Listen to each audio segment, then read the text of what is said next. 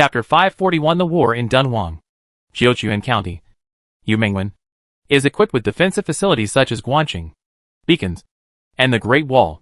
The ancient city walls are full of traces of wind and frost. Su Fengnian's control over Jiuquan County was limited.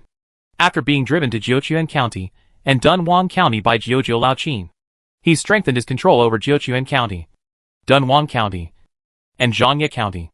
Jiuquan County and Dunhuang County are located between the western regions and Guanlong, also known as the Heshi Corridor.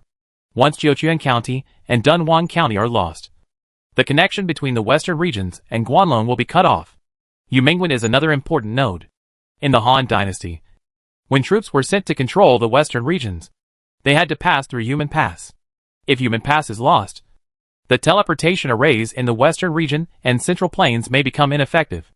The reason why it is possible is mainly because we have never tried the situation where Yumen Pass fell. Su Fengnian, together with Li Hu, Yang Shiho and other generals, stood on the city wall of Yumen Pass and looked at Dunhuang County to the west of Yumen Pass. He stationed 40,000 troops at Yumen Pass to guard the important pass between the western regions and Guanlong for the Han Empire. In the past, when 13 generals returned to the Jade Gate, it was so majestic. I never thought that one day I would be guarding the Jade Gate for the Empire. Su Fengnian felt a heavy sense of mission. In AD 74, the northern Xiongnu Chanyu sent 20,000 elite troops to attack the western regions and surrounded Shul City, where only a few hundred Han troops were stationed. The Han army held on until reinforcements from Shiliang arrived. When the Han army defending the city returned to Yumen Pass, there were only 13 people left, all in ragged clothes. This is the famous return of the 13 soldiers to Yumen. Su Fengnian's troops were far more powerful than the Han army at that time. But his opponent also changed from the northern Huns to the more powerful Mongolian Empire. The Mongolian Empire dispersed the tribes in Mabe to various pastures and grasslands. They used war eagles for simple communication, and the speed of the scouts sent by various princes to transmit information was greatly reduced. Temujin must have been inspired by the aliens and paid attention to keep it secret. If he scatters all the tribes to different places and transfers frequently, it means he will take big action. Su Fengnian inferred Temujin's strategic intentions from his actions. In the wild, the player's system is subject to considerable limitations, especially the communication system that cannot be used. As a result, it will be extremely difficult to capture Temujin's traces and deployment in time on the vast grassland. Temujin deliberately concealed his whereabouts. But in fact, it was revealed that during the Third National War, Temujin knew that he would become the conqueror of the world and began to act. It's really disturbing. Where are Wang Yanzhang and Ma Chao at this time? Su Fengnian asked Li Hu, as the ancestor of Li Shimin. Li Hu was a cavalry hero in the Dazhu kingdom of the northern Zhou dynasty. When he commanded the cavalry in battle, the power of the cavalry was not small. Li Hu replied, they were patrolling outside Yumen Pass. It is said that a Mongolian cavalry appeared in Dunhuang County to the west. Dunhuang County. Su Fengnian felt inexplicably irritable. To the west of Yumen Pass is Dunhuang County. Once Dunhuang County is captured, it will also cut off the connection between the western regions and the central plains. Controlling the Heshi Corridor is often a prelude to the annexation of the western regions by nomadic civilizations. Once the western regions are lost, the territory of the Han Empire will be lost. If you want to regain the western regions, you will need to spend a lot of troops, gold, silver, and food. That's why Zhejiang Laoqin allowed Su Fengnian to stay in Dunhuang County and Jiuquan County. Even Zhejiang Laoqin did not have so many generals to defend the Heshi Corridor with all their strength, so they could only use Su Fengnian's power. Su Fengnian knew that he was being used, but he had to guard Yumen Pass. If he can hold on to Yumen Pass, with this merit, he can become a general no matter which prince he joins in the future. Who in the Zhejiang Old Qin faction guards Wuwei County? Cai? Su Fengnian probably knew that Xie was a wise general and was somewhat capable. He was worried that if Wuwei County was occupied by Xixia forces, it would also cut off the Heshi Corridor. The Heshi Corridor is extremely long and narrow. Dunhuang County, Jiuquan County, Zhangye County, and Wuwei County all fall within the scope of the Heshi Corridor. The loss of any county is equivalent to the Heshi Corridor being cut off. To the west of Yumen Pass, Wang Yanzhang, Ma Chao, and Han Sui came to inspect the land of Dunhuang County and migrate the population of Dunhuang County to Dunhuang County, the seat of Dunhuang County. Some people also migrated to Yumengwen and Jiuquan County. enriching the population of Yumingwen and Jiuquan County. The Xiliang cavalry was patrolling. Ma Chao was a little older. He was holding a long spear in his hand, wearing brocade clothes and silver armor, and began to approach Wang Yanzheng with force. With Wang Qiqiang as his master, Ma Chao's potential was developed and his spear skills improved.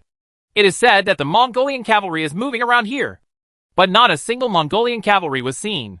Could it be that they heard that I was coming, so they fled? Han Sui and his generals looked around.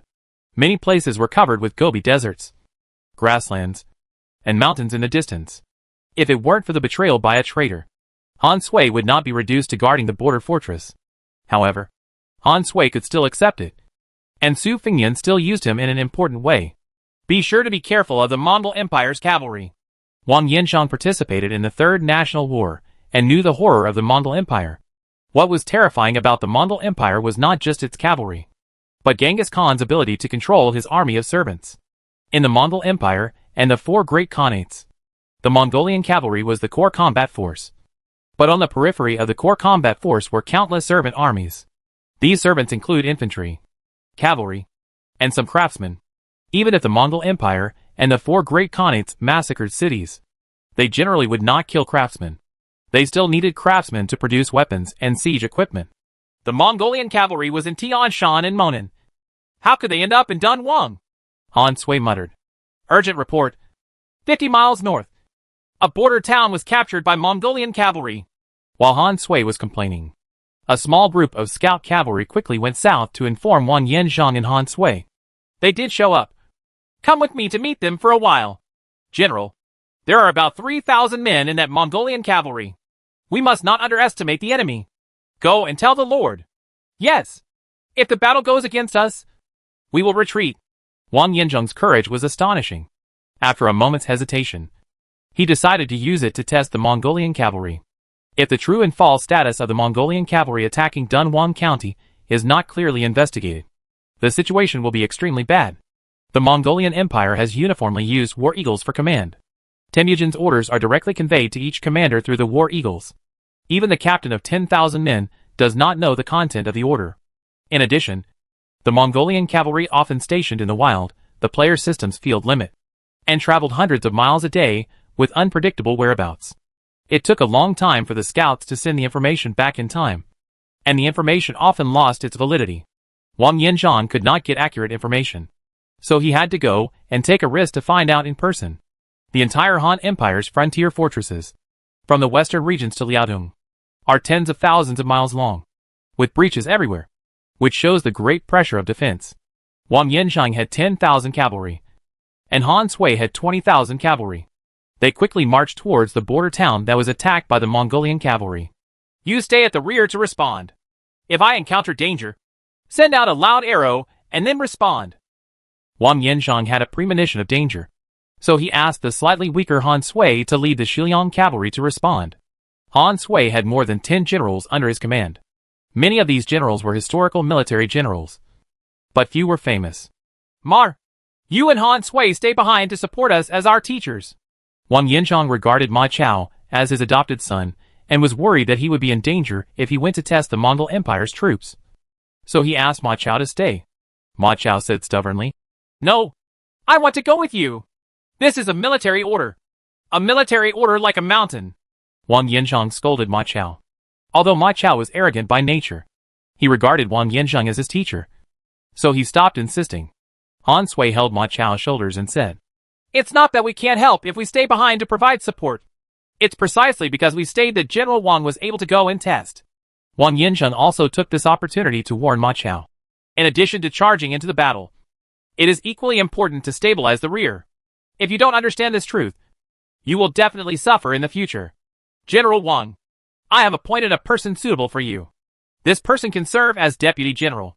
Han Sui handed over a Xiliang general to Wang Yanzheng's command. A sword-wielding knight rode away from Han Sui's legion and clasped his fists at Wang Yanzheng. Cheng Yi is willing to obey the general's orders. Wang Yanzheng was quite satisfied with Cheng Yi and said, Okay, come with me.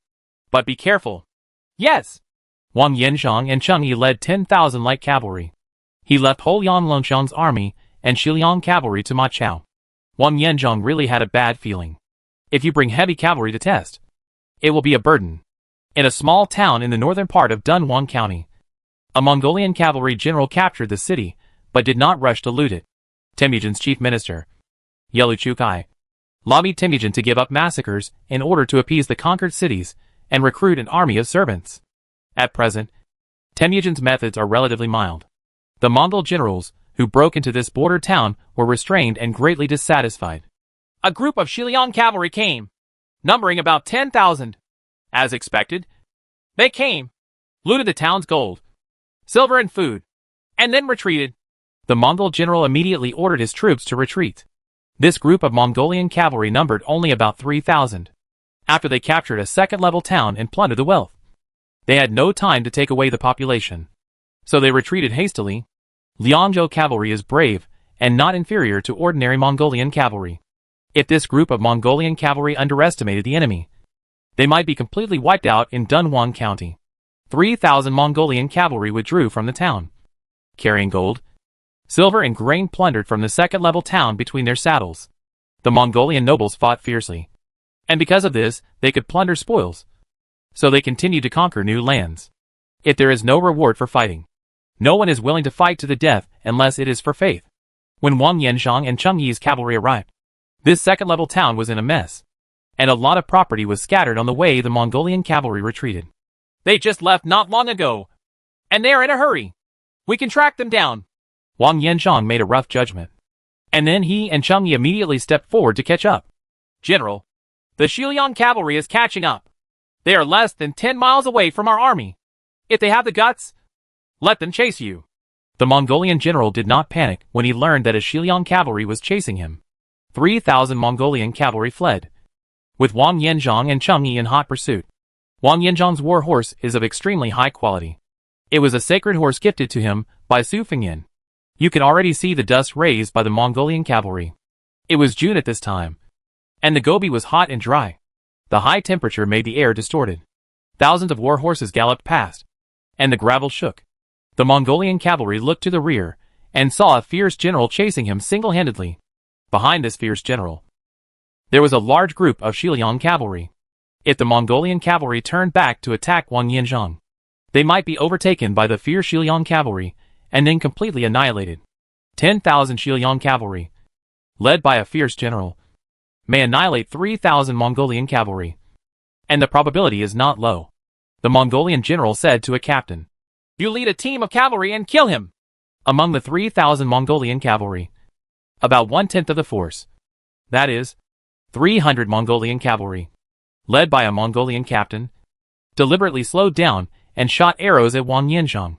Dozens of arrows were shot at Wang Yanzhang. Wang Yanzhang used an iron spear to easily knock these arrows away. Among them, 1 or 2 arrows hit Wang Yanzhang's armor, but they were bounced off by the thick armor without any damage. Wang Yanzhang's weapons and armors are of high quality. When these Mongolian cavalry were about to shoot Wang Yanzhang clamped the belly of the horse, used spurs to urge the horse to speed up, and rushed into the Mongolian cavalry behind them, swinging the heavy 100-gene iron spear. The 2 Mongolian cavalry were severely injured, and they all fell off their horses because they could not withstand the huge force. Killed 2 Mongolian cavalry with 1 shot. The Mongolian captain and several centurions swallowed subconsciously. This fierce general was most likely the most powerful general under the command of Su Fengyin, a prince of the Han Empire, who guarded human pass. Wang Taijian. Even the Mongolian Empire called Wang Yanzhang Wang Taijian, because his weapons were impressive. The 200-gene iron guns were as heavy as light among Wang's iron gunmen. 300 of us may not be able to kill him. Before a centurion could say his word, a 100-gene iron gun was swung over and killed him with 1 shot. The centurion fell from his horse and lost his breath. Wang Yanzhang captured 300 Mongolian cavalry and fought with him. His iron spear stabbed left and right, killing dozens of cavalry in a row. The Mongolian commander and his cavalry were terrified. I am afraid that few generals from the Mongol Empire can resist Wang Yanzhang's force. Only by using sufficient troops can Wang Yanzhang be surrounded and suppressed. 300 Mongolian cavalry did not dare to stop and fight fiercely with Wang Yanzhang, because behind Wang Yanzhang there were 10,000 Shiliang light cavalry led by Cheng Yi. The combat effectiveness of this group of third-order light cavalry was not much worse. The Mongol generals who captured the town looked back from time to time.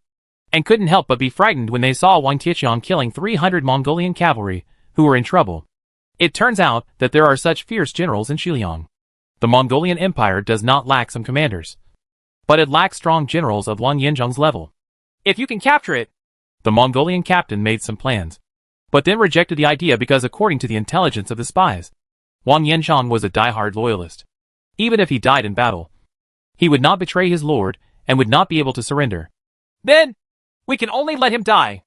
Only in this way can we capture Yumen Pass. Chapter 542. See Chieshue again.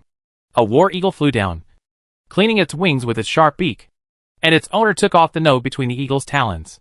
The most powerful general in Lianzhou, Wang Taijian, is approaching. Kill him. On the hot Gobi, Wang Yanzhang became more and more courageous as he fought, killing hundreds of Mongolian cavalry, beheading one Mongolian captain of thousands, and 2 captains of centurions. The Mongol Empire's 1,000 commanders couldn't even last 3 rounds in front of Wang Yanzhang.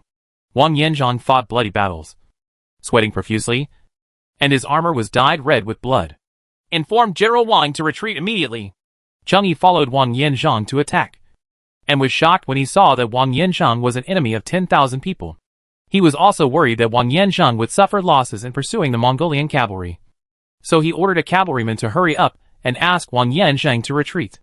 Wang Yanzhang is very fierce personally, but ordinary Xiliang cavalry may not be able to keep up with Wang Yanzhang's speed.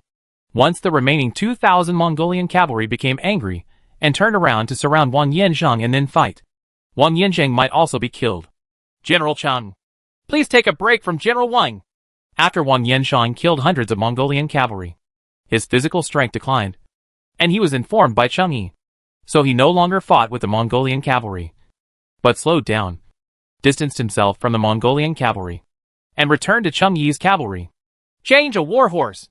Chang'e asked someone to lead a war horse to Wang Yanzhang. There is no shortage of war horses in Xiliang. A cavalryman may have 2 to 4 war horses, and the generals are no exception. Wang Yanzhang's horse was tired, so Wang Yanzhang changed to another horse to give his mount time to rest. Everything goes smoothly. Xiliang cavalry continues to pursue the Mongolian cavalry. Lianzhou, Bingzhou, and Yuzhou, the 3 northern frontier states of the Han Empire, produce cavalry of very high quality. The horses from Xiliang can control the world. This Mongolian cavalry, pursued by the fierce Wang Yanzhang and Chang'e, did not dare to stop and fight. About how many miles did we pursue? About 170 miles. The horses and Han Sui's reinforcements are getting further and further away. Could it be that the Mongol Empire sent only 3,000 cavalry to attack Dunhuang County? Wang Yanzhang chased 3,000 Mongolian cavalry for 170 miles. He took the lead and stepped forward to kill the enemy. But he never saw the main force of the Mongol Empire, as he had imagined. If Temujin only sent 3,000 Mongolian cavalry and wanted to capture the Heshi corridor and cut off the connection between the western region and Guanlong and the central plains, then it would be a big mistake. He is Wang Taijian, and is not a particularly powerful commander.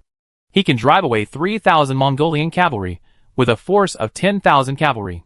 2 generals. Look! When Wang Yanzhang fell into a brief thought, a Xiliang cavalry suddenly pointed forward and shouted. Wang Yanzhang and Chang'e looked forward almost at the same time, their eyes bursting with energy like sharp knives. At the end of the Gobi, a thin line appears. Dust is flying, and flags are fluttering. The thin lines gradually become thicker, and the lines become plains. A mass of blackness. Iron hooves rolling. Fighting and iron horses. The cavalry is all over the mountains and plains, like a swarm of marching ants. And the large cavalry regiment appears throughout the Gobi. No! Chang'e's scalp was numb, as if he had fallen into an ice cellar. There are at least tens of thousands of Mongolian cavalry in front of you, and there is an endless stream of cavalry in the rear, stretching as far as the eye can see. If he hadn't determined that this was Dunhuang County in the Heshi corridor, Chang'e would have thought that he had broken into Maobei, where the Mongol Empire was entrenched. The main force of the Mongol Empire.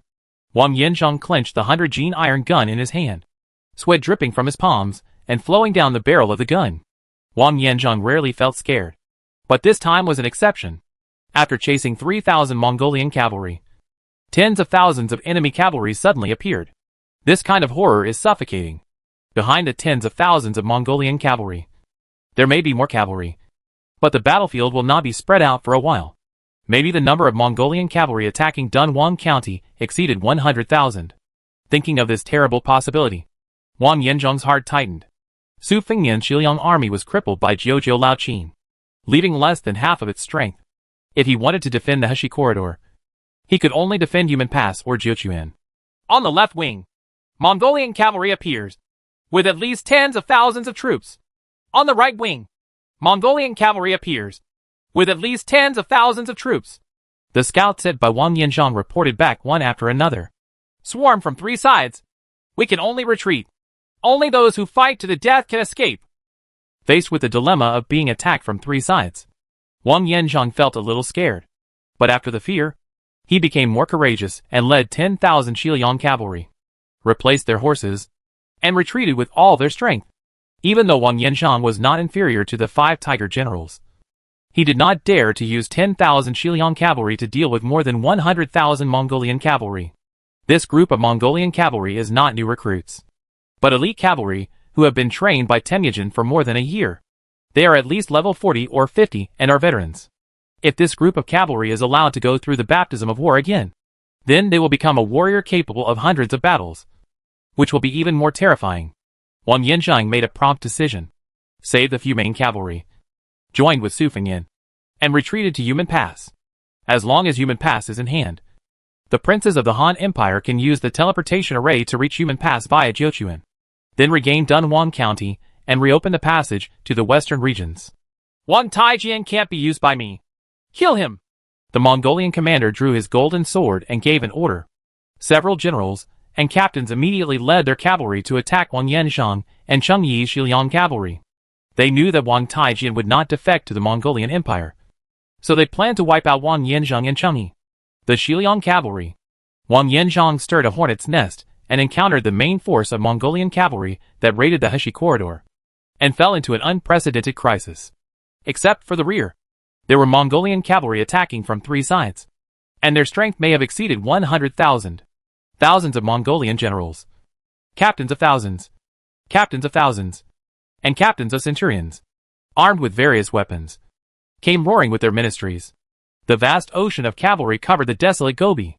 Thousands of arrows were fired, and the Mongolian bows broke through the air, covering the Xiliang cavalry. Ah! A Xiliang cavalryman was shot through the arm, holding his arm and screaming. A few more arrows came and killed the Xiliang cavalry, who only had half armor. The Mongolian cavalry not only shot the light cavalry on horseback, but also specifically shot the horses of the Xiliang cavalry. The ordinary Xiliang light cavalry was different from the Xiliang cavalry equipped with Lianzhou horses. Their horses were not equipped with horse armor, and they were killed and injured under the intensive arrow rain offensive of the Mongolian cavalry. 100,000 Mongolian cavalry surrounded the Xiliang cavalry, reducing the scope of the pincer attack. The Mongolian captains on the left and right led their respective cavalry, keeping parallel with Wang Yanzhang's Xiliang cavalry, and fired at the Xiliang cavalry. The Xiliang cavalry kept falling off their horses. Fight back with bows and arrows! Cheng Yi commanded the Xiliang cavalry, and also used mounted archery to deal with the Mongolian cavalry trying to approach from the left and right. Once completely surrounded, no one may be able to escape, not even Wang Yanzhang. I'll cut it off! You guys quickly retreat and join Han Sui! Wang Yanzhang shouted loudly, and relied on his extraordinary force to take on the task of cutting off the rear. The general and I will cut off the queen together. Cheng Yi asked his lieutenant to lead the Xiliang cavalry to retreat. He personally held the sword and intercepted the Mongolian cavalry, who tried to retain them with Wang Yanzhang. Among the Mongolian cavalry, there were Mongolian generals, who marched very fast and commanded the cavalry to make detours. Some cavalry heroes have the ability to increase the marching speed of legions, such as Xiao Hoyuan, Chao Xiu, Hua Mulan, and Zhang He. And the Mongolian Empire is no exception. The Mongolian Empire also has cavalry generals, who are specially used for outflanking. They participated in the attack on Dunhuang County, intending to leave Wang Yanzhang's army behind, kill Wang Yanzhang, and completely eliminate the threat Wang Yanzhang posed to the Mongolian cavalry. If Wang Yanzhang is kept, sooner or later he will be a trouble. A faster Mongolian cavalry, after traveling dozens of miles, cut 10,000 Xiliang cavalry into 2 pieces. Among them, Wang Yanzhang, Cheng Yi, and about 3,000 Xiliang cavalry were trapped. Cheng Yi's face turned pale, They might be surrounded by 100,000 Mongolian troops at any time. These 100,000 Mongol troops were the legions at the peak of the Mongol Empire. All officers and men obey orders. Those who move forward will live, and those who are timid will perish. Wang Yanzhong knew that he could not delay for a moment. Once, he was surrounded by 100,000 Mongolian troops. The emperor's generals would be killed. So he immediately led 3,000 Xiliang cavalry to attack the Mongolian cavalry from behind. Just as Wang Yanzhong said. At this time, only those who fight to the death can survive. The 100-gene iron gun was powerful in Wang Yanzhong's hands, killing dozens of Mongolian cavalry. One of the Mongolian generals attacked Wang Yanzhong, but Gu Duo was knocked away by Wang Yanzhong's iron spear, and his wrist became numb. Wang Yanzhong is like a fierce general. Even if he is surrounded by heavy siege, he still bursts out with powerful force. I didn't expect that I was no match for this person. This person is invincible, and I can only wear him to death. The Mongolian general only fought with Wang Yanzhong for one round before he understood the gap between himself and Wang Yanzhong. Wang Yanzhong's military force is above it. The Mongolian generals urged the numerous Mongolian light cavalry to delay Wang Yanzhong. Wang Yanzhong fired another shot and killed a Mongolian cavalry. But he felt something was wrong. The Mongolian cavalry was still unable to block Wang Yanzhong's attack.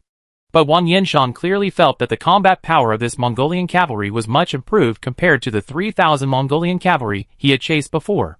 The 100,000 Mongolian cavalry arriving, even if they are of the same type, have completely different momentum and can easily defeat the Xiliang cavalry. Well, there are only two possibilities. First, the average level of this Mongolian cavalry is higher, and they have experienced hundreds of battles. Secondly, the commander of this Mongolian cavalry is even more terrifying. Wang Yanzhong is more inclined to the second possibility. Temujin sent a fierce commander to attack the Heshi corridor. Subutai, Wakuatai and others are attacking the Western Region Protectorate. Monk Muali, Bohu, and Wang Yanzhong are attacking Hatao. And Zibi is attacking Monan. So Temujin sent to attack the Heshi corridor. Which coach will it be? Before Wang Yanzhong had time to think carefully, a Mongolian commander stabbed Wang Yanzhong with a spear. The military force of the Mongolian captains is not low. Just as Chu Tian selected a group of generals with a military force of more than 70 to serve as mid to high level generals.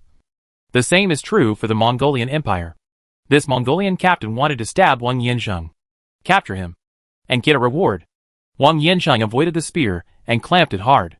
The Mongolian captain struggled to grab the spear, but Wang Yanzhong did not move at all. You don't deserve a gun! Wang Yanzhong grabbed the spear, used the barrel of the spear, and knocked the commander off his horse. Wang Yanzhong easily killed a 1,000-man captain in just a moment, which shocked the surrounding Mongolian cavalry. Wang Yanzhong's performance was so heroic that many Mongolian cavalry were afraid of him. Suddenly, the Mongolian light cavalry all over the mountains and plains separated, and a high-level heavy cavalry armed with spears appeared from the 100,000 Mongolian army. The two Mongolian generals took the lead, leading the terrifying heavy cavalry to attack Wang Yanzhong's Xiliang light cavalry. The iron hoofs clank, the armor stirs, the war horses neigh, and the earth shakes. The speed of Xiliang Qingqi has been offset by the entangled Mongolian Qingqi. What they are facing is the impact of a high-level armored heavy cavalry. Wang Yanzhong's pupils quickly dilated when he saw this heavily armored horse. The cowardly Xue Jun! How could it be the cowardly Xue Jun? Wang Yanzhong knew about the existence of Xie Xue Jun, and Xie Xue Jun appeared in the Heshi corridor at this time. Not to mention the third-level Xiliang Qingqi. Even Wang Yanzhong's whole Yan Longxiang army cannot fight head-on with the Xie Xue army. Not to mention the Xie Xue army with a Mongolian coach and a 25% system bonus. Xie Xue's army has never appeared in Tian Shan, Hatao, and Mabei, but has appeared in the Heshi corridor. Then Genghis Khan Temujin may have visited the Heshi corridor in person. Wang Yanzhong believed that his force could defeat Temujin. But if compared to the bonus to the legion, unless decapitation tactics could be used, he would be destroyed by Temujin and Chishua's army in a large legion battle. Damn it! Temujin actually came to the Heshi corridor in person. He has been living in a tent, and his whereabouts are elusive. I didn't expect him. Wang Yanzhong had no choice but to break out of the siege as soon as possible. Once Temujin and the system-boosted coward Xue Jun suddenly broke out, he would have a high probability of being killed. The 100-gene iron spear rushed forward fiercely, killing the Mongolian cavalry blocking the front. Two Mongolian generals tried to intercept, but were defeated by Wang Yanzhong. From the rear, The terrifying Qixue army rolled over, and Xiliang Qingxi were killed one after another. Their attacks did almost no harm to the Qixue army. Cheng Yi followed Wang Yanzhang. His force was far inferior to Wang Yanzhang, but he still fought hard to kill. He also had to try his best. Otherwise, he would be overwhelmed by the Mongolian cavalry. Die! Cheng Yi struggled to fight with a centurion, and it took a lot of effort to kill the centurion. Wang Yanzhang acted as the blade, taking advantage of the fact that the siege of the Mongolian army was not strong enough to forcefully open a gap. When Cheng Yi thought he could escape, a spear penetrated him, and the sharp war spear pierced out of his abdomen, bringing out blood. Behind Cheng Yi, Qi Laowen, one of the 4 cowardly Shui, came and cut off his ear as a military achievement. When Wang Yanzhang saw a disguised and timid Shui Jun general killing Cheng Yi, he gritted his teeth and said, "I will kill you in the future." Wang Yanzhang struggled to break through, but only a dozen riders around him survived. Han Sui, Ma Chao, and other Xiliang generals arrived at this time and joined Wang Yanzhang. Behind the Mongolian cavalry, Qi Laowen reported back to Temujin, who came to the Heshi corridor in person. "Great Khan, he escaped. Since my whereabouts have been exposed, let's make a big splash to capture Yumen Pass and cut off the connection between the western region and Guanlong." Chapter 543 Crisis in the Western Region. Su Fengyan stationed troops at Yumen Pass. When Wang Yanzhang, Han Sui, and Ma Chao retreated to Yumen Pass, Su Fengyan looked gloomy. Wang Yanzhang fought bloody battles and was hit by 2 arrows. But his injuries were not serious, and he is expected to recover soon. Heshi Corridor. Unexpectedly, Temujin's target was the Heshi Corridor. Su Fengyan happened to be stuck in an important position between the western regions and Guanlong. Once Yumen Pass fell, then the next one to fall will be the western region. And then Liangzhou, Bingzhou, Yuo, and Liaodong will all face crisis and may be attacked across the board at any time. Su Fengyan had already imagined what would happen. Temujin's strategy was actually the same as that of many powerful nomadic civilizations. The Xiongnu did not dare to attack the Han Empire head-on, so they often attacked the western regions first. The western region produces good horses, and can also produce an army of servants to attack Guanlong. That's why Emperor Wu of the Han dynasty vigorously attacked Hatao and Mabe to eliminate the threat of the Huns. With our strength alone, we cannot defend the main force of the Mongol Empire. There are about 100,000 Mongolian cavalry attacking Dunhuang County. Ma Teng, who has been ignored by Su Fengyan, has certain power because Su Fengyan needs to use Ma Jiajun. Ma Teng's Ma Jiajun has many talents. In addition to Ma Chao, there are also Ma Tai, Ma Xiu, Ma Yunlu and others. Ma Teng knew that Su Fengyan wanted to join the General Chu Tian, so he had no idea of seizing power with Su Fengyan. Anyway, he would be someone else's minister from now on. Ma Teng's ambition to compete in the Central Plains may not be as ambitious as his son Ma Chao's. The top priority is to guard Yumen Pass. It seems that we can only issue an order for the soldiers and horses from all over the world to gather in Jiuquan County to help defend Yumen Pass. Su Fengyan faced Temujin alone and was really unable to defend. The Mongol Empire is no longer a Mongol Empire with only cavalry, but also has a group of craftsmen. The fall of Dunhuang County meant that Temujin could recruit servants from Dunhuang County and use these servants to attack the western regions or capture Yumen Pass. Soon, Su Fengyan issued a request for help to all the princes in the world, asking them to send troops and horses to Jiuquan County to help defend Yumen Pass. The price Wang Yanzhang paid was not without value. Temujin's movement was noticed by Wang Yanzhang in advance. All the princes in the world knew that Temujin and Qixue's army had arrived in the Heshi Corridor and had the potential to sweep the Heshi Corridor. The Heshi Corridor is not only related to the fate of Su Fengyan, Ma Teng, and Han Sui, but also the national destiny of the entire empire. If the Heshi Corridor is lost, the western region will most likely be wiped out from the empire's territory. Huan's western region protectorate was under pressure from 2 khanates and a sub-Yutai legion. If Temujin captured the Heshi Corridor, stationed troops at Yumen Pass to block reinforcements from the Han Empire, and attack the western region himself, the western region would fall. The western region can no longer be defended. At least I have to keep the Heshi Corridor before I can possibly break the situation. Huan hurriedly asked the princes in the pass for help. He may be able to struggle under the offensive of the 2 khanates and the Subutai army, but if coupled with Temujin's cowardly Shui army, even with Witsubing, Chen Tang, Li Sai and others, it is estimated that they will not be able to break the embattled enemy. Situation. There was a great earthquake in Guan Nei. and the first prince to be involved was Jiujia Laoqin. If the Heshi corridor is lost, the second one to lose may be the western region, and the third one to lose may be Guanlong. The lips are dead, and the teeth are cold. In the barracks of Chang'an City, 2 veterans of the Han Empire were training their troops desperately. Jiujiang Laoqin took 2 fierce generals, Lu Bu and Yang Dian, to personally find these 2 veterans of the Han Empire. His generals may not be enough, and he must squeeze the abilities of 2 veterans of the Han Empire.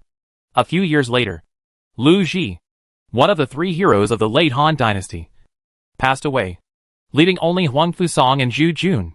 Huang Fusong and Zhu Jun were the last commanders-in-chief of the Eastern Han Empire. When Jiujia Laoqin came to them, they knew that it was time for them to fight to the death for the Han Empire. The Sana cavalry began to recruit and train a few years ago. They are all veterans who have followed me for many years. Although most of the 5 schools of the Northern Army are recruits recruited this year, there are also a group of soldiers who have served the Empire since the Yellow Turban Rebellion. Veterans, their average level may already be level 70. Jiujiang Laoqin handed over the last elite of the Eastern Han Empire to Huang Fusong and Zhu Jun.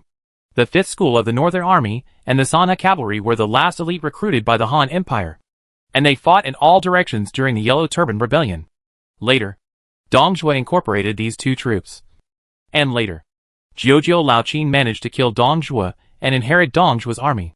These 2 elites fell into the hands of Jiujia Laoqin, helping Jiujia Laoqin lay the early territory. Now, out of the need to deal with the Mongol Empire, he handed over the army of hundreds of battles to Huang Fusong and Zhu Jun, and asked them to go to Human Pass. Huang Fusong and Zhu Jun looked at Jiujia Laoqin.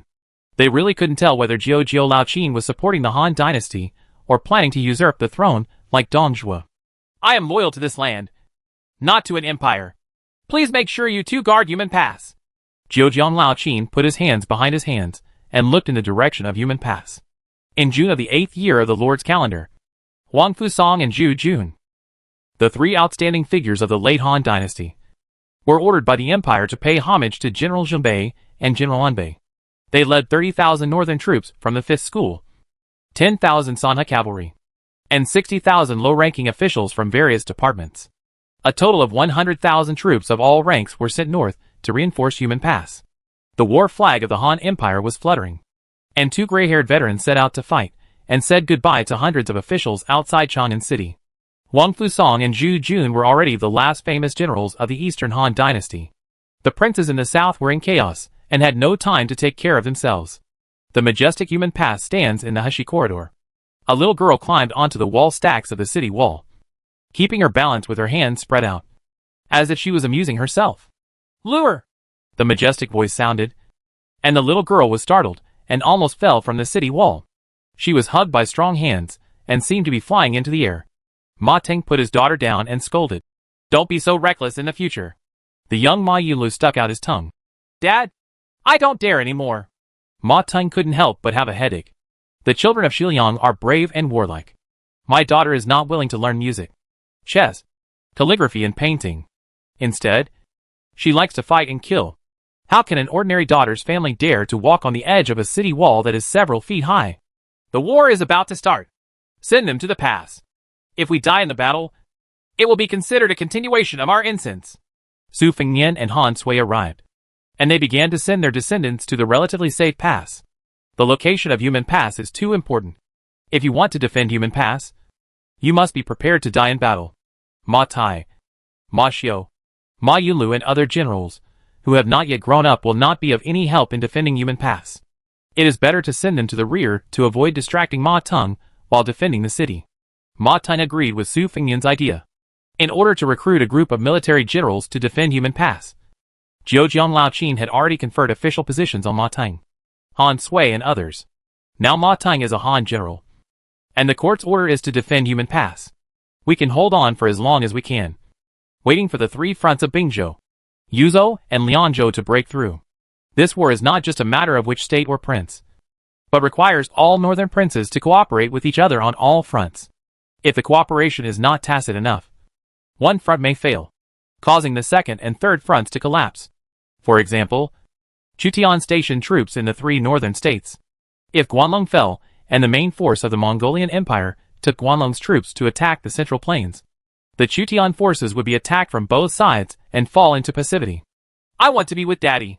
Ma Yunlu seemed to realize something and hugged Ma Teng's trousers. Ma Teng lifted Ma Yunlu up and handed him to Su Fengyan. With a powerful enemy in front of us, this is not the time for children to love each other. I'll leave Lure to you. Where do you plan to send them to take refuge? Su Fengyan replied. Xiaoqing and Shuzhou is located on the coast of the Yellow Sea. It is far away from the front line and can be taken refuge. Su Fengyan sent all his children, as well as those of Ma Teng, Han Sui and others, to Xiaoqing. Xiaoqing became a refuge for the families of Xiliang soldiers and soldiers. Furthermore, Chu Tian is considered an ally of Su Fengyan. In Dunhuang County, the Dunhuang defender was surrounded by more than 100,000 Mongolian cavalry, and the number of Mongolian cavalry may be more than 100,000. Temujin, the great Khan of the Mongolian Empire, came in person, putting huge pressure on Dunhuang County. Dunhuang County, which Su Fengyan had abandoned, was captured in less than 3 days. The Heshi corridor is too long and narrow, and Su Fengyan, who has limited troops, cannot defend all the troops and can only defend key passes. Temujin entered Dunhuang, recruited civilians from Dunhuang County, entered the barracks, and was transferred to the servant army and auxiliary soldiers transporting food. He built siege equipment and launched a large-scale attack on Yumen Pass.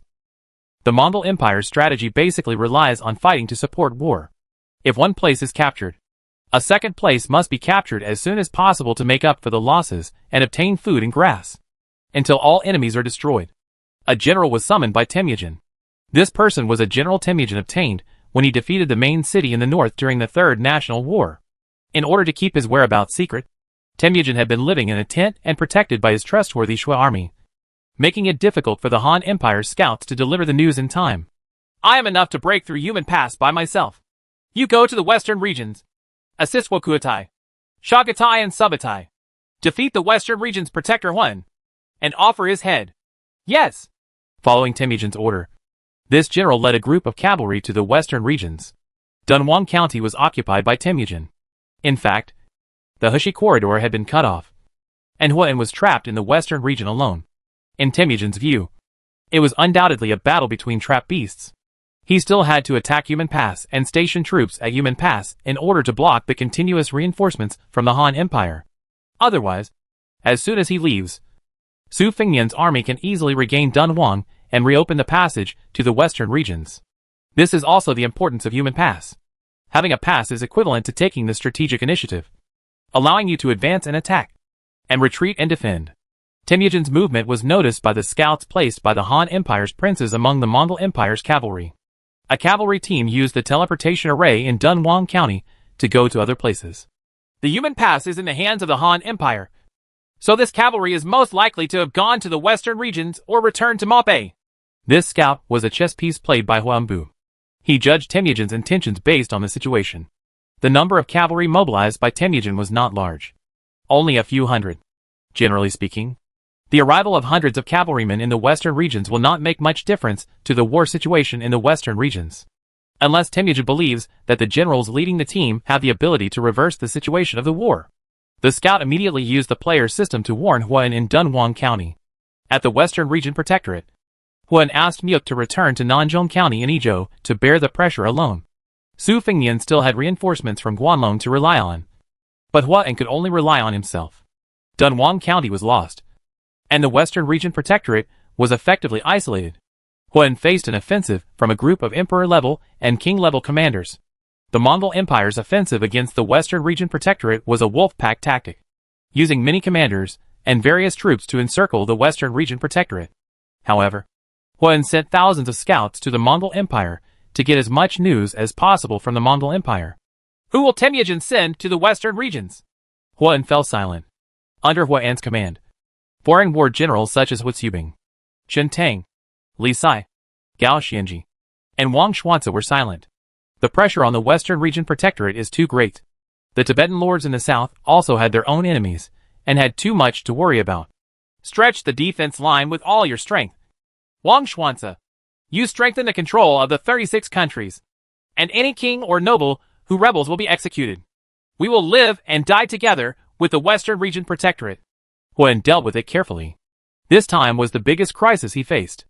The person who presided over the attack on the Western Region Protectorate was Subutai, the king of field battles. Subutai was also one of the few generals in the Mongolian Empire who was worthy of fighting with Subing in the wild. Temujin's two sons, Ajadai and Chagatai, were not as capable as Subutai in military ability. A military commander came to Subutai's camp. Sooner or later, the protectorate of the western regions will be ours. And one is just struggling. The Chagatai Khanate in Central Asia. Chagatai seems to be in trouble, and is also being attacked by the Seljuk Empire, and whereas the threat of the coalition forces from the Mo Kingdom prevents us from attacking the Western Region Protectorate from the west. You go to the Chagatai Khanate and assist Chagatai in destroying the Seljuk Empire and Khwarezm. With your talents, it should not be a problem. Unexpectedly, Subutai did not intend to go all out to destroy the Western Region Protectorate.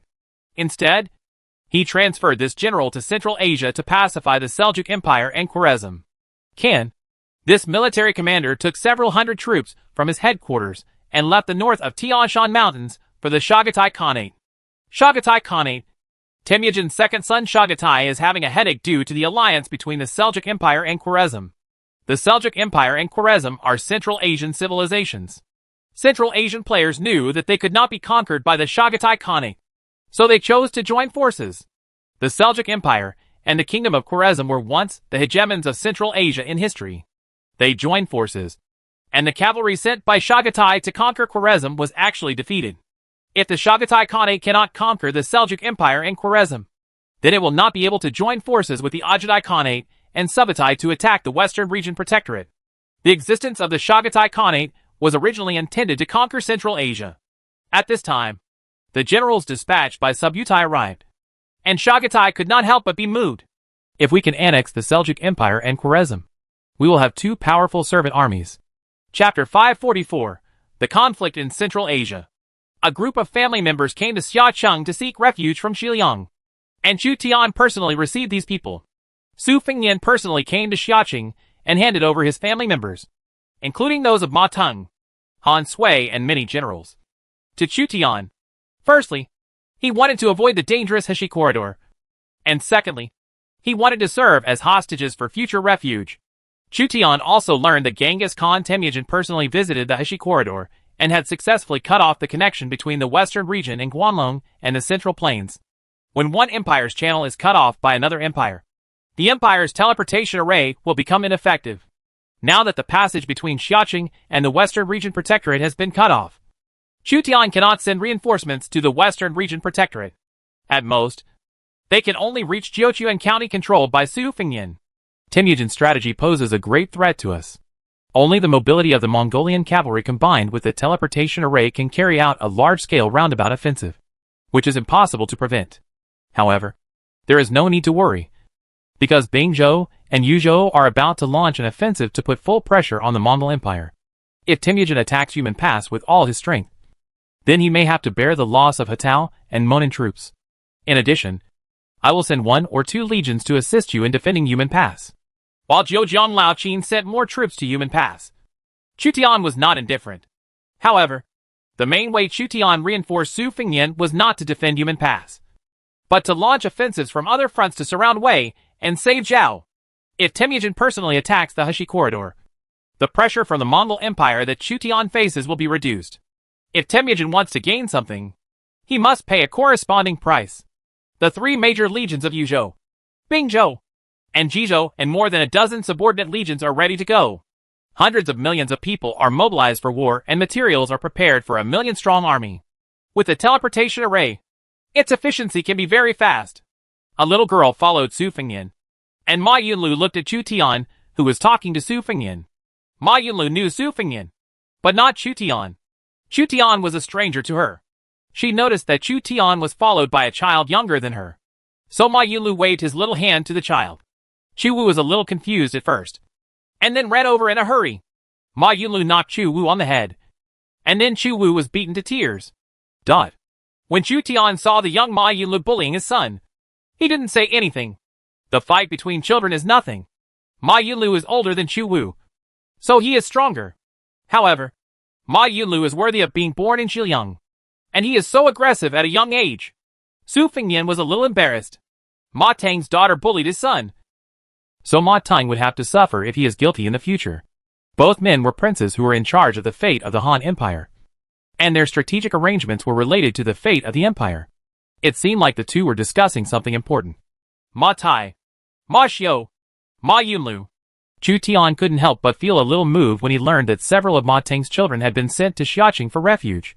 These are all generals of the Ma family army. For Chu Tian, they are considered second-generation generals. They are one generation behind Chu Tian, and are only a few years older than Chu Tian's son. Su Fengnian's children, and even his wife, were sent to Xiaqing. Chu Tian was not Cao Cao, so Su Fengnian dared to send his family members over. If Su Fengnian's ally was Cao Cao, then Su Fengnian would not dare to do such a dangerous thing. If Yumen Pass cannot be defended, then give up at the right time. We can sweep across Monan and attack Mobay. At that time, Temujin will have to abandon the Heshi corridor and lead the main force back to Mobay. Old Qin's Guanlong army is not a vegetarian. Yes, with Wang Jing guarding Guanzhong, Guanzhong will not be lost so easily. Chu Tian still trusts Zhejiang Lao Qin. Lao Qin was a strong enemy. But when dealing with the Mongolian Empire, the stronger the enemy, the more reliable it was. I hope so. These people are entrusted to you. Su Fengnian sent himself and the family members of his generals to Xiaqing, and then returned to Yumen Pass. Some responsibilities need to be shouldered by someone. Chu Tian couldn't help but admire Su Fengnian as he returned to guard Yumen Pass. Su Fengnian is a man who dares to do things. At first, he directly occupied Longxi to deal with the officers and soldiers of the Han Empire. Now he plans to defend the Heshi corridor to block the front of the Mongol Empire. If he hadn't met a combination like Wang Jian and Jia Su, Su Fengnian would undoubtedly be the king of Xiliang. Whether a prince is capable depends not only on his own performance, but also on who his opponent is. Xiao Liang heard his son crying and came out of the backyard to see a dozen children. She looked at Chu Tian with evil intentions. Are these your illegitimate children? You think I'm a pig? Chu Tian had a sullen face. How could he give birth to more than a dozen people in a few years? Soon Xiao Liang knew that Chu Wu was beaten and cried by Ma Yunlu. Instead of blaming Ma Yunlu, he picked Ma Yunlu up and said, Tell sister, what is your name?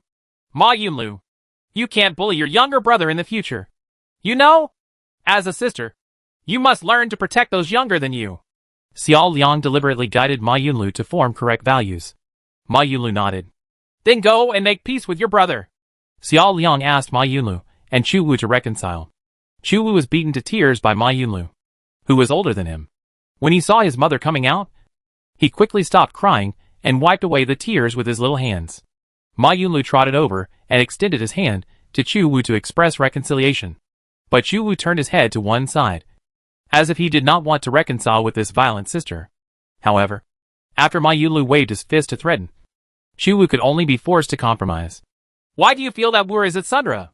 Chu Tian was speechless. Isn't that the same for someone? Xiao Liang teased. It's time for the dozen or so legions hoarded in Yuzhou, Bingzhou, and Jizhou to take action. If we don't send troops as soon as possible, the Heshi corridor will bear too much pressure. No, the one who is under the greatest pressure is Huan of the Western Region Protectorate. Who is alone? Fight hard. Chu Tian occasionally fights with Xiao Liang, but when it comes to serious matters, he is unambiguous. Yuo, Bingzhou, and Jizhou carried out large-scale military expansion and added a large number of new soldiers. The new recruits lacked combat power, but they could only be mixed with the veterans to form a legion to train their troops in battle. Perhaps when the Fourth National War ends, Chu Tian will already have a division that has experienced war and is capable of sweeping the world. A truly strong army is built through experience in the flames of war. It is difficult for trained soldiers and horses to reach level 80 or above. Xiao Liang is also serious about this. In this northern expedition, not only Chu Tian will go out, but even she will be forced to go into battle. Once the Han Empire's northern defense line collapsed, she would lose everything, including her husband and son.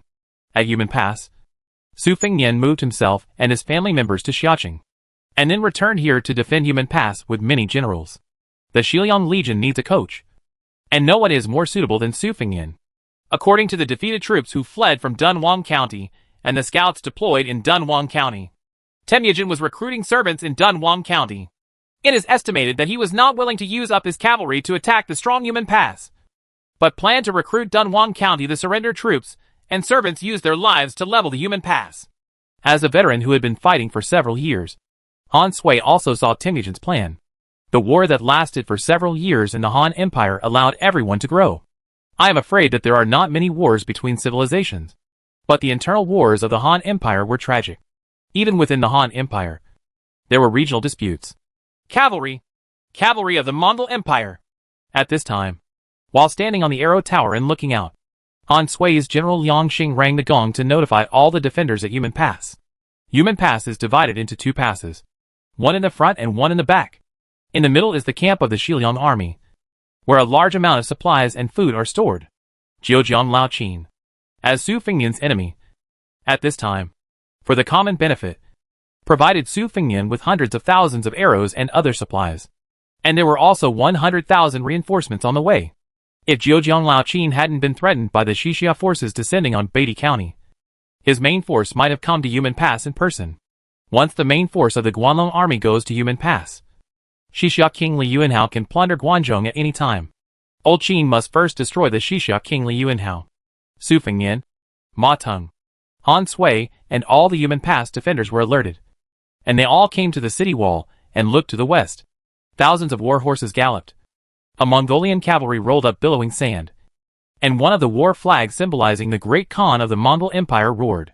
This is the vanguard force of the Mongol Empire, used to test whether there is an ambush ahead. If you just think that there are only a few thousand Mongolian cavalry, you are totally wrong. There are still a huge number of battle formations behind the vanguard. The Black Army appeared. Hundreds of generals arrived. And the Mongol Empire's great Khan Temujin personally attacked Yumen Pass. In front of Temujin's army, there was also a Dunhuang servant army of about 30,000 to 40,000 people. They were the auxiliary troops in the attack on Yumen Pass. Is this what Temujin is capable of? Su Fengnian couldn't help but be silent when he saw the servant army in Dunhuang County. Temujin was selected by the system as the leader of the barbarian camp in the Fourth National War, and his abilities were naturally terrifying. The more civilizations were conquered by Temujin, the stronger Temujin's military force became. The Mabe region to the north of the Han Empire gave birth to many powerful nomadic tribes, such as the Xiongnu, Turks, Rouran, Xianbei, and Mongolia. Therefore, the position of the Han Empire was indeed very dangerous. It is difficult for the West to give birth to such a powerful nomadic civilization. This is determined by its geographical location. It can only be said that the geographical location of the Han Empire had advantages and disadvantages. Temujin could already see the wall of Yumen Pass. It was indeed a majestic pass standing between the western regions and Guanlong. Yumen Pass has been in disrepair for a long time. As long as you are willing to pay the price, you can capture it. Order Dunhuang servants to build siege equipment. Let Crassus Roman legions and Arab craftsmen come and join me. Temujin's strategic intentions were fooled by Wang Yanshang and exposed in advance. Some preparations were not sufficient, so he could only attack Yumen Pass while summoning reinforcements and craftsmen. Before the arrival of Arab craftsmen, he could only use the Han army craftsmen captured in Dunhuang County to build siege equipment and storm Yumen Pass. Borshu, one of the four cowards, said to Temujin, Subutai ordered that man to go to the Chagatai Khanate to assist Chagatai in conquering the Seljuk Empire and Khwarezm, and then annexing the Western Region Protectorate Mansion. Temujin heard that Subutai had changed his deployment, hesitated for a while, and then said, Subutai is fully responsible for the Western battlefield. Yes. Borsha called a soldier and asked him to go and tell Subutai. Temujin appointed Subutai as the commander-in-chief of the Western battlefield. Temujin's army prepared siege equipment. And in Central Asia, the Seljuk Empire and Khwarezm formed a Central Asian coalition to suppress the Chagatai Khanate. During the Third National War, two Central Asian civilizations located on the northern battlefield were quickly attacked by Temujin's cavalry. They were completely defeated. Some lords were killed by the Mongolian cavalry before they had time to react. Their tribes were also annexed and became the Mongols, servants of the empire, for the Seljuk Empire and the Khwarezm Kingdom, two powerful civilizations in Central Asia. The last national war was a great shame and humiliation. And now, the Chagatai Khanate, one of the four major khanates of the Mongol Empire, actually wants to conquer their two powerful Central Asian civilizations with the force of a single khanate, which is unacceptable to the Seljuk Empire and Khwarezm. These two powerful Central Asian civilizations have joined forces, and even Huan of the Western Region Protectorate must deal with them carefully. Although Huan once provoked the Seljuk Empire and Khwarezm, he would still be extra careful when fighting. But now, the real force attacking the Seljuk Empire and Khwarezm is not Huan's Western Region Protectorate, but the Chagatai Khanate, one of the four great Khanates. The Sultan of the Seljuk Empire, Tughril Beg, and the King of Khwarezm, Khaduddin Mahmud, united with dozens of major lords to form a coalition of 400,000 people and launched a massive attack on the Chagatai Khanate. Although the population of Central Asia is not large, the war mobilization rate is almost the same as that of the nomadic civilizations of Mabe and Monan. So the army that can be dispatched at one time is huge. In the last national war, Temujin took advantage of our unpreparedness and launched a surprise attack, so that the Mongol Empire could rise. And this time, he just sent one of his sons to conquer our two overlords, which is like a fantasy. Destroy the Chagatai Khanate, divide Balkhash Lake and the Ili Valley equally, and then divide the Dunhuang Kingdom equally. The Sultan of the Seljuk Empire and the King of Khwarezm met west of the Ili Valley and agreed to take the opportunity to occupy the Ili Valley and the Fergana Basin after the Chagatai Khanate was destroyed. The Western Region Protectorate's sphere of influence shrank, and Huang concentrated his forces on defense. Therefore, the Western Region Protectorate's influence in Central Asia was reduced. As long as the Chagatai Khanate was defeated, Central Asia would be returned to the Seljuk Empire. It was occupied by Khwarezm. Between Central Asia and South Asia, there is also a large Yushur and Kushan Empire. The Seljuk Empire and Khwarezm have assembled an army of 400,000. This time, they will be destroyed and the Balkhash Lake will be dyed red with blood. Temujin's second son, Chagatai, learned that the Seljuk Empire and the Khwarezm coalition forces were approaching. He did not panic. Instead, he assembled an army of 200,000 troops to prepare for a decisive battle with the two coalition forces in Central Asia. The winner will be the hegemon of Central Asia. Chapter 545 Battle with Human.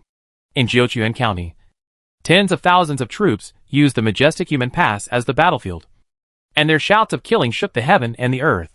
Temujin stood on the high ground in the Gobi outside the pass, and personally supervised the battle with dozens of Mongolian army generals.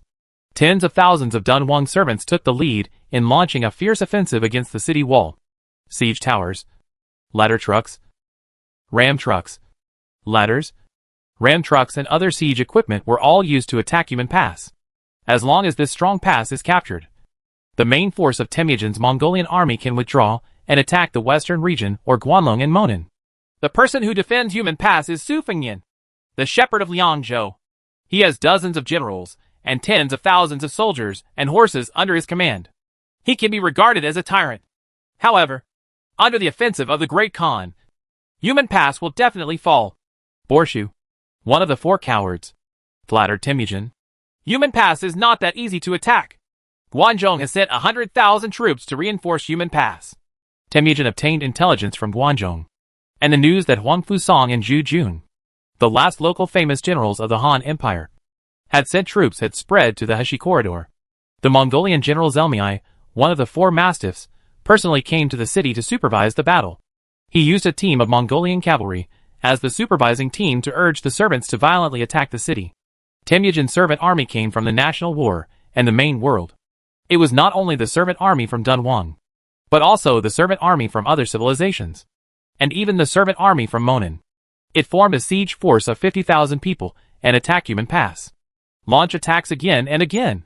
The behemoth siege tower was taller than the city wall of Human Pass. Mongolian archers stood on the siege tower, condescending, and their arrows covered the city wall from time to time, hitting the shields and armor of the defenders. Boom! The ferocious battering ram hit the heavy door, making a dull and loud noise, which made the defenders tremble in their hearts. Be sure to defend the city wall. Su Fengyan, Ma Tung, and Han Sui came to the city wall in person. After sending all their family members to Xia City, they could get out and defend with all their strength. The Shiliang archers released their crossbows and fired tens of thousands of arrows, piercing the servant army below. When defending the city, there is no need to care about what civilization's army is under the city. There are no just wars in the spring and autumn period, only victory or defeat. The princes in the pass arranged for Su Fengyan to guard Human Pass, so he must guard it. Even if they die in battle, the princes in the pass will treat their families well. Ma Chao drew his bow, and his powerful force made the Zhemu bow tremble. A stream of light shot out, hitting the head of a Mongolian army centurion. The centurion, who was urging the servants to attack the city wall, was killed and fell to the ground. The morale of the surrounding servants dropped sharply. Even the servant army must be supervised by a team of generals. Otherwise their morale will be seriously affected. Well done! Wang Yanzhang and a group of archers arrived and fired arrows at the enemy troops below with all their strength. The dense rain of arrows took away the lives of hundreds of thousands of servants. A group of Mongolian archers fired arrows at the archers of the Yumen Pass defenders, trying to suppress the defenders and gain opportunities for the servants. This Mongolian archer is commanded by a Mongolian archer general and has a damage bonus, causing considerable losses to the defenders. Wang Yanzhang shot an arrow at him, and the streamer shot through the shield of a guard, killing the guard and almost hitting the Mongolian general. Seeing how fierce Wang Yanzhang was, the latter retreated outside the shooting range and commanded the archers. Boom! There was another muffled groan when the door was closed, and Han Sui, who is currently defending the city wall, turned pale. Several hundred servants were pushing the battering ram, breaking through the city gates head-on and putting pressure on the defenders. Yumen Pass has been transformed into a earned city structure. Even if they break through the city gate, they will not easily enter the city. You will lead your generals and a team of crossbowmen. Once the Mongolian army enters the earned city, shoot them with random arrows. Su Fengyan sent Han Sui to guard Wenqing. Although nomadic civilization has higher mobility, war mobilization rate, and the cost of war is lower than that of agricultural civilization. Agricultural civilization often has more advanced city defense technology. Han Sui had many second and third-rate generals under his command. They were no match for the Mongolian cavalry in the field, so they could use fixed-damage crossbows to defend the city. Boom! With a loud bang, the heavy door broke under the violent impact of the battering ram, and splintered wood flew into the air. A group of servants from Khwarezm took the lead in rushing into the city. Han Sui, Jincheng County, Liangzhou, has been waiting for a long time. Han Sui and his generals Liang Xing, Cheng Yin and others set up more than 1,000 powerful crossbows. They pulled the trigger of the crossbow machine, and the crossbow arrows shot out. The crossbowman's arm shook slightly. Hundreds of Warzimo's servants were shot dead with powerful crossbows, and their bodies with crossbow arrows fell to the ground in pieces. Yumen Pass has an earned city structure. Even if the first gate is breached, the Mongolian army will still have to breach the second gate. When attacking the second city gate, they first faced a rain of arrows from the first city wall. Secondly, the second city wall had a semicircular structure, and the siege troops faced a rain of arrows from three sides. Yumen Pass was fortified by local guards and equipped with stone arrow towers, watchtowers, horse faces, and other defense facilities. It would be difficult for the Mongol Empire servants to capture this pass for a while. The servant army that invaded Wenqing was shot and killed by hundreds of people by Han Sui and his generals. And then, they withdrew from Wenqing, not daring to enter the city easily again. The main breakthrough point for the Mongolian army is still the city wall. As long as the city wall is captured, the Barbican city will also be breached. Driven by the servant army, the siege tower gradually approached the city wall. The tall siege tower cast a shadow, and the defenders were even more afraid of this behemoth-like beast. The advantage of the defenders lies in their commanding position, and the height of this siege tower must be above the city wall. The Mongolian marksmen deployed at the top of the siege tower can shoot the defenders with impunity. The siege tower also has a drawbridge. As long as you get close to the city wall and lower the drawbridge, a steady stream of servants will swarm up the city wall. Su Fengyan led the fire arrow team to release rockets at the siege tower. Thousands of rockets hit the tall siege tower. Most of the rockets were blocked by the cowhide covering the surface of the siege tower, making it difficult to ignite the siege tower. A few rockets hit the wooden frame and were extinguished by specially arranged soldiers. The city wall is strong, and the siege party has also summed up a set of methods to protect the siege equipment. The siege tower was still approaching. This time Su Fengyan directly used the crossbow and trebuchet to shoot at the siege tower. The burly sergeant hit the crossbow machine with a hammer, and the thick crossbow arrow hit the siege tower. Stones weighing dozens of kilograms were thrown into the air, then fell, hitting the archers on the siege tower. The siege tower was bombarded by crossbows and trebuchets, and was finally destroyed. And some of the soldiers deployed in the siege tower were killed before the defenders could cheer. The second and third siege towers soon cast shadows. The thick suspension bridge fell down, forming a bridge between the siege tower and the city wall. The servants hiding in the siege tower rushed to the city wall. Su Fengyan pulled out the Huansho sword and held a shield in his left hand. He had to fight his way into the siege tower and burn it. Wang Yanzheng followed Su Fengnian, holding an iron gun in his hand, killing more than 10 people in a row, and blocked the enemy troops from crossing the bridge. The sharpshooters on the siege tower concentrated on shooting at Wang Yanzheng, and dozens of arrows covered Wang Yanzheng. Ma Chao drew his gun and blocked the rain of arrows. On the other side, Su Fengnian's General Yang Shiho led a team of elite infantry to hold onto the city wall and drive away the enemy troops who boarded the city. They remained unmoved. In Yang Shiho's army, each soldier held a silver spear and ordered and prohibited them. Whenever someone climbed onto the city, they would go forward to fight and force them back with a dense array of spears. These people really don't know how to live or die. Li Hu beheaded a servant soldier, and the Huansho sword curled up as it hit the armor. The Mongolian army drove the servant army to attack the city. They regarded this group of servant troops as expendables, so they did not care about the life and death of the servant army. As a result, the servant army continued to attack the city and consume the defenders. Stones rolled down, fire oil splashed, and from time to time, servants fell and died while climbing the city wall. The iron hook of the ladder truck hooked the city wall, and the servant army climbed onto the city under the urging of the Mongol generals, fighting with the silver spears like moths to the flame. The morale of the defenders is high, and it will be difficult to capture Yumen Pass for a while. Minister Yilu Chukai arrived after Temujin captured Dunhuang County. The administrative seat of Dunhuang County became the center connecting Mubei, Monan, Tianshan and other places. Let Ali Haig be the siege commander.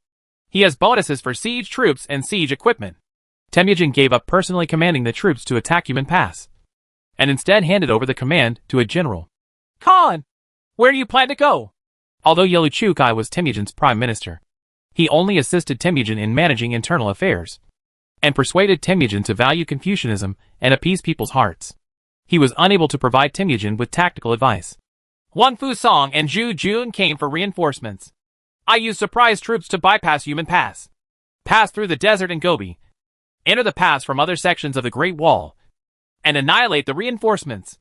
There are no reinforcements outside Yumen Pass, and they will be defeated if they don't attack. The Mongolian army attacking the city was replaced by a general who strengthened the siege, and the pressure on the Yumen Pass defenders suddenly increased. If you were Chu Tian, you would know that there are some generals whose characteristics are suitable for siege, such as Lu Yi, and adding bonuses such as the aura of the whole army, treasures, non-conflicting characteristics of lieutenants, etc., can provide a large number of bonuses for the siege troops.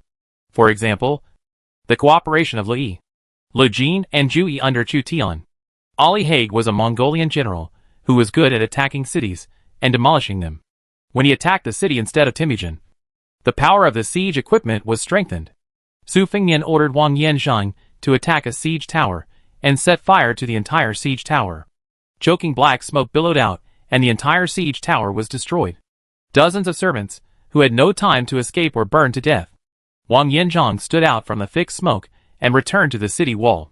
Su Fengnian cut down a servant soldier who climbed the city, and found that the damage caused by the siege troops' arrows and siege equipment increased, and the number of defenders who died under the siege troops' arrow rain increased. Did they change the generals who attacked the city? Su Fengnian has rich combat experience and is keenly aware of the changes in the Mongolian army. They're using trebuchets. The defenders looked in horror at the rocks falling from the air. The Mongolian army attacking the city used trebuchets, and military commanders could increase the power of the trebuchets. Stones weighing dozens of kilograms used gravity to destroy a corner of the arrow tower. Cracks appeared on one side of the stone arrow tower.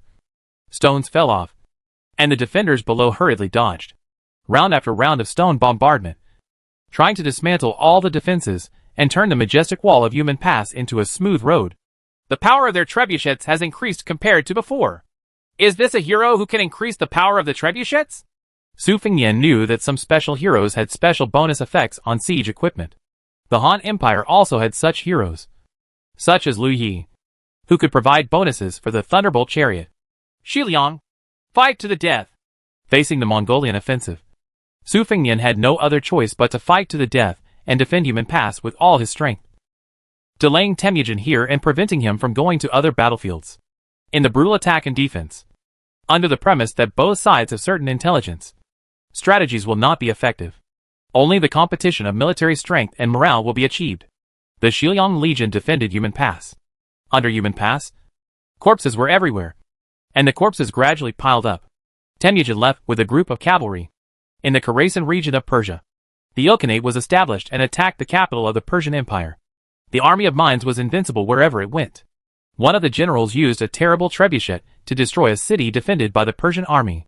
Commander Tuolay rode a warhorse and commanded the Mongolian army to invade the city and kill the Persian army fighting in the streets. With this general, it will be easy to capture the city. Talyui was very satisfied with the performance of his generals and forced tens of thousands of Persian troops to surrender. His son Hulagu said, "It is said that the Persian emperor announced our crimes to many lords and planned to gather 300,000 troops to recapture the Khorasan region, defeat the king of Persia, and then defeat the Arab Empire. All of West Asia is within our grasp. Loot this city for 3 days." In order to keep the morale of the legions high, Tol allowed the city to be plundered. Kublai Khan was hesitant and wanted to persuade his father to drag the thunder, but he thought that the Persian army of 300,000 was approaching. If the morale consumed by the siege was not restored as soon as possible, the Mongolian army might be defeated. On the contrary, if the Ilkhanate army and the Persian servant army led by Tolui, Hulagu, Mengu, Kublai Khan and others can defeat the 300,000 soldiers and horses called by the Persian emperor, then West Asia will become one of the territories of the Mongol Empire. The Chagatai Khanate is conquering Central Asia. The Golden Horde is conquering Eastern Europe. And the Ajadai Khanate is conquering the western regions. The quality of the heroes of the Il Khanate may be higher than that of other Khanates. Only the main body of the Mongol Empire Temujin to be able to surpass the Ilkhanate. The enemies of the Ilkhanate are also extremely powerful enemies. The ancient Persian Empire and Arab Empire may be defeated in West Asia if they are not careful. The general who commanded the siege troops to capture the city defended by the Persian garrison sat under a dilapidated siege tower and watched the city reduced to a sea of flames. This was the 33rd city he captured for Tolui, Hulagu and others in the Persian Empire. The Persian Empire was fearful of the rapidly expanding Ilkhanate, and an army of 300,000 people converged on the center of the empire from all sides. Some of the Persian nobles and defeated soldiers who fled from the Khorasan region occupied by the Ilkhanate spread fear.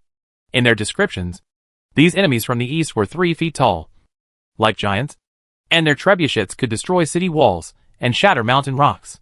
The Holy Meteor Cavalry, the Undead Army, Parthian Heavy Cavalry, Parthian Archer Cavalry, and servants of various tribes gathered together.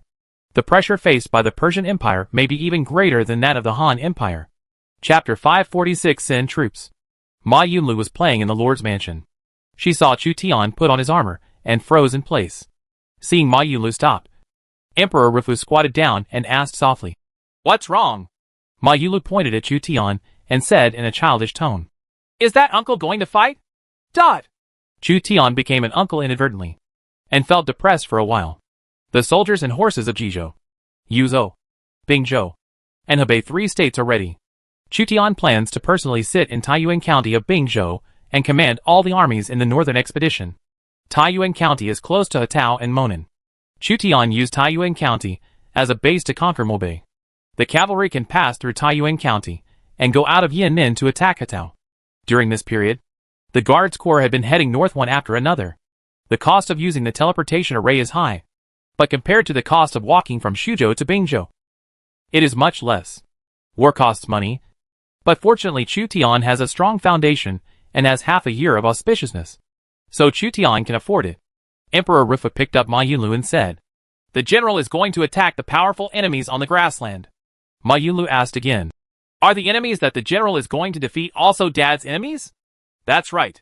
You know so much at a young age."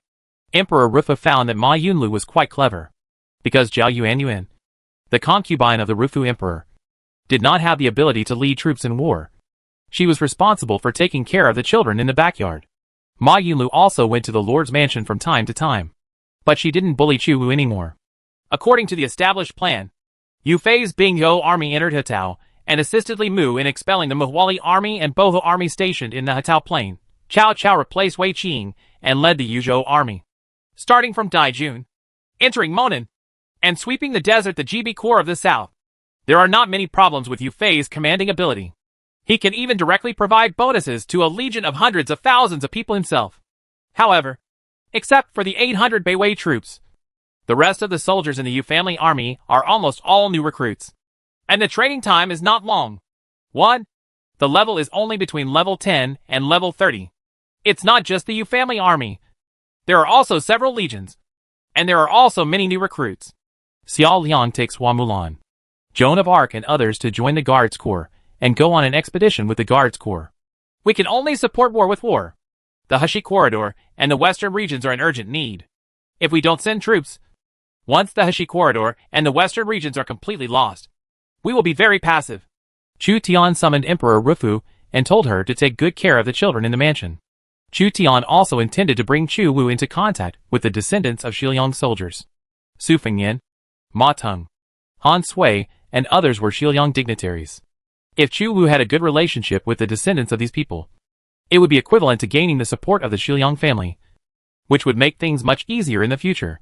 Rufu Emperor Ji all agreed and clenched her fists. She is also trying to grow up, learn to be independent, and avoid being a mere vase. Dian Wei, Xueren Gui, Zhao Yun, Fan Xinling, Du Ruhui, Sun Bin, Ma Yuan, Tian Ji, and other generals and counselors were waiting outside the Lord's mansion. They wanted to go on the expedition with Chu Tian.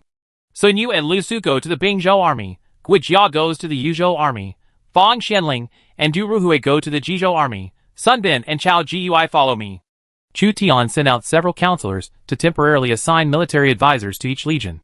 The role of the military advisor is to advise the commander, and at the same time, he also plays the role of supervising the army and relaying battle reports from the front to Chu Tian. Order Shui Yu to go to Monan and take charge of gathering intelligence. Chu Tian transferred the intelligence chief to the front line in order to process the intelligence collected by the scouts as quickly as possible and enhance the timeliness of the intelligence. Temujin has realized that every Han prince has sent more or less scouts to the Mongol Empire. So Temujin and a group of Mongol generals deliberately stationed themselves in the wild to render the player's system ineffective. The work of gathering intelligence has become increasingly difficult. After dispatching various counselors, Chu Tian summoned a group of internal ministers such as Sang Honglong, Li Kui, Zhang Zhao, Zhang Hong, Cheng Yu, Chen Kun, Chen Ding, Lu Fu, and Yu Yunwen, and asked them to manage the states. Among them, Sang Hongyang was in charge of economy. Li Kui was in charge of agriculture. Mi Zhu was in charge of foreign trade. Zhang Zhao was in charge of population. Yu Yunwen was in charge of port and naval construction. And so on. In addition, Zhang Hong, Chen Kun, Chen Ding and others governed Shuzhou, Yuzhou, Huainan and other places respectively. Chu Tian didn't have time to check on the group of special talents recruited by Han Yuefu. Anyway, these people had already achieved corresponding results, so he was not in a hurry. I don't know when I can return this expedition. Chu Tian resolutely led everyone to fight. In Bingzhou, Commander Yu Fei led his army northward and entered Yanmen County in batches. The Wei army on their backs held long swords, bows and crossbows on their backs, and their horses were covered with thick armor. The fully armored Beiwei army exudes fierce murderous aura. And with Yu Fei's military leadership, military discipline is outstanding. This was one of the few cavalrymen in the southern Song dynasty who dared to attack Iron Buddha II head-on. This battle will definitely go to Yinshan Mountain. The task Chu Tian gave Yu Fei was to join forces with Li Mu and fight all the way to Yinshan to expel the cavalry of Muali and Boru. The Hetao area, whether used for irrigation or grazing, is very important to Chu Tian. Hetao is also the place where good horses are born. With firm control of Hetao, coupled with racecourses such as Jeju Island and Yinyun 16th Province, Chu Tian will not be troubled by the lack of war horses. Zhang Xian and Yo Gao followed Yu Fei, and they were loyal followers of Yu Fei. Yu Fei's Bingzhou army has 4 major legions under its jurisdiction, among which Zhang Xian and Yo Gao belong to the Beiwei Legion of Yu Fei's headquarters. In addition, there are also the Invincible, Mighty, and Martial Soldier Legions. The Invincible Legion, Yang Yi and Yang Yanzhao, father and son of the Yang family, each hold a spear, and behind them are the ferocious Bingzhou Wolf Cavalry. When fighting in Bingzhou, the Bingzhou Wolf Cavalry's abilities are slightly improved. Zhang Liao of the Mighty Legion was also from Bingzhou and owned the Bingzhou Wolf Cavalry. When he returned to Bingzhou, he felt a sense of intimacy. The Majestic Legion was replenished and generals such as Wen Yang, Yu Shi, Zhang Ba, and Sun Guan joined, and the Legion was almost formed. There is also Hu Sanyang, Wei Wuji, one of the 4 princes of the Warring States period, personally led the army and merged with Pang Wan's Wei Wuzu to form a powerful Wei Wuzu legion. Although Wei Wu's soldiers were only 7-level heavy step soldiers, their victory lay in their numbers. Wei Wuji and Pang Wan combined had 20,000 soldiers. If Wuqi's 50,000 people are added, there may be 70,000 Wei soldiers, enough to sweep half the world. Li Ling, the grandson of Li Guang, commanded 5,000 Jingchu warriors and provided powerful crossbow and arrow support to Wei soldiers on the battlefield. Jingchu warriors are light infantry and crossbowmen with strong bodies and a high rate of fire. For powerful armies set off one after another, their banners covering the sky, stretching for hundreds of miles. The Bingzhou army, 180,000 strong, arrived at Yunnan one after another. Li Mu and the southern Xiongnu retreated from Yunzhong County to Yunnan County, waiting for Yu Fei to join them. Finally, 2 famous generals met for a historic time. Yu Fei and Li Mu were both outstanding figures in their respective dynasties. Although the southern Xiongnu nobles such as Yu Fuluo and Hu Chuquan were barbarians during the Fourth National War, and their tendency to rebel against the empire increased, these southern Xiongnu nobles did not dare to rebel because Li Mu and Yu Fei could easily suppress them. Bingzhou belongs to the Hetao area, including Yunzhong County, Wuyuan County, Shuifang County and other places, covering a vast area. The scouts of the southern Huns found out that Muali and his party were stationed in Wuyuan County. If we send troops to Wuyuan County, we may retreat to Shuifang County, or we may retreat to Monan and use our mobility to wait for the opportunity. Li Mu knew something about the Muali army and the Bora army of the Mongolian Empire. Muhuali's ability is also at the emperor level, but Bohu's ability is much worse than Muhuali's, and he was almost defeated by Lord Monan. The same Sixi Shui has different abilities. If there is only Bohu, Li Mu can defeat him relatively easily. It would be more worry-free if Muali fights us head-on. Yu Fei was not afraid of a decisive battle. Rather, he and Li Mu both hoped that Muali and Bohu would choose to fight head-on. Even if Muhuali's General Wan Yanchun and Meng Shang have a Zhongxia army, there are also Yu Fei's Beiwei army and Wei Wuji and Pang Wan's Wei Wu soldiers, which are enough to deal with the Zhongxia army. What Yu Fei and Li Mu were more worried about was that the Mongolian cavalry was wandering around, and it was difficult to capture their main force. For a farming civilization, the cost of war is too high. The weapons, food and grass needed by the frontline legions are the civilians in the rear who live frugally and hand them over to the government. Only then does the government have the money and food to recruit soldiers and horses to fight. The longer the delay is, the easier it is for farming civilization to collapse. Therefore, even if they knew there was danger, some king sitting in the rear would send troops to monitor the army and urge the soldiers in the front to go to war as soon as possible because the economy could no longer support it. There are certain political and economic reasons behind some seemingly stupid behaviors. Li Mu and Yu Fei also had to consider the economics of the Chutian forces, as well as the Heshi corridor and the western regions. The defensive strategy is no longer applicable at this time, and the offensive must be launched as soon as possible. Use cavalry as the main force.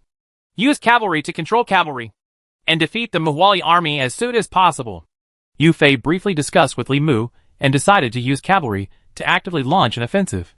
As for the military soldiers, they then advanced to recover the county towns and beacons at each frontier fortress. We take the initiative to lead the cavalry to attack? A group of nobles from the southern Huns couldn't help but change their colors when they heard that Li Mu and Yu Fei planned to take them to attack the Mongolian cavalry of Muali and Boru. They have personally experienced the terror of the Mongolian cavalry. In their view, using cavalry against cavalry is undoubtedly a way to die. However, after Yang Yi neatly cut off the battle flag of the southern Xiongnu, the southern Xiongnu still chose to cooperate with Yu Fei and Li Mu due to the strong force of the Bingzhou army. Yu Fei's Bingzhou army numbered 180,000. Li Mu had 10,000 special troops, Zhao Bianchi, and 20,000 Monan light cavalry. Yu Fulua and Hu Chuquan, 2 hard-working Hun royal brothers, selected 40,000 Hun cavalry from the southern Huns and joined forces with Yu Fei and Li Mu. A total of 250,000 troops attacked the Hetao area. After receiving the order from Yuzhou and Jixian, Cao Cao led the Yuzhou army northward in place of Wei Qing, who was in Monan Longcheng at this time. The Yuzhou army also has 4 legions under its jurisdiction, and its headquarters is Wei Qing's Yulin Legion. In addition to Cao Chun, the Tiger and Leopard cavalry also has another member of the Cao family, Cao Xiu. When Cao Xiu went out for the first time, he was fully equipped like Cao Chun. However, Cao Chun's military force is much higher than that of Cao Xiu, and he is still a handy general used by Cao Cao. Cao Xiu followed Cao Cao and Cao Chun's Tiger and Leopard Corps for training. The menacing Tiger and Leopard cavalry gathered into a black torrent, leaving Daijun and marching towards Monan. In front of the Tiger and Leopard army and the Yuan army, Su Rong and Xiahou Yuan's speedy army, with 30,000 light cavalry, were galloping. They were the fastest and ran unimpeded on the grassland. Behind the Yuzhou army is Zhou Yafu's defensive army, which is very stable as always. Even if the former army was defeated, Zhou Yafu could still stabilize the army. Li Guang flew around restlessly on his horse, this time for meritorious service to the Han Empire. It is very likely that he will decide whether to become a marquis. If you can achieve great achievements, then it will be easy to become a prince in one battle. General Li Guang is really energetic. The steady Zhou Yafu was not willing to waste much physical energy and kept sitting in the chariot with his eyes closed to rest. When he got off the car to rest, he found Li Guang punching the air. It can only be said that young Li Guang was full of energy. Before seeing the Mongolian cavalry, Li Guang couldn't wait. If he encounters Mongolian cavalry, Li Guang will definitely be the first to rush forward. In Jizhou, Yeqing, and Lei commanded 5 infantry regiments. Offensive, Zhangji, Tibi, Heishan, and Qingzhou, commanding 280,000 troops as backup. Li Yi's army can attack Monan, assist Liaodong, and reach Hitao at any time. The existence of the Jizhou army is to support the Bingzhou and Yuzhou armies at any time. Wei Qing was still in Monan Dragon City at this time, waiting for Cao Cao's army to arrive. Suddenly, the teleportation array of Monan Dragon City flashed with white light, and hundreds of people walked out of the teleportation array. Chu Tian took Xiao Liang, Hua Mulan, Xuerengui, Zhao Yun, Sun Bin and others to the northernmost Dragon City to observe the situation here. Chapter 547 Yu Fei's First Battle. The wind is blowing, the clouds are flying, and the weather is strong. Chu Tian thought about it carefully and realized that he still had many strong generals who could defend the 4 directions. Chu Tian personally came to Monan Dragon City when the guard's army was marching. This place is the bridgehead for the attack on Mabe. The lords of Monan were in awe when they saw the arrival of the largest prince in the Central Plains. The lineup brought by Chu Tian was extremely luxurious, and Sun Bin was appointed as the military advisor to provide bonuses to the army. Wei Qing came to see Chu Tian immediately. It is not difficult to defeat the Jeeb army. The difficulty is that the Jeeb army can retreat to Mabe at any time. Unless they attack Mabe, it will be difficult to completely defeat them. Wei Qing believes that there is no pressure to defeat Zibi. In addition to Wei Qing, Chu Tian also brought a group of generals. Throughout the dynasties, the most difficult problem to quell the northern border troubles was the mobility of the nomadic cavalry. Many Monan lords also had a headache over this. They faced a master of cavalry tactics. They fought against him twice and suffered losses both times. Wait for the Yuzhou army to arrive and use the cavalry to annihilate the Zibi army. Chu Tian quickly discussed with a group of Monan lords to annihilate the Zibi army sent by Temujin to Monan. The Zibi army was stationed in Monan, putting tremendous pressure on Bingzhou and Yuzhou. Lord Monan could muster 200,000 to 300,000 light cavalry, and his strength was not inferior to that of Zibi. But he lacked a commander who was good at large cavalry combat. The arrival of Wei Qing solved this problem. Cao Cao's Yuzhou army was under the jurisdiction of Su Rong and Xiahou Yuan's speed corps, which could compete with the Mongolian cavalry on the grassland for speed. Zhou Yafu's deputy general Li Guang was good at archery, and was a flying general of the Han Empire. In archery, he could compete with Zibi, the magic arrow of the Mongol Empire. Therefore, Wei Qing believed that Zibi could be defeated in a head-on battle. In Yunzhong County, a group of cavalry galloped.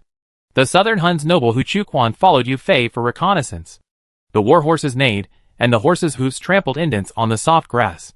Yu Fei personally led a group of light cavalry as the vanguard to test the Mongolian cavalry entering Hitao. Hu Chuquan originally only recognized Li Mu, but now he followed Yu Fei to see if this general had the qualifications to become the commander-in-chief of the Bingzhou army. Muali's Mongolian cavalry is concentrated in Wuyuan County, and the cavalry in Yunzhong County is only a small group. As the deputy general, Zhang Xian, holding a spear, killed a Mongolian cavalry scout and moved forward. They encountered a small group of scouts, and it can be inferred that there was a larger Mongolian cavalry behind them. In addition to Wuyuan County, There is also a group of cavalry plundering the city of Yunzhong County. They are collecting gold, silver, grain and grass. Yu Fei discovered the actions of the Mongolian cavalry. The two cowardly generals of the Shui army, Muali and Boru, centered on Wuyuan County, looted the population and gold, silver and grain from various places. Their purpose was probably to obtain spoils of war and support the war. There is also a possibility that they need a lot of gold and silver as the cost of the teleportation array. They may be planning the layout. Lu Su was transferred to the Yu Fei Corps as deputy military advisor for training. If Chu Tian didn't have so many talents under his command, Lu Su could still be on his own. Chu Tian was quite optimistic about Lu Su, so he specifically ordered him to train in Yu Fei's Bingzhou army. As a powerful Jianghuai man, Lu Su did not show weakness when he galloped across Yunnan with his sword. Layout? Yu Fei stretched out his hand to stop the hundreds of light cavalry who were chasing the Mongolian cavalry scouts. Let them go back. We will follow behind and find the main force of the Mongolian cavalry. Lu Su continued. My lord, I have something to say. The Mongolian cavalry is good at maneuvering and often uses teleportation arrays to mobilize troops. The general lives in a tent and his whereabouts are unpredictable. It is difficult to find his main force. I suspect that the Mongolian cavalry is eager to search for gold and silver. A huge operation to prepare the expenses for the teleportation array. Yu Fei and Zhang Xian listened to Lu Su's analysis and fell into short thinking. The lowest cost of the teleportation array is 5 taels of silver per person. The farther the distance, the higher the cost. There are additional costs for transporting war horses and food. If according to what Lu Su said, the Mongolian cavalry frantically collected gold and silver from Wuyuan County, Yunzhong County, Shuifang County and other places in order to transfer troops, then the Mongolian Empire must be carrying out a huge layout. 1 million taels of silver can transport 100,000 cavalry from Hebei to Hatao. If one pays 10 million taels of silver, it is not impossible to transport 1 million cavalry to Hatao. Yu Fei deliberately let go of several Mongolian scouts and personally led the cavalry in pursuit. He soon discovered the Boro army, who was looting Yunzhong County. The Boro army had 100,000 cavalry, but only tens of thousands of cavalry appeared in front of Yu Fei and others. Other cavalry may have been sent to plunder various places. We have discovered Tanmachi's war eagle. Yu Fei was about to look for an opportunity to see if he could use a few hundred light cavalry to kill Boro among the tens of thousands of Mongolian cavalry. But a war eagle hovering in the sky had already discovered Yu Fei's cavalry. Approximately tens of thousands of Mongolian cavalry separated from the Boro army and swept towards Yu Fei's cavalry squad. Walk! Yu Fei and others retreated. In the rear, there were also Bingzhou army, Limu army, and southern Xiongnu army supporting him. So Yu Fei was confident. The existence of Tanmachi reduced the success rate of Yu Fei and others' raid.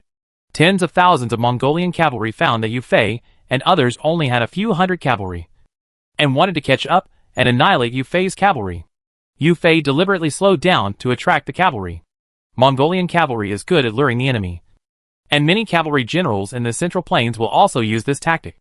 Yu Fei, Zhang Xian, Lu Su and other talented people were brave.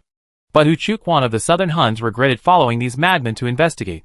Yu Fei, as the commander-in-chief, and Lu Su, as the deputy strategist, dared to take the initiative to conduct reconnaissance at the front. Several hundred cavalrymen were like no one in a desert. If they were surrounded by tens of thousands of Mongolian cavalry, the consequences would be unimaginable. The fierce General Yang Zixing was shot dead by a large number of golden soldiers. Yu Fei personally drew his bow, turned around and shot a Mongolian sharpshooter, then galloped forward on his horse, attracting the hatred of the Mongolian cavalry. Chu Tian gave Yu Fei a king-level Dewan horse. Yu Fei's war horse was so powerful that ordinary Mongolian horses could not catch up. Seeing Yu Fei's ferocity, Hu Chuquan imitated Yu Fei's example and wanted to shoot a Mongolian marksman. However, Hu Chuquan was overconfident in his own force. When he slowed down his horse and approached the Mongolian cavalry, the Mongolian captain shot an arrow, which almost passed by Hu Chuquan's cheek.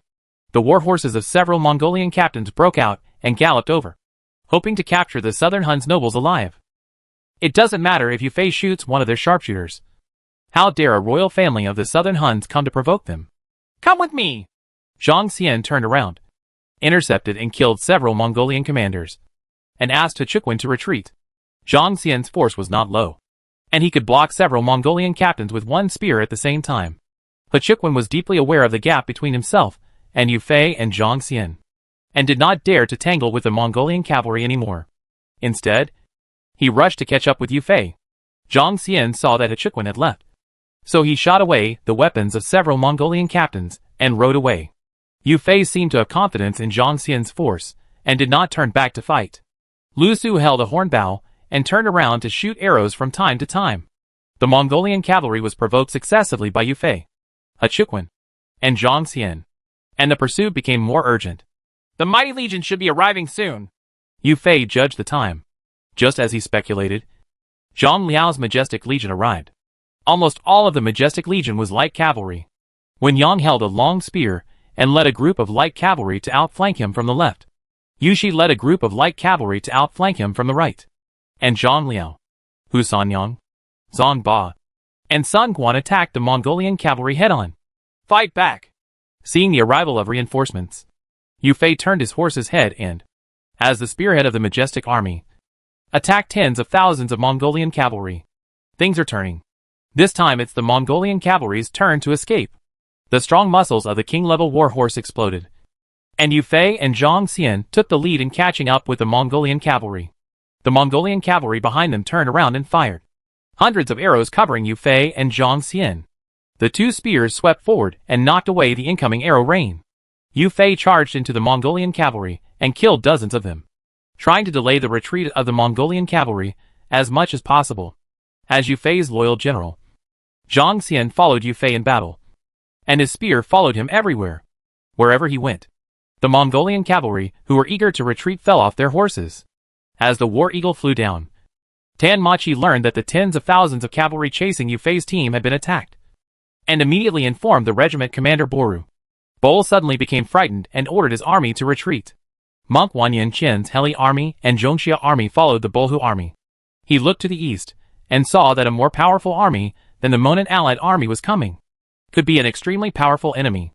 Although Monk Wanyan Chen was more brave than Boru, his status was not as good as that of Boru, one of the four cowardly Shui. He followed Boru's order and did not fight Yu Fei, Zhang Liao and others head-on, but retreated to Wuyuan County. Yu Fei and Zhang Liao counterattacked tens of thousands of Mongolian cavalry and captured more than 1,000. When the Mongolian cavalry was defeated, they immediately retreated in separate groups, making it difficult to annihilate them all. Even so, this small-scale trial ended with Yu Fei's side winning, and Yu Fei's side only losing dozens of cavalry. If you win, you will march straight in. If you lose, you will scatter in all directions. It is difficult to expand the results of the battle. If you chase the defeated troops, you will easily fall into the trap of luring the enemy. Yu Fei roughly summarized the tactics of the Mongolian cavalry. The Mongolian cavalry took full advantage of their mobility, and it was extremely difficult for ordinary farming civilization to annihilate them. Fortunately, Chutian recruited a group of elite cavalry when he was in the Central Plains. Therefore, after annexing the 3 states of Hebei, he could immediately organize a large-scale cavalry expedition.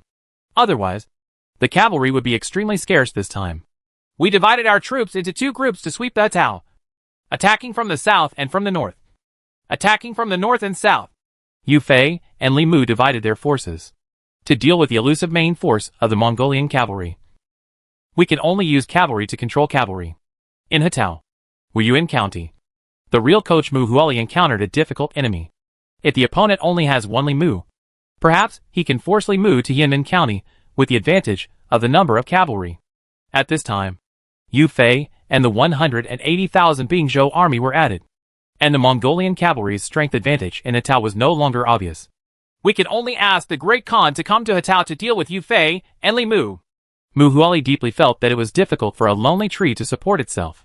The Mongol Empire's front was too long, and it was conquering the Grand Duchy of Moscow, the Persian Empire, the Seljuk Empire, Khwarezm, and the Han Empire at the same time. It was only the battlefield of the Han Empire, and was divided into the western regions, the Heshi Corridor, the Hatao Plain, and the Monan Prairie. When Muali shrank the defense line and went on the defensive, Yu Fei and Li Mu divided their troops into 2 groups. Among them, Yu Fei used the 3 cavalry groups of the Beiwei Army, the Wei Feng Army, and the Invincible Army as the main force to find the main force of the Mongolian army for a decisive battle. Li Mu's cavalry was more flexible, and was basically all light cavalry. Zhao Bianchi, Moninqingqi, and southern Xiongnu cavalry attacked from the north along the Great Wall to prevent the Muali army and the Boru army from escaping north. It was obvious that Yu Fei and Li Mu planned to completely annihilate the two large Qixua legions in the Hetao Plain. Monan Prairie. Xianbei tribe. Since the death of Xianbei Shan Yutan Shihui, the Xianbei alliance has been divided and attacked each other, and the threat to the Han Empire has decreased. At the junction of Yunnan County and Yunzhong County, the central tribe of Xianbei, Bujijin, had more than 100,000 members. They attacked an unknown force that suddenly appeared nearby. However, they were defeated by the opponent and Bujijin became a prisoner. The general who personally led the cavalry to attack Budugan's army walked out surrounded by unknown cavalry, came to Budugan, and pulled out the saber from his waist. The Xianbei tribe has been divided for a long time. It is time to unify and build a strong Xianbei empire. Bujijin is willing to dedicate his identity as Lord Central and all the population, cattle and sheep of the tribe to you, just to survive. Bujijin was defeated and had to hand over the population of the Xianbei tribe who supported him to this man. This man's courage and bravery are beyond his comparison. The Xianbei tribe is now divided and has constant civil strife, so its strength is not much better than that of the southern Xiongnu. The nomadic tribes at the end of the Han dynasty were generally weak, but once the Xianbei tribe was unified, the Xianbei tribe throughout the Monan Prairie and western Liaoning would become a powerful empire. Let the Mongol Empire and the Han Empire be consumed. This is the opportunity for Xianbei to rise. The Xianbei tribe was divided into the western, central and eastern parts by the great Xianbei Chan Yutan Shihui, each with its own master. This person inherited the status of the weak Budugan as the central master, but Bujijin was far from unifying Xianbei in central China. The Han Empire and the Mongolian Empire are fighting in Yunzhong County, Wuyuan County and other places, and they have no time to take care of these divided and weak Xianbei tribes for the time being. In addition to the southern Xiongnu, there are also Xianbei, Jia and other tribes in Bingzhou. After these tribes became stronger in the Fourth National War, they were ready to take action. Chapter 548, Goryeo country subjugated. Chan Yuchen, you are the vanguard general, leading 50,000 troops to attack the kingdom of Jin in the Black Dragon Army's Basin. After Chu Tian sent a large army, General Mingwan of Hussars mobilized 150,000 Liaodong army and 200,000 Korean servants to attack the kingdom of Jin established by Wan Yenaguda. Mingwan has already discovered the leader of the Jin kingdom who descended on the Heilongjiang River Basin and is the founder of the Jin kingdom, Wan Yenaguda. Several departments deployed in the Heilongjiang Basin will be an emergency one after another, and the situation is not optimistic. Only Chan Yuchen can defeat it. In order to suppress the kingdom of Jin before the cold winter, Mingwan came out in full force, mobilized 350,000 troops, and marched northward. If the cold winter comes and cannot wipe out the Jin kingdom of Wan Yenaguda, then the cold winter will become Wan Yenaguda's biggest reliance. Maybe the Liaodong army and the Goryeo army will be completely annihilated due to the cold weather. Chan Yuchen was in high spirits, cupping his fists and saying, "Take the order! Li Chengyang is the left army. Dorgan is the right army. Sun Chuanting goes to guard in western Liaoning. Lu Xiangxing stays in eastern Liaoning. And the rest of the generals follow the army to attack the kingdom of Jin." Mingwan's successive layout. What he needs to deal with is not just the great Jin kingdom that has descended on the Heilongjiang Basin. The Wuwan tribe in western Liaoning and the Xianbei tribe in eastern Liaoning are ready to take action. After a certain degree of strengthening, the ambitions of these nomadic tribes have gradually expanded. Mingwan sent Sun Chuanting to take charge in western Liaoning. Yao Guangqi's alienation plan has not worked yet. Inform the military advisor that if his alienation plan works, order Kanxian King Li Chenggui to lead the Goryeo Long Archers to participate in the expedition. Mingwan thought for a while, and believed that suppressing Wan Yenaguda's Dajing Congress would be a tough battle, and would require the help of the Black Prime Minister Yao Guangqiu and the Goryeo military general Li Chenggui. After all, Li Chenggui was also a general of the Bao system, a general of the Goryeo kingdom, and the founder of the Li family of Korea. At Mingwan's urging, 150,000 Liaodong troops and 200,000 Korean servants left Liaodong city and marched north. Guanning cavalry, Xianbei cavalry, and 8 banners cavalry were all over the mountains and plains, with battle flags fluttering. Yanqi, the player guild working for Mingwan, sent several historical generals including Murong Ba as well as a cavalry army composed of free players. This group of free players are highly armed, equivalent to hired professional soldiers, and their combat power is comparable to high-level cavalry. Sun Quanting led a group of Qin troops in the late Ming dynasty to sit in western Liaoning, and served as the governor of western Liaoning, monitoring the Wuhuan tribe and the Xianbei tribe in the east. Lu Xiangqing's Tianxiong army stayed in Liaodong city to guard the most important stronghold of Mingguan. In the kingdom of Koryo, the prime minister in black, Yao Guangxia, was in charge of the opening of the capital of Koryo. He reused the ministers of Koryo, who had submitted to Mingguan, and squeezed out the foreigners of Koryo. The foreigners of the Koryo kingdom were not very willing to be the dogs of the Han Empire, but the local scholars of the Koryo kingdom were not. So Yao Guangxia supported the local scholars and suppressed the foreigners. Using surrender factions to deal with main war factions is always an effective way to control vassal states. Cui Zishan, who was driven into the mountains by the Liaodong army, realized that this was an opportunity to counterattack the Han army. He secretly contacted the rebels from all over the Goryeo kingdom, especially Yuan, and prepared to take advantage of Mingguan to attack Wanyenaguda and recapture the territory occupied by Mingguan. Soilov. The number of rebels in various places will reach 400,000. And only one military advisor and a few generals will be left in Mingguan to guard the Kingdom of Korea. The recovery of the Kingdom of Korea is just around the corner. Cui Zishan, who had been defeated in countless battles, successively received responses from the rebels in various cities. Counting the number of rebels, he found 400,000 rebels. The gloom of the past few days was swept away. As long as he can successfully expel the Liaodong army, his reputation in the Koryo kingdom will be unprecedented. And he can even ascend to the throne as the leader of the Koryo kingdom with such achievements. Cui Zishan rewarded the entire army, especially the tens of thousands of remnants who followed him and fled to the mountains.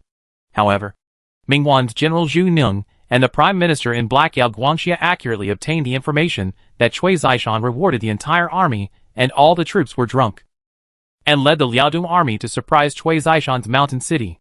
A group of people opened the mountain city, and the Liaodong army took advantage of the situation and rushed into the city. The unsuspecting Koryo soldiers were massacred.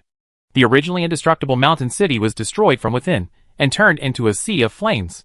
Zhu Ning personally beheaded hundreds of Goryeo soldiers and killed 2 Goryeo generals in formation, with overwhelming force. Who betrayed me? Cui Zishan, Mingguan's biggest enemy in the Goryeo kingdom, stood on a high building in the mountain city and saw the Liaodong army charging into the mountain city and setting fire to it, and knew that he would not escape. Veins popped out on his forehead, and he was extremely angry. Although he was defeated by the Liaodong army many times, the Liaodong army has not destroyed his will. And now, he actually fell under the sword of his own people. Li Chunggui, the king of Kanxian of Goryeo, led a team of soldiers and marksmen of Goryeo to arrive, looking at his lord with cold eyes. I thought your loyalty had declined, and you wouldn't betray me. But I didn't expect you still chose to join the Liaodong army. Li Chunggui, the commander of Cui Zishan's army, came with his men. His loyalty dropped from 70 to 50 in an instant, and he knew that Li Chunggui had completely betrayed him. The Liaodong army is like a god. It is impossible for us to defeat them, so we can only use your head in exchange for the lives of the soldiers. The soldiers are unwilling to follow you and continue to make unnecessary sacrifices. Li Chunggui raised a hand, and the Korean archers drew their long bows and aimed at Cui Zishan. Stupid! You think you will end well if you defect to the Liaodong army. Before Cui Zishan could finish his words, he was shot by dozens of arrows at the same time. Cui Zishan's eyes widened. His body fell backwards uncontrollably, and he fell from the tall building into the sea of fire in the mountain city. The first lord of the Koryo kingdom, who even dared to take the initiative to lead an attack on Liaodong, fell. He did not die under the sword of the Liaodong army, but died of the betrayal of his own people. Goryeo General Li Chunggui rebelled and defected to the Liaodong army for the sake of his future. When Cui Zishan died, his remaining troops surrendered one after another. 2/3 of the land was occupied by the Liaodong army. The Korean army had little hope and had no way out except surrender. There are still some rebels rising up one after another, but for a while, they can't make waves. Generals such as Yulji Mundiok and Kong Hansen were captured alive by Li Chunggui and the Liaodong army. When the war ended, Zhu Neng and a group of Liaodong army generals swept the entire mountain battlefield. At least tens of thousands of Korean troops were killed, and tens of thousands of Korean troops surrendered or were captured. Cui Zishan's remaining troops were almost wiped out in one fell swoop. Li Chunggui tied up his colleagues and brought them to the Prime Minister Yao Guangxia in black. He knelt down to Yao Guangxiu and served the Liaodong army as a lackey of the Han Empire. According to the agreement, General Hussar will confer you the title of King Consien of the Kingdom of Korea, second only to your king. From now on, you can lead the army of the Kingdom of Korea to fight for the Lord, and you can enjoy glory and wealth forever, and even replace the king in the future and become the next king of the Kingdom of Korea. It may not be impossible. Yao Guangxiu lured him to benefit with Li Chunggui's ambition. He would not be uninterested in becoming the king of Goryeo. As expected, Li Chunggui was extremely satisfied with Mingguan's return, and recruited Cui Zaishu to surrender, forming a second Goryeo servant army, reorganize the troops, and suppress the nearby rebels. If the Lord's battle situation is unfavorable, send troops north for reinforcements. Yao Guangxiu used Li Chunggui to replace the Liaodong army and suppress the rebels of Goryeo. Li Chunggui betrayed the kingdom of Goryeo out of fear of revenge from strangers from the kingdom of Goryeo. He worked hard to suppress uprisings in various places, even more fiercely than the Liaodong army. The foreigners of Goryeo were frightened by Yao Guangxiu's move and did not dare to cause trouble. Yao Guangxiu used the generals of the Goryeo kingdom to suppress the Goryeo people. This move was very cruel and diverted the conflict between the Liaodong army and the Goryeo kingdom. Soon, the news that the Goryeo kingdom was almost destroyed spread throughout all civilized areas. Various civilizations that were struggling with the rise of barbarians couldn't help but be horrified when they heard that the Goryeo kingdom existed in name only. The Han Empire was just a prince. With its powerful military power and the skills of counselors, it annexed a civilized area with a population of tens of millions. Goryeo may have been the first civilization with a population of tens of millions to be wiped out. In addition to guarding against barbarians, the civilizations surrounding the Han Empire were even more guarded against the Han Empire. The threat posed by the Han Empire was more terrifying than the barbarians. The fall of Goryeo only used part of the military power of the Han Empire. Southeast Asian civilizations such as Dai Viet, Taungoo, Siam, and Manila felt threatened. If Defa, the shepherd king of Jiaozhou in the Han Empire, had not dispatched the army from the southeast peninsula to suppress Shan Yu due to the Shan Yu rebellion in Jiaozhou, perhaps the next country to be destroyed would be Dai Viet, followed by Siam and other countries. We must take advantage of this national war to weaken the power of the Han Empire. Some surrounding civilizations began to plot secretly. The existence of the Goryeo kingdom in name only gave the civilizations surrounding the Han Empire a sense of crisis. In the southern part of Goryeo, the second Lord Li Minchiul still had several cities. Before Cui Zaishan could completely destroy Li Mingzha, the Liaodong army had already moved south. So Li Mingzha has survived until now. When he heard that his enemy Cui Zaishan had been killed by Yao Guangxia's alienation plan, he was greatly frightened and quickly surrendered to the Liaodong army.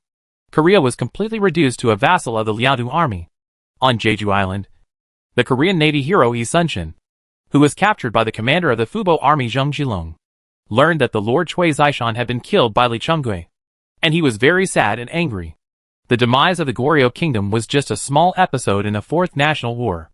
Even Mingguan, who really led to the demise of the Goryeo kingdom, did not put his mind on the Goryeo kingdom, because in Mingguan's view, the threat of the Great Jin Kingdom in the Heilongjiang Basin was greater than the Goryeo kingdom. In the Heilongjiang River Basin, several generals guarding this area gathered. They fought with the Jurchen army of Wan Yenaguda. They were out of strength and were defeated by Wan Yenaguda. However, the generals sent by Mingguan to guard the Heilongjiang Basin were not mediocre people. The kingdom of Jin failed to fully control the Heilongjiang Basin. There are 3 or 4 relatively fierce generals under Wan Yenaguda's command. But as long as the Lord arrives, with an army of 350,000, plus our army of 50,000, we will definitely be able to wipe out the kingdom of Jin. A burly general presided over the overall situation in the Heilongjiang Basin, and was not very afraid of Wan Yenaguda. In the Liaoxi corridor, Sun Chuanting led the Qin army in the late Ming dynasty to settle in Liaoxi County. Officials in Liaoxi County were worried and reported the anomalies in Liaoxi County to Sun Chuanting. Liaoxi County has many Wuhuan and Xianbei tribes.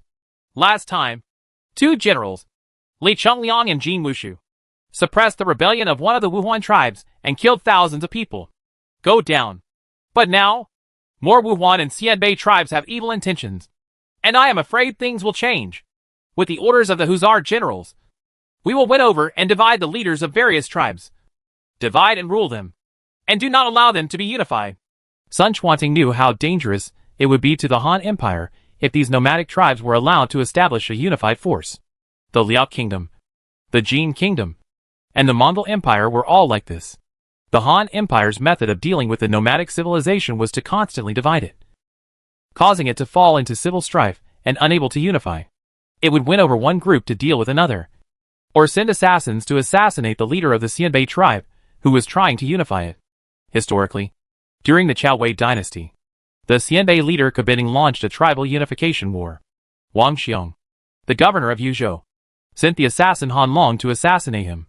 The Xianbei tribe once again fell into civil strife, delaying the Wuhu rebellion in China by several decades. Sun Quanting asked again, "Who is Mr. Wu Huan in Liaoxi now?" An official from western Liaoning replied, "Xiao Liju and his son Taduan. Send them to me."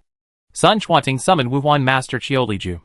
Xiao Liju and Taduan came to the Liaoxi administration office and were imprisoned by Sun Quanting. For a time, the Wu Huan tribe was leaderless and did not dare to act rashly. As for the Xianbei tribe in western Liaoning, the Murong tribe, Yuan tribe, Duan tribe, and other Xianbei tribes were scattered all over the place. They were not yet established, and their power was not as powerful as the Wu Huan tribe. Therefore, Sun Quanting only controlled the Wu Huan tribe and showed mercy to the scattered Xianbei tribes and sowed discord.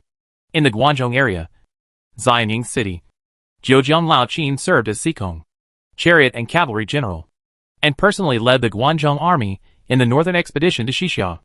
Wang Jian is the commander-in-chief of the Central Army. Wan Yinshu could be the vanguard. Wan Zonwang is the left army. Li Ju and Guisi are the right army. Zhou Bo is the rear army. And the rest are with me in the Central Army. Jiujiu and Lao Qin swore an oath. And the 200,000 Guangzhou army marched north. As the vanguard general, Meng Tian had already invaded the sphere of influence of Xixia King Li Yuanhao. Meng Tian only brought 30,000 cavalry, and was unable to suppress Li Yuanhao. Qin Shi Huang attacked the Xiongnu, and gave Meng Tian an army of 300,000 men. At this time, Lao Qin only gave Meng Tian 30,000 cavalry, facing the Xixia Iron Kites and more than 100,000 cavalry. It was a bit difficult. Zhejiang and Lao Qin wanted to use Meng Tian to test and contain him, and then personally mobilize the Guangzhou army to wipe out Xixia in one fell swoop. The difficulty of suppressing Xixia was far less than that faced by the Jin Kingdom in Mingguan and the Mongolian Empire faced by Chu Tian. In the Heshi Corridor, the Great Wall in the north of Jiuquan County, Temujin led the Qixua army to carry dry food, cross the Gobian deserts, attack thousands of miles, and break through the barriers. The Great Wall of the Han Empire was long and narrow, and the northern princes were busy with civil wars and basically ignored the Great Wall. As long as the nomadic civilization was strong, the Great Wall basically could not play a corresponding role.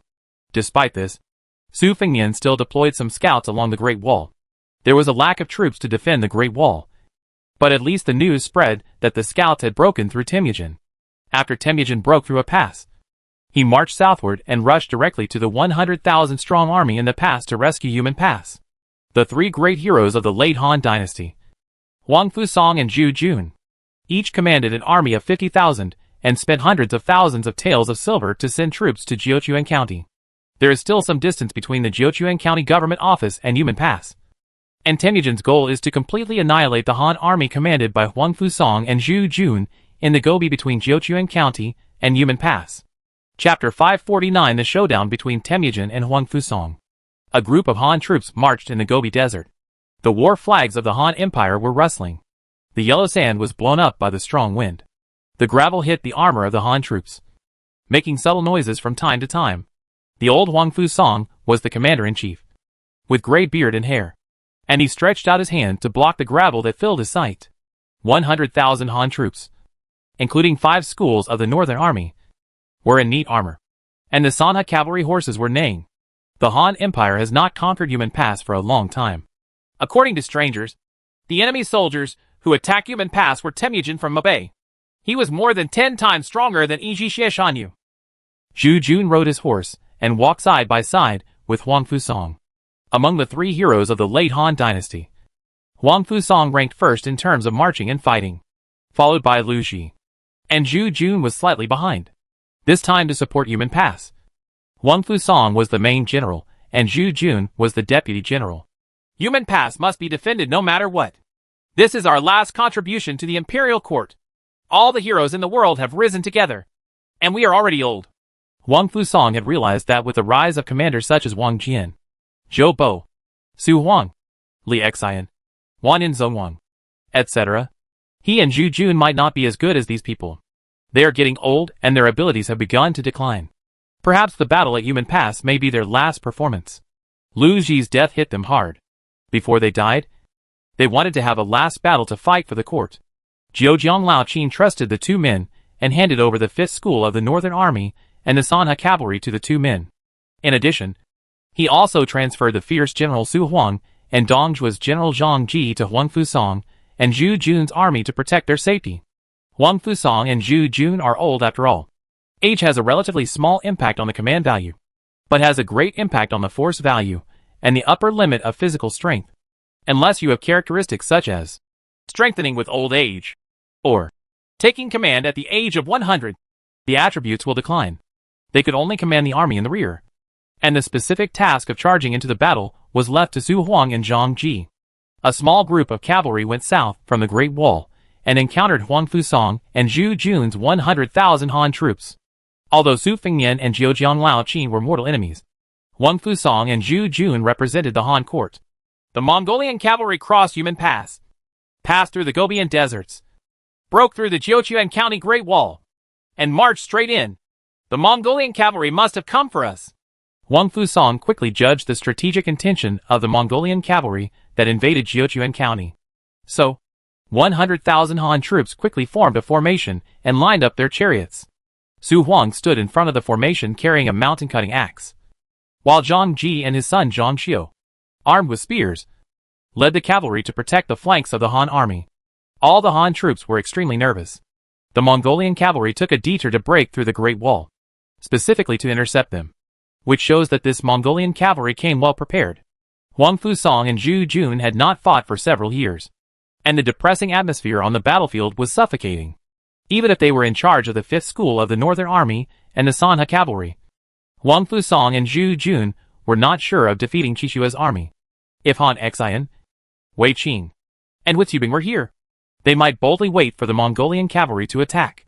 However, at this time, there are only 2 old veterans of the Han Empire fighting to maintain the final glory of the Han Empire. The horses galloped, and the sound of horse hooves came from far away, from far to near. At first, it was inaudible, but later, thousands of horses rumbled, and the earth collapsed. 100,000 Han troops stood in awe, wearing razor-sharp armor, clenching their weapons, and the iron pieces of their armor clashed. The elites of Wang Fusong and Zhu Jun's late Han Empire, and the elites of Temujin's Mongol Empire, at its peak met in the Gobi Desert of Jiuquan County, and a war was about to break out. Wang Fusong set up a formation to provide bonuses to the 100,000 Han troops. He actually has the aura of an entire army. Zhu Jun, Su Huang, and Zhang Ji did not. Very few generals possess this rare attribute. They are indeed the elite of the Han Empire. But today, the entire army of 100,000 will be annihilated. Temujin arrived in person, and his kingly character made the 100,000 Han troops on the opposite side tremble. King characteristics, especially those of founding kings, generally have special effects or powerful bonuses. This can be seen from the 2 kingly characteristics that Chu Tian acquired, Tian Khan and Han Wu, according to the inference of Temujin's ability by the princes of the Han Empire. His, Genghis Khan, characteristics are equivalent to the enhanced Tian Khan effect, which can drive a large number of servants and reduce the possibility of betrayal by the servants. Chu Tian obtained the top characteristic of the Mongolian cavalry, green wolf and white deer, and inferred that Temujin also had this characteristic. In addition to this, Temujin may have 3 or 4 other characteristics. Therefore, Temujin has at least 2 SSS-level characteristics. Wang Fusong and Zhu Jun faced the leader of the barbarian camp and the founder of the most powerful nomadic civilization in history. Su Huang felt his horse panting uneasily, so he tightened the reins. The number of Mongolian cavalry who broke through the Great Wall was approximately 70,000 to 80,000. It seems that Temujin is at a military disadvantage, but in fact, he has a powerful Qishua army. They have followed Temujin in Mobei for several years, and have already become an army capable of hundreds of battles. Among the 100,000 Han troops, More than half of the 5 schools of the Northern Army were recruits recruited by Huang Fusong and Zhu Jun after they came out of the mountains. As for the Sanha cavalry, they were a special unit obtained by Jiuzhou Laoqin. Temujin's Mongolian cavalry did not rush to attack, but were like patient hunters, consuming the physical strength of the Han army. The Han army maintained a decisive battle formation, and the infantry and crossbowmen needed to consume physical strength. Once the Han army is exhausted or their morale is shaken, the Mongolian cavalry will find a loophole and march straight in. As expected, the Han army was a little anxious, facing the Mongolian cavalry who had the initiative. They were unable to advance or retreat. Huang Fusong and Zhu Jun saw through Temujin's intention, discussed it for a while, and decided to challenge Temujin with the Sanha cavalry, which angered Temujin. Su Huang led 10,000 Sanha cavalry out into battle and attacked part of the Mongolian cavalry. Both sides engaged in a cavalry and shooting contest, each suffering casualties. The timid Shui Jun remained silent. The attributes of the Mongolian cavalry added by Temujin are already exaggerated. Each hero can only have the characteristics of 2 units of the same type at most. Chu Tian's cavalry characteristics, Sanwang White Deer, and Fenglang Jushu are combined together. During the Foreign War, he was already one of the pinnacles of the cavalry type. Temujin also has 2 cavalry characteristics, one of which is Green Wolf and White Deer, one of which is unknown. In addition, there is a 25% system bonus for the Eastern Barbarians. Su Huang found that this seemingly ordinary cavalry turned out to be very powerful after layers of training. The Sanha cavalry he commanded could not get any benefits. Even the same Mongolian cavalry, led by different generals such as Temujin, Muali, and Boru, will have different combat capabilities. There seems to be some trouble. Huang Fusong and Zhu Jun knew that the cavalry commanded by Temujin himself was not at the same level as the Yellow Turban Army and the Xiliang rebels. If you are not careful, 100,000 Han troops may be wiped out here. This cavalry, as well as infantry, is not an ordinary regiment. Temujin saw that the great formation of Huang Fusong and Zhu Jun's legions never wavered, and he even dared to send cavalry to provoke his army. He knew that Huang Fusong and Zhu Jun were not mediocre generals. Keep consuming it. Temujin's cavalry did not attack the Han army, but still lingered. From time to time, battles broke out with the Sanha cavalry, but the Sanha cavalry was unable to win. Su Huang rushed into the Mongolian cavalry, killed a centurion, and came out with majesty. However, Huang Fusong and Zhu Jun did not look happy because of Su Huang's military exploits, and Shui Jun still did not show up. Once Shui's army attacks, the outcome will often be decided in one battle. Time passed by. The Gobi was extremely hot, and the physical strength of the Han army, which was so rugged, was gradually depleted. If this continues, the Han army would be completely exhausted by Temujin due to exhaustion of physical strength. Temujin's Mongolian cavalry consisted of 1 man and 4 horses. During this period, the horses were replaced twice to preserve the physical strength of the horses for fighting. Shui Jun, change your equipment! Temujin saw that the time was almost there, so he ordered Chishua's army to replace the armor used for charging into the formation. Xie Shuejuan, whose attributes have expanded to an extremely exaggerated level, is ready to go. Wang Yanzhong Xiliang Qingqu were attacked by Xie Shue's army and were quickly overwhelmed, which shows that the attributes of Xie Shue's army were exaggerated. At present, in the Han Empire, perhaps only the Xuanjia army led by Chu Tian can compete with Temujin's Qishua army. Temujin's commander value is higher, and there is a 25% bonus from the system. His official position as Great Khan of the Mongol Empire may have treasures. Chu Tian had the official position of a general of the Han Empire and had military skills, but he was still inferior to Temujin.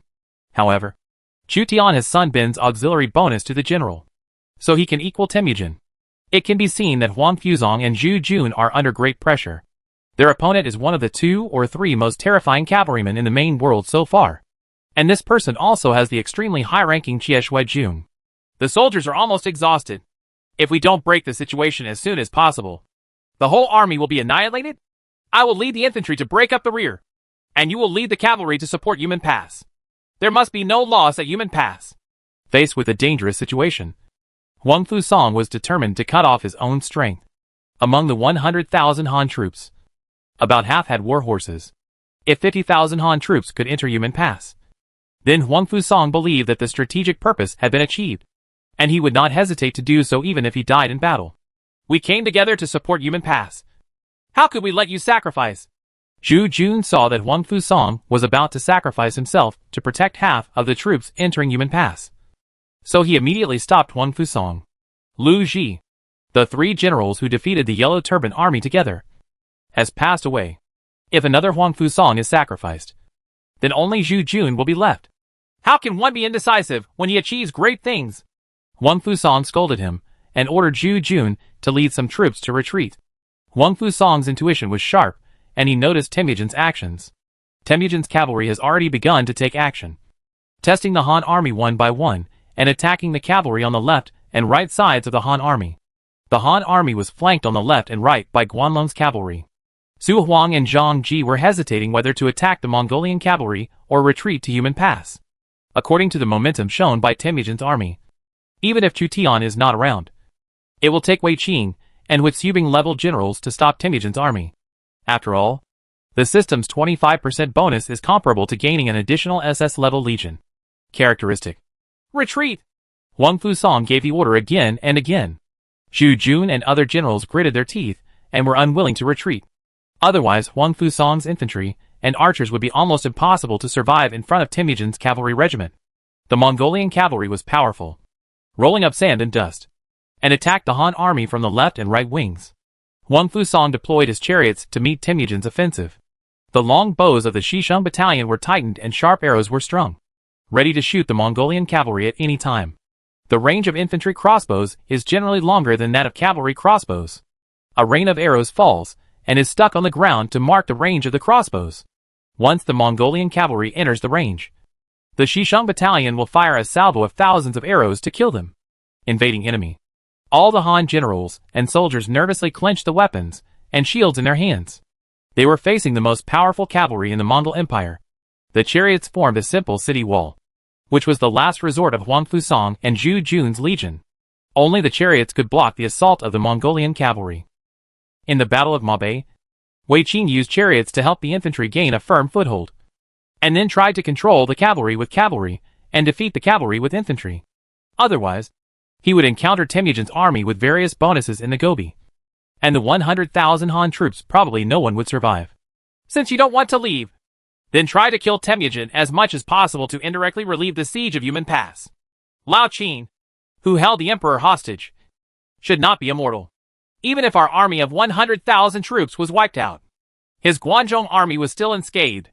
Wait until he suppresses the north of barbarians from the prefecture, and his main force will come to rescue Yumen Pass.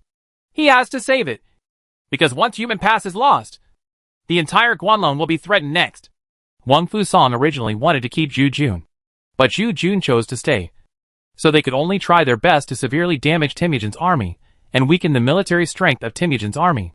This is also a way to rescue Yumen Pass. It's just that this way, the Han army has to pay a higher price. Temujin has an elite high-level cavalry called Qixue Army. If it can severely inflict heavy losses on Qixue Army, it will be a great victory for the imperial court. Zhu Jun, like Huang Fusang, chose to stay and fight to the death. Since Temujin is going to be consumed, it is necessary to kill the Qixue Army that Temujin relies on most. The Qiongxue Army has strong attributes and a large number. If they do not try to severely damage the Qiuxue Army, the Qiuxue Army will be like the Iron Buddha in the Battle of Jingkang, inflicting heavy losses on the legions of the Han princes one after another, and they will be invincible. On the contrary, if the Qixue Army is severely damaged, even if Temujin can recruit more Qixue troops, the average level of the Qixue Army will be reduced due to the addition of new recruits, and the overall combat effectiveness will be reduced. In other words, severely injuring Shua's army can cause Temujin's flesh to ache. Even if he swallows 100,000 Han troops in one breath, he will still bleed. This is the logic behind Huang Fusang and Zhu Jun's approach. In the eyes of Huang Fusang and Zhu Jun, 100,000 Han troops came to exchange for Temujin's cowardly Shui troops. In the eyes of Huang Fusang and Zhu Jun, there was no loss at all, and it was even beneficial to the Han Empire. After deciding to fight to the death, Huang Fusang and Zhu Jun tried to lure Temujin to use Qixue troops to attack the defensive formation surrounded by chariots. The Mongolian cavalry is in full swing. Arrows are raining down. The cavalry of Su Huang and Zhang Ji retreated, with the Han army's chariot formation as the center, and fired thousands of arrows to block the Mongolian cavalry.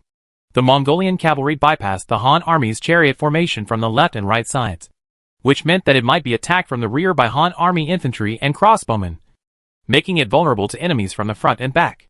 Temujin ordered a group of Mongolian archers to dismount and shoot with the Han army's crossbowmen, delaying the Han army's crossbowmen. Under Temujin's order, there were still two groups of Mongolian cavalry bypassing the chariot array, going deep into the hinterland of the Han army, and fighting Su Huang and Zhang Ji's Sanha cavalry and Shiliang cavalry, completely ignoring the infantry and Shiliang cavalry of Huang Fusong and Zhu Jun. The crossbowman is in his eyes. Temujin underestimated us too much. I will lead 10,000 northern troops and 5 schools to carry out a pincer attack.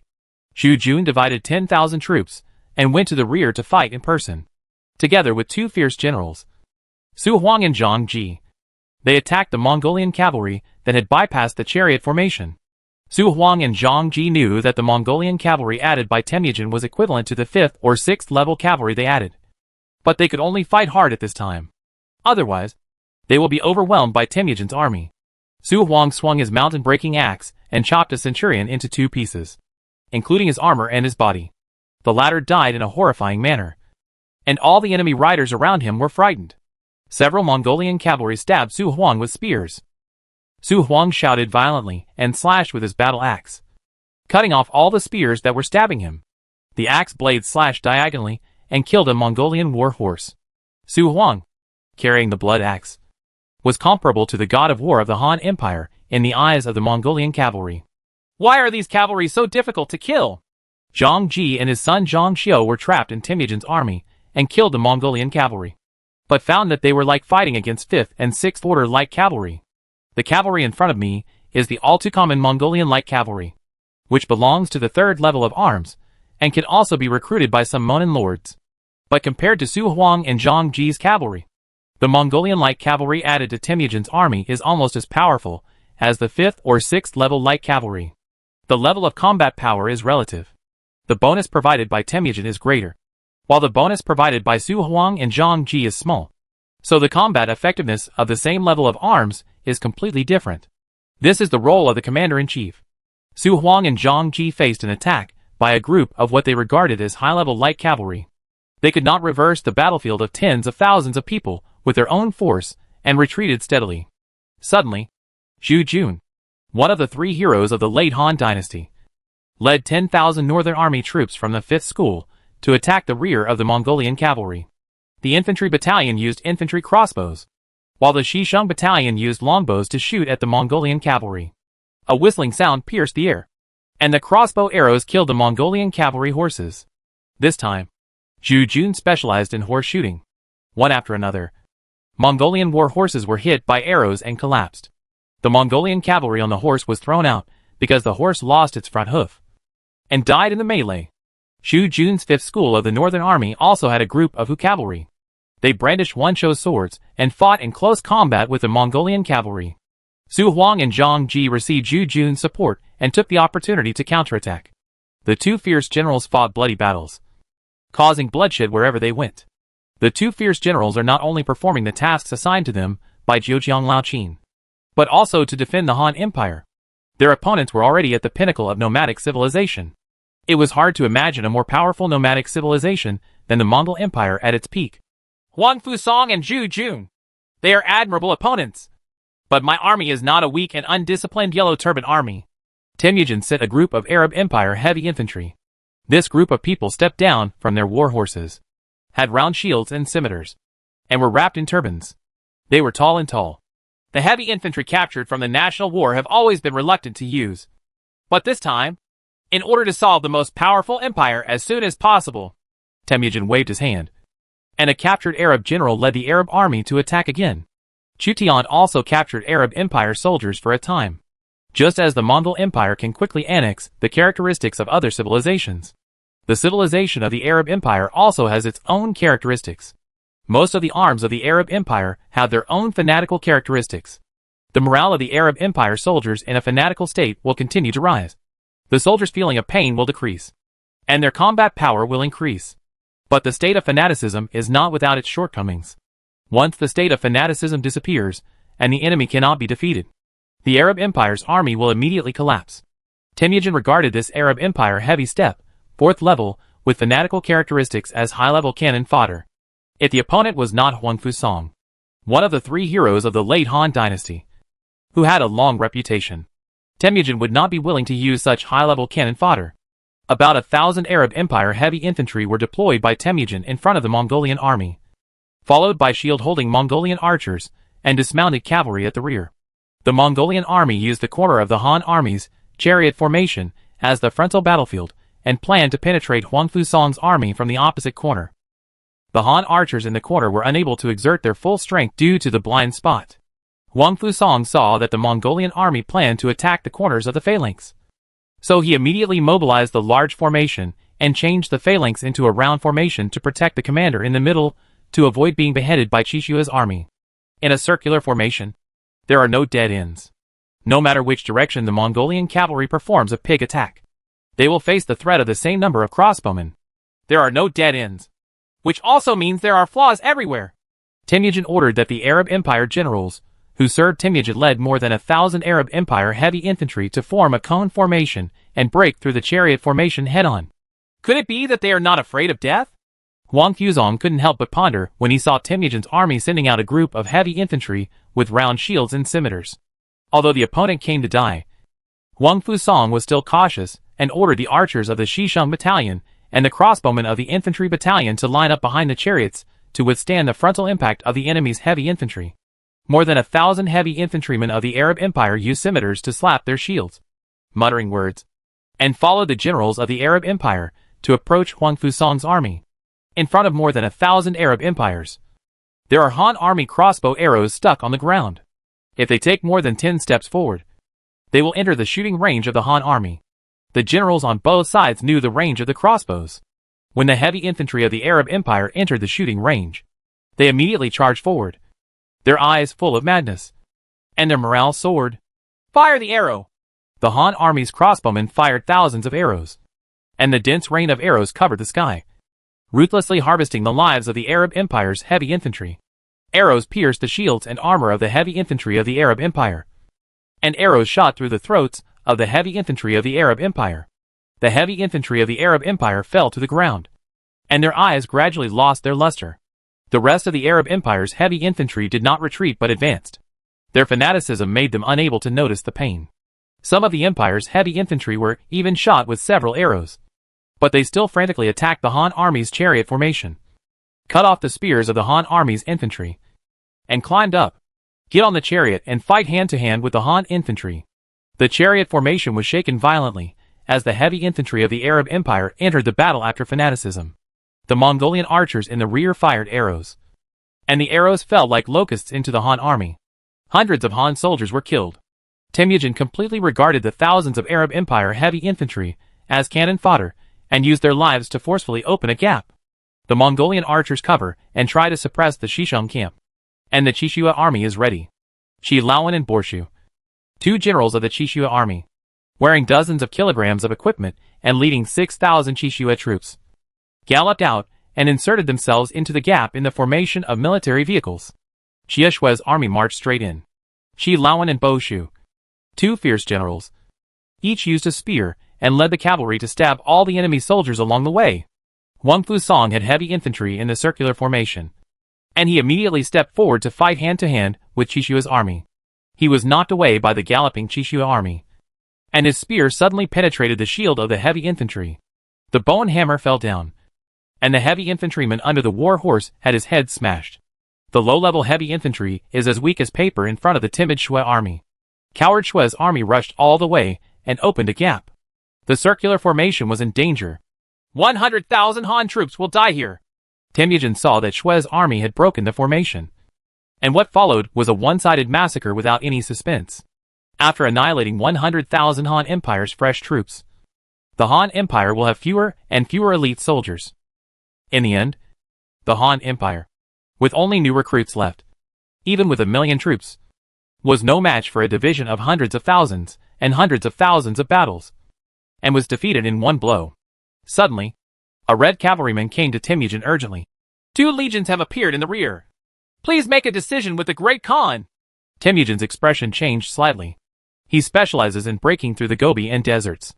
Currently, the only Mongolian legion that has entered Jiuquan County is his Qishua Legion. There will not be 2 other Mongolian legions.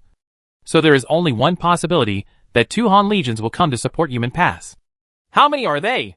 One is 50,000, and the other is about 30,000. There are 100,000 Han troops here, and another 80,000 Han troops in the rear. The origin of these 80,000 Han troops is unknown. For the time being, we have gathered troops and horses to wait for the opportunity. Temujin was also unable to obtain accurate information. He was afraid that there would be some powerful commander or special unit among the 80,000 Han troops. So he ordered the Qishua troops to retreat. Just as the intelligence obtained by the princes of the Han Empire was limited, Temujin could not achieve omniscience and omnipotence. He could only rely on partial intelligence collected by scouts to make judgments. The Han Empire had too many troops. 100,000 were severely damaged, and another 80,000 came. Shi Laowen and Borshu, 2 fierce generals of the Qishua army, were about to kill Huang Fusong, the commander-in-chief of the Han army, when they heard Temujin's trumpet call to withdraw. So they reluctantly gave up Huang Fusong, their prey, and led Qishua. The army broke out from the Han army's chariot array. After the cowardly Shui army broke through the chariot formation, it was like entering an uninhabited country, and there was no force to stop it from going or staying. How could they retreat? Huang Fusong was already prepared to die in battle. But Qishua's army and the rest of the Mongolian cavalry suddenly retreated like a tide. Huang Fusong was quite surprised. Zhu Jun, Su Huang, Zhang Ji and others fought hard against the Mongolian cavalry and almost lost their strength. At this time, the crisis was resolved, and they couldn't help but be surprised. Not long after the Mongolian cavalry retreated, the battle flag of the Han Empire appeared on the horizon, sounding in the west wind. Reinforcements! A soldier from the 5th School of the Northern Army shouted, and all the surviving Han troops were moved. At the most critical moment, reinforcements from the Han Empire arrived. One of the legions, the elite Euphorbia warriors, advance. The first to climb, the dead soldiers carry powerful crossbows, and the life-saving soldiers are like a rainbow. They are the Thorn-Slaying Legion of the Chutian forces. The leader will be Feng Yi, one of the 28 generals of Yuntai. In another legion, a military general dressed as a scholar rode in a light carriage, wore white clothes and crowns, and led 30,000 Xiliang soldiers to come to the rescue. The scholar in white got off the carriage and said to Huang Fusong, "I am CAI, the prefect of Wuwei County. The rescue is late."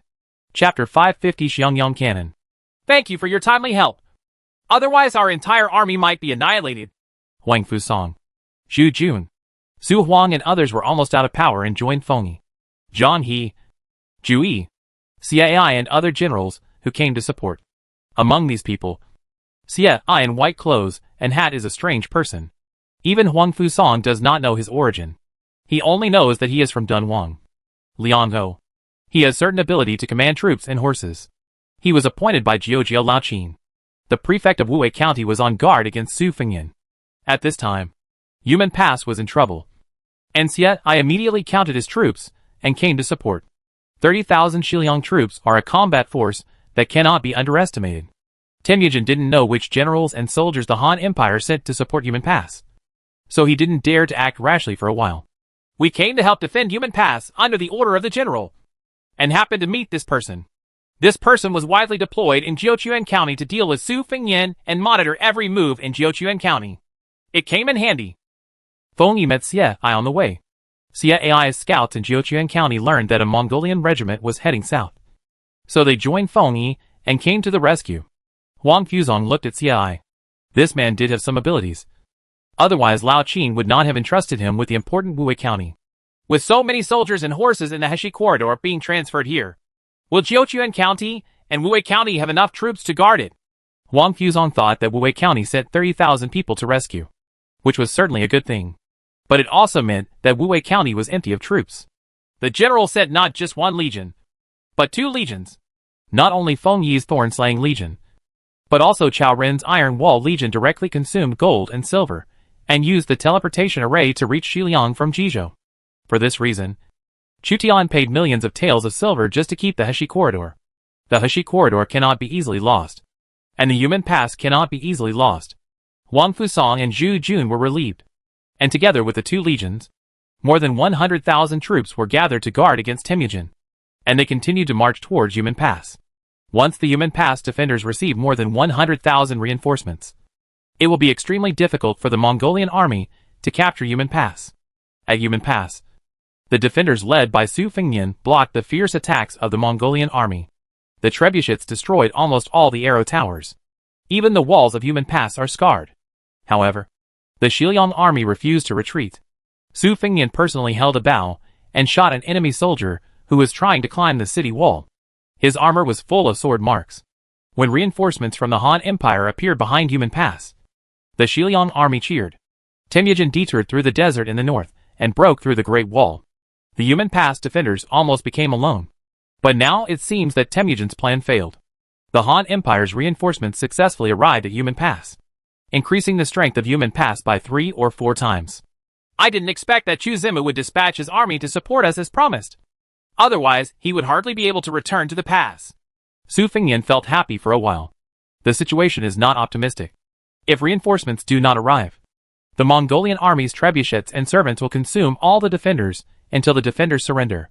I never thought that one day I would be able to guard Yumen Pass. Even if there are 100,000 enemy troops outside Yumen Pass, they would never even think of crossing Yumen Pass. Huang Fusong, also a general of Xiliang, looked down at the Mongolian legions approaching the city. He has already experienced the most powerful cavalry in the Mongolian Empire, and he is not afraid of ordinary Mongolian cavalry anymore. The Mongolian general commanding the siege is Ali Haig, a hero from the Chishua army, who can provide bonuses for siege equipment and siege troops. Ali Haig obviously cannot bring Huang Fuzong a sense of oppression. The characteristics possessed by emperors are often quite domineering, and it is difficult for ordinary generals to compete with them. Ali Haig is much weaker than Temujin. Temujin is in the Heshi corridor. Why not defeat the Mongolian army outside the city, regain Dunhuang County, and open up the channel with the western regions? After Zhang He arrived, he immediately proposed an attack. Su Fengnian nodded. That's what I meant. The most troublesome commanders Temujin, Subutai, Zibi, and Muali are not on the Yumen Pass battlefield. As long as a group of Han generals are strong enough, they may be able to defeat the Mongolian army at Yumen Pass. Su Fengnian obtained the troops of several veteran and young generals, and was confident that he would go out and attack Ali Haig. Wang Taijian, Count Long Xiang's army. Su Fengnian immediately prepared a large army for counterattack. Suddenly, Han Sui's general Liang Xing, who was standing on the watchtower, reported important news that reinforcements from Ali's Haig Corps had also arrived. Among this supporting army, there are thousands of blonde and blue-eyed people, who are completely different from other Mongolian cavalry. Not only that, the costumes of these thousands of people made Su Fengnian feel very familiar. Roman Legion? This should be a legion formed by Temujin using captured Roman soldiers. Su Fengnian and other princes of the Han Empire all knew that the Roman giant Crassus was captured by Temujin during the Third National War. He was considered the most unlucky Roman giant. Temujin was also considered a wise man, and used the Roman eagle flag to rebuild the Roman legion for Crassus. This Roman legion is a legion composed of real Roman citizens. It has a higher combat power, and is not comparable to the servant army. The eagle flag was fluttering, and indeed a Roman legion appeared. This Roman legion was dominated by Roman heavy infantry, paired with Mongolian cavalry. The cavalry was no longer the weakness of the Roman legion. Stop the plan to attack the Mongolian army. Su Fengnian had never fought against the Roman legion, and was unsure of the real combat power of the Roman legion. Therefore, he did not dare to act rashly. After all, the Roman legion was a famous military branch. Outside Jagate Pass, the unlucky Crassus was ordered to lead the Roman legions. There were 5,000 people, but they were all high-level soldiers. He had to obey the orders of the Mongol Khan. Along with the Roman legions came a team of Arab craftsmen. Arab craftsmen brought precious drawings, and they also mastered the skills to make some special instruments. An unprecedented siege equipment will be put into use to capture this ancient pass. It was not Crassus's Roman legions that Ali Haig had high hopes for. Although the Roman legions were indeed very good at hand-to-hand combat, they could not be replenished for the Mongol Empire, meaning they were also consumables and cannon fodder. It's just that the cost of this consumable is relatively high. What Ali Haig really valued were the Arab craftsmen who came to assist in the attack on Yumen Pass. The top craftsmen of the Arab Empire have skills. As long as they have extremely precious blueprints, A new type of trebuchet will be manufactured as the Xiangyang cannon. This kind of counterweight trebuchet uses a winch to lift a heavy object and converts the potential energy generated when the configured weight falls into kinetic energy to throw the stone on the other end of the lever, which is extremely powerful. And, Lord, only if you have construction blueprints can you produce the corresponding siege equipment. The Xiangyang cannon is already the trebuchet at the peak of the cold weapon era. This time, Temujin used the Xiangyang cannon as his trump card in order to capture Yumen Pass as soon as possible and defeat the princes of the Han Empire. The Arab Empire's military craftsmen were working day and night to build siege engines. Temujin, who invaded the Heshi corridor, sacked the towns along the way and was unable to annihilate Huang Fusang and Zhu Jun's legions. So he planned to take advantage of the opportunity to capture the Jiuquan county seat. However, Cao Ren and Man Chong's Taipei army arrived and stood firm in Jiuquan county. Temujin had to divide his forces and capture several towns.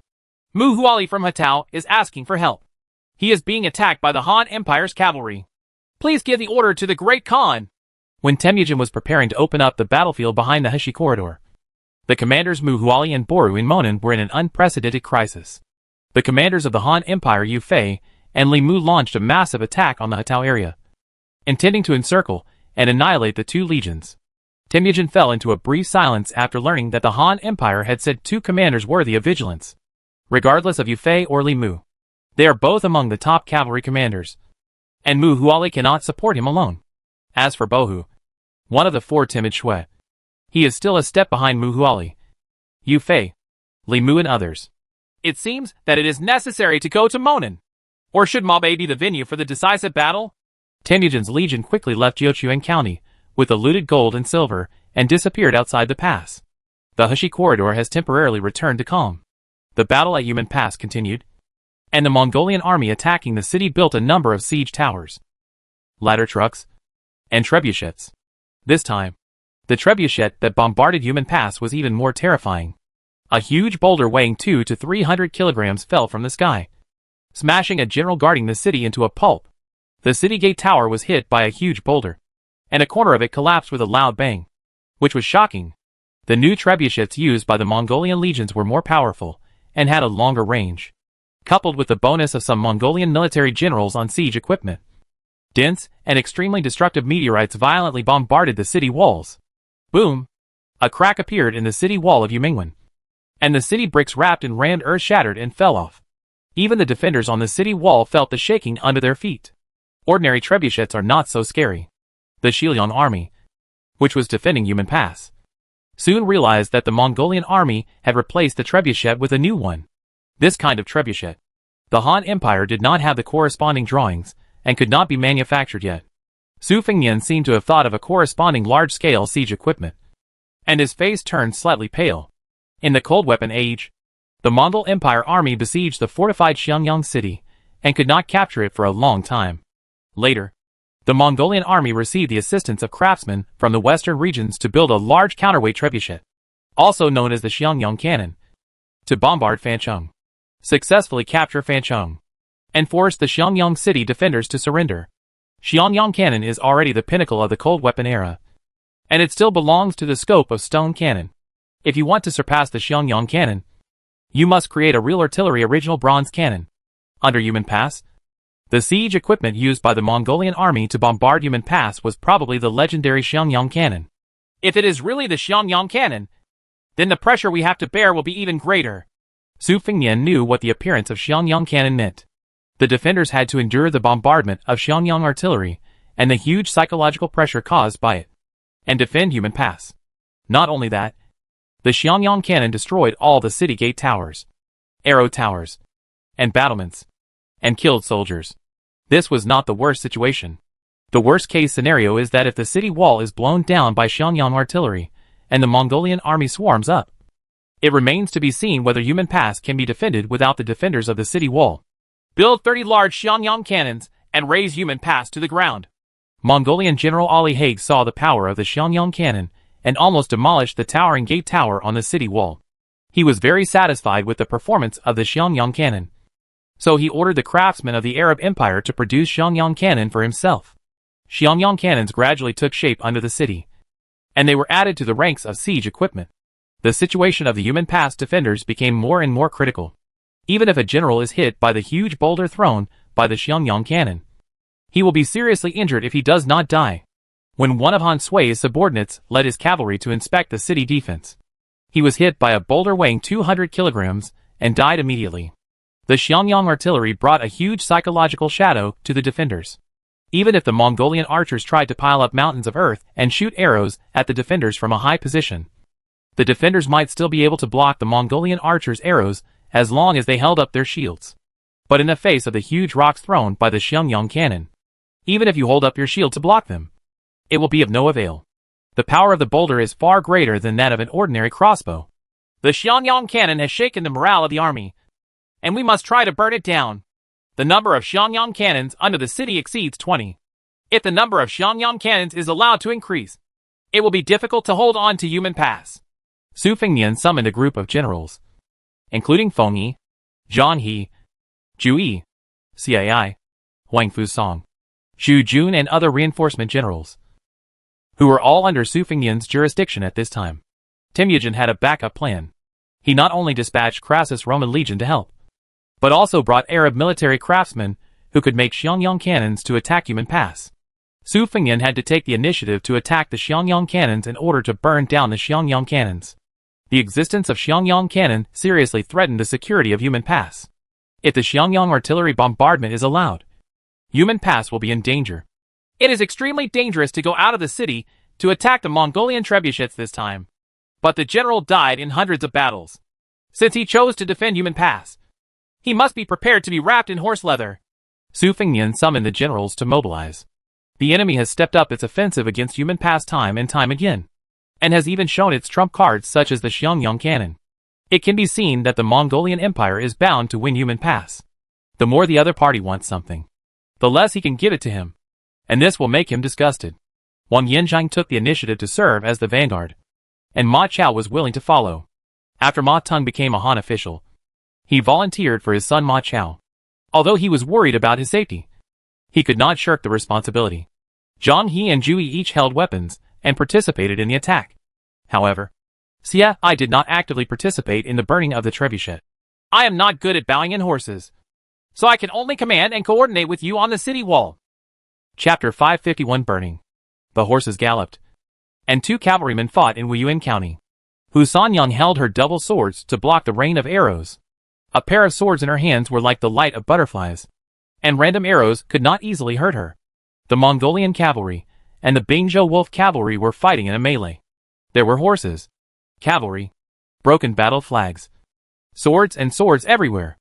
A 9-foot-tall captain from the Mongol Empire swung a mace at him. Hu Sanyang blocked it with her two swords and was almost killed. The commanders of thousands and 10,000 men in the Mongolian Empire have a strength of more than 70%. The best among them may have a strength of more than 80%, which is even greater than Hu Sanyang. Two centurions came to help in the battle, and with their thousands of households, they attacked Hu Sanyang, intending to capture Hu Sanyang alive. Hu Sanyang faced three heroes' joint attack at the same time. She could not hold on, and sweat flowed from her chin to her collarbone. A black shadow swept past. Zhang Liao killed a centurion with a halberd, and the powerful impact directly chopped the centurion off his horse. Zhang Liao killed a centurion with one move, and his halberd struck back, knocking away another centurion's sword, and then stabbed out another centurion with his halberd, killing the second centurion. Two centurions were killed in just a moment. Zhang Liao's attack was fierce, and in less than 5 rounds, he killed another 1,000 captains. For a time, 3 middle and low-level generals died under Zhang Liao's battle. When Hu Sanyang saw Zhang Liao easily killing 3 middle and low-level generals of the Mongolian army, who were very powerful, she couldn't help but look up in admiration. Zhang Liao's military force is far superior to that of him. Fragile. Wen Yang, the vanguard general of the Majestic Legion, rode alone into the Mongolian cavalry. He was the bravest of the 3 armies. He rushed forward 300 meters and killed hundreds of people. A dangerous aura locked onto the rampaging Wen Yang, and Tan Machi Wu's vanguard came to kill Wen Yang. Tan Machi Wu's vanguard used his mace, Kwekwabu Hua, with great force, and hit Wen Yang, who stabbed out with Wen Yang's spear. The iron spear penetrated the armor of a Mongolian general, and the sharp blade was stained with blood. Wang Yanzhang pulled out his iron spear and shot back, killing 2 enemy cavalry who tried to attack in a sneak attack. The armor deformed and the iron pockets clattered to the ground. A large Xiangyang cannon was burned, billowing black smoke. The flame spread along the trebuchet, and the large siege equipment turned to ashes in the sea of fire. Under the tall trebuchet, the Xiliang army fought fiercely with the Mongolian army. The Xiliang army who raided the Mongolian army's trebuchet position held torches and burned the Xiangyang cannon that threatened human pass. The threat of the Xiangyang artillery was too great. Su Fengnian's Xiliang army tried their best to push forward. The fire oil poured on them, and the fire spread quickly, covering the place where the Xiangyang artillery was. The Mongolian army had long expected that the Xiliang army would fight out of the city, so they strengthened their defense against the Xiangyang artillery. When Su Fengnian led a group of generals out of the city to destroy the Xiangyang cannon, they were surrounded by tens of thousands of Mongolian cavalry, and there was a steady stream of Mongolian cavalry attacking Su Fengnian, who was besieged at the Xiangyang cannon stronghold. If you want to burn the powerful Xiangyang cannon and delay the capture of Human Pass, you need to pay a certain price. After Su Fengnian and others turned 20 Xiangyang artillery pieces into a sea of flames, they joined forces and broke out with all their strength. Wang Yanzhang's iron spear cleared the way ahead. Ma Chao killed more than 10 cavalrymen in a row and followed Wang Yanzhang and Ma Teng closely. Ma Teng also has a certain amount of force. He also uses a spear and kills several people in a row. Zhang He's weapons were all spears, and they charged left and right. It seemed difficult to find a powerful enemy among this Mongolian cavalry. Zhu Yi held a powerful crossbow and shot 1 or 2 Mongolian cavalry. When engaging in hand-to-hand combat with the Mongolian cavalry, Zhu Yi pulled out the Huansho sword from his waist and collided violently with the opponent's saber. The one with the inferior weapon would often have curl marks or be cut off by the opponent. Don't be greedy for war. Evacuate quickly. Su Fengnian turned around and shot an enemy horseman, warning these warriors not to entangle with the enemy. The purpose of burning the Xiangyang cannon has been achieved. Although he failed to obtain the production drawings and craftsmen of the Xiangyang cannon, Su Fengnian could delay it for a while. As long as they fight for a while, the northern princes of the Han Empire will turn from defense to offense. At least Chuqian's Bingzhou army has actively launched an offensive in the Hatao area. Su Fengnian led 3,000 people out of the city to burn the Xiangyang cannon.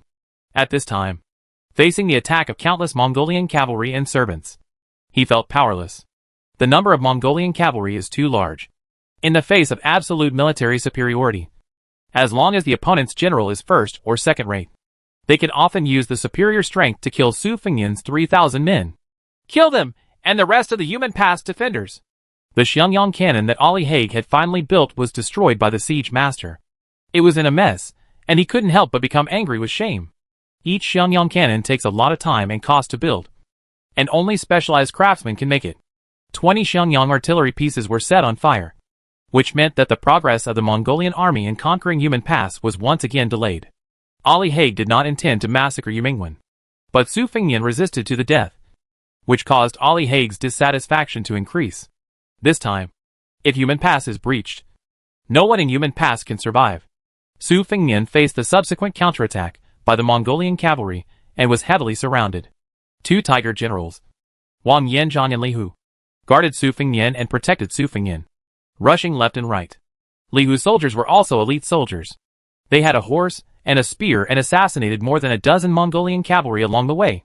Wang Yanzhang was as invincible as ever, defeating the Mongolian cavalry one after another. Suddenly, black clouds covered the sky, and the javelin fell with a black shadow. A group of tall Roman soldiers joined the battlefield. They threw javelins. The javelins made a sharp sound of breaking through the air. At least 20 javelins covered Wang Yanzhang alone and his horse. Wang Yanzhang transformed the 100-gene iron spear into a swimming dragon, blocking all the javelins. The impact and destructive power of javelins are greater than those of bows and arrows. Wang Yanzhang blocked all the javelins, and the arm holding the iron spear trembled. Wang Yanzhang took 20 javelins head-on, which was considered a tough move. Otherwise, ordinary generals would try to evade when they saw the dense javelins coming. Crassus wore Eastern armor and personally led this Roman legion to attack Su Fengnian. The Roman legion's tortoise SH-L formation pressed forward.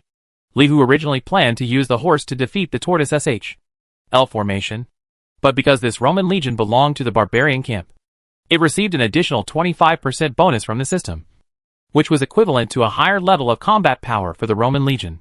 throwing dense and sharp javelins. Many Xiliang cavalry were killed by the javelins, and even their horse armor was penetrated by the javelins. Their armor-breaking ability is amazing. Do not fight with him. Su Fengnian knew that the most powerful Roman legion was the Roman heavy infantry, and their hand-to-hand combat abilities were amazing. So he immediately recalled Li Hu. More than 1,000 soldiers from the Roman legion blocked Su Fengnian's retreat, and the Mongolian cavalry on both sides and behind were about to catch up. There was another intensive javelin throw, and even people and horses were shot through by the javelin. At the critical moment, the door of Yumen Pass opened, and a group of infantry and cavalry in white clothes and white hats rushed out, attacked the Roman legion, and forcibly tore apart its formation. Xiehai sat on the city wall, overlooking the battle below, and mobilized his troops in time to avoid Su Fengnian's death. Fengni had similar views to Xiehai, so he sent out soldiers to attack the Roman legions at the risk of their lives and rescue Su Fengnian. After all, Crassus's Roman legion was just a Roman legion, and a Roman legion of 5,000 people would have less effect in the increasingly large-scale mid-to-late wars. Ali Haig became increasingly angry when he witnessed Su Fengnian's 3,000 people successfully retreating to Yumen Pass. Su Fengnian's assault operation paid off, and 20 Xiangyang artillery pieces were swallowed up by fire and destroyed. The time for the Mongolian army to capture Yumen Pass was postponed again. The Great Khan has an order. The Great Khan has used the teleportation array to go to Monan. He asked the general to continue to put pressure on Yumen Pass, but only use feints as the main attack. Do not attack Yumen Pass by force to avoid excessive losses. If necessary, retreat to Dunhuang and cut off the western region from the pass. Just contact Long. The angry Ali Haig planned to use all the trebuchets and elites to forcibly capture Yumen Pass. At this time, he received Temujin's order and had to give up the crazy idea of all or nothing. The Arab Empire's military craftsmen continue to make Xiangyang cannons and destroy the city walls of Yumen Pass. I don't believe that they dare to go out of the city to attack a second time. After Ali Haig calmed down, he used his own army to contain nearly 200,000 Han troops at Yumen Pass. The offensive in the Heshi corridor was blocked. Muali and Boru in the Hetao asked Temujin for help, and Temujin had no choice but to lead his army to deal with the matter in the Hetao. In other words, the strategic focus of the Mongol Empire has changed, and Temujin plans to fight in Monan. Ali Haig's army that attacked Yumen Pass became a partial army. Wait patiently for the rest of the reinforcements to arrive. Remember, you must not massacre the city. Prime Minister Yeluchukai followed Temujin to leave the Heshi corridor and told Ali Haig before leaving. But Ali Haig didn't care. The fortress that had blocked the Mongolian army for a long time had to pay a heavy price to get more generals to surrender, and a batch of trophies was also needed to boost their morale. The Great Khan has gone to Wuyuan County. Can I block the Liangno army's offensive here? In addition to the Great Khan, there are also 4 Great Khanates. I think we will get good news from them soon. After Yeluchukai finished speaking, he entered the teleportation array. After Temujin suffered a heavy loss in Jiuquan County, he returned to Dunhuang County and went directly to Wuyuan County in the Hetao Plain. Li Mu blocked Yinshan, and Yufei swept through Hetao, forcing Muali to fight the Han army. At this time, they got news from the grapevine that Temujin personally came to the Hetao Plain. Chapter 552 Changes in Liaodong. In the Heilongjiang River Basin, on the Songnan Plain, 2 Jurchen cavalry battled. The generals on both sides were all brave men, and they attacked each other's military formation 6 times in a row. One of Obai's eyes was bleeding. His armor was damaged. He was gasping for air, and blood was left on his arm. Niolu with a yellow flag followed behind Obai. The battle flag was shot through by random arrows. Opposite him was the kidnapped horse of the kingdom of Jin, Pucha Shiji, a pseudo-saint-level Jurchen military general in the Battle of Jinkang. Followed Wanyan Aguda, and was reborn in the 4th National War. He encountered Obai and fought with each other, without the systematic force bonus. Pucha Shiji is no longer a pseudo-holy general, and his force is not much different from that of Obai. The 2 fierce generals fought fiercely for a long time, with neither victory nor defeat. The earth is trembling. The second 8 Banners cavalry arrives. But this 8 Banners is Jurgens' white flag.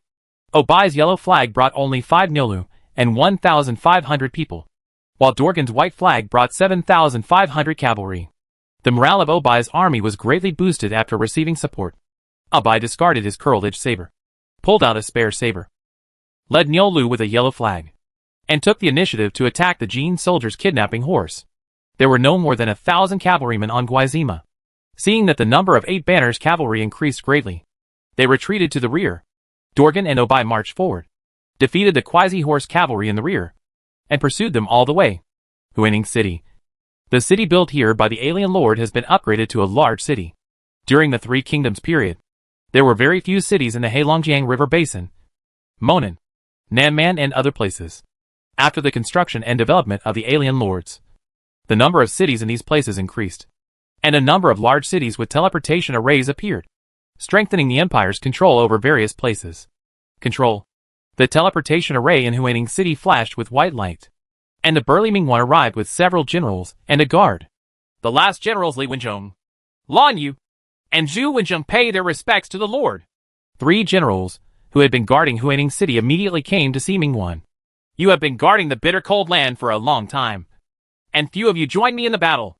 It is true that the Goryeo kingdom is not something to be afraid of. On the contrary, there are many fishing and hunting tribes in the Heilongjiang River Basin. We must use both force and softness to suppress and assimilate them. Mingwan comforted the group of generals who guarded the cold northern land for him. This group of generals was responsible for conquering the north of Liao, and almost did not participate in Mingwan's campaign against Guan and Goryeo. The climate in Liaodong is undoubtedly much better than that in the Heilongjiang Basin, so Mingwan chose Liaodong as its base. However, the more remote the place, the more fierce the folk customs are, making it a suitable source of troops. A group of soldiers of the Liaodong army came from the fishing and hunting tribes around Huining City. Therefore, the Liaodong army was more brave and skilled in fighting than most of the armies in the Central Plains. With the military power of the Liaodong army, it destroyed the kingdom of Goryeo in one fell swoop. Wan Inaguda surrendered about 200,000 nearby fishing and hunting tribes, and added tens of thousands more troops. The more they fought, the more brave they became. The number of Huining City defenders was insufficient.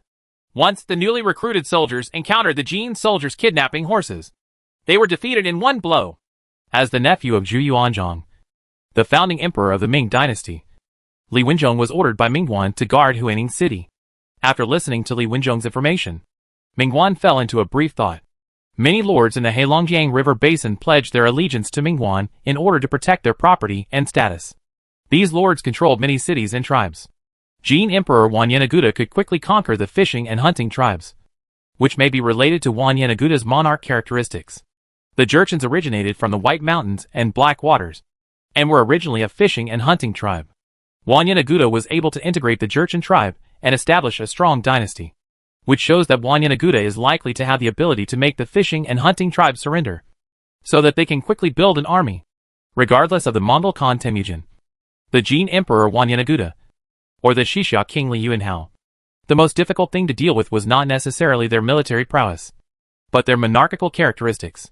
If Temujin did not have the ability to drive his servant army, and Wan Yenaguda did not have the ability to attract fishing and hunting tribes to join him, then their power would be far smaller than it is now. However, Mingwan had no fear of Wan Yenaguda. He only guarded Huining City with the general Zhu Wensheng. With him defending Huining City, Wan Yenaguda might not be able to capture Huining City even if he brought 100,000 troops to attack. Li Wenjong and Lan Yu were strong offensive generals, but they lacked troops, so they were suppressed by Wan Yenaguda. The population in the Heilongjiang Basin was not too large, and some of the elite soldiers were transferred by Mingwan to conquer the Kingdom of Korea, resulting in a lack of military strength and Wan Yenaguda's strength. Urgent report. Generals Dorgan and Obai defeated a group of cavalry horses and beheaded more than 300 people. During the pursuit, they were surrounded by Jin Emperor Wan Yenaguda. They killed another 500 people and damaged more than 2,000 horsemen. They were defeated. When the news reached Huining City, everyone including Mingwan was shocked. Although Dorgan and Obai's troops were not large, they were all special units of the 8 Banners Army, high-level cavalry/heavy infantry. They lost more than 2,000 cavalry. Such losses can be said to be quite heavy. Wan Yenaguda is indeed brave and aggressive. The Heilongjiang River Basin is his home field, and no one but Li Chengyang and Chan Yuchen can defeat him. From now on, all generals must not pursue without authorization unless they severely inflict heavy losses on the Jin soldiers. Mingwan is troubled by the elusive kidnapper Ma. Under his command were Jin Wushu's Taifutu, Li Qinliang's Guaning cavalry, and the 8 Banners Army. However, Wan Yenaguda did not engage in a head-on battle with Mingwan. which had a large number of heavy cavalry and heavy infantry. Instead, he used the terrain to lure the enemy. Count Li Wenzhong and Lan Yu looked at each other and asked for orders at the same time. The two of us are willing to follow the master to suppress Wanyan Aguda. Zhu Wenzheng is guarding the city, and the rest of his troops will follow me to send troops. In addition, I ordered the military advisor and Li Qinggui's Koryo army to come here. Mingwan summoned the black-clad Prime Minister Yao Guangxiu and Li Qinggui, the king of Goryeo. Wanyan Aguda made it extremely difficult. Even if the Goryeo kingdom was destroyed, Mingwan would not be so cautious. He must concentrate all his power to wipe out the Great Jin kingdom and annex its soldiers and horses. When Goryeo opened its capital, the Black Prime Minister Yao Guangxi received news and informed Li Qinggui to lead his Goryeo crossbow corps to support Huining City in Heilongjiang. Li Qinggui was suppressing the rebel army of Goryeo for the Liaodong army. At this time, he received an order from his new master Mingwan to immediately reorganize the Goryeo army and prepare to go north to participate in the battle between the Liaodong army and the Jin army. In Liaodong City, Lu Xiangxing sent Tianqiang troops to patrol various places to monitor and suppress the Fuyu tribe and Goguryeo tribe in Liaodong. The Goguryeo tribe belongs to the barbarians in the two civilized areas of Liaodong and Goryeo. In this national war, like other barbarians, they are ready to take action. There were many tribal civilizations in Bingzhou occupied by Chutian, and in Monan where it intervened. Liaodong and Liaoxi and Mingwan are not much better. Within Mingwan's sphere of influence, there are tribes such as Wuhuan, Xianbei, Fuyu, Goguryeo, and now the Jurchen tribe. Most of these tribes were forced to submit to the force of the Liaodong army, pay taxes to them, and provide troops for the Liaodong army. Therefore, Mingwan did not overly oppress them after they surrendered. Lu Xiangxing was worried that rebellion would occur after these tribes strengthened. So his Tianqiang army patrolled various tribes in Liaodong, summoned the leaders of each tribe, and entertained them with wine and food. But he did not put them back, which was equivalent to house arrest, regarded as hostages. Each tribe lost its leader and turned against the rat. Sure enough, they basically did not dare to act rashly. Otherwise their leader would be executed by Lu Xiangxing. According to the content reported by the Tianqiang army patrolling various counties, the barbarian tribes in Liaodong were forced by the strength of the Liaodong army and were quite content, and there was no sign of large-scale rebellion. Several small tribes were suppressed by the Tianqiang army for secretly manufacturing weapons and recruiting professional soldiers, and all tribesmen became slaves of the Liaodong army. The Liaodong army relied on its strong force to overwhelm all parties in order to gain a firm foothold in Liaodong, where the forces are intertwined. The style of the Mingwan forces was very simple. They directly used force to suppress them, razed the traitors to the ground, and filled the population into the Liaodong army, either as slaves, as tenant farmers, or as soldiers. The tribe that rebels will be removed directly. General, the last general is guilty. Lu Xiangxing was rectifying the public order in Liaodong City. A Tianqiang military general fled back to Liaodong City. His armor was broken and his inner armor was stained red with blood. When Lu Xiangxing saw that his generals were defeated and returned, he couldn't help but get up and asked, "What happened?" On the way to the Fuyu tribe, a Tianqiang army of the last general was ambushed by the Fuyu people. More than 1,000 people were wiped out. Only the last general and a few soldiers escaped. Originally, the last general planned to die in battle with his brothers. But we have to inform the general of the specific information. Now that the information has arrived, I beg you to die. When Lu Xiangxing's subordinates saw their commander, they immediately cried and described the scene to Lu Xiangxing. Lu Xiangxing heard that more than 1,000 Tianqiang troops were wiped out in the valley. But he did not respond for a long time. The Fuyu people's tribe is loose and not strong. I didn't expect that they would dare to betray the Liaodong army. Tribes that dare to betray the Liaodong army will be directly wiped out by the Liaodong army using force. The people of Fuyu are secretly colluding and want to use this opportunity to rise up between the grasslands and the mountains. Anyone who offends us in Liaodong must be killed. You are now a guilty person, waiting for me to rectify my troops and go to defeat Fuyu tribe. Lu Xiangxing gritted his teeth. The Tianqiang army is his army. In every battle, it is not afraid of life and death. It is a strong army for the Mingwan forces. Otherwise, Mingwan would not let Lu Xiangxing's Tianqiang army guard the most important Liaodong city.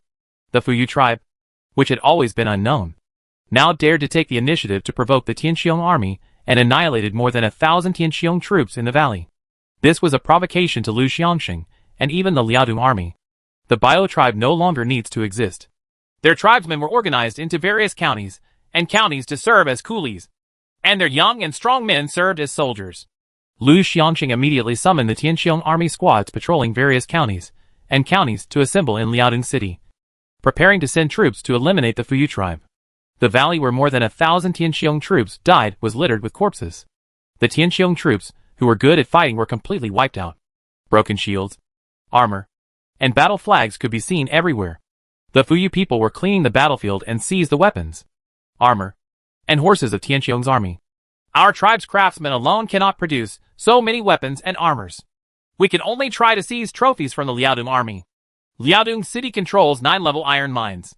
There are more than 1 iron mines. Each of its cities has a lot of iron. If we can capture the city where weapons and armor are stored, we can equip 100,000 troops to break through Liaodong City and bring the iron. Take possession of the mine as your own. When will we raise troops to resist the Liaodong army? Not urgent. I heard that Lu Xiangqing, the defender of Liaodong City, is summoning Tianqiong troops and defenders from all over the country to prepare to attack our tribe. More than 1,000 people from the Tianqiong army died. Isn't that enough?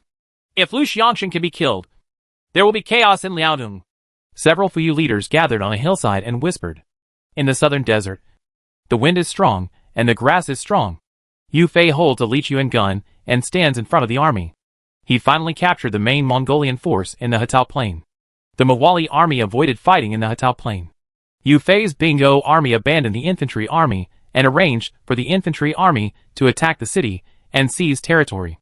They only used cavalry to find the main Mongolian force in the Hetao Plain. Chutian sent a small group of Iron Eagle scouts to assist Yu Fei's Bingo army in reconnaissance and deal with Muali's Tan Maki. Secondly, Hu Sanyang has a special bonus to ordinary scout cavalry, who are responsible for ground reconnaissance. Taiying Scout and Hu Sanyang Scout cavalry teamed up to finally find the elusive Muali army in the vast Hetao Plain, as well as the Bora army, who came to join the Muali army. Muali recruited Mongolian cavalry among the Mongolian tribes who entered the Hetao Plain.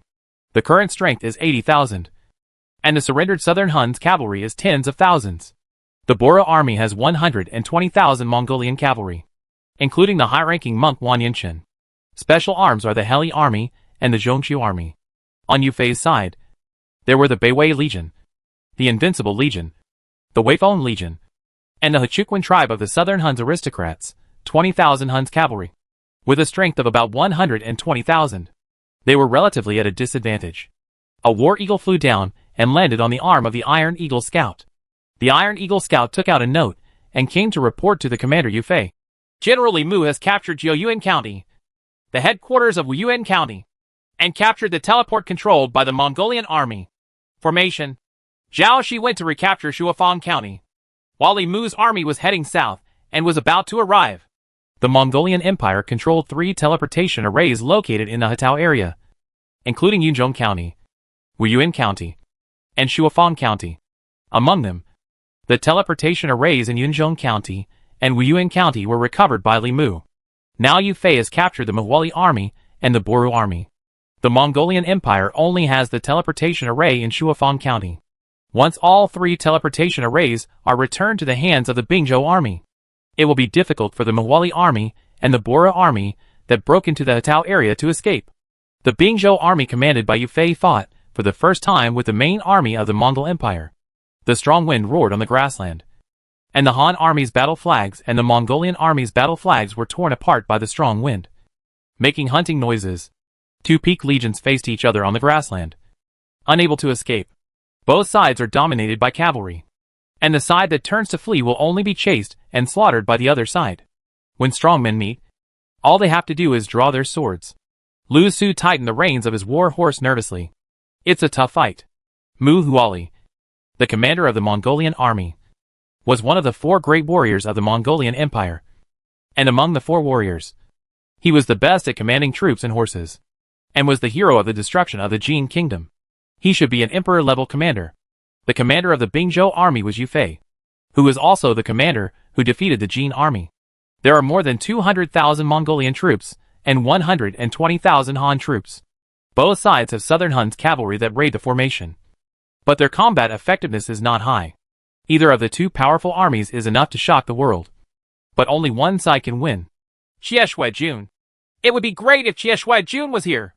Boru, one of the 4 cowardly Shui, became Muali's deputy general in this battle. He and Muali were overtaken by Yufei on the Hatao plain. Now, Temujin had no time to support him, so they could only bite the bullet and attack Yufei. Correction, Jiuyuan County should be Wuyuan County, and Jiuyuan is the administrative center. Correction of the previous article. If there are any errors or typos, please feel free to correct them privately. Chapter 553 Yufei Muali. The cavalryman of Beiwei army clenched the long sword in his hand. The blade was cold. The strong wind was howling, and the red tassels on the ironclad horses were flying. The 2 cavalry faced each other. The total number of cavalry on both sides reached an astonishing 300,000. The Tanma Red Cavalry, Mongolian Cavalry, Helihi Army, and Zhongxia Army on the opposite side were in neat formations. They were not ordinary weak tribal cavalry, but regular cavalry regiments. Hu Chuquan, a nobleman of the southern Huns, saw the Yufei plan to attack the Muali army and the Bora army with more than 200,000 troops, with 120,000 troops. He couldn't help being frightened, swallowed his saliva, and suggested to Yufei, "It is better to retreat temporarily and wait for a while. The infantry army or the Limu army will arrive, and then we will have a decisive battle." Yufei did not agree with Hu Chuquan's suggestion. When 2 armies meet, the brave one wins. The Mongolian army is also waiting for reinforcements. We wait and delay, and the night will be long and dreamy. Yufei has no experience fighting Temujin. Yufei has not yet reached his peak state. He has no way of knowing how terrifying the Muali army and the Bora army are with the aura bonus of Temujin's entire army. Therefore, in Yufei's opinion, it is better to defeat Muali and Boru before Temujin can support them. Although Hu Chuquan was afraid, the southern Xiongnu surrendered to the Han Empire. As a vassal of the Han Empire, they could only follow Yufei's Bingzhou army to attack the Mongolian army. On the vast prairie, 300,000 cavalry faced each other, and all the armies were ready.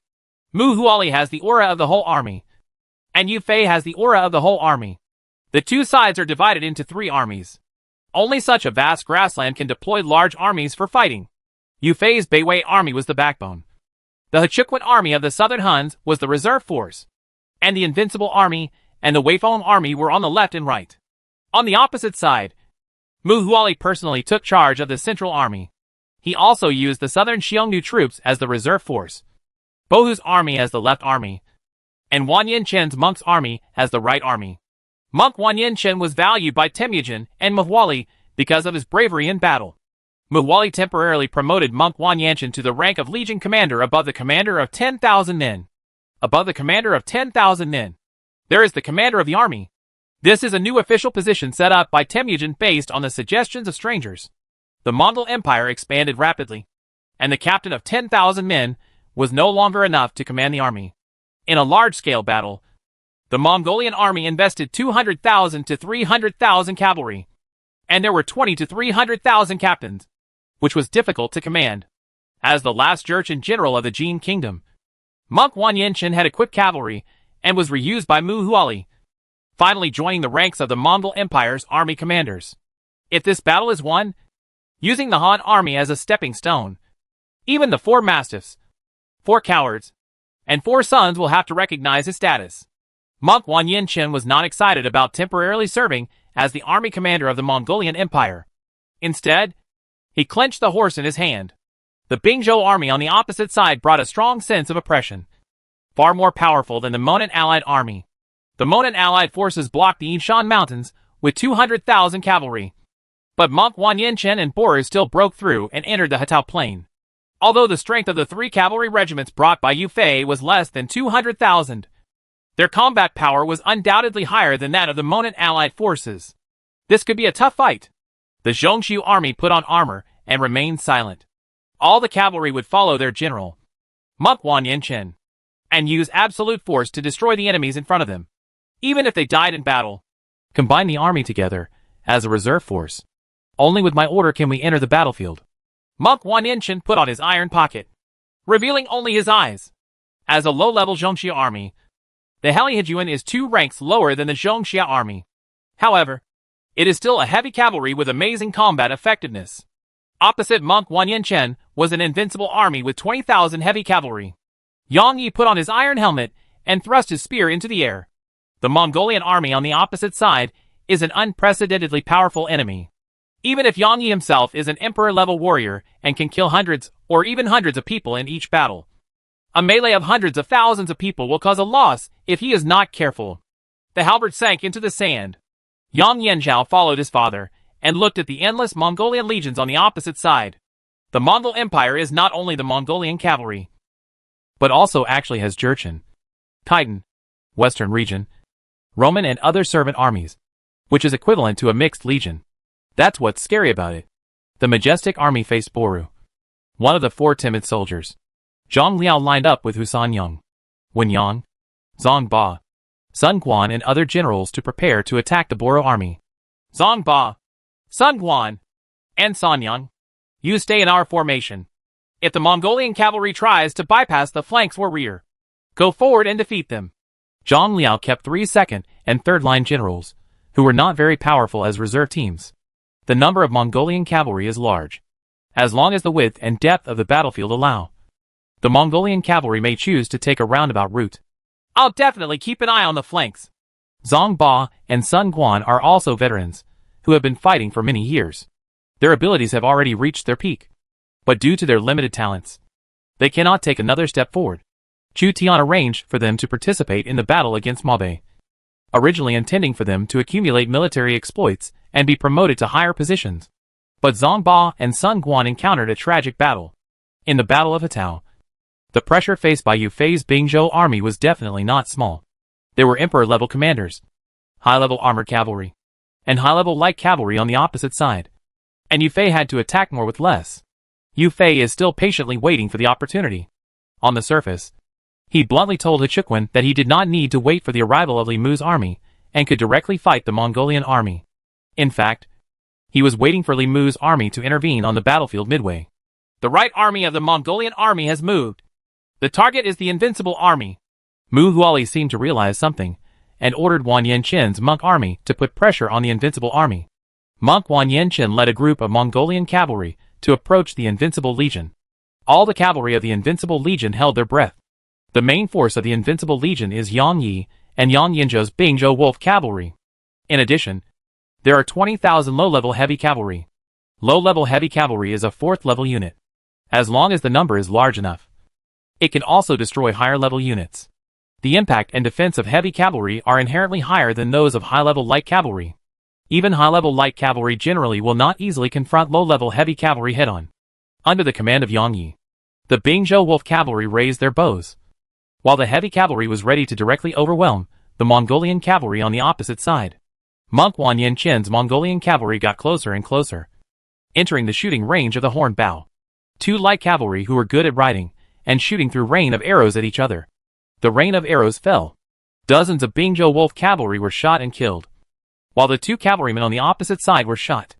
Hundreds of Mongolian light cavalry fell off their horses. Yang Yi shot away a stray arrow. If it's just a temptation like this, it won't be able to defeat our invincible army. The Mongolian cavalry did not attack the invincible legion head-on. They just passed by the invincible legion. Sand and dust flew up and rain of arrows were thrown, intending to use the rain of arrows to consume the Bingzhou Wolf cavalry of the invincible legion. However, the invincible legion remained unmoved. Both sides are elite troops, and their military formations are not destroyed by the opponent's arrows so easily. Monk Wang Yanqin stood in front of the Zhongxia army, his eyes fixed on the general flag of the invincible army. The armies of both sides are still in the testing stage and have not launched an attack with full force. If the Zhongxia army is dispatched, it can often determine the outcome. Where is the Zhongxia army? Can Iron Eagle Scout find out? Yu Fei knew that among the Mongolian legions entering the Hatao plain, there was a loyal and filial army, and every cavalryman was willing to fight to the death. Facing this kind of armored cavalry with the ambition to fight to the death, a heavy price needs to be paid. The War Eagle cannot distinguish between the various legions and can only roughly estimate the number of people. Iron Eagle Scout shook his head. The number of cavalry on the opposite side was as many as 200,000. The real number of Zhongxia army was only more than 1,000. They were hidden among the Mongolian cavalry, and their specific location could not be distinguished.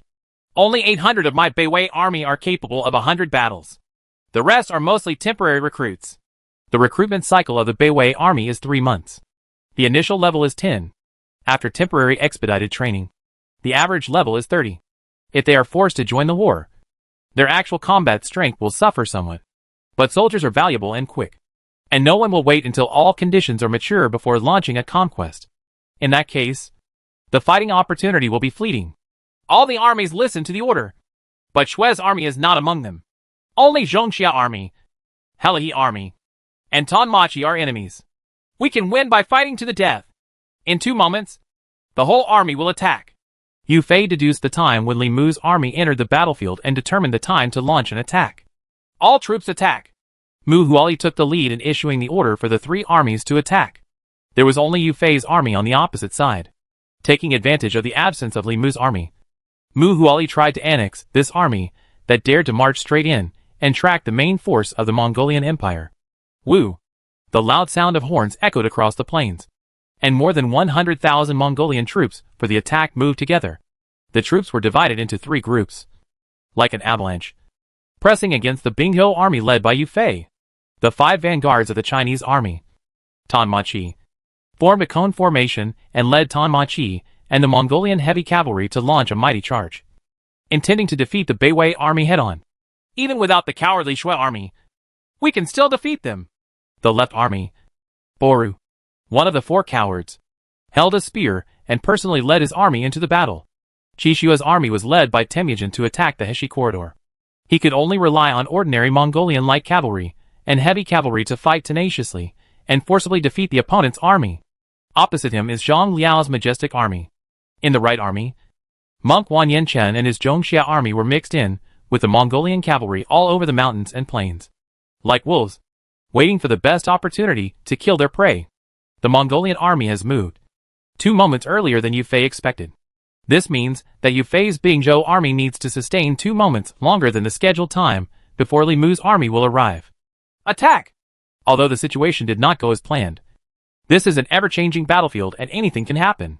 In addition to the reserve team, the Beiwei Legion, the Invincible Legion, and the Weiwei Legion set off one after another to attack their respective enemies.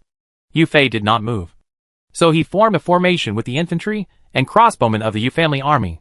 The 2 fierce generals Zhang Xian and Niu Gao stood in front of the Yu family army, facing the attack of the 5 tiger generals Tanmachi. The 5 tigers of Tanmachi will take the lead in Char, Baoyuo, Xian Tai Tai, Buli Haidur, and Kwokubua. They can already see the Yuejia army waiting in full formation. Chapter 554. The Yu family army's loyal and filial army. Groups of Mongolian cavalry raised their bows, and fierce arrows covered the Yuejia army. The heavy cavalry in the front row thrust out their spears, then retreated to the side, taking turns to attack the Yuejia army, trying to shake the Yuejia army's formation. However, it is easy to shake a mountain, but it is difficult to shake the Yu family's army. The Yu family army commanded by Yu Fei has attack power plus 35%, defense power plus 35%, formation maintenance plus 20%, morale before battle plus 20%, all attributes of Song dynasty troops plus 10%, morale before battle plus 15%, morale decline rate 50%. The Yuejia army had high morale and maintained its formation, even if the Mongolian cavalry used a combination of horned bows and spears to attack the Yuejia army's formation. The Yuejia army remained unmoved. Zhang Xian and Niu Gao's Yu family army all accepted the command of Yu Fei during large-scale battles. Therefore, the attributes of the Yu family army's infantry and crossbowmen were at their peak. Bows and crossbows fired in unison, and from time to time a Mongolian heavy cavalry fell off his horse and was killed by sharp crossbow arrows. Tanmachi's vanguard took turns to clash with the Han army 5 times. All 5 generals fought bloody battles. After killing the Yujiajin infantry in the front row, the Yujiajin infantry in the back row made up for it again, and they were still motionless. One of the 5 vanguards, Bo Lu, the son of Muali, was hit by an arrow in his armor. He pierced the shield of an infantryman of the Yu family with a spear, and directly killed the infantry of the Yu family army with a half-meter-long sharp blade. The soldiers of the Yu family army in the rear were not shaken by the death of their companions. Instead, they stepped forward, blocked the spears with their shields, and then stabbed Polo with their spears. Baoyuo killed another infantryman of the Yu family army, and a sergeant took over the position at the rear. The formation was unbreakable. A war horse galloped towards him. Zhang Xian stabbed Bo Luo with a spear. Bo Luo tried his best to avoid it, but the sharp blade almost missed him and almost killed him. Polo looked at Zhang Xian, who was coming to kill him, with beads of sweat on his forehead. Zhang Xian's force is king level, not inferior to any Tanmachi pioneer. Die! Zhang Xian wanted to kill a Tanmachi vanguard in front of thousands of troops and weaken his spirit. Bo Luo only fought Zhang Xian for a few rounds, and his arms were sore. He led his own Tanmachi to leave, and the next group of Tanmachi cavalry had already arrived. Kuokuo Buhua's mace roared, blocking Zhang Xian. The two weapons collided, and Zhang Xian's figure was stunned.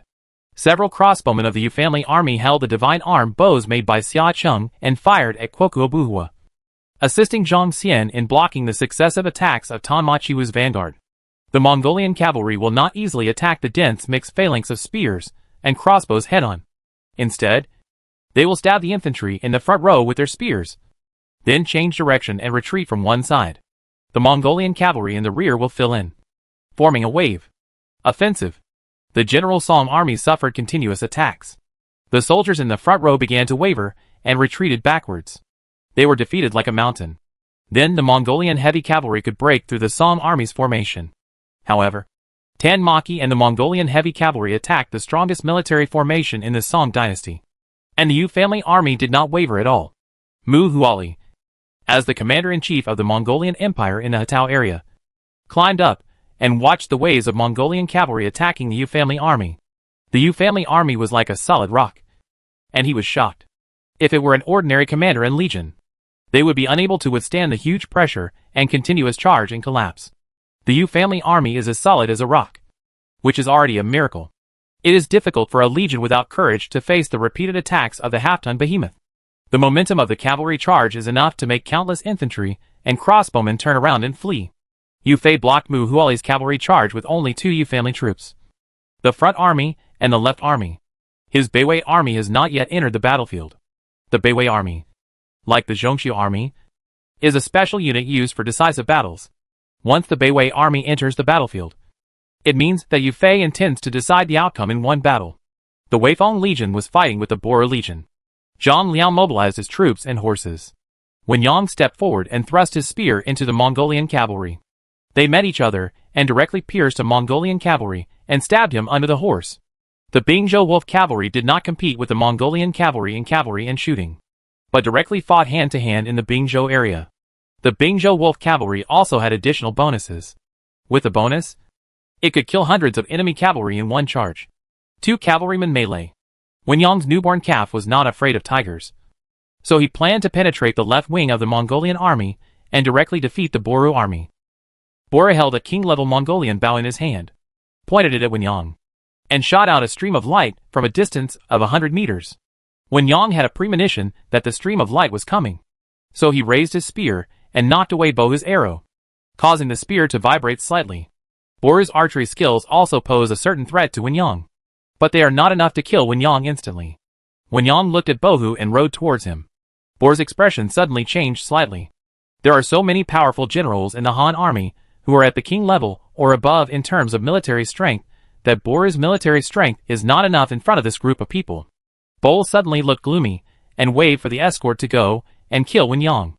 Every general is often surrounded by a team of soldiers with relatively high martial arts skills. Although the soldiers around Bora were not as good as Temujin's Guard Shishu army, they were still elite troops. There were about 100 cavalry and ordinary Mongolian cavalry charging towards Wen Yang, intending to use their numerical advantage to swamp Wen Yang. Wen Yang rode alone into the cavalry, sweeping the spears across the field, and more than a dozen Mongolian cavalry fell from their horses, facing more than a dozen thrusting spears. Wen Yang used his spear to knock them away. The cavalry's hands were paralyzed, and they almost lost their spears. Bo suddenly saw this, and mobilized more cavalry to besiege Wen Yang. "You're Wanhu cavalry! Attack its flank in a roundabout way!" Bora mobilized a force of 10,000 captains to attack the flanks of the Majestic Legion. About 10,000 Mongolian cavalry, under the command of a captain with more than 80 million soldiers, detoured around the flanks and took advantage of the vast battlefield in an attempt to sneak attack the flanks of the mighty legion and defeat it. The Mongolian cavalry indeed made a detour. "We went to fight. You stay behind?" 2 madmen, Zhang Ba and Sun Guan, discovered the Mongolian cavalry's intentions. So they followed Zhang Liao's order and went to intercept it. They left the only female member Hu Sanyang. Sun Quan was the vanguard of Zhang Ba's army. With 1 man and 1 gun, he led the low-level cavalry to attack the Mongolian captain 10,000s and stabbed an enemy cavalry head-on to death. Then, tens of thousands of Mongolian cavalry attacked and overwhelmed Sun Quan. Zhang Ba saw that Sun Quan was swallowed up by the Mongolian cavalry. So he led his troops to rescue him and joined forces with Sun Quan inside and outside. Compared with the central army holding firm and the left army fighting hand-to-hand, the right army's battle situation is more iron-blooded. This is a duel between heavy cavalry. The Invincible Legion has 20,000 low-level heavy cavalry, and Monk Wan Yanqin on the opposite side has high-level heavy cavalry Zhongxia army and Heli Hejuan. Yang Yi ordered Bingzhou Wolf cavalry to use bows and crossbows to support the heavy cavalry. Among the Muali army, the 2 most troublesome legions are Tanmachi, who has a war eagle, and the Zhongshu army, who has the ambition to fight to the death. Among them, Tanmachi has been used to contain the Chinese army, so it is very likely that the Zhongxia army will be deployed on the flank. Muali realized that Yu Fei's Chinese army was not easy to mess with, so he planned to personally contain Yu Fei, and then use a loyal and filial army to destroy the Han army's flanks, causing the Han army to completely collapse. Tell the coach that it is possible. Yang Yi immediately sent someone to inform Yu Fei of this possible situation. After ordering the cavalry to leave, Yang Yi tightened his grip on his spear and prepared to attack Zhongxia's army. Even if 20,000 heavy cavalry are killed, we must completely annihilate the Zhongxia army. Yang Yi, as always, was prepared to fight to the death, facing high-level armored heavy cavalry. The Bingzhou Wolf cavalry's defense seemed a bit weak. Like the frontal Mongolian cavalry tactics, the Invincible Legion withstood wave after wave of Mongolian cavalry attacks. The sand and dust were billowing, and there was a tendency to waver. Behind the dense Mongolian cavalry, the Zhongxia army was ready to attack, using the cover of the Mongolian cavalry to gradually approach Yang Ye's cavalry. After another wave of Mongolian cavalry attacked, the heavy cavalry with ferocious equipment finally appeared. This heavy cavalry is equipped with the same armor as the Iron Buddha. It is equipped with 2 layers of iron armor like an iron tower. The heavy carbine is pointed straight ahead. The atmosphere of the battlefield gradually becomes heavy and depressing. The protagonist of the entire battlefield became the Zhongxia army. The large war horses covered in thick armor began to trot, and the Zhongxia army cavalry fixed on the saddles launched an iron-blooded assault with the determination to die. Everyone's hearts trembled with the trampling of horse hooves. Together with the Yu family army, the Zhongxiu army was established when the dynasty was destroyed. It was used to turn the tide. One dealt with the Jin kingdom, and the other dealt with the Mongol Empire. Every soldier was willing to fight to the death. The loyal and filial army selects one from 1,000 miles. In the entire Jin kingdom, more than 7,000 Heli troops were selected, and more than 1,000 loyal and filial troops were selected from the Heli troops. The Zhongxia army also inherited the equipment of the Tiafu-2, and had the will to fight to the death that the Tiafu-2 did not have. Therefore, it had stronger combat capabilities than the Tiafu-2. When the Zhongxia army appeared, the Invincible Legion faced unprecedented pressure. 20,000 low-level heavy cavalry were organized by Yang Yi, who personally led the team, and handed over the Bingzhou Wolf cavalry, which belonged to the light cavalry, to his son Yang Yanzhao. In order to consume the Zhongxia army, Yang Yi used 20,000 low-level heavy cavalry as bargaining chips. If a cavalry only has equipment advantages, then it is not something to be afraid of. What is scary is having a strong will to fight. Just like being trapped in a camp or dying. Yu Fei felt the changes on the battlefield. The Li Mu Legion had not yet appeared. Muali couldn't wait to show off his 2 trump cards. Tanmachi has the War Eagle, and he must have discovered the Li Mu Legion that is heading south. Since the Zhongxia army attacks the Invincible Legion, then Lu Su asked. The general plans to use the Beiwei army to save the Invincible army? With Yu Fei in charge, the 24,000 infantrymen and crossbowmen of the Yu family army can already block the repeated attacks of Muali's cavalry. Yu Fei can completely dispatch the Beiwei army to fight with the Zhongxia army and reduce the pressure on the Invincible army. No! Attack the central army from behind and defeat the Wei army.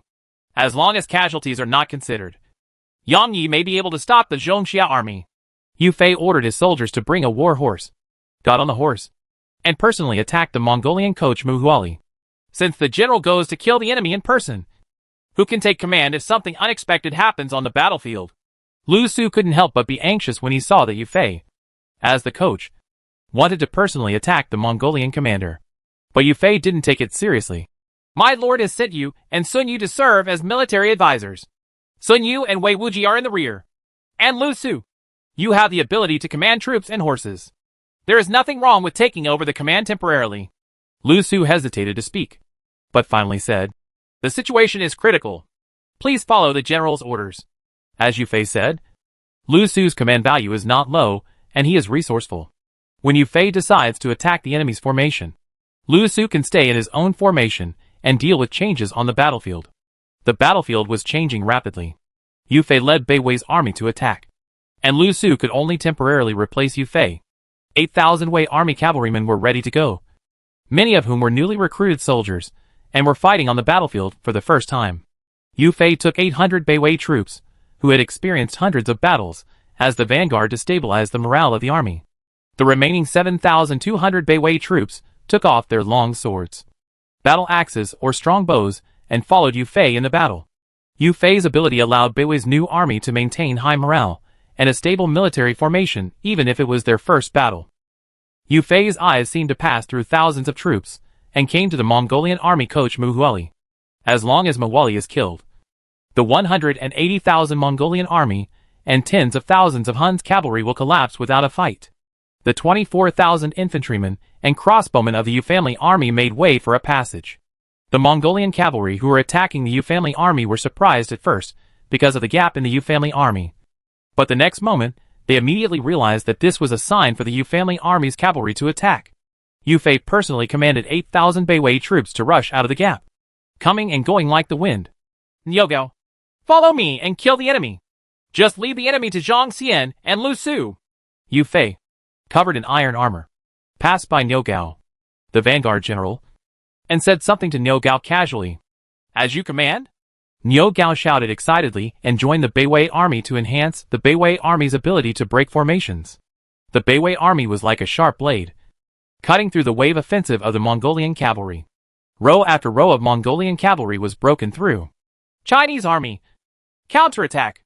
Lu Su made a decisive decision and ordered Zhang Xian to command the Yuezhiao army's front army and left army, follow the Bei Wei army, and launch a counterattack against the Mongolian cavalry that attacked the central army and was still unable to recover. The 20,000 infantrymen and crossbowmen of the Yuezhiao army marched in neat steps and attacked the Mongolian cavalry. The Mongolian cavalry was broken through by Bei Wei's army one after another, and they no longer had much thought to continue attacking the Yuezhians' military formation, because they discovered to their horror that Yu Fei's purpose was to kill the Mongolian coach Muali. Return to the teacher. In order to keep their coach, Tanmachi, the fastest, led the Tanmachi cavalry to return reinforcements with 5 vanguards. As a light cavalryman, Tanmachi, like the Iron Eagle Scout, is good at reconnaissance and maneuvering, and can quickly return reinforcements among the Mongolian army. Yu Fei's Bei Wei army has defeated 6 groups of Mongolian cavalry one after another and headed straight for Muali. Muali saw a well-equipped heavy cavalry destroying Mongolian light cavalry one after another on the high ground, and immediately mobilized the Mongolian heavy cavalry to attack Yu Fei. As for Muali himself, he was ready to leave. Even if the Mongol Empire's 180,000 Mongolian cavalry here were completely wiped out, it would not shake the foundation of the Mongol Empire. On the contrary, if Muali was killed by the formation, the loss to the Mongolian Empire might be more than 180,000 Mongolian cavalry. Muali knows his own value, so he cannot die, even if he retains the halo of the entire army and provides bonuses to Temujin's army. His value is greater than that of an ordinary army. 1,000 troops are easy to get, but a general is hard to find. Use 20,000 heavy cavalry to destroy the Bei Wei army. Chapter 555 Sudden Killing of Muali. 20,000 Mongolian heavy cavalry stirred up sand and dust, pointed their spears forward, and blocked Yu Fei's Bei Wei army head-on. In the Mongolian Empire, the proportion of heavy cavalry was also quite high.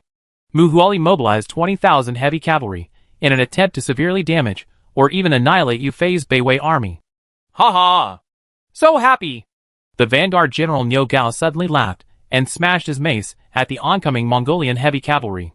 He smashed a heavy cavalryman under the horse with one mace, and the armor broke. The Bei Wei army then attacked. Yu Fei was taciturn and used a spear to attack fiercely. He didn't look as brave as Niu Gao, but his killing efficiency was far higher than Niu Gao's rampage. Yu Fei's attacks were often fatal with one hit, and he valued his physical strength extremely. If Chu Tian was present and could see the panels of each general, he would definitely find that Yu Fei's physical consumption rate was lower than Niu Gao's. Only when he encounters a truly powerful enemy will Yu Fei suddenly break out. The Beiwei army in the front row took off his long sword, raised the sword with his hand, and directly chopped down the ordinary Mongolian heavy cavalry. In one encounter, hundreds of Mongolian heavy cavalry became the dead souls of the Wei army. The Beiwei army was originally set up to deal with the high-level heavy cavalry Taifutu. Facing the ordinary Mongolian heavy cavalry, they had the upper hand. The Beiwei army in the middle used strong bows to snipe the Mongolian cavalry coming from all directions. 8,000 Beiwei troops charged among 20,000 Mongolian heavy cavalry. Along the way, heads fell off. Beiwei army was unstoppable. The gun shadow was Huahua, and a Zhongshu army cavalry died under Yang Ye's gun. Before Zongxiujun died, he tried his best to cut Yang Ye's armor. If this Zhongshu army cavalryman hadn't lost strength due to his death, there might be a chance of injuring Yang Yi. Yang Yi killed more than 10 fanatic Zhongshu army cavalry in a row. Being caught in the Zhongshu army's assault was like falling into a swamp. The cavalry of the Zhongshu army was no less powerful than some low-level heroes. More than 1,000 Zhongshu army launched a desperate charge, attacking Yang Ye's 20,000 Han army heavy cavalry, bypassing Yang Yi, and trying to penetrate Yang Ye's 20,000 heavy cavalry. Ride. Monk Wan Yanchen was as crazy as Yu Fei. His purpose was to directly defeat the right army of the Han army with more than 1,000 Zhongshu troops, and then attack the Yu army from the flank, eventually causing the collapse of the Yu army. When Yang Yi faced the attack of the high-level Zhongshu army, his personal force could not play a decisive role. The low-level heavy cavalry fought with the Zhongshu army and was penetrated by the Zhongshu army's heavy carbine. Even if a few low-level heavy cavalry killed a Zhongshu army cavalry and seriously injured it, the Zhongshu army heavy cavalry would try their best to take away an enemy soldier before dying. The Zhongshu army is a group of brainwashed lunatics who only obey the orders of their leader, Monk Wan Yanchen. This cavalry will not surrender, but will fight to the last moment. How can 20,000 heavy cavalry be overwhelmed by more than 1,000 cavalry? Yang Yi relied on his personal force to kill more Zhongshu army cavalry to relieve the pressure on ordinary heavy cavalry. The 20,000 heavy cavalry of the Han army were divided into several batches by Yang Yi, and they attacked the Zhongshu army one by one to avoid being defeated by the Zhongshu army at once. The Zhongshu army, like the Beiwei army, quickly broke through the heavy cavalry of the Han army. The Mongolian cavalry in the rear used arrow rain to cover it, causing casualties to the invincible army. Some cavalrymen of the Zhongshu army also fell, but the main force is still breaking through. They faithfully fulfilled Monk Wan Yanchen's orders, and broke through all the way until they penetrated the invincible army. Wolf cavalry officers, follow me to kill the enemy! Yang Yanzhao's eyes turned red when he saw that his father's 20,000 heavy cavalry had been penetrated by more than 1,000 Zhongshu troops, with casualties regardless of the cost. He led 8,000 Bingzhou wolf cavalry, and replaced the hammers, or long axes to intercept the Zhongshu troops. The Zhongshu army cannot be allowed to completely defeat the Invincible Legion. The Invincible Legion is the right army of the Han army on the main battlefield. If the right army is penetrated by the Zhongshu army and the Mongolian cavalry, then the flanks of the Yuejiao army will be exposed to the iron hoof of the Zhongshu army. The Bingzhou wolf cavalry replaced blunt weapons, and used them to kill the iron tower like Zhongshu army. This group of Bingzhou wolf riders have a strong will to fight. They wield blunt weapons, and use their flesh and blood to intercept the Zhongshu army.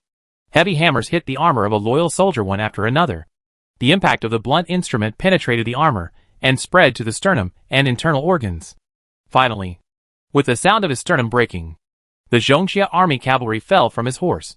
The long axe also has a certain ability to break armor, and it also has the impact of a blunt weapon to kill Zhongshu army. In order to deal with the Zhongshu army, Yu Fei's Bingzhou army still made some preparations. Even the Bingzhou wolf cavalry, a high-level light cavalry, also carried a heavy weapon. Monk Wan Yanchen did not follow the Zhongshu army to charge. He saw that although the Zhongshu army penetrated the Han army's 20,000 heavy cavalry and opened a gap for the Mongolian cavalry, the Zhongshu army also paid an extremely heavy price. Maybe after this battle, the Zhongshu army will suffer more than half of its casualties, and it may even be wiped out. However, the Zhongshu army has a special mechanism. It can select qualified personnel from the heli army to supplement it. There is no need to recruit new soldiers. And the reduction in combat power is not that severe. Join our forces. Charge with me. And deliver the final blow to the enemy. Monk Wanyan-Chin is waiting for the opportunity to fight. The Zhongxia army has mobilized the Bingzhou Wolf cavalry. Next, as long as he leads the heli army and launches an offensive, he will destroy the invincible legion of the Han army in one fell swoop and crush the invincible legion under the iron hoof. 7,000 miles of combined troops were arranged in a charging formation, just waiting for Monk Wanyan-Chin's order. The invincible army would collapse. Monk Wanyan-Chin is undoubtedly a fierce man. A few hundred cavalry can defeat thousands of Mongolian cavalry. With a 100% system bonus, he even almost killed Temujin with the loyal and filial army, making Temujin suffer in the epic battle. At this time, Monk Wanyan-Chin became the enemy of the Han army and turned into a sharp blade, indestructible wherever it went. Among the Bingzhou army, only Yu Fei's Beiwei army, or Wei Wuji and Pang Wan's Weiwu soldiers, had the ability to challenge Monk Wanyan-Chin head-on. Yang Ye's Bingzhou Wolf cavalry were light cavalry. They faced Monk Wanyan-Chin's armored cavalry head-on, but they ultimately had the upper hand. However, what Yu Fei and Chu Tian imagined was different. The Beiwei army did not deal with Monk Wanyan-Chin's Zhongxia army and Helihe army, but directly attacked the Mongolian coach. Chinese army asks for help. Just when Monk Wanyan-Chin was about to destroy the invincible army with all his strength, the Chinese army of the Mongolian Empire was defeated. The Beiwei army counterattacked the Mongolian cavalry. The Zhongxia army broke through the Han army's heavy cavalry, and the Beiwei army also broke through the Mongolian heavy cavalry. The breakthrough of Beiwei's army was even more fatal. If the Zhongxia army and the Heli army successfully attack, they will kill at most 1 or 2 Han army commanders. If Yu Fei's Beiwei army successfully attacks, they will kill the Mongolian commander, leaving the Mongolian army leaderless. Tan Machi had returned to support, and the Mongolian army was in chaos. Zhang Xian and Lu Su commanded the infantry and crossbowmen of the Yu army to advance and defeated the backbone of the Mongolian army. The most important central army was shaken and hurriedly ordered the left and right-wing armies to retreat. Seeing the victory of the Chinese army, the left and right armies of the Han army were greatly boosted in morale. Yang Yi took the opportunity to gather the heavy cavalry of the Han army that had been scattered by the Zhongxia army and re-enter the battle with Monk Wanyan-Chin's army. Yu Fei was one step ahead of Monk Chin, seizing the opportunity and taking the initiative in every aspect. The fighter plane is fleeting. What a pity! Monk Wanyan-Chin gritted his teeth, knowing that he was one step away from completely destroying the invincible army, and then swept the Han army to victory in this battle. Yu Fei. Monk Wanyan-Chin wrote down the name of the Han army commander. One day, he will confront this Han army commander head-on as a loyal and filial army. Tan Ma-Chi was entangled with the Beiwei army, and Monk Wanyan-Chin had to give up the battle with the invincible army. Recall the Zhongxia army and the Heli army, join forces, and then retreat while fighting. Yang Yi fought bloody battles and killed more than 20 Zhongxia army cavalry and dozens of Mongolian cavalry. He found that his physical strength was declining rapidly. Killing high-level cavalry is obviously more laborious. As expected of the loyal and filial army, it would be great if he could be used by us. Yang Yi looked at Zhang Xiujun as his opponent with admiration. The Zhongxia army is composed of loyal and righteous men. During the melee, there are only those killed in battle and no prisoners. If the Zhongxia army is recruited, the Zhongxia army, like the Xuanjia army, will become a sharp blade. The Chinese army was defeated. Muali, what are you doing? Goro was commanding the Mongolian cavalry in a battle with Zhang Liao and Wen Yang, using his superior strength to consume the physical strength of the 2 Han generals. However, he found that Muali, who was more capable than him, was defeated by the Beiwei army and the Yuejia army, and he couldn't help but be shaken. Goro believed that his ability was not as good as Muali's, and Muali was defeated. If he had commanded the Mongolian cavalry, the end might be even worse than Muali's. Retreat! Goro was unwilling to give in. The strength of his side was twice that of the Weifeng Legion. The Weifeng Legion special unit only had 8,000 Bingzhou Wolf cavalry. Many of them were newly recruited cavalry. Their combat power was weak. They only relied on Wen Yang. Zhang Liao's force and characteristics are supporting him. Once Muali's Chinese army was defeated, the offensive of the Boru army would be of little significance. 10,000 Mongolian cavalry deterred and fought with Zhang Ba and Sun Guan. Zhang Ba and Sun Guan fought against Mongolia for the first time. The situation was unfavorable. Hu Sanyang led 2,000 cavalry to attack the Mongolian cavalry from the rear, which alleviated the crisis. The Mongolian cavalry heard the horn sound of retreat, so they fought and retreated. Zhang Ba, Sun Guan, and Hu Sanyang took the opportunity to pursue them. Although the Mongolian cavalry of the left and right armies retreated undefeated, the central army was suddenly attacked by Yufei. The Mongolian cavalry was defeated one after another. Many of the Tanma Red cavalry fell to the swords and battle axes of Beiwei army. Bei Weijun has strong hand-to-hand combat ability. Once Bei Weijun is attacked in close combat, he will most likely be mercilessly killed by Bei Weijun. Seeing the defeat, the Mongolian army commander Muali organized the Mongolian army to retreat. Under the protection of a group of Tanma Red cavalry, he left the high ground and withdrew with the army. Yufei, Niu Gao and Beiwei's army chased Muali among the rebels. Hundreds of cavalrymen fell under Yufei's guns. Horses trampled the bodies, and spears thrust out, killing another cavalryman. Where is Muali? There is the flag of the Mongolian coach there. Niu Gao saw the flag of the Mongolian army commander, so he waved his maces and killed in the direction of Muali. Although Yufei was hesitant, he still led Beiwei's army and went to kill Muali with Niu Gao. Muali is one of the top commanders of the Mongol Empire. If Muali can be killed, then the northern expedition to Mabei will reduce one powerful enemy. The purpose of sweeping Hatao and Monan was to eliminate the threats from the rear, so as to go straight to Huanglong and sweep across Mabei. The desolate and remote Mabei was the place for the final decisive battle with the Mongol Empire. Niu Gao killed dozens of people in the Mongolian army without fear, because behind him were the General Yufei and Beiwei's army. Once he fell into a tight siege, Yufei would come to his rescue. This was his unconditional trust in Yufei. Muali, let me. Niu Gao, take your head. Niu Gao can already see Mongolia coach Muali under his banner. If Muali is killed, he might be able to become a marquis in terms of military exploits in the future. Muali, standing under the commander's flag, leapt on his horse with a gun, followed by hundreds of horses and horses. Thieves! Die! Muali took the initiative to kill Niu Gao. If you don't run away at this time and dare to attack, you are obviously seeking death. Niu Gao saw Muali coming to attack, so he swung his mace and hit Muali. Muali's strength seemed to be inferior to Niu Gao's, and he blocked Niu Gao's mace forcefully. His body was shaken, and his blood was boiling. Coach Mongolia, your force is really not high. Let me, Niu Gao, kill you. Niu Gao was overjoyed. Muali was not as powerful as him, so Muali's head was his. The only commanders of the Mongolian Empire were Subutai and Muali. There were so many powerful generals under Chu Tian's command that it was impossible to tell them apart. If he takes off Muali's head, he can blow it for the rest of his life. Die to me!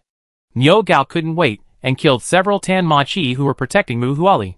In his opinion, Tan Ma Chi's existence prevented him from taking Muali's head, which made him a little irritated. At this time, Beiwei's army came and destroyed Tan Ma Chi, who was protecting Muali. There were only 100 Tan Ma Chi around Muali, who were quickly overwhelmed by the Beiwei army. A few Beiwei army cavalry even helped Niu Gao attack Muali. You guys, get out of the way, and I will take his head myself. Niu Gao did not want other cavalrymen to intervene, so he attacked Muali alone. Muali fought with Niu Gao one after another, and his physical strength was gradually exhausted. At the end of the fight, his orifices were bleeding. Boom! The iron mace hit Muali's chest, and the breast shield was dented. Muali vomited blood, and his consciousness was blurred. My father will avenge me. Revenge? Why are you talking nonsense when you are about to die? Niu Gao struck him again and killed him. Muali fell from his horse, and he who was already dead could not die again. Immediately, Niu Gao reacted and fell into confusion. Is there still me above Muali? Yufei dismounted and looked at Muali's appearance. This person is not Muali. According to his age and appearance, he may be Bo Luo, the eldest son of Muali. This person is also one of the 5 pioneers of Tan Ma Chi. When Niu Gao heard this, he couldn't help but feel depressed. He thought that a coach of the Mongol Empire died like this at his hands. It's not bad to kill a Tan Ma Chi vanguard. Yufei looked to the north, where dust was billowing, and a cavalry regiment bearing the banner of the Han Empire arrived. Li Mu arrived at the battlefield as scheduled. However, because the decisive battle between Yu Fei and Muali was moved 2 moments earlier. Yu Fei had already defeated the Mongolian army. Tell Li Mu to pursue the Mongolian army. Yu Fei immediately informed Li Mu's army to pursue the retreating Mongolian army. No. There is a Mongolian cavalry arriving from the west. Yu Fei issued a pursuit order. And soon Scout Iron Eagle provided important information.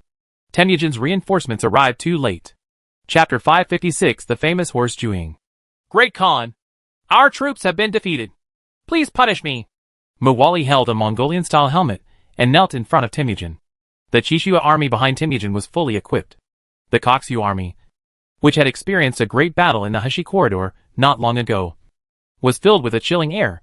However, Temujin and Shue's army arrived at a slightly slower time, so that they had no time to support Muali, and Muali had already been defeated. This battle is not your fault. Temujin looked at the Han army opposite. Yu Fei's army and Li Mu's army were ready for battle. They faced Temujin and did not take the initiative to attack. Yu Fei was trying to buy time to restore the physical strength of the Legion soldiers.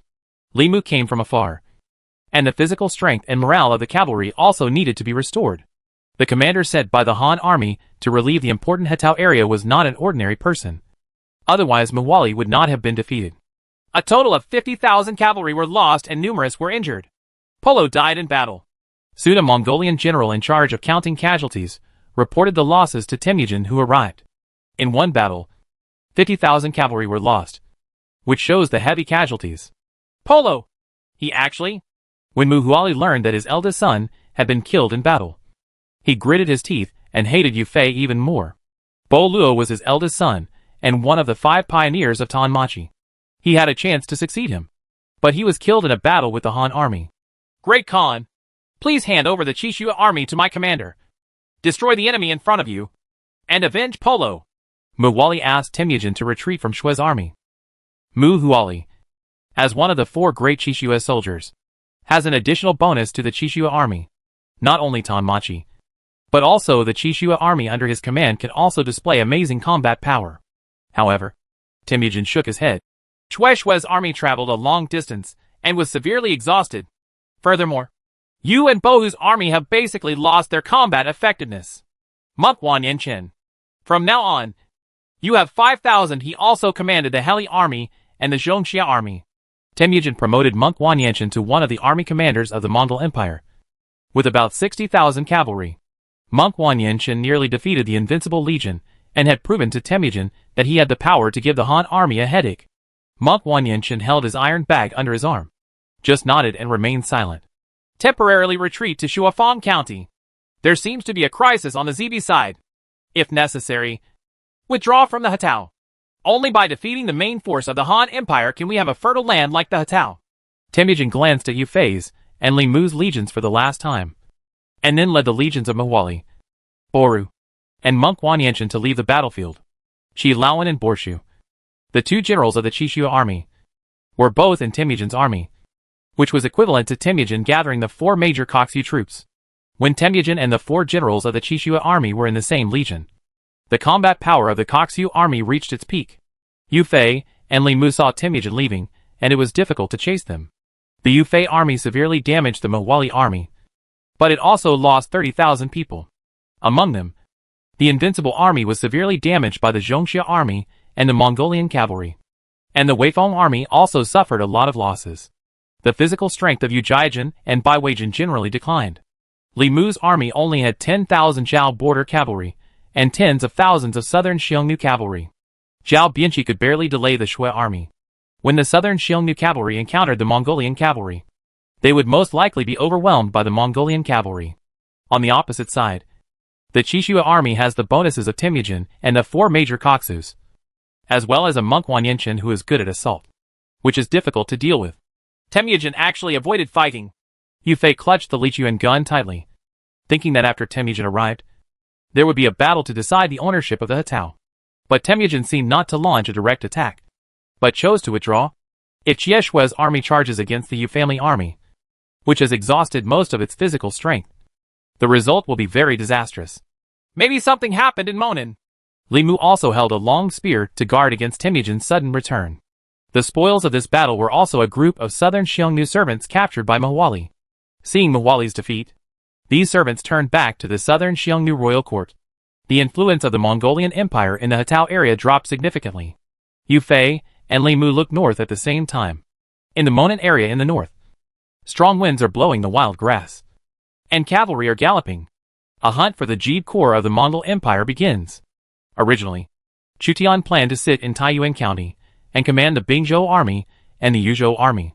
But after he came to Monan, he decided to directly summon some soldiers of the Guards Corps to Monan Dragon City to encircle and suppress the Zibi Corps with the existing forces. Lord Monan assembled 200,000 cavalry, and their combat effectiveness was average. Cao Cao's Yuzhou army left Daijun and entered Monan. On the way, they fought one after another with a legion led by a Mongolian general and quickly advanced towards Monan Dragon City. In order to encircle and suppress the Zibi army, Chu Tian used 150,000 Monan cavalry, 120,000 Yuzhou army cavalry, and some cavalry from the Guards army, totaling about 80,000 troops. Totaling 350,000 troops. Temujin was eager to avoid fighting Yufei and Limu. The main reason was that Xinjiang Zibi was surrounded and suppressed by the Han army.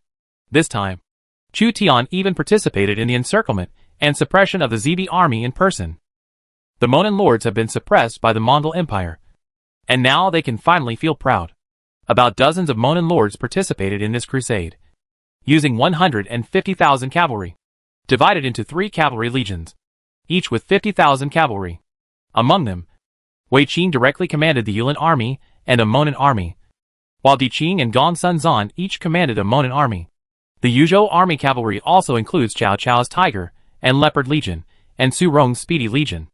My lord, I am requesting to be the vanguard. Li Guang took the initiative to ask for help, hoping to become a marquis in the war against the Mongolian Empire. Chu Tian was a little worried that Li Guang would get lost in Monan. There are strong winds and grass everywhere in different passes here. Every place looks exactly the same. It would be very bad if Li Guang got lost or broke into the Mongolian army. This time, you should follow Wei Qing. Chu Tian left Zhou Yafu's army to guard Monan Dragon City. If the Monan army attacks with all its strength to encircle and suppress the Zibi army, then the Mongolian army is likely to sneak attack Monan Dragon City. Monan Dragon City is an important city built by players in the Eastern Han Dynasty on the Monan, Inner Mongolia, prairie. Once Dragon City is lost, there will be no teleportation array as a springboard to attack Mabe. Monan Longcheng is also a warehouse for storing grain, grass and weapons, which can be used by hundreds of thousands of troops for 2 or 3 months. And supplies are still being transported from within the pass. Chu Tian estimated that it would cost hundreds of millions of taels of silver to defeat the Mongol Empire. The greater the number of troops, the greater the financial burden, especially for expeditions. Li Guang was overjoyed when he heard that he was assigned to the Wei Qing army. He could finally be active on the front line. With Wei Qing's ability, he basically won't get lost. With Li Guang, his force is guaranteed. In addition, Chu Tian arranged for the fierce General Shui Wanche to be sent to the Wei Qing army to once again strengthen the combat effectiveness of the Wei Qing army. Wei Qing's army has 2 fierce generals for assault, and Cao Cao's army also has 2 tiger and leopard cavalry generals, Cao Chun and Cao Xiu. The Guards Corps, a group of cavalry generals, followed Chu Tian into the battle. The most elite cavalry, the Heavy Cavalry Guards Corps, the White Robe Corps, and 2 cavalrymen, the Iron Eagle Scout and the Western Knight, went out alone to fight. As for the Shinji Legion and the Women's Legion, they stayed behind in Monan Dragon City. In the duel on the Monan Prairie, speed is king. Wei Qing leads the Monan army and marches from the left. Cao Cao leads the Yuzhou army and marches from the right. I personally lead the cavalry of the Guards Corps and march forward. Chu Tian had many legions under his command, and they were sent out separately, just to annihilate the Zibi Legion as soon as possible. The Zibi army has 2 million tribesmen and more than 100,000 regular cavalry.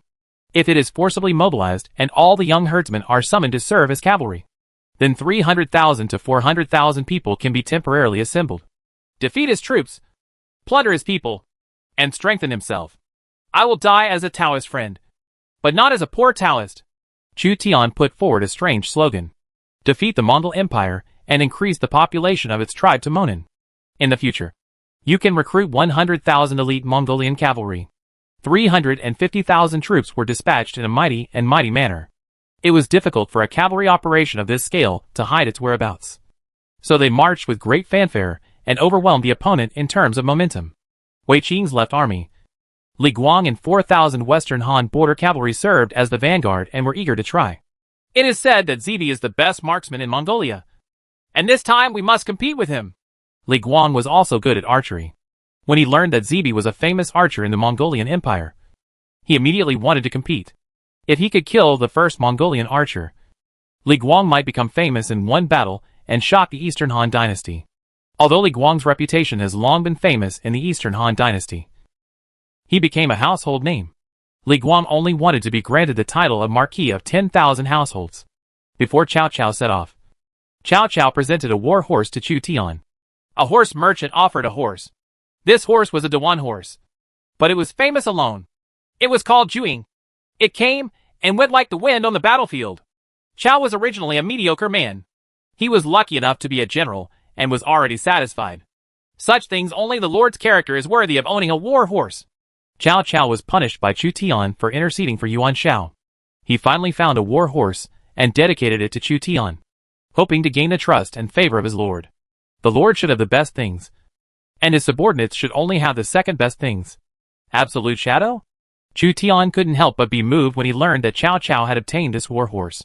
The famous horses of the three kingdoms are Juing, Zhu Wangfeidian, Delu, and Red Rabbit. Among them, Juing and Zhu Wangfeidian are owned by Cao Cao. After Lu Bu's death, the Red Rabbit horse was once owned by Cao Cao, and was later given to Guan Yu. Cao Caoin, the lord, was eliminated by Chu Tian before he could develop. Now, he finally got the famous horse, Juing. Speaking of which, Cao Mingde was really a good subordinate. He not only gave away territory and a group of talents, but also continued to recommend talents and set war horses. In the future, he would also write Mingde's new book for Chu Tian, mentioning Mingde's new book. This is a treasure used to strengthen the legion's combat power. So Chu Tian urged Cao Mingde again. Mingde, how is the progress of the compilation of the military book? Cao Cao frowned and said, The last general has limited experience and compiled a military book. That's all. Write it as soon as possible. I want to see the military book compiled by you in my lifetime. Chu Tian also knew that this kind of treasure that could provide bonuses to the legion was not so easy to create. An imperial weapon can defeat hundreds or thousands of people, but a military book can defeat 10,000 people. Xiang Liang, the uncle of Xiang Yu, the overlord of Chu, taught him how to learn swordsmanship. Xiang Yu believed that swordsmanship can only defeat one person, and learning to swordsmanship can defeat 10,000 people. So Xiang Liang taught Xiang Yu the art of war. Of course, Xiang Yu only learned a general outline and refused to go into details. Fighting depends entirely on talent. Collecting all kinds of military books can be regarded as the legacy Chu Tian left for future generations. An imperial-level military book can improve the abilities of generals. Even if the Han Empire cannot produce so many famous generals in the future, it can still maintain its rule with its military skills. Cao Cao couldn't write it, and Chu Tian didn't force him, but instead focused on Juing. Name, Juing, Emperor level. Load, S, speed, SSS, endurance, S, impact, S. Special effect, when escaping, the short-term speed is plus 15%, and the adverse terrain effect is minus 30%. Description, as long as the speed is fast, the shadow cannot keep up. Hence the name, Juing. As expected of a famous horse, it's fast enough. It was the first time that Chu Tian saw a war horse with an SSS speed rating. Juing also had special effects, which was perfect for saving lives. Chu Tian may also be attacked and chased by the enemy's fierce generals. With Juyingma, it is equivalent to an invisible extra life. Juing also has a short story. In the Battle of Wancheng, Cao Cao insulted Zhang Xiu. Zhang Xiu attacked Cao Cao. Den Wei was killed. Juing was hit by 3 arrows. He was still able to gallop with great speed and helped Cao Cao escape, but was shot in the eye, and then fell. Shishuoxinyu has another saying that after Juing's death, Cao Cao's eldest son Cao Ong gave his mount to Cao Cao. Cao Cao saved his life, but Cao Ong himself died an unexpected death. This is a war horse known for its speed.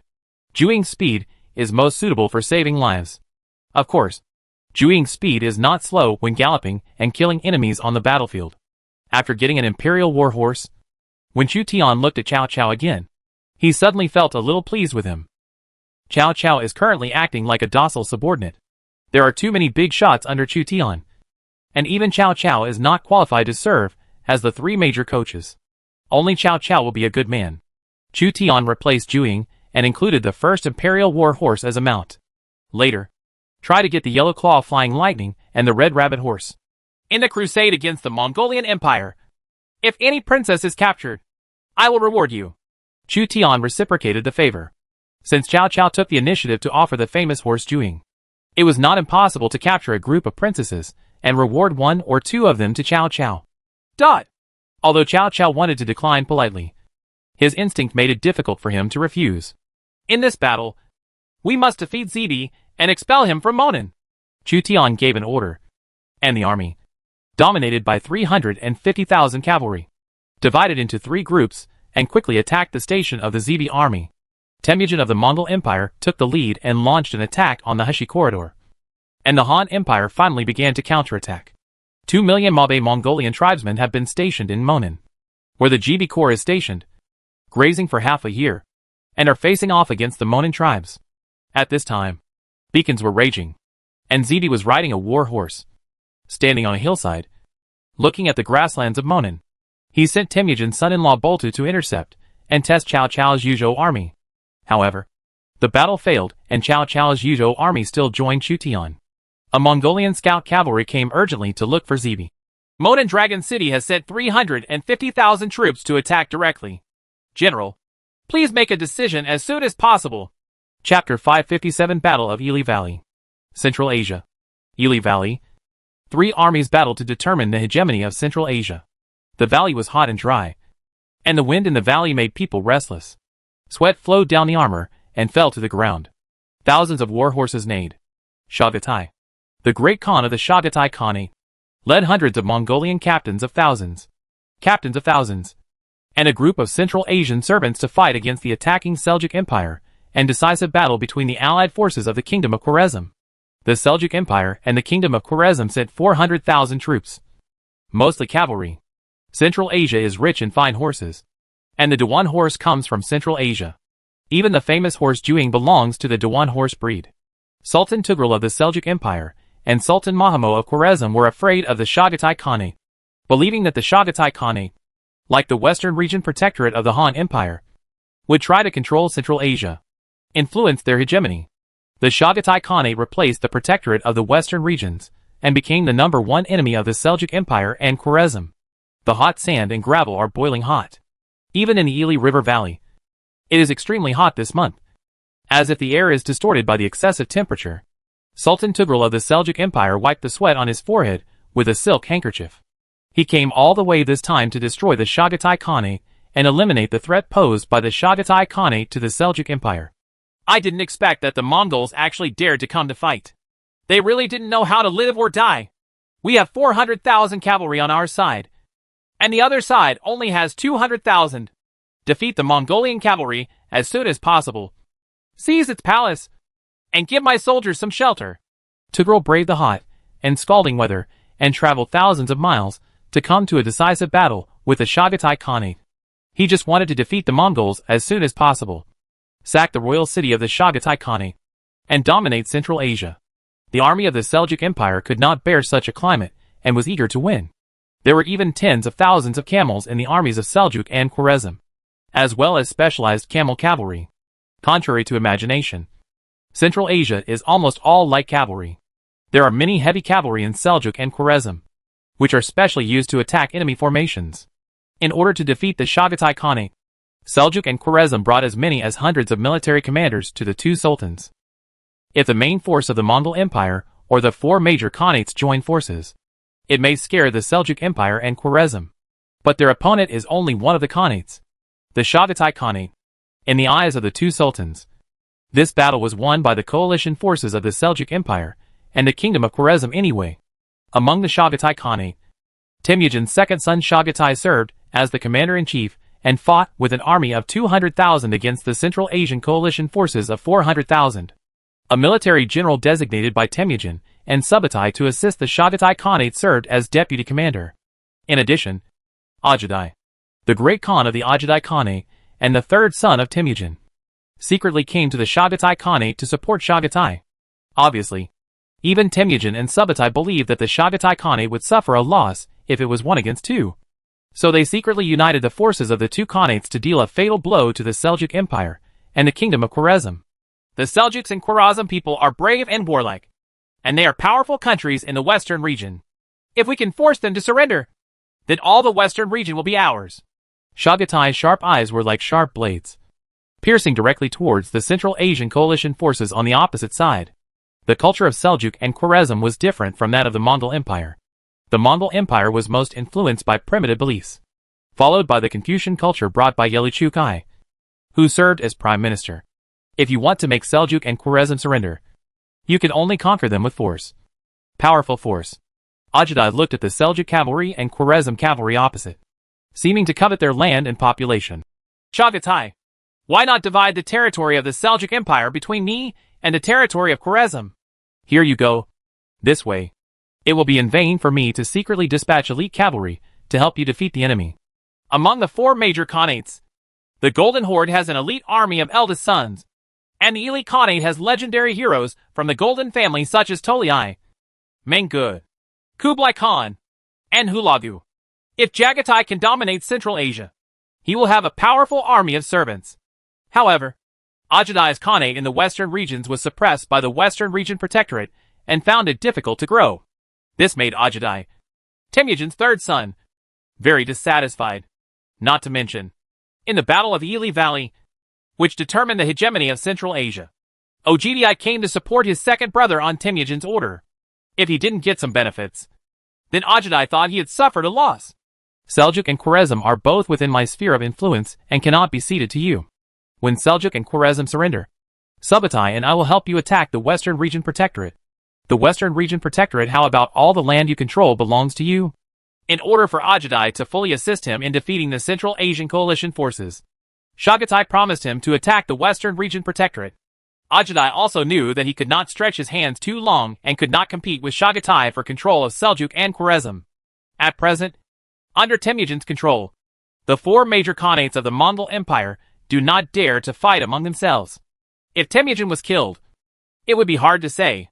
Temujin's 4 sons were all fighting overtly and covertly for the division of territory.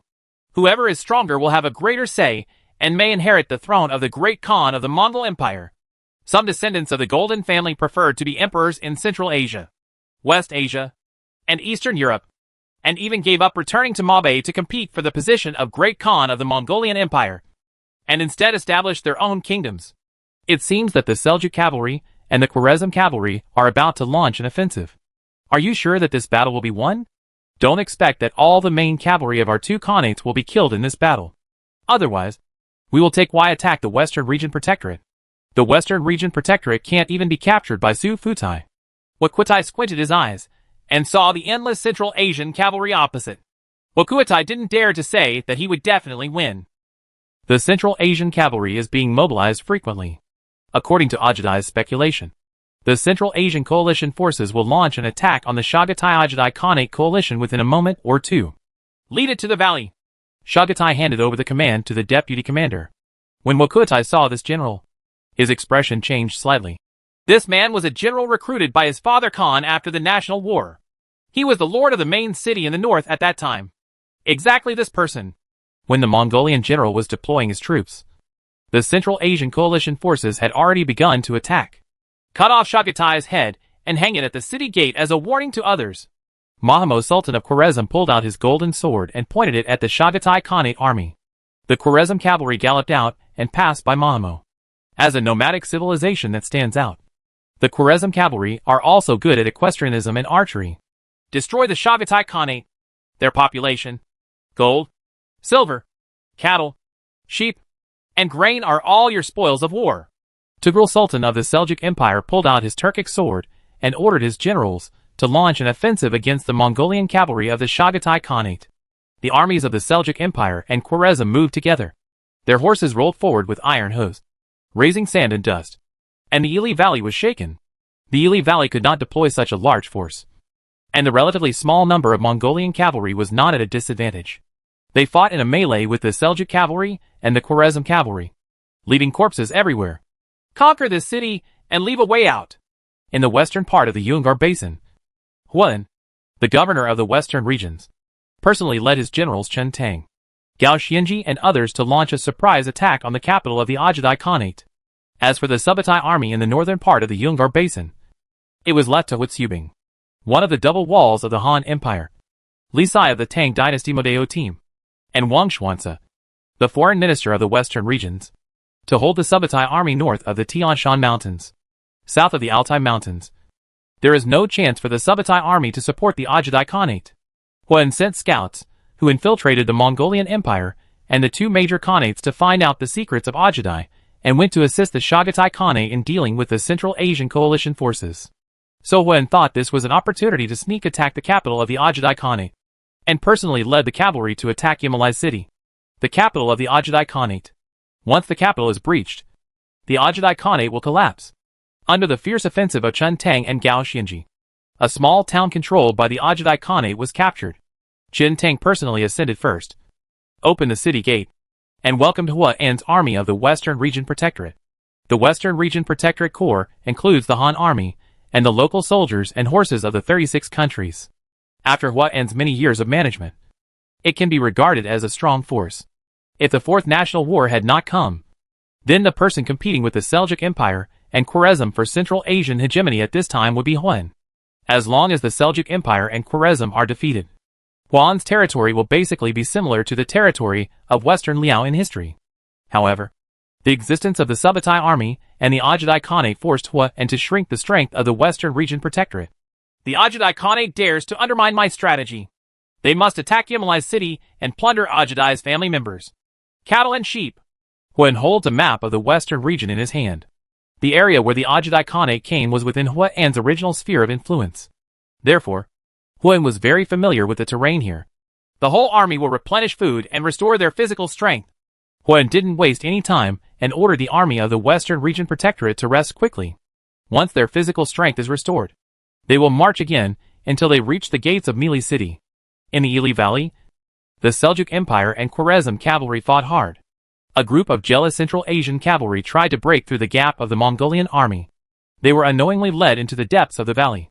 The ambushed Mongolian cavalry and Khitan cavalry rushed out and attacked from a flank. The Central Asian cavalry caused a complete defeat for the Central Asian cavalry. The shouts of killing echoed in the river valley. The ground in the Ili Valley was shaken. The Seljuks and Khwarezm people were still resisting tenaciously. But the situation was over. The Mongolian cavalry and the Khitan cavalry, who suddenly came out, charged rampantly. Thousands of Seljuk cavalry and Khwarezm cavalry died in the battle, and their blood stained the river valley red. No retreat. Those who retreat, along with their families, will all be executed. The Seljuk Sultan personally stepped forward to supervise the battle, but he was still unable to contain the defeated army. The allied forces of the Chagatai Khanate and the Ajadai Khanate counterattacked across the board. The Seljuk and Khwarezm cavalry suffered numerous casualties. Their flags fell to the ground, and corpses, war horses, armor, and bucklers were everywhere. The Central Asian allied forces were completely defeated. In the battle in the Ili Valley, 150,000 cavalrymen were killed, and the remaining more than 200,000 troops were completely routed. There were many bones along the way. The Khitan military general, who commanded the Chagatai Khanate Ajadai Khanate coalition forces instead of Chagatai, came to see Chagatai carrying the Sultan of Khwarezm. The Sultan of Khwarezm was extremely frightened when he saw the important figures of the two Khanates. He has traversed half of Central Asia and has never suffered such a failure. Of the 400,000 strong army, 150,000 were killed in the Ili Valley. Chagatai's cowhide military boots stepped on Mahamo's face, and he did not regard Mahamo as a human being at all. Khwarezmo dares to take the initiative to provoke our Mongolian Empire, and your end will be dire. Sultan Mahamo of Khwarezm had a distorted face. Khwarezm will not surrender to you. This is your choice, not the choice of the nobles of Khwarezm. You can die. Chagatai beheaded Mahamo with one blow and wiped his blood-stained sword. Yeludashi, you lead the vanguard and go to conquer the Seljuks and Khwarezm people. The Khitan general goes down. At this time, a Mongolian general came to Wakuatai and whispered in his ear. Wakuatai's expression changed. Chagatai saw that his brother was pale and asked, "What happened? One of the Western Region Protectorate is attacking my Khanate." Yeludashi, the last famous general of the Liao kingdom, was also the founder of Western Liao and the short-lived overlord of Central Asia. Chapter 558 Li Guang's Arrow. Mongolian Xinjiang Zibi is in a very bad situation now. The Mongolian Empire was unstoppable in other battlefields. However, facing the first princes of the Eastern Han dynasty, it suffered defeats in the Hetao and Monan battlefields. Chu Zimu, the largest prince in the Han Empire, united with the Monan lords and sent 350,000 troops to hunt the Zibi army. The Zibi army temporarily mobilized 200,000 to 300,000 herdsmen. As a result, the soldiers and horses of each group were defeated one after another. The Han army's 3 groups of soldiers and horses advanced side by side with great momentum. Retreat to Mabe! Zibi could not bear the pressure brought by Chu Tian and ordered his troops to retreat to Mabe. The offensive of the Han army was not ordinary. The number of war horses and pack horses alone was as high as 1 million. Fortunately, the grassland area of the Lord's world is larger. Otherwise, millions of horses would be like a plague of locusts, and no grass would grow wherever they went. The Mongol Empire's sphere of influence in the Han Empire's frontier shrank rapidly. Don't try to run away. Chu Tian personally commanded the Central Army and discovered Zibi's intentions. Zibi was not a reckless man. Faced with the massive attack by the Han Empire, and after the defeat of all his generals, he realized that he was no match for Chu Tian. Zibi judged that the fight could not go on and was organizing a retreat. The order goes down. All cavalry, speed up the march. At the same time, the Iron Eagle scouts will strengthen their reconnaissance to prevent them from falling into Jeeb's ambush plan. Chu Tian knew that Zibi was good at luring enemies, and having Iron Eagle scouts for reconnaissance would greatly reduce the probability of being ambushed. A group of Han cavalry acted as the vanguard and advanced quickly. Flying General Li Guang came to Monan and led his cavalry to attack the retreating Zibi. In order to protect the tribe's herdsmen, Zibi withdrew to Mabe and personally led the cavalry to cut off the rear. Iron Eagle Scout and Tan Ma Chi's War Eagle were soaring in the sky. Both sides used War Eagles for reconnaissance and had almost the same field of vision. When the flying General Li Guang discovered Zibi's regiment fleeing north, Zibi also discovered this lightly advancing Han cavalry.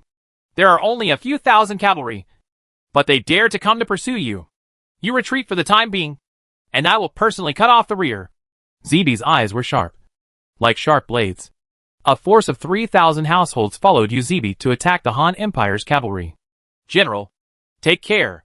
The other captains of 10,000 and 10,000 men bid farewell to Zhe. The Han Empire's counterattack in the Hetao and Monan areas was fierce. The original layout of the Mongol Empire was completely destroyed, and all the pastures in the Hetao and Monan areas were recaptured. The Jeeb Corps had to retreat. Zibi held a hornbow in his hand and looked at the tribesmen heading north. Lord, the weak eat the strong. Attack the Han army. Zibi galloped down the hillside with his horse. 3 cavalrymen of 10,000 households followed Zibi closely. They were very fast and drove south to stop Li Guang. Population is an extremely important resource for the Mongol Empire and cannot be lost. General, Mongolian cavalry found.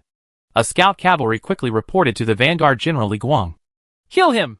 Li Guang was so high-spirited that he finally caught up with the Zibi army on the prairie. The number of Mongolian cavalry is huge. I'm afraid just with our strength. What's there to be afraid of? Li Guang led the Western Han cavalry to speed up, eager to attack the Zibi army.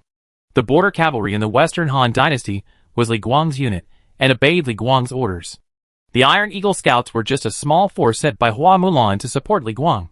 They could not stop Li Guang, so they had to pass the news to the Iron Eagle scouts of the other cavalry units, requesting their respective cavalry troops to reinforce Li Guang. Li Guang took off a hornbow and galloped his horse, faster than the cavalry he commanded, like a gust of wind passing through the grass. In front, a group of Mongolian cavalry appeared, forming a black battle line. The Mongolian cavalry each held a Mongolian bow, or held a spear and saber for hand-to-hand combat. Whether or not to become a marquis depends on this battle.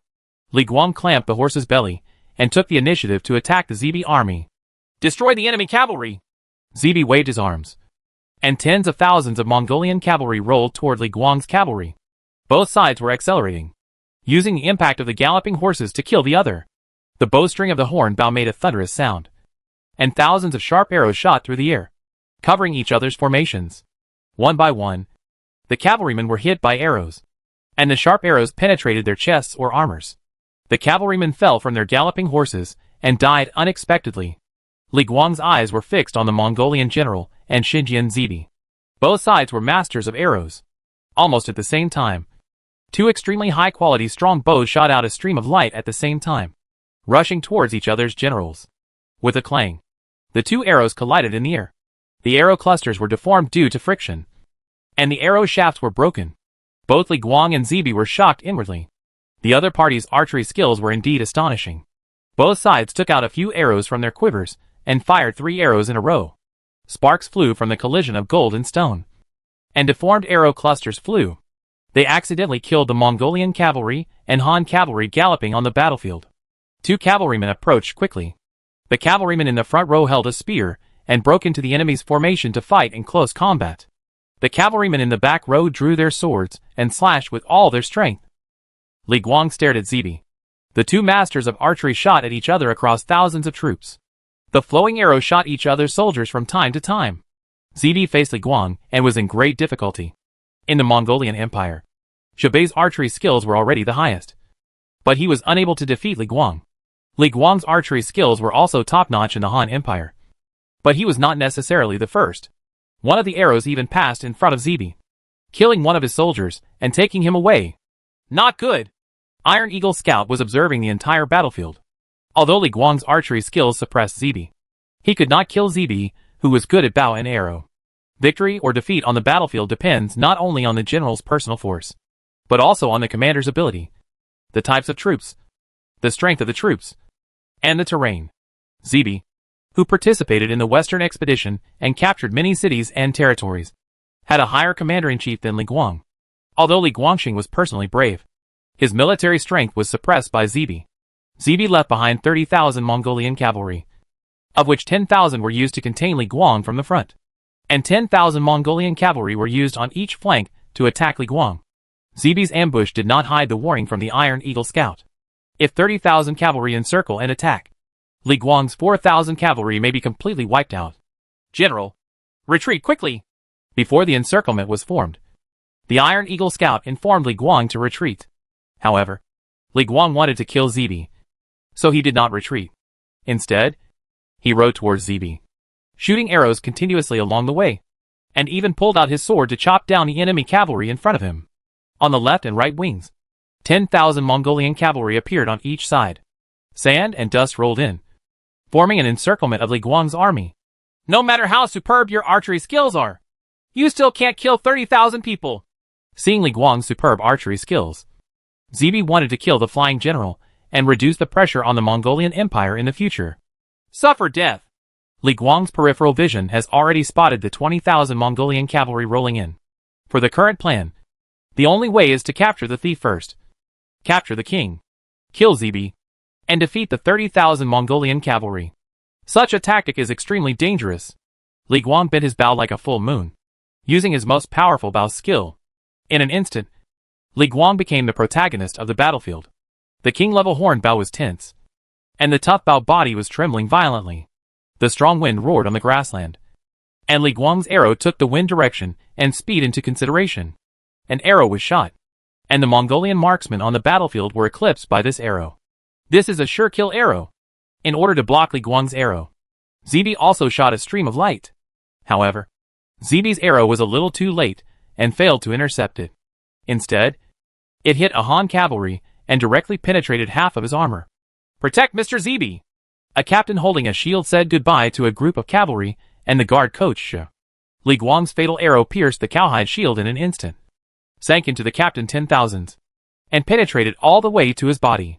The captain of 10,000 men, who had more than 80 strength points and was equipped with a shield and armor, was mercilessly shot in front of Li Guang's full arrow.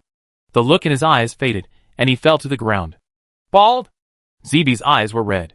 This captain of 10,000 men was Temujin's son-in-law and a nobleman of the Mongolian Empire. He was shot dead by Li Guang with an arrow. Zibi couldn't explain it to Temujin. Kill him! Zibi commanded 30,000 Mongolian cavalry and launched a crazy revenge against Li Guang, a captain of 10,000. Especially this captain was Temujin's son-in-law, was killed by Li Guang, which completely angered Zibi. Mongolian cavalry came from all directions, spears piercing the armor of Li Guang's cavalry, and thousands of arrows fired. Li Guang's cavalry fought with all their strength, and people kept falling. If Li Guang's arrow had hit Zibi just now, maybe the battle would have ended. Li Guang took out another arrow from the quiver, and found that there were only 2 arrows left in the quiver. The Han cavalry was in a bitter battle, and there were fewer and fewer cavalry around Li Guang. With only 3,000 and 2,000 cavalry left, he did not yet know that he had shot a high-ranking captain of 10,000 men. If Temujin knew that his son-in-law was killed in battle, he would be furious. It is conceivable that the Great Khan's furious Mongolian cavalry frantically attacked Li Guang's cavalry, intending to kill Li Guang and apologize to the Great Khan. Otherwise, it is difficult to imagine what kind of punishment Temujin would receive. Li Guang's cavalry was an elite unit, and killed thousands of enemy cavalry. He also suffered heavy casualties. With only a few thousand left, the reinforcements of the Han army are approaching. Please, Master Zibi, retreat quickly. When Zibi was struggling to command the cavalry to kill Li Guang, Tenmaki used War Eagles to obtain traces of Han reinforcements and reminded Zibi in time. Reinforcements from the Han army? Zibi looked to the south. According to Tenmachi's intelligence, a cavalry was approaching at an extremely fast speed. Li Guang's cavalry was temporarily transferred to Wei Qing's regiment by Chu Tian, and Wei Qing's cavalry was faster, galloping across the prairie, and came to support Li Guang immediately. 20,000 Yulin cavalry galloped, forming a black wave on the prairie, and quickly swept towards the Zibi army. Wei Qing's deputy General Gong Sun Ao and fierce General Shui Wanche, holding a ring-headed sword and a horse spear respectively, took the lead. Once intercepted by 20,000 Yulin cavalry, Zibi could not escape. Evacuate this place. In the future, I swear to take revenge. Although Zibi wanted to kill Li Guang and avenge Bitu, Wei Qing's cavalry was approaching. If he did not retreat, the entire army would be annihilated by 30,000 Mongolian cavalry. Under Ji's order, the Mongolian cavalry retreated quickly, not caring about avenging Bitu. Li Guang had already consumed dozens of arrows, and all the arrows in his quiver were empty. He simply pulled out his sword and fought bloody battles with his cavalry. Li Guang, who had been staying at the rear for a long time, was holding a suffocation in his chest. Finally, Li Guang alone shot a captain of 10,000, a captain of thousands, several centurions, and hundreds of ordinary cavalry, which made Mongolia the empire is terrified. After this battle, all major Mongolian armies were afraid of Li Guang, also known as the Flying General. Don't even think about escaping. The fierce General Shui Wanche had not fought on the front line for a long time. Now he had the opportunity to make military exploits. So he stood upright, attacked the Mongolian cavalry, and went on a rampage. Shui Wanche's war horse is a Dine horse with extremely fast speed. It stands out from the Yulin cavalry and rushes into the Mongolian cavalry who are behind. The sharp horse rushes left and right, and kills him with one charge. Dozens of enemy cavalry. Wei Qing arrived shortly afterwards, providing 20,000 Yulin cavalry, and even bonuses for Li Guang's cavalry to intercept and kill the Zibi army. Even if you can't kill Zibi, you must injure him as hard as possible. The Muali army has already suffered heavy losses. If Zibi is hit hard again, the pressure from the Mongolian Empire on the Han Empire's frontiers will be greatly reduced. When Wei Qing arrived, Zibi knew that he could not stop the joint attack by Wei Qing, Li Guang, Shui Wanche and other generals. So he fled in embarrassment. Wei Qing's Yulin army pursued them all the way. In the Monan Prairie, Temujin led the Muali army, the Bora army, and the Wanyanshan monk army to leave Hatao, go north to Monan to support the Jibi army, and then return to Mabe. However, Temujin was one step slower. The person in charge of Tanmachi was Muali, one of the 4 cowards. Muali looked serious when he learned that the Jibi army was defeated and tens of thousands of cavalry were lost. About 200,000 people were overtaken by Wei Qing and captured. Chu Zimu, the first prince of the Han Empire, was so aggressive that he divided his troops into 2 groups and even defeated Hatao and Monan at the same time. Great Khan, I think there is no need for us to go to support Zibi. Zibi has already retreated to Mabe. Muali reported this unfavorable battle report to the Great Khan Temujin. Temujin's face was as dark as water, attacking the Hashi corridor and almost destroying the last 2 famous generals of the Han Empire. Temujin made the Han Empire tremble. However, this time, the legions supporting Hatao and Monan were at a disadvantage and were passive everywhere. This was a defeat that Temujin could not bear. The territory of the Mongol Empire shrank to Mabe. Compared with before the expansion, it only occupied 1 Dunhuang county.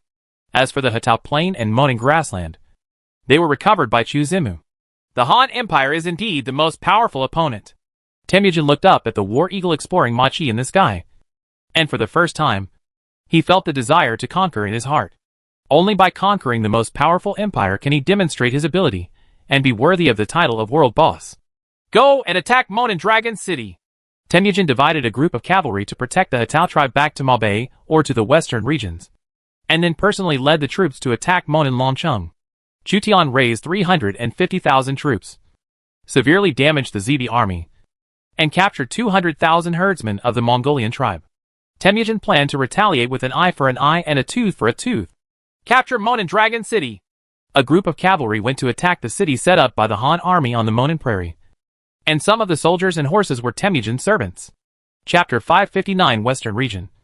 Western Region. In Monin Dragon City, Xiao Liang, Li Xiaoning and others are inspecting the city defense. Almost all the Han cavalry were transferred by Chu Tian to attack the Zhibei army, leaving only the infantry and crossbowmen to defend Monin Dragon City. Among them, the medium and long-range units such as the Shinji Battalion equipped with rare firearms, and the Jianyan crossbowmen equipped with the God Arm, Bao are all in Monin Dragon City. Monin Dragon City has become a dangerous place. If Temujin knew that Monin Dragon City was the real Dragon's Pond and Tiger's Den, then he might not dare to come and attack Monin Dragon City. With the Lord's ability and military strength, it should be no problem to push Zibi's army evenly. Not to mention Sun Bin's bonus. If nothing unexpected happens, Zibi may take the tribe's population and retreat to Mabe to avoid the Lord's edge. Xiao Liang chatted with Li Xiaoning, and his words were full of ease. The main force of 350,000 troops was divided into 3 groups to attack Zibi. Each group of Han troops had strong soldiers and horses, and they were like destroying the dead. According to the assumption, Zibi will escape without a fight. Suddenly, the sound of warning horns echoed in Monin Dragon City, and the sentinels in the watchtower discovered the sky full of dust. Mongolian cavalry! How did they get here? Didn't the general send troops to attack Zibi? Could it be that this cavalry slipped through the net? No. This cavalry is extremely numerous. The Monin lords, who stayed behind at Monin Dragon City, were frightened. Among them, Lu Hu, who had a scar on his face, gritted his teeth and looked angrily at the Mongolian cavalry appearing on the horizon. This Mongolian cavalry numbered at least 100,000. What's even more terrifying is that Temujin's monarch characteristics can make the defenders of Monin Dragon City fearful. If Chu Tian was here, he could counter Temujin's monarchical characteristics and eliminate the negative effects of the monarchical characteristics, Genghis Khan, on the Han army. However, Chu Tian went to attack Zibi, and in this city, only Xiao Liang was left, who had half of the monarch's characteristic. Shouch was SS level characteristic. Female leading the court. Shouch was SS level trait can slightly reduce the pressure brought by Temujin, but it still cannot offset the negative impact of the SSS level trait, Genghis Khan. After all, the SSS level characteristic, Genghis Khan, is on the same level as Tian Khan and Han Wu. Moreover, Tian Khan is not Li Shimon's core characteristic. Han Wu is a comprehensive characteristic. This leads to the Genghis Khan characteristic born for war and destruction. Its military effect is higher than that of Tian Khan and Tian Khan.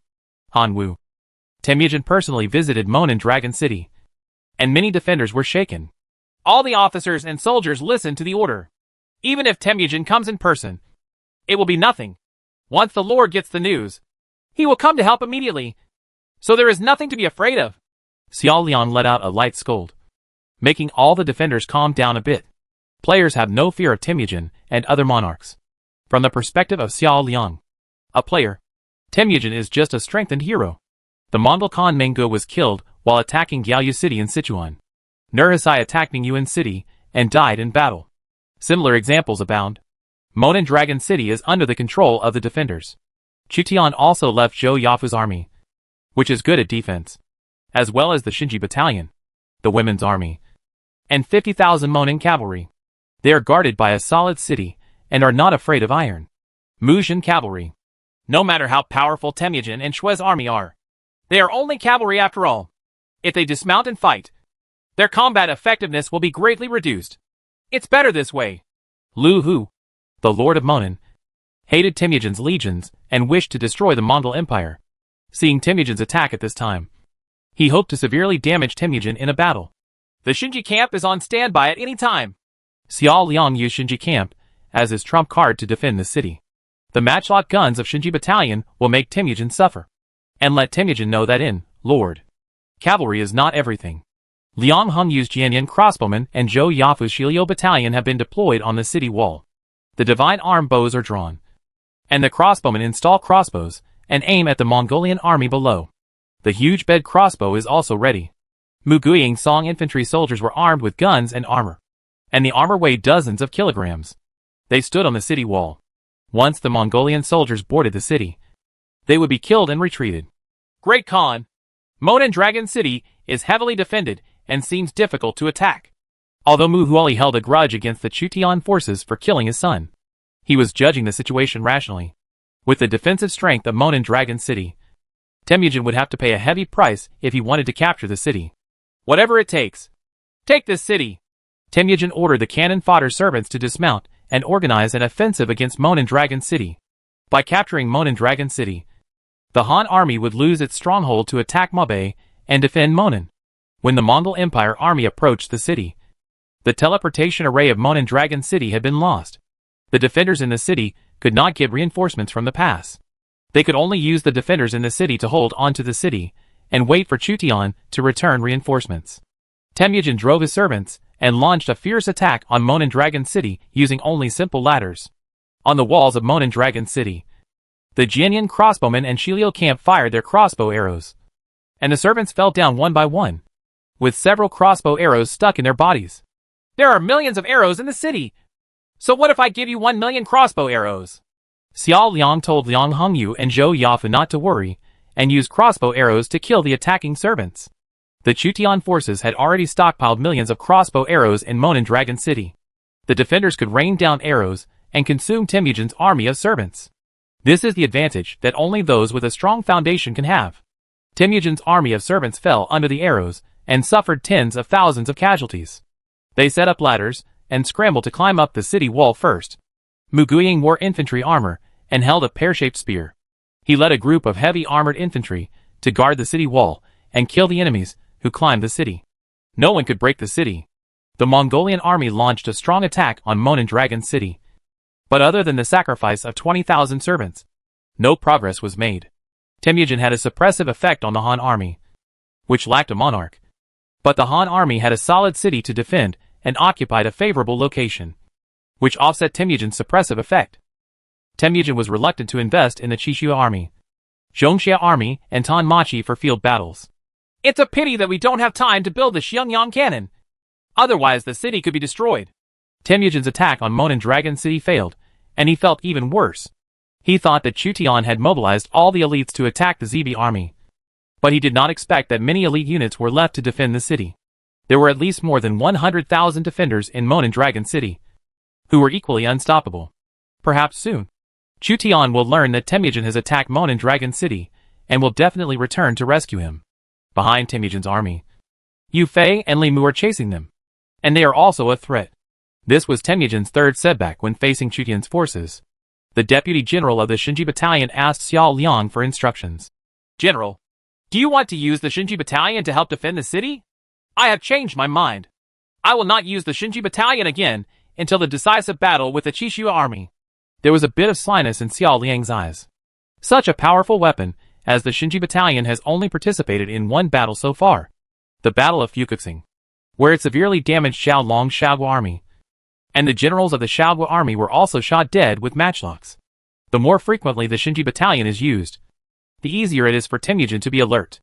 On the contrary, if the Shinji Battalion suddenly exerts its power in the battle, even an elite such as Shueishue's army may be angry. Basically no cavalry armor could block the lead bullets of an arquebus at close range. A pressure came from the north, which was offset by Temujin's, Genghis Khan, characteristics. Temujin clearly felt the change in the battlefield atmosphere. Another big man, with monarch characteristics was about to arrive. Only one person in this army has the ability to compete with Genghis Khan, and that is Chu Zimu, the only general of the Han Empire. Temujin looked sternly to the north, and Chutian suddenly turned back. He must have learned that Temujin had attacked Monan Dragon City midway, and was worried that Monan Dragon City would be lost. So he returned to rescue. As for the Zibi army, it can actually be defeated with Wei Qing and Cao Cao's troops. However, Chu Tian went there in person in order to reduce the number of soldiers and horses lost and end the battle as soon as possible. Temujin's eyes were changing, and he was looking for an opportunity for a decisive battle with Chu Tian. Chu Tian was his most powerful opponent in conquering the Han Empire. Temujin attacked the Heshi corridor and almost gained the upper hand. He captured Dunhuang County, broke through the Great Wall, and defeated the 100,000 Han troops of Huang Fusong and Zhu Jun. However, since Temujin came to the battlefield to compete with Chu Tian, he suffered 3 consecutive setbacks. He was restrained by Chu Tian's huge force and did not dare to fight easily. Chu Tian could afford to lose, but Temujin did not dare to fail easily. Chu Tian's forces had a large population and could soon recruit a group of soldiers from the Central Plains. And even if Chu Tian was severely damaged, there would still be legions of princes such as Zheojiang Laoqin and Mingwan waiting to deal with Temujin. A Tanma Red cavalryman took off War Eagle's note and handed it to Temujin. Temujin read the contents of the note, breathed a sigh of relief, and ordered the Mongolian troops to withdraw. The Mongolian army retreated like a tide, and the siege of Monan Dragon City was lifted. The defenders of Monan Dragon City retreated when they saw that Temujin was unable to attack the city. Although they were puzzled, they still celebrated their survival after the disaster. What is Temujin thinking? Chu Tian learned of Temujin's appearance midway and was gearing up. He originally planned to fight Temujin in Monan, but after he returned to his army, Temujin avoided fighting. Temujin, who has always been strong, avoided fighting twice in a row, which was really inconsistent with his style. Chu Tian hadn't met Zibi yet, but Zibi had been defeated by Wei Qing's left army and Cao Cao's right army. Temujin, who could become Chu Tian's opponent, withdrew again, which made Chu Tian a little depressed. Victory was easy. The Han army has recaptured Hatao and Monan. Chu Tian returned to Monan Dragon City just a few days after he went on the expedition. After the siege of Longcheng was lifted, Chu Tian got an important piece of information. The Seljuk Empire and the Kingdom of Khwarezm of Central Asian civilization were defeated by the Chagatai Khanate and the Ajadai Khanate. Nearly half of the 400,000 soldiers and horses were killed. The Seljuk Empire and the Khwarezm Kingdom were severely damaged, are no longer able to resist the Chagatai Khanate and Ajadai Khanate. Huan took advantage of the elites of the Ajadai Khanate to participate in the Battle of the Ili Valley and launched a sneak attack on the Ajadai Khanate. According to our strategic inferences about the two Khanates, the next target of the two Khanates is most likely to be the protector of the western regions, Mansion Shuiyu, who is responsible for using strangers to detect intelligence, informed what happened in the western region. Chu Tian learned about the outcome of the battle in the Ili Valley, and probably knew Temujin's strategy. A huge map was spread out in the Lord's Palace. Its territory covered the northern part of the Han Empire, Mabe, the western regions, Central Asia and other places. It marked the military strength of the Mongol Empire and the 4 major Khanates. The Jib army has retreated to Mabe. The whereabouts of Temujin and the 4 great warriors are uncertain. Ali's Hague army has blocked the passage to the western region. The 2 major Khanates and the Subbatai army are about to lay siege to the protectorate of the western region. Once the western region protectorate falls, what we have to deal with are the forces of Temujin, Jibi, Subbatai, the 4 great Xiesha, and the 2 great Khanates. It is not wise to attack Mabe at this time. Firstly, there is no large city in Mabe as a springboard, and we have not prepared enough food and grass for the expedition. Secondly, Mabe is threatened, and Temujin is expected to summon the 4 major Khanates. Just with the help of we have marched all the way to fight in Mabe, and the consequences can be imagined. Chu Tian, Xiao Liang, Zhou Yafu and a group of Monan lords deduced the strategy of the Mongolian Empire on the huge map. Chu Tian originally thought that he would start a war with the Mongolian Empire in Hatao and Monan. Unexpectedly, Temujin avoided fighting and kept restraining Chu Tian's main force. He still followed the plan, cut off the Heshi corridor, and captured the Western Region Protectorate. The consequences of the capture of the Western Region Protectorate by Temujin were not good. First, the 2 great Khanates and the Subbatai army were released to attack the northern frontier of the Han Empire. Second, the 36 countries in the western regions became vassals of the Mongol Empire and provided a large number of servants to the Mongol Empire. Third, the Han Empire, its influence in the western regions shrank again. No matter what, we must defend the Western Region Protectorate. It seems that the main battlefield is in the western region. After Chu Tian regained Hatao and Monan, his brows did not relax, and the decisive battle with Temujin had just begun. The Western region will involve the forces of all parties involved. What is Old Qin doing? He is just a Xixia. He should destroy Xixia as soon as possible and open up the Heshi corridor with Su Fengyan so that he can use the teleportation array to go directly to the western regions. Order Li to teleport to Jiuquan County. Join forces with Su Fengyan and recover the Heshi corridor. Since Temujin chooses to attack the Western Region Protectorate, then kill Temujin in the Western Region. Chu Tian pointed to the location of the Western Region Protectorate and Yumen Pass. The troops of the Mongol Empire are gathering in the Western Region, and Huan's situation is already in danger. And now Huan is still marching towards the royal city of the Ajidai Khanate. With great momentum along the way, Huan was struggling. He knew that he would be surrounded, so he had no choice but to make a desperate move and defeat the Wuqitai Khanate before the two major Khanates formed in siege on the Western Region Protectorate. Chapter 560. Bloody battle also lost in the city. Yimali City was the capital of the Ajidai Khanate. The tens of thousands of defenders who stayed in the city were horrified when they learned that Huan, the Western Region Protector of the Han Empire, was unstoppable. Huan took advantage of Wuqiatai's departure from Yimali City and personally led his troops to attack more than 10 cities of Wuqiatai Khanate until they reached Yimali City. When the defenders of Yimali City saw the troops of the Western Region Protectorate approaching the city, their morale was shaken. But Wuqiatai had not returned yet. Huan's army raided Yimali City, which meant that the teleportation array in Yimali City failed. Wuqiatai could not use the teleportation array to return to Yimali City. He could only teleport to a nearby city and then march to Yimali. The city was relieved from siege. The weather is on Huan's side. At any cost, capture this city. Huan issued an order to fight to the death. This sneak attack also affects Meili City. Huan is desperate and must capture the city. As long as Yimali City is captured, the strength of the Ajidai Khanate will be greatly reduced, and the population of the Ajidai Khanate will be assimilated and incorporated into the territory of the Han Empire. Huan's cavalry dismounted and used the hastily built ladder to storm Yimali City. The defenders of Yimali City knew that if the capital was captured by the Western Region Protectorate, the Ajidai Khanate might become the earliest Khanate to perish. So they tried their best to defend Yimali City. Stones and logs rolled down from the city wall and fell into the attacking army of the Western Region Protectorate. Screams could be heard one after another. Two generals, Shen Tang and Gao Xianji, one from the Western Region Protectorate and the other from the Anxi Protectorate, personally supervised the battle. The arrows flew. The army of the Western Region Protectorate climbed up the ladder, and the crossbowmen suppressed the defenders on the city wall. The defenders of Yimali City lacked the monarchical characteristics of Wuqiatai. After Wuqiatai took away some of his elite soldiers, the defenders of Yimali City were under tremendous pressure. Huan mobilized the most elite crossbowmen, equipped with divine arm bows obtained from the Battle of Jingkong, and massacred the defenders of Yimali City.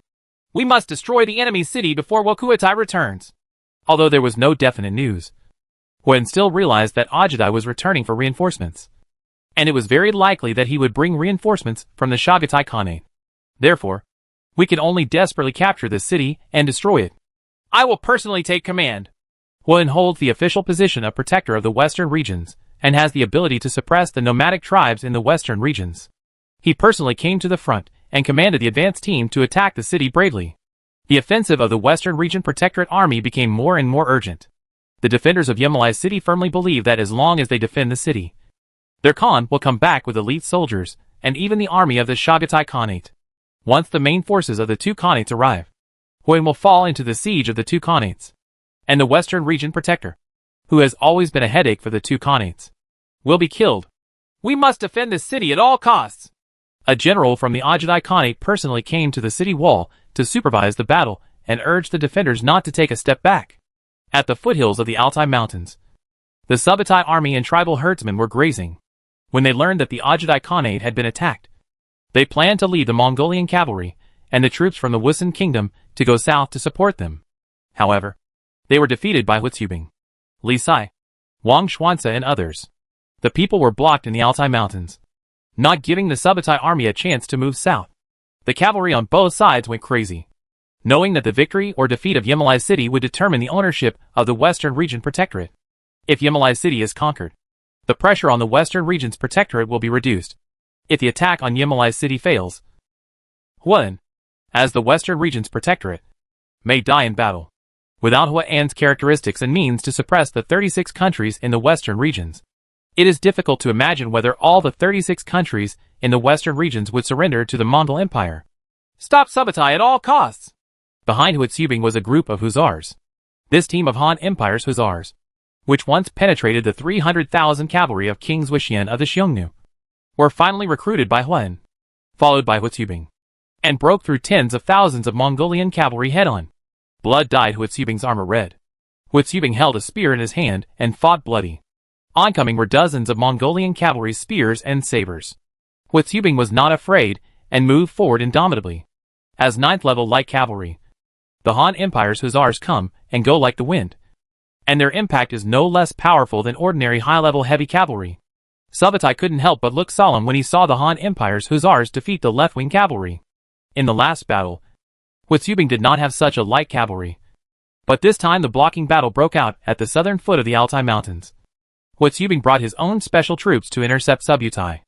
Huitzubing also knew that the situation was very critical for the Western Region Protectorate. The Mongol Empire cut off the Heshi Corridor and was eager to obtain the Western Region and connect the Mongol Empire with the territories of the 4 major Khanates. If the Mongol Empire and the 4 major Khanates are made monolithic, Temujin's power will be greatly enhanced. The existence of the Protectorate of the Western Regions was like a thorn in the back. The Chagatai Khanate and the Ajadai Khanate did not dare to easily send troops to assist Temujin because of the existence of the Protectorate of the Western Regions. The Seljuk Empire and the Khwarezm Kingdom have been defeated. In the Western region, there are only the Protectorate of the Han Empire and the Yuezhi and Kushan Empires that have been silent. Lord Hua is storming Yamlai City. Huitzubing must hold off Subutai. Subutai's cavalry was extremely fast, and Huitzubing was not slow either. Following Subutai to the letter, the 9th Order Han Empire hussars possess both the mobility of light cavalry and the impact of heavy cavalry, giving Subutai a headache. Li Sai's Mo Dao team attacked the central army of the Subutai Corps. The expensive Mo Dao killed both men and horses. The light cavalry, who lacked armor, were easily slaughtered in front of the Tang Dynasty Modeo team. Li Sai's upper body was bare, with veins bulging out and tangled. He shouted loudly, and a galloping cavalry was cut into 2 pieces by his Mo Dao. The head of the war horse flew up and blood spattered. The scene was extremely horrifying. The Mo Dao team took a step forward, and dozens of cavalry fell to the ground. The cavalry in the rear had to avoid the fierce Mo Dao team. They did not dare to confront them head-on. They just threw a hail of arrows at them, and then moved around. Wang Xuanzi led a group of cavalry as a reserve force. Although Wang Xuanzi serves as the chief secretary of the Western Region Protectorate and is a low-key civil servant who is usually responsible for managing the taxation and diplomacy of the 36 countries in the Western region, Wang Xuanzi also has certain military capabilities. Otherwise, Hua would not let him deal with its Subutai's cavalry. Ordinary civilian officials go into battle, and if they are not careful, they may be killed by the opponent's fierce generals using cavalry tactics. Wang Xuanzi was not an ordinary civil servant. General Huitzubing and General Li Sai can hold off Subutai. I just need to be careful about their reinforcements. My lord's side is the most dangerous. Wang Xuanzi knew that his task was quite easy. The responsibility that Hua shouldered was extremely heavy. In Liaodong City, the General Lu Xiangxing who stayed in the city gathered 5,000 of the main force of the Tianxiong army to suppress the rebellious Fuyu tribe. The Fuyu people are one of the tribes living in Liaodong, and they live together with the Goguryeo, Xianbei, and Han people. Even the ancestors of the Goryeo kingdom have the blood of the Fuyu people. King Fuyu was loyal to the Han Empire, paid tribute to the Han Empire, and was under the jurisdiction of Xuantu County. Mingguan dominated Liaodong, and the Fuyu, Goguryeo, Wuhuan, Xianbei in the east, and barbarian tribes in the Heilongjiang Basin all surrendered to Mingguan. At this time, for unknown reasons, the people of Fuyu betrayed the clan leader Mingguan. As one of the subordinates whom Mingguan valued, Lu Xiangxing decided to pacify the Fuyu tribe, completely destroy and disperse the Fuyu tribe, and make the Fuyu tribe synonymous with history. The king of Fuyu is Wei Kutai, who is already old. His son Jian is still in his prime. He may usurp the throne, change his strategy of surrendering to us, and try to gain the support of the nobles of Fuyu. Lu Xiangxing deduced that there was a change of power within the Fuyu tribe. In the eyes of the Han Empire, the Fuyu people already had the prototype of a certain country. A country within a country under the jurisdiction of Xuantu County. The leader of the Bio people is King Bio. The rebellion of the Bio people is likely to be related to the change of power in the Bio kingdom. Fuyu and other tribes always paid tribute to the Han Empire when it was strong, but took advantage of it when the Han Empire declined. Therefore, Lu Xianxing believed that he could use this opportunity to completely eliminate the Fuyu tribe, disperse the Fuyu tribe's population to various counties, divide and rule them, so that they would lose the concept of tribes and slowly disappear in the long river of history. Lu Xianxing's approach is extremely common. The Tianqiong army gathered under Lu Xianxing's command, and all the soldiers were sharp and had high fighting spirit. This is an iron army with a tenacious fighting will. It also has infantry, crossbowmen, cavalry, and can even be equipped with muskets. It is a mixed arms, with Commander Lu Xianxing in command. The Tianqiong army can defeat any small tribe in Liaodong, no matter Wuhuan, Xianbei or Goguryeo. They are still insignificant at this time. The Wuhuan leaders Qiu Liju and Taduan had been imprisoned by Sun Chuanting, who was guarding western Liaoning. The Xianbei tribes in western Liaoning were attacking each other. The relationship between the Goguryeo tribe and the Fuyu tribe was on bad terms. Facing the Tianqiong army's offensive, the more primitive Fuyu regiments most likely they will be ruthlessly suppressed. General Zhu Nung was guarding the Kingdom of Korea. The military advisor and the surrendered General Consien King Li Chunggui led the servant army of the Kingdom of Korea to Huining City in the Heilongjiang River Basin to suppress the Kingdom of Jin. The sphere of influence of the Kingdom of Jin was shrinking. I believe that the Lord can survive in the cold winter. Before arriving, completely destroy the Kingdom of Jin. My Lord probably still can't trust Li Chunggui. Otherwise, he wouldn't have Zhu Nung specifically guard the Goryeo Kingdom and transfer Li Chunggui to Huining City. This is Li Chunggui's letter of surrender. On our side, we must also destroy the Bio people as soon as possible, and will its hundreds of thousands of people are incorporated into Liaodong County, and tens of thousands of elite soldiers can be obtained. Lu Xianxing probably asked about the whereabouts of military advisor Yao Guangxu, then left a few generals to guard Liaodong City, and then personally led the Tianqiong army to attack Fuyu State. Tianqiong's army has strong soldiers and strong horses, and its flags cover the sky. In addition to the Tianqiong army, Lu Xianxing also recruited 30,000 auxiliary troops to transport grain, grass and weapons, and to engage in battle when necessary. In order to create momentum, Lu Xianxing called himself 100,000 Liaodong army to attack Fuyu Kingdom. In the Kingdom of Fuyu, King Wei Chiotai has turned gray and is under house arrest by his son Jian. Liaodong City claims to have an army of 100,000, but we don't know the actual reality. All of our Fuyu tribes together only have 100,000 stragglers, and the number of real warriors among them is only tens of thousands. Moreover, the Liaodong army is well equipped and experienced in hundreds of battles. How can we resist it? How about paying tribute to the Liaodong governor and confessing? And then handing over a few death row prisoners to Liaodong City, claiming that these people organized the rebels to ambush the Tianqiong army, resulting in the death of more than 1,000 Tianqiong army. And maybe Liaodong City will let us go. Idiot! More than 1,000 Tianqiong troops died in the valley of our bio country. The valley is dyed red with blood, and the corpses are fed to the vultures. Do you think that if we hand over a few death row prisoners, the Liaodong army will let us go? The Liaodong army even has a population of tens of millions in Goryeo. The capital of the country can be wiped out. But our Fuyu tribe only has a few 100,000 people. Even if all the tribesmen in the mountains and fields were gathered together, there would only be 1 million. King, where should we go? Lead Lu Xianxing into the valley. Ambush him again. Completely eliminate the Tianqiong army, and occupy Liaodong City. King Bio's decision stunned all the nobles of Bio. The tribe of the Fuyu people was not strong in Liaodong, but King Fuyu actually wanted to use the hundreds of thousands of Fuyu people to annihilate the powerful Tianqiong army and occupy the city of Liaodong. In this case, we will offend the Liaodong governor and bring disaster to our tribe. An old nobleman was worried about the orders of the new King Bio. The Han Empire had a population of hundreds of millions, and the city of Liaodong alone had a population as large as that of the Fuyu tribe. The Fuyu tribe was just a fishing and hunting tribe attached to Xuantu County in Yuzhou of the Han Empire. The Han Empire gave it face so that Fuyu could elect its own king internally and be monitored by Xuantu County. Now that the new King Bio came to power, he actually wanted to break with the martial Liaodong army and establish his own company. In the eyes of the elderly Bio nobles, the new King Bio was simply seeking his own death. Suddenly, an arrow pierced the throat of the old Bio nobleman, and blood spattered the Bio National Assembly. The old nobleman of Bio grabbed his throat and tried to stop the continuous flow of blood. but his arteries had been severed by extremely sharp arrow clusters, and the large amount of blood loss made him confused. The trachea was also severed, and he could not even utter a word.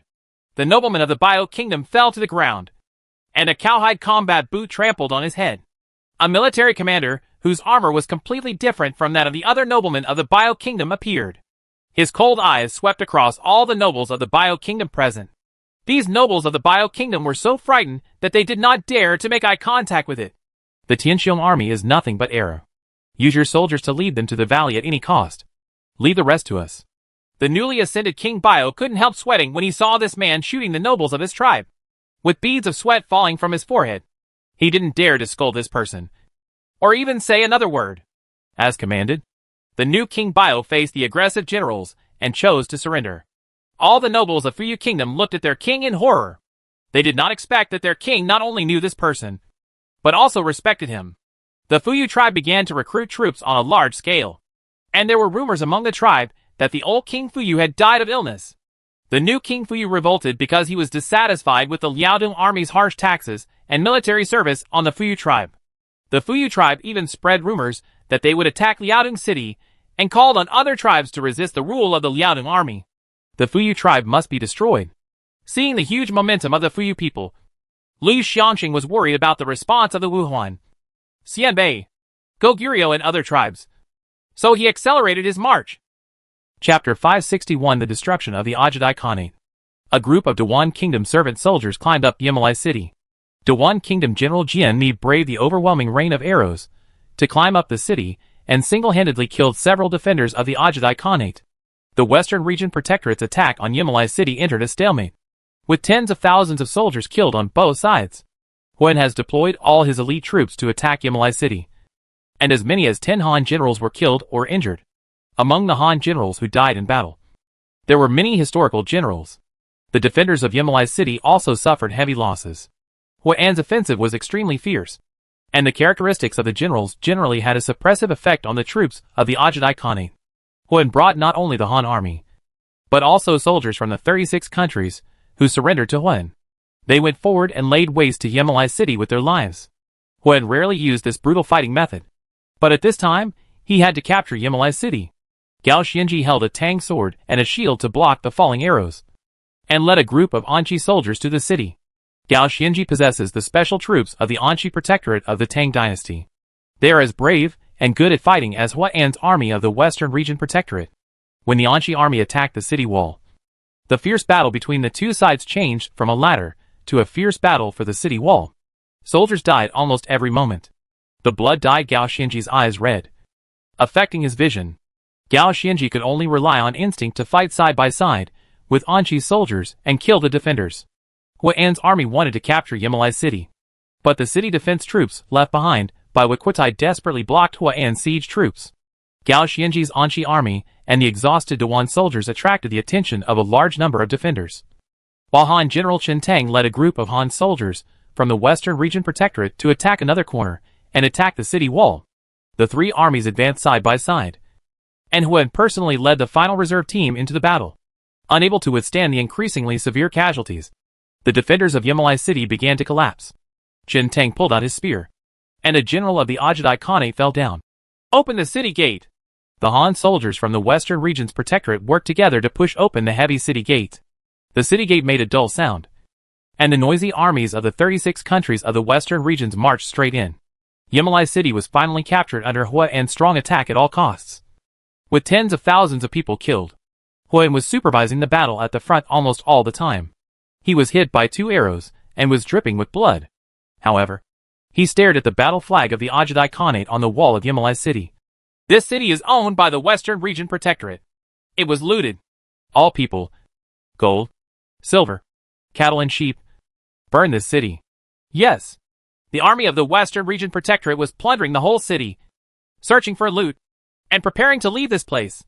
The main forces of the two Khanates, Ajadai and Shagatai, may return to support at any time. Chen Tang, Gao Xianji, Jian Ni and other generals did not have time to rest, and immediately went into street fighting to completely annihilate all the defenders of Muali city. Not only are the powerful generals from the Western Region Protectorate, Huan's army also includes many foreign military generals, who have taken refuge in the Western Region Protectorate. The nobles Jianmi, King Lulan, and King Wisan of Dewan Kingdom are all here. Huan's army. Ding. Yemali City, the royal city of the Ajadai Khanate, was captured by Huan, the lord of the Han Empire. The Ajadai Khanate was removed from the list. Its territories popular support -50%, public security -50%, and Ajadai's reputation -50%.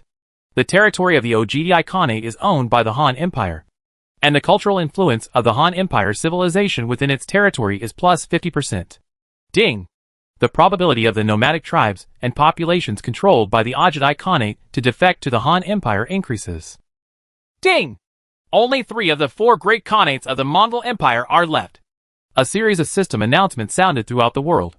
In an instant, all players in the civilized area knew the shocking news. The Ajadai Khanate, one of the 4 major Khanates controlled by the Mongolian Empire, actually started the 4th National War. Not long after, the main city was captured by the Western Region Guards of the Han Empire. These players have no way of knowing how much benefit Huan gained from the battle to capture the main city of Ajadai Khanate. But there is no doubt about one thing. The population and tribes originally controlled by the Ajadai Khanate are more likely to be loyal to Huan. Some Western kingdoms that are ready to move are even more afraid of Huan. The influence of the Ajadai Khanate was rapidly reduced. If Ogdi wanted to rebuild the Khanate, it would take a lot of time to reconquer his subjects. To the north of the Tian Shan Mountains, Temujin's 3rd son, Wukutai, who was best at internal affairs, was leading his cavalry and Shagatai's military commander Yeludashi, who was supporting him, to quickly return to rescue Yemali City. Suddenly, he received Yeludashi on the way. Announcement that Mili City was captured by Huan, and the Khanate was removed from the system. Khan! The captains of thousands and thousands of men under Wukuatai's tent were at a loss. They found that Wukuatai had a gloomy face. During the 4th National War, as long as the main city fell, the Khanate's ruling system was systematically and forcibly dismantled. Even if Ajadai returned to Yemali City, it would be difficult to rebuild the Khanate in a short time. Losing the support of the people and returning to the use of force to conquer the western regions was time-consuming and labor-intensive. Yeludashi, the overlord of Central Asia, was slightly shaken when he heard that Huan had successfully attacked the royal city of Ajadai Khanate. This kind of courage is not comparable to ordinary people. If the sneak attack on the Ajadai Khanate fails, Huan may be defeated and killed, and the Han Empire's rule over the western regions will collapse faster. However, Huan succeeded. Military genius also requires a bit of luck. Unforgivable. Unforgivable. It's only a few hundred miles away, but I'm still a step too late. Wukuatai was so angry that he finally broke out. At this time, he and Yeludashi's cavalry were only a few hundred miles away from Yemali City. But they were unable to support Yemali City, resulting in the main city of the Khanate being breached. If he and Yeludashi's cavalry arrive in time, it is entirely possible to annihilate Huan's army of the Western Region Protectorate. All the kings and nobles of the Ajadai Khanate looked at Ajadai, the Khan of the Khanate. The Khanate suffered heavy losses in population, food, and weapons, and its people were disorganized. Many tribes and small kingdoms that relied on the Ajadai Khanate turned to the Western Region's Protectorate. How they choose will determine the collapse of the Ajadai Khanate. The fate of the country. All the capital Wukuatai currently has is the cavalry in front of him. 200 to 300 of Yeludashi's cavalry were Khitan cavalry brought by Yeludashi from Temujin. The rest of the cavalry were Central Asian cavalry lent to him by Shagatai and did not belong to Ogdi's forces. In the blink of an eye, Ogdi became the weakest among Temujin's 4 sons. However, there is still hope for Ogdi. Temujin believes that his 3rd son Ogdi, who has excellent internal affairs talents, is the first candidate to inherit the position of Great Khan of the Mongol Empire. Suddenly, Wukuatai asked Yeludashi, Yeludashi, my father Khan reappoints you and monk Wanyanchin because you are both the guys who once made my father Khan suffer. Tell me, how should I act at this time? Among Temujin's disciples, Ogdi's military ability is not very outstanding, but he has outstanding domestic affairs talents and may succeed Temujin and become the 2nd Great Khan of the Mongol Empire. Of course, later on, the 4th son in charge of the military, the Tuolei family, took charge of the power of Mingyuan after Wukuatai's death. At this time, Wukuatai suddenly pinned all his hopes on Yeludashi. The Yeludashi can help the 2 great Khanates win victory over the Central Asian coalition forces. Wakuatai believes that the Yellow Dashi may be able to solve the crisis he encountered. Yellow Dashi was taciturn at first, and didn't know what he was thinking about. It wasn't until Wakuatai took the initiative to ask that he answered. The Great Khan trusts you. Even if you lose your own Khanate, there is still an empire in Mabe to inherit. So why bother about the Khanate? Gains and losses? The top priority is to defeat the enemies that worry the Great Khan. And only then will the Great Khan entrust you with important responsibilities. When Wakuatai heard Yellow Dashi's methodical analysis, his eyes showed wonder. He paid more and more attention to Yellow Dashi. You are worthy of being the person that your father Khan values. With your talents, it will be easy for you to become the Khan of a Khanate. Wakuatai followed Yellow Dashi's suggestion and selected the best among all the cavalry. He and Yellow Dashi made a long-distance attack on Huan's army of the Western Region Protectorate. In Muali City, Huan had a premonition of the crisis and urged the army of the Western Region's Protectorate to leave quickly. He captured a population of 300,000 and deported them all to Luntai, the seat of the Western Region's Protectorate. A population of 300,000 may not be enough in the Central Plains, but in the Western regions, a population of 300,000 is already quite a lot. Among the 36 countries in the Western region, some small countries even only have tens of thousands or hundreds of thousands of people. Huan received some rewards and plundered millions of people. Gold, silver, cattle and sheep. The harvest was quite rich. Burn this city, Gao Xianji, and drive the cattle, sheep and people back to Luntai. Chen Tang, Jianmi, King Wisan and others will cut off the queen in person with this guardian. Huan knows that soldiers are valuable and quick. Before returning to Luntai, the headquarters of the Western Region Protectorate, his legion was far from safe. The Mongolian cavalry is extremely fast and is good at running long distances. If you are not careful, the Mongolian cavalry may catch up and be surprised. Escape. Try to escape back to the Western Region Protectorate. Gao Xianji, the general of the Anshi Protectorate, led the Anshi army and drove away the population. Cattle and sheep of Muali City. Many tribes that originally submitted to the Ajadai Khanate turned to Huan because Huan captured Muali City. However, Huan is not in much mood to appease these losers, so he simply incorporates them into his Western Region Protectorate Corps, leaving them as cannon fodder to cut off the rear together. The population of various tribes who came to rely on Huan actually reached more than 200,000, including about 30,000 to 40,000 soldiers. After this battle, the Ajadai Khanate was basically in a state of subjugation. More than 500,000 people were lost. Millions of cattle and sheep were lost. The royal city was burned, and the stored grain and grass were turned to ashes in the sea of fire. In the areas ruled by the Ajadai Khanate, public sentiment and public security dropped by 50%, and it will take a long time to fully recover. Ajadai can be regarded as a legion of Temujin, but his identity as the powerful Khan of the Ajadai Khanate in the Western regions has disappeared, and his strength has been greatly reduced. The Western Region Protectorate only needs to face one Khanate and 2 Mongolian legions, instead of 2 Khanates and 1 Subutai legion. This is enough. Behind the army of the Protectorate of the Western regions, the cavalry of Wakuatai and Yellow Dashi traveled day and night, each with 4 horses, and arrived at Muali City. At this time, Muali City was in ruins after being burned by fire. An originally prosperous royal city was destroyed due to war, and all the population, cattle and sheep were plundered in advance. The Ajadai Khanate was completely destroyed. Unless the Mongol Empire could defeat the Han Empire and Temujin then rewarded Ajadai with land and population, it would be difficult to rebuild the Ajadai Khanate. Huan, we must capture him alive, wrap him in a sack, and trample him with thousands of horses. Ogdi saw that his Khanate had been reduced to ruins within a few months. He was very angry and filled with rage. His vision went dark, and he almost fell down.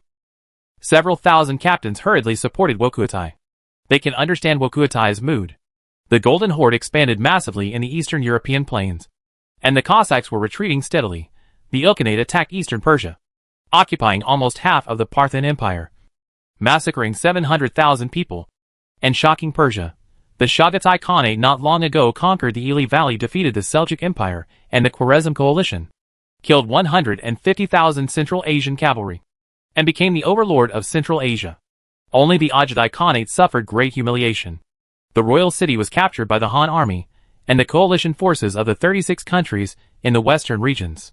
Huan, the governor of the western regions, burned the city of Muali, leaving the Ajadai Khanate unable to rebuild within 2 or 3 years.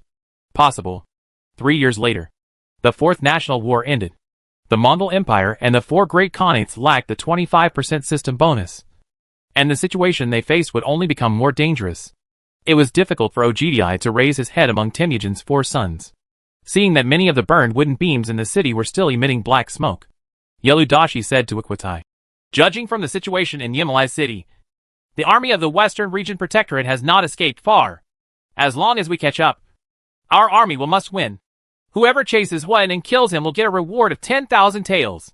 Wakuatai was completely furious. This time, he directly gave a reward of 10,000 taels of gold just for killing Huan. When Wakuatai's generals and cavalry learned that their sweat had yielded 10,000 taels of gold, their morale was high. They all hoped that they could kill Huan, the Western Region Protector of the Han Empire, among the rebels, and obtain 10,000 taels of gold reward. Furthermore, this cavalry belongs to the Ajadai Khanate. Their city was burned, and their family members, cattle and sheep were plundered by Huan. They were as angry as Ajadai, and the anger reverberated in their chests. Morale is available. Pursue day and night. Yeludashi saw that the remaining cavalry of the Ajadai Khanate had high morale, so he and Ajadai accelerated their march and pursued Huan non-stop. Danger is approaching the legion that Huan personally cut off. Huan is in danger. Chu Tian also heard the system's announcement about the demise of the Ajadai Khanate. Huan's surprise attack and annihilating the Ajadai Khanate, the smallest of the 4 Khanates, at all costs did deal a big blow to the Mongol Empire. But Huan may incur revenge from the Mongol Empire and other Khanates. Ajadai was Temujin's recognized successor, and was recognized by Temujin. Huan's capture of the royal city of Ajadai Khanate would indirectly anger Temujin. The Heshi corridor must be opened as soon as possible. Where is Temujin's army? Chu Tian and other princes of the Han Empire all set their sights on the distant western regions. The princes within the pass were busy with civil war, and noticed the western region for the first time. The demise of the Ajadai Khanate and the Mongol Empire's revenge will make the situation in the western regions more complicated and dangerous. The Heshi corridor must be controlled within the territory of the Han Empire in order to dispatch legions to the Western Region Protectorate. Temujin most likely returned to Dunhuang County and concentrated all his forces to attack the western region. He seems to have given up on Hatao and Monan. There are still tens of millions of people in Mobei, and hundreds of thousands of cavalry can be organized at any time. So we must be on guard. It seems necessary to go to the western regions in person with other princes to completely eliminate the threat of the Mongol Empire to the western regions. Like the Western Han Dynasty and the Eastern Han Dynasty, the western regions became a battlefield for the conflict between the Han Empire and the nomadic civilization. Chu Tian has eliminated the threats from the Hatao and Monan battlefields, leaving only the most dangerous battlefields in the western regions. He urged Zhejiang Laoqin and Mingwan to each send part of their troops to sweep away the Mongolian legions in the western regions. Chapter 562 Gongsun Khan. After the Xiliang and Guanlong armies set off, they suddenly divided into 4 groups. They launched a massive attack on the Xixia Kingdom from Hanyang County, Anding County, Beidi County, and Shanjuan, compressing the sphere of influence of Xixia King Li Yuanhao, who came to Beidi County. Li Yuanhao's Xixia Kingdom's sphere of influence was east of Helan Mountain and distributed along the Yellow River. The 4 armies of the Guanlong army formed an encirclement. Zhejiang Laoqin, Wang Jian, Meng Tian, and Wanyan Zongwang each led a large army and advanced steadily. He learned that the Wakuatai Khanate in the western regions was destroyed, and came to almost the same judgment as Chu Tian. The western regions are becoming more and more dangerous. It seems that I can't slowly consume Xixia's national power and capture Li Yuanhao alive as soon as possible. Zhejiang Laoqin immediately issued an order, ordering Wang Jian, Meng Tian, and Wanyan Zongwang to advance as quickly as possible to severely damage Xixia. Chu Tian had already urged Laoqin, thinking that it would take less than 3 months for the Guanlong army to attack Xixia. With the fighting power of the Guanzhong army, even Su Fengyan, a warrior as fierce as the Qin dynasty, was driven away by the Old Qin. Old Qin's legions were no better than those of the northern Song dynasty, and fought back and forth with Xixia. With the ability to surpass Old Qin, it would not be a problem to suppress the king of Xixia. Under the orders of Zhejiang Laoqin, Wang Jian, Meng Tian, and Wanyan Zongwang accelerated their attack, quickly recovered the counties occupied by Xixia, and suppressed Xixia to the Helan Mountain area. Li Ju and Guisi led the Flying Bear army to advance along the Yellow River, chasing the retreating Xixia cavalry. After Dongzhu's death, Li Ju and Guisi took refuge with Jiujiu Laoqin and became his thugs. Li Ju and Guisi were good at commanding cavalry, so they were able to serve as generals under Dongzhu. However, their reputations are so bad that their abilities are easily belittled. Li Ju even had a special unit, the Flying Bear Army, which was extremely fast and defeated the Xixia cavalry all the way. The whole army stops marching. Suddenly, Li Ju stretched out his hand to stop the advancing Flying Bear army. By the Yellow River, a heavy cavalry body in armor appeared, and the ground shook. The Flying Bear army felt inexplicable fear. Could it be that the Xixia King Li Yuanhao has arrived? Li Ju and Guisi looked at each other, and probably knew that the Xixia King Li Yuanhao was personally on the expedition. As the founding emperor of Xixia, Li Yuanhao possessed the characteristics of a monarch and greatly suppressed the Feixiong army. Li Ju and Guisi may not be Li Yuanhao's opponents. And Li Yuanhao has the Iron Kites, the most elite high-level heavy cavalry in the Xixia kingdom. Under his command, the Iron Kites of the Western Xia dynasty, the Iron Buddha of the Jin dynasty, and the Mongolian Shui army are all elite cavalry of powerful dynasties established by nomadic, fishing and hunting tribal civilizations. However, Li Ju was not afraid of Xixia King Li Yuanhao. Speed is king in the Flying Bear army. If they can't beat them, why can't they run away? Guobang faintly heard the familiar sound of heavy cavalry advancing and said to Li Ju, "General Meng Tian's troops have arrived. Maybe we don't have to leave. Kill Li Yuanhao, the king of Xixia, and we will be granted the title of Marquis of 10,000 households. My lord has an order. It is best to capture him alive. It is said that Li Yuanhao also has some ability." Li Ju and Guisi felt confident when they heard the sound of horse hooves coming from the Golden Fire Cavalry. They had been with Meng Tian for several years, and were already familiar with Meng Tian and Meng Tian's special unit, the Golden Fire Cavalry. The Golden Fire Cavalry is fully capable of competing with the Iron Kites of Xixia King Li Yuanhao. Sure enough, a cavalry galloped from the other direction. This cavalry is different from the Black Iron Kites, but the equipment is quite exaggerated, with red armor. Some of the Golden Fire Cavalry generals' armors are even decorated with gold edges to symbolize their military exploits and show off their power. Different from the cavalry that decorates the facade. Although the equipment of the Golden Fire Cavalry is exaggerated, it is the glory that they tie their heads to their belts and exchange for their military exploits. Meng Tian held his halberd and looked coldly at the arriving Xixia King Li Yuanhao and Tai Yozi. During this period, he had fought against Iron Kite many times. As a representative unit of the Xixia civilization, the Iron Kites are indeed not weak. However, it is just not weak. Even the Iron Buddha of the Jin Kingdom was 100% strengthened by the system. But it was still destroyed by the princes of the Han Empire, which shows the strength of the princes of the Han Empire. Many soldiers obeyed the order and killed an Iron Kite. They were rewarded with 20 taels of silver and counted as battle merit. Kill! The Golden Fire Cavalry heard that killing Xixia Iron Kites can get silver rewards and military exploits. So they fought hard. Thousands of Golden Fire Cavalry charged. And the scene was grand, like fire, sweeping towards the Xixia Iron Kites. For units with Qin background, their combat effectiveness is often related to the rewards they can obtain. At the border between Fuyu Kingdom and Xuantu County, Liaodong Guard Lu Xiangqing set up an ambush with 5,000 Tianxiong troops and annihilated thousands of Fuyu soldiers. The remaining Fuyu soldiers dispersed in a rush. These warriors from the Fuyu tribe were only third-level soldiers at most. In front of the special military force Tianxiong army, they were like a peasant uprising army and were easily suppressed.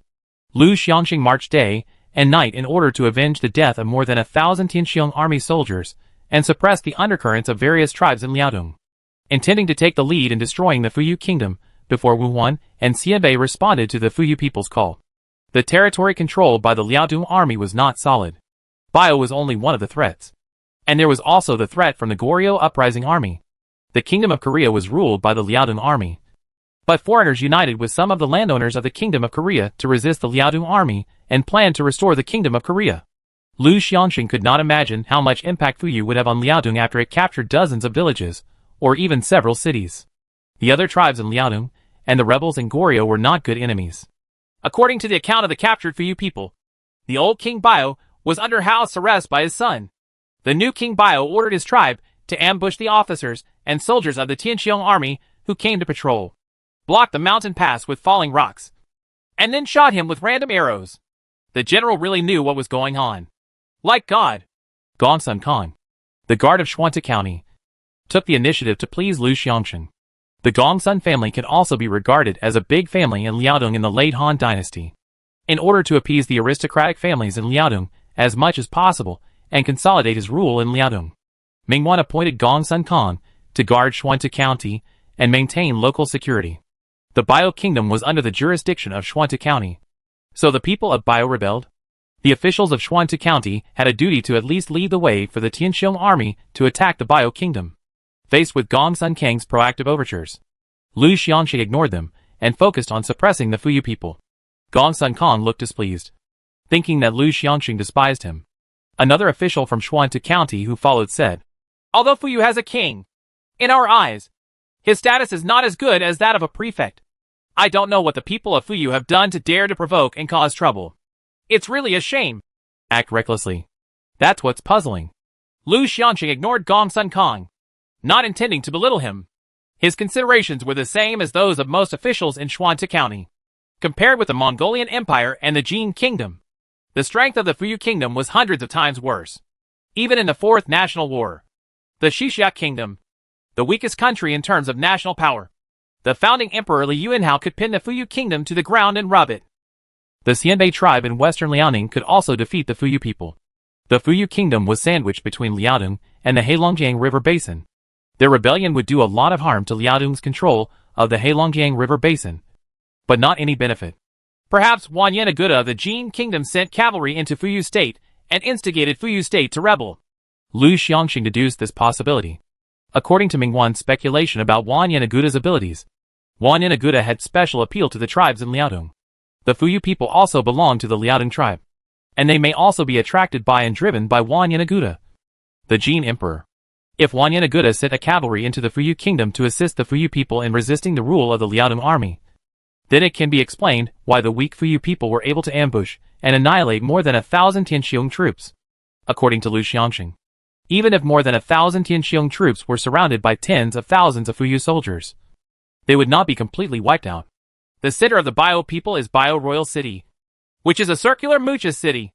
It is not difficult to attack. Gongsun Kong explained the information about Fuyu to Lu Xiongsheng. Moza City, that is, a city wall surrounded by wooden fences. The royal city of Fuyu Kingdom only has this level of technology, which shows that its level of civilization is far less than that of the Han Empire. And the Fuyu people are indeed relatively weak. The more this happens, the more cautious Lu Xiongsheng becomes. With 35,000 soldiers, we can easily conquer the royal city of Bio, burn it to the ground, and then return home in triumph. Gongsun Kong believed that defeating Fuyu's army would be easy. Don't underestimate the enemy. Still follow the plan and attack Bio Royal City. But be careful about ambushes along the way. Lu Xiongsheng and Gongsun Kong were different after all. Just to deal with the Bio people, Lu Xiongsheng didn't even need to come in person. He only arranged for his deputy generals to command 20,000 to 30,000 low-level soldiers to burn the Bio Royal City. However, Fuyu State may have a Jin cavalry force, and Lu Xiongsheng must be prepared. How many soldiers are there in Xuanta County? About 10,000 people. Deploy 3,000 men as vanguards. The last General Gongsun Kong is willing to be the pioneer. Gongsun Kong, who was familiar with the local terrain, volunteered. 3,000 soldiers from Xuanta County, under the command of Gongsun Kong, joined Lu Xiongsheng's army, raising Lu Xiongsheng's strength to 5,000 Tianxiong troops, 3,000 soldiers from Xuanta County, and 30,000 auxiliary soldiers. Lu Xiongsheng continued to go north, with Gongsun Kong as the vanguard and the captured Fuyu people as the lead, to attack the royal city of Fuyu. About 50,000 young men from the Bio Kingdom gathered in the Bio King city. King Bio glanced at the young men from the Bio Kingdom. These people were also soldiers from the Bio Kingdom. The Liaodong army imposed harsh taxes on us. The taxes were 20% higher than those of the civilians in Yuzhou. They also required the young men of our tribe to obey military service. Over the past few years, the young men of our tribe fought for the Liaodong army, resulting in tens of thousands of casualties. At this time, it's time to rise up and capture Liaodong City. Capture Liaodong City. 50,000 Bio soldiers raised their arms and shouted, and their morale was high. But they do not know that their king intends to push them into the pit of fire. 50,000 Bio soldiers, led by King Bio, left the city of Bio. All the soldiers around King Bio were replaced. King Bio wiped the sweat from his forehead from time to time, and his life was completely controlled by others. The 50,000-strong army of Bio planned to ambush Lu Xiangxing's Tianxiong army in the valley of the plain south of the royal city. In the Heilongjiang River Basin, Mingwan gathered the main force to wipe out the tribes conquered by Wan Yanaguda, and won successively. For Mingwan, this is also an opportunity to rectify the north. He divided his sphere of influence into 5 regions: Liaodong, Liaoshi, Goryeo, Bio, and Heishui. In the 5 places, there are aliens, native residents, as well as a large number of fishing and hunting tribes, and nomadic tribes, all intertwined. The sweep of the Jin kingdom coincided with the complete conquest of all tribes and foreigners in the Blackwater area, and strengthened control over the Heilongjiang River Basin. Lu Xiangxing used Tianxiong's army to suppress Bio Kingdom? Mingguan waited in his mind and acquiesced to this action. Bio country is not strong, and there are many foreign lords who own villages or tribes within Bio country. They can use their power to destroy Bio country. Mingguan originally planned to break up all the tribes so that they could not be unified, and directly destroy the rebels, issuing the order to destroy the country. All the lords who sent rebel troops to attack the Bio Kingdom can be counted as military merits in the future. Mingguan has been operating for several years, focusing on conquering the kingdom of Goryeo and major cities. He has no time to control the villages, towns, and tribes controlled by some alien lords. So he plans to use the power of these small lords to strengthen Lu Xiangxing's military strength. Mingguan had destroyed the Goryeo kingdom and issued an order to destroy the country again. No one doubted that the Liaodong army could destroy the Bio kingdom. As a result, hundreds of small lords within the sphere of influence of the Bio kingdom rose up to respond to Lu Xiangxing's Tianxiong army and attack and destroy the Bio kingdom. Lu Xiangxing entered Bio kingdom for a few days and gained more than 10,000 rebels. The force was strengthened again, and the lords donated grain, grass, gold and silver. These alien lords, the big ones are equivalent to aristocratic families, and the small ones are equivalent to country squires. Tianxiong's army gathered 40,000 to 50,000 troops to suppress the border. Their military strength was not much inferior to that of Fuyu state. Moreover, the combat power of Tianxiong army is not comparable to that of Fuyu state. There may be an ambush here. Lu Xiangxing stopped the Tianxiong army from advancing. He had seen the tricks of the Fuyu army. I'm going to catch a few alive. Gong Sun Kong held a gun and led more than 10 cavalry into the valley. Lu Xiangxing did not intercept Gong Sun Kong. Gong Sun Kong was a platinum-level general and the historical governor of Liaodong. If it weren't for Mingguan, Gong Sun Kong might have a foothold in Liaodong. Gong Sun Kong entered the valley. After a while, there was a cry of killing in the valley. When Gong Sun Kong came out, he took a prisoner from Fuyu and threw him in front of Lu Xiangxing. There is indeed an ambush in the valley. How many soldiers and horses are there? About 50,000. It can be easily broken. The whole army attacks the valley and kills 50,000 Bio soldiers. Lu Xiangxing saw through the ambush of the Fuyu people and attacked along the foothills. Seeing that the ambush failed, the Fuyu people had no choice but to come out to fight the Han army. Please let the last general lead the cavalry to break through the army of Bio. In order to achieve meritorious service, Gong Sun Kong repeatedly asked Lu Xiangxing to lead troops. Lu Xiangxing knew that the Fuyu people were weak and Gong Sun Kong was a cavalry general. So he temporarily handed over 3,000 cavalry to Gong Sun Kong. Gong Sun Kong got the cavalry, and he was really brave. He charged towards the Fuyu people, with 300 heavy cavalry as the vanguard, and defeated the Fuyu army. Gong Sun Kang's spear thrust out, and killed more than 10 people in a row. The Fuyu soldiers were no match for Gong Sun Kong. Gong Sun Kong only had 3,000 cavalry fighting in the valley, and the 50,000 Fuyu army was completely defeated. Chapter 563, Death of Tianxiong Army. Tianxiong's army crossed the valley, and went straight to the royal city of Fuyu. The Fuyu people were defeated and retreated. Gong Sun Kong, guard the valley. Lu Xiangxing left Gong Sun Kong to guard the retreat, and then went to attack the royal city of Bio himself. Fuyu Royal City is a relatively simple Muza city. Lu Xiangxing specially brought fire arrows with the intention of burning down the city, and taking advantage of the chaos to invade the city. You actually left me to guard the valley. You clearly don't want me to get the credit. Gong Sun Kong regained command of 3,000 troops from Xuantu County to guard the valley. and complained about Lu Xiangxing's arrangements. He defeated the 50,000 Fuyu army with 3,000 cavalry. If he captured the Bio-Royal City again, he might be able to get the important use of Mingwan. Sir, a cavalry is coming. Just as Gongsun Kong was complaining, a cavalry group appeared and marched quickly towards the valley. The sand and dust were billowing. Fuyu cavalry? It seems that these savages haven't learned a lesson yet. Gongsun Kong commanded the infantry and crossbowmen to rely on the terrain to defend. He squinted his eyes and looked at the approaching cavalry. The Fuyu kingdom also has its own cavalry.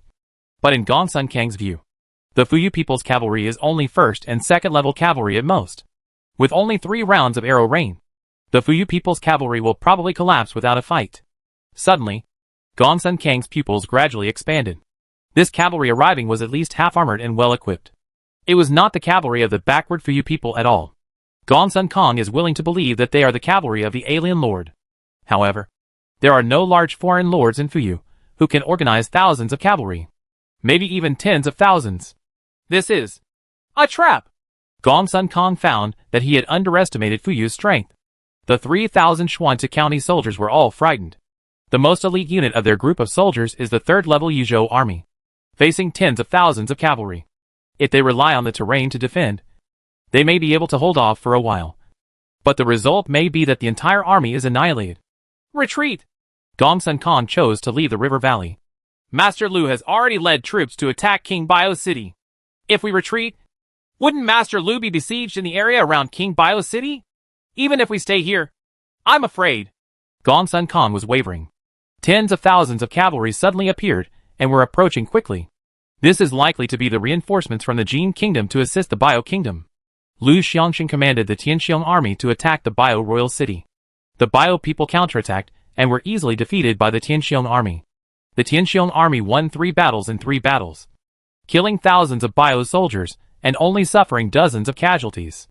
The backward Fuyu tribe had no choice but to be slaughtered in front of Tianxiong's army. The Tianxiong army used crossbows and rockets, and thousands of fire arrows fell into Bio Royal City. The wooden walls and wooden fences of Bio Royal City were ignited, and the flames reached the sky. The Royal City of Bio is in chaos. All you need to do is order a storm. The Royal City of Bio will be within easy reach, and the Bio Kingdom that has provoked Qianeng's army will be destroyed. The Liaodong army dared to destroy the Goryeo Kingdom, which had many foreigners, let alone the Bio Kingdom, which did not even have a stone wall. Lu Xiangxing's eyes reflected the blazing fire. He was silent for a full moment, and then suddenly shouted, "Stop the attack and withdraw to Xuanzi County." The lieutenants of the Tianxiong army were confused and looked at their commander in surprise. Although Bio is a small country, destroying Bio will be the result of annihilation. Bio will become the second kingdom to be wiped out by the Liaodong army. In just a few hours, the Tianxiong army and a group of auxiliary soldiers could steal the gold, silver, population, and food from King Bio's city. This is a trap! A Jurchen trap! Retreat immediately! Lu Xiangxing got on his horse and urged the Tianxiong army and ordinary Liaodong soldiers to leave. The generals and soldiers of Tianxiong army strictly obeyed Lu Xiangxing's orders, gave up the attack on Bio Royal City, reorganized the army, and followed Lu Xiangxing to retreat. The rest of the Liaodong soldiers who came to attack King Bio were even more confused. But after the general issued the order, they could only obey Lu Xiangxing's order. General, the Bio people had 20 or 30,000 casualties and were defending the royal city. It doesn't look like a trap. Why did you retreat? The deputy general of Tianxiong army was still puzzled on his way back to the army. These ordinary Fuyu people may not even know that they are being used as bait, which is even more worrying. The people who really want to deal with us are not the Fuyu people. I just hope that Gongsun Khan can guard the retreat. Otherwise we will be in danger. Speed up the march. Lu Xiangxing had a premonition of danger. He knew that the Fuyu people were no match for the Tianxiong army. The purpose of leading the Tianxiong army this time was not to fight with the Fuyu people, but to fight against the Jurgens who supported the Fuyu people. But the Jurchen cavalry never showed up, and Lu Xiangxing had realized that the Jurchens might cut off their retreat. In the royal castle of Bio, a group of cavalry appeared, along with a carriage. Lu Xiangxing is indeed a famous general. He actually anticipated that this was a trap. But it was already too late. Give the order and the whole army will attack. Yes. The cavalrymen followed the orders of the people in the carriages and ordered each cavalry group to attack. in the valley where the 50,000 Bio army was defeated. No Sangsung's Qianum army was locked in a bitter battle. When Lu Xiangqing's Tianxiong army and Fuyu's Iran leader army retreated to the valley, Gongsun Kang's 3,000 Xuantu county soldiers had already escaped. The valley was occupied by an unknown army. Lu Xiangqing could only lead the Tianxiong army to storm the valley, trying to find a way out. From the rear, King Bio led the army of Bio to make a comeback. For a time, No Sangsung's army was besieged in the plain where Bio Royal Fortress was located. The plain is suitable for cavalry assault, and Lu Xiangqing's army is in a very critical situation. Gongsun Kang actually retreated without authorization. Lu Xiangqing was angry when he found out that Gongsun Kang had fled and surrendered the valley to the enemy. If Gongsun Kang fought to the death and Lu Xiangqing's Tianxiong army retreated in time to launch a pincer attack on the enemy, the Liaodong army might still be able to win. However, Gongsun Kang fled without fighting, causing the valley to change hands easily, and Lu Xiangqing's army fell into a situation where it was impossible to advance or retreat. You attack the valley, and I will lead 1,000 men to kill King Bio. Lu Xiangqing became even more angry when he saw that King Fuyu was leading 20,000 to 30,000 soldiers and horses in the rear, and wanted to attack his army from the north and south with the enemies in the valley. More than 1,000 Tianxiong troops gathered under Lu Xiangqing's command. Lu Xiangqing personally commanded this Tianxiong army and attacked the central army of Fuyu Kingdom's army. More than 1,000 Tianxiong troops used crossbows and muskets to shoot at the Fuyu people. Hundreds of Fuyu soldiers were killed, and the morale of the army was shaken. Lu Xiangqing drew his sword and led more than 1,000 Tianxiong troops in close combat. 20 to 30,000 Fuyu soldiers faced more than 1,000 Tianxiong troops and were defeated. King Bio tried to control his army, but the combat power and will of Bio's army were completely unable to compare with Changxiang's army. Bio's soldiers were retreating everywhere. King Bio wanted to gather his troops, but he couldn't do it. Lu Xiangqing's more than 1,000 Tianxiong troops had already reached King Bio, charging fiercely all the way, and King Bio's guards even abandoned King Bio. A general whose armor was stained with blood and dirt personally struck King Bio with his sword. King Bio drew his sword and fought with him. Sonorous. In less than 10 rounds, Lu Xiangqing knocked away King Bio's sword and killed him. King Bio, who tried to resist the rule of the Liaodong army, was killed and fell to the ground. He provoked an enemy he shouldn't have. The Liaodong army can destroy the Fuyu kingdom with only the few troops left in Liaodong city.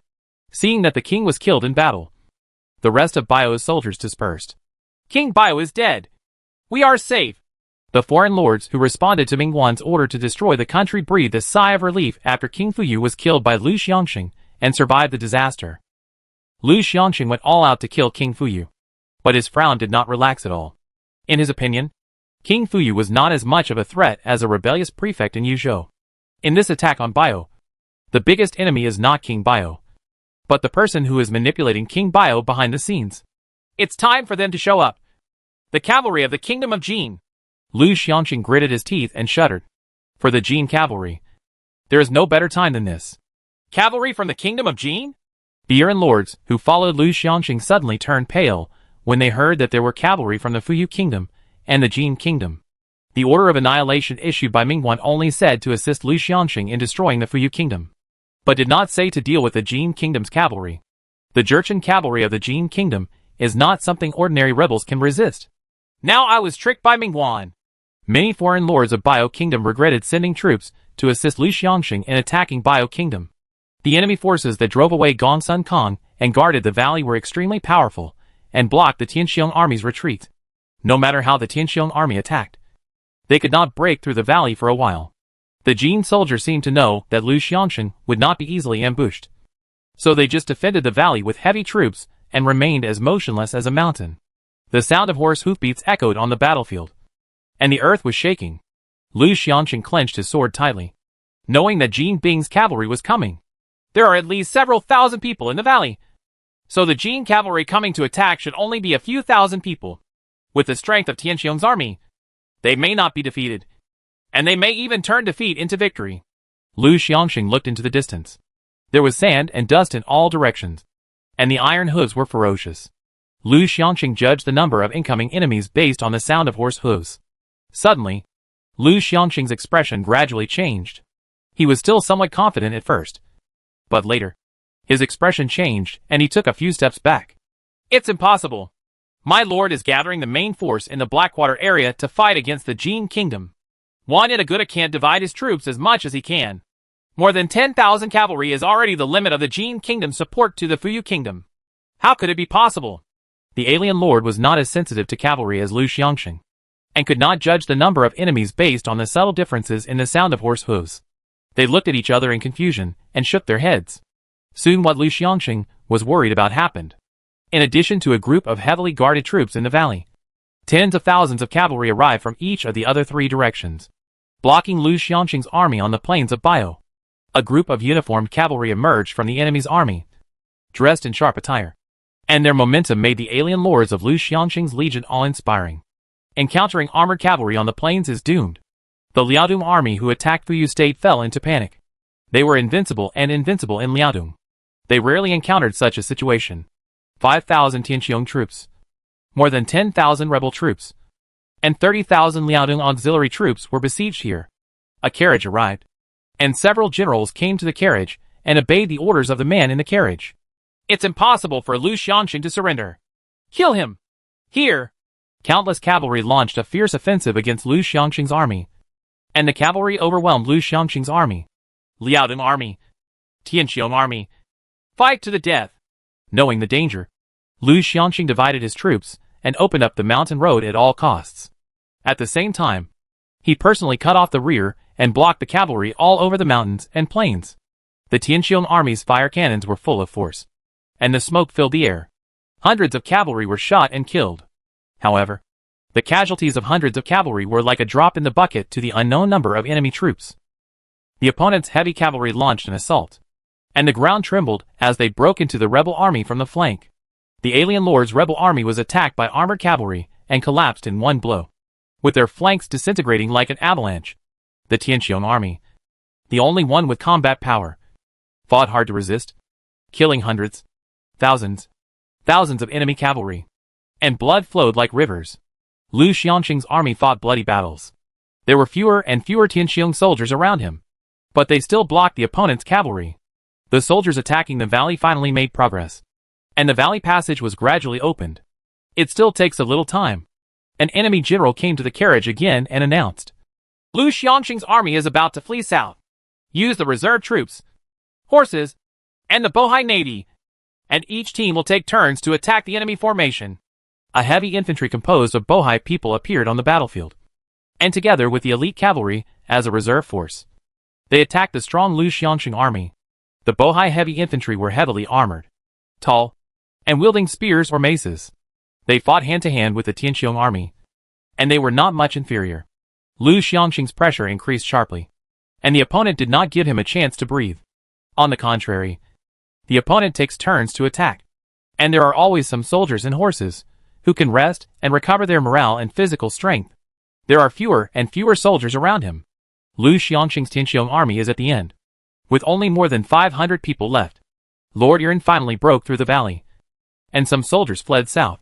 However, Lu Xiangxing and his Tianqiong army, who had cut off the rear for everyone, were heavily surrounded. Lu Xiangxing finally breathed a sigh of relief when he saw that part of the rebels had escaped and could bring the information back to Liaodong. He pressed his sword and leaped on his horse, leading the last 500 Tianqiong army soldiers to break through. The general will die, and he will make progress but never fail. The 500 Tianqiong troops boosted their morale and attacked fiercely all the way. The number of enemy cavalry who died under their weapons exceeded the number of Tianqiong troops who died in battle. The enemy cavalry galloped. Arrows rained down, and the Tianqiong army continued to reduce its numbers. In the end, almost every Tianqiong army soldier who died was hit by more than 10 arrows. Lu Xiangxing personally attacked the enemy formation, and the enemy cavalry surrounded it 3 levels inside and outside. There are enemy cavalry figures everywhere. Armored cavalry and Bohai heavy infantry are attacking from all directions. The number of enemies is at least tens of thousands. Lu Xiangxing was hit by more than a dozen arrows, and his armor was dyed red with blood. Only a few Tianqiong troops following him were left. Suddenly, Lu Xiangxing's eyes widened. This is not the cavalry of the Jin Kingdom. Arrows rained down from the sky, covering the sky and the sun, covering Lu Xiangxing and his Tianqiong army. In Monan Dragon City, Chu Tian was preparing food and grass to march into the western regions and relieve the siege of the western region's battlefield. At the same time, he asked Lao Qin and Mingguan to send a legion to the western regions to fight Temujin and Subutai. Chu Tian received Mingguan's reply, and Mingguan's tone was a little angry. I've encountered a little trouble here, and I'm afraid I won't be able to send troops to the western regions. My general Lu Xiangxing and Tianxiong's army attacked Fuyu State, and the entire army was wiped out. Chapter 564 The Collapse of Yumen Pass. The Bingzhou army will stay in Hetao to recruit troops and make up for losses. Lord Monin, continue to stay in Monin to guard against Mabe's cavalry going south. Chu Tian found that all battlefields in the Han Empire were in chaos. Instead, Hetao and Monin were pacified quickly and became his sphere of influence. The lords of Monin were already wavering. Chu Tian sent troops to pacify Monin, and these lords defected to Chu Tian one after another. He could transfer some of his troops to the western region and drive Temujin back to Mabe. This time in the battle in the western region, the main force was Chu Tian's guards corps. Although some troubles have arisen over Mingguan, Mingguan believes that he is capable of handling them. Except that he cannot send legions to the western region protectorate. He does not need reinforcements. Chu Tian could probably understand the trouble Mingguan encountered. Generally speaking, the nomadic, fishing and hunting civilizations born in Mobe and Liaodong are the most powerful. The Huns, Turks, and Mongols in Mobe, and Goguryeo, Khitan, and Jurchen in Liaodong are all famous. Mingguan occupies Liaodong, and the local fishing and hunting tribesmen have fierce customs. So Mingguan is facing unprecedented pressure. The Liaodong army does not need additional reinforcements. It is not easy to suppress the many tribes in Liaodong with its own strength. Zhejiang Lao Qin also replied to Chu Tian and could send 100,000 to 200,000 troops into the western regions to assist Huan in pacifying the western regions. The western region protectorate is a relatively unlucky force, with enemies from all sides. To support the western region protectorate, we must first regain the Heshi corridor and open the passage from Yumen Pass to Luntai. All the guards corps were sent to Jiuquan County, and then the troops left Yumen Pass to recapture Dunhuang. The subsequent army was sent directly from the Central Plains to Luntai City in the Western Region Protectorate. Chu Tian planned to use the guards corps to open up the Heshi corridor. This expedition to the western regions was extremely expensive. Chu Tian could not bring 1,000,000 troops there, so he could only select the best among them to go to the western regions to relieve the siege of the Protectorate. After all, the western regions were one of the territories of the Han Empire, and could not be conquered under any circumstances. After losing the teleportation array in Luntai City, it will be a longer and more expensive expedition to regain the western region in the future. The first batch of Vanguard Expeditionary Forces was the Guards Corps commanded by Chu Tian himself. The follow-up troops may be Li Yi's Jizhou Army or Wei Qing's Yuzhou Army. Zhejiang Lao Qin promised to dispatch 1 or 2 legions of more than 100,000 people for follow-up support. With the force of the Guards Corps, Su Fengnian's Liangzhou Army, Wang Fusong and Zhu Jun's Eastern Han Army were enough to regain Dunhuang County. You must be optimistic about Monin. There are hundreds of thousands of Mongolian cavalry in Mobe. As long as Temujin and others use the teleportation array to return to Mobe, they can go south at any time. Chu Tian was worried that the elusive Temujin would suddenly return to Mabe and lead the Mabe cavalry south. So he asked Yu Fei, Li Mu, Wei Qing and others to guard Monin and prevent the Mongolian cavalry from entering the Hetao plain. This time, 3 generals were stationed in Monin, and Monin was as stable as a rock. Furthermore, Chu Tian can continuously mobilize troops from Monin as the main follow-up force to enter the western region. The teleportation array is extremely convenient, but the amount of gold and silver consumed is a bit exaggerated. If possible, Chu Tian would rather go to the western region with fewer troops. The more troops there are, the greater the burden on logistics will be. Even if the Eastern Han dynasty were unified, it would be difficult to mobilize an army of millions in one expedition. Yumen Pass. Xiongwan was bombarded by Xiangyang artillery. The Arrow Tower, Watchtower and City Gate Tower had been razed to the ground by Xiangyang artillery. Although Su Fengnian succeeded in attacking the Mongolian army Xiangyang cannon once, the Arab craftsmen of the Mongolian army quickly produced a new batch of Xiangyang cannons, and threw huge rocks weighing 200 to 300 kilograms at Yumen Pass day and night. Brutal boulders smashed on the city wall, and many defenders were killed by the boulders. Their deaths were horrific. Under the continuous bombardment of the Xiangyang cannon, the city wall with signs of weathering on the surface developed spider web-like cracks, and the city bricks and rammed earth layers fell off. The Xiangyang artillery also had the effect of deterring morale. The defenders' morale was low due to the continuous bombardment of the Xiangyang artillery. The Mongolian army outside the pass was prepared for the sneak attack by the defenders. Therefore, when Su Fengnian went out for a sneak attack again, he fought with the Roman legions and other servants. Each suffered losses, and was unable to destroy the Xiangyang cannon. If this continues, Yumen Pass will be lost in less than 10 days. Su Fengnian discovered that the city wall at Yumen Pass showed signs of being destroyed. Although his Xiliang legions were constantly repairing and strengthening the city walls, the temporary female walls were not as strong as the original city walls, and the Xiangyang cannon could easily destroy these earthen walls. Zhu Zimu and Lao Qin have agreed to send an army to the western regions to open up the Heshi corridor. As long as we hold on for a while longer and solve the battlefield in the western regions, the end of the Mongol Empire is coming. Su Fengnian led a group of Xiliang soldiers to inspect the Guanxiang. They saw that the city wall was full of pits, and they were all dents made by the huge rocks thrown by the Xiangyang cannon. It was shocking. The Mongolian army threw at least thousands of boulders at Yumen Pass. Even the majestic city wall could not withstand the continuous bombardment. Thousands of defenders were killed under the bombardment of Xiangyang artillery, which was more of a blow to morale. Not many defenders could risk being stoned to death by holding on to the city wall, not to mention seeing the miserable condition of his companions with his own eyes. Ma Chao followed Su Fengnian and saw that the morale of the Yumen Pass garrison was low. So he said to Su Fengnian, "My lord, Ma Chao is willing to lead a team of cavalry out of the city, burn the trebuchets, and relieve the siege of Yumen Pass. The Mongolian cavalry has been prepared for a long time and cannot take risks easily. Wait patiently until the reinforcements from the pass arrive, and the crisis will naturally be resolved." Su Fengnian was worried about damaging Ma Chao and did not agree to Ma Chao's battle. The battle at Yumen Pass was extremely tragic, and any general could die in the battle. Several of Han Sui's generals were killed, and several of Su Fengnian's generals were killed. One of the generals was killed by a boulder fired by the Xiangyang cannon while defending the city wall.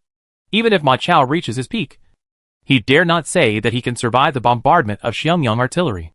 "The Mongolian army is attacking the city again. Lord, be careful." The scout responsible for observing the movements of the Mongolian army issued a warning. Boom! A huge boulder fell down, smashing the two defenders, who couldn't dodge, into pieces. The impact caused the boulder to shatter, and the gravel to splatter. Boom! Another huge boulder hit, with flames and smoke rising from the surface. After hitting the city wall, the rubble rolled with flames. "Cover your mouth and nose." Su Fengnian's scalp was numb. The smoke not only stung his nose, but also contained nerve-numbing herbs mixed in, weakening the defenders' combat effectiveness. The Mongolian army's Xiangyang artillery threw not only huge rocks, but also fireballs and smoke. The fire spread in Yumen Pass, and the smoke billowed, turning this ancient pass into a purgatory. The Mongolian siege general Ali Haig built 50 Xiangyang cannons and continuously bombarded Yumen Pass, launching the most ferocious bombardment on Yumen Pass. The Xiangyang cannon threw hundreds of kilograms of boulders, churning fireballs, and ignited wolf smoke into Yumen Pass, turning Yumen Pass into a sea of fire.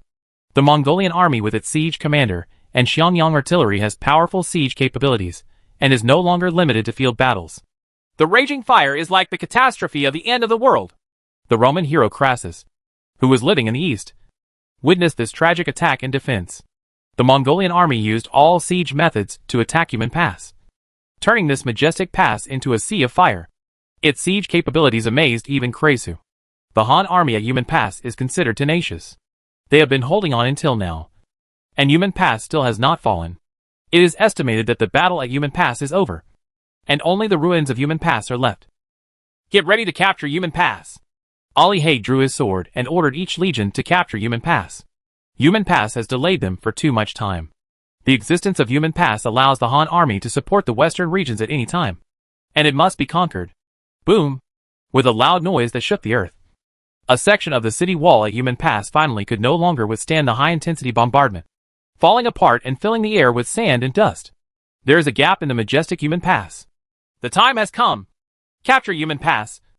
Everyone will be rewarded."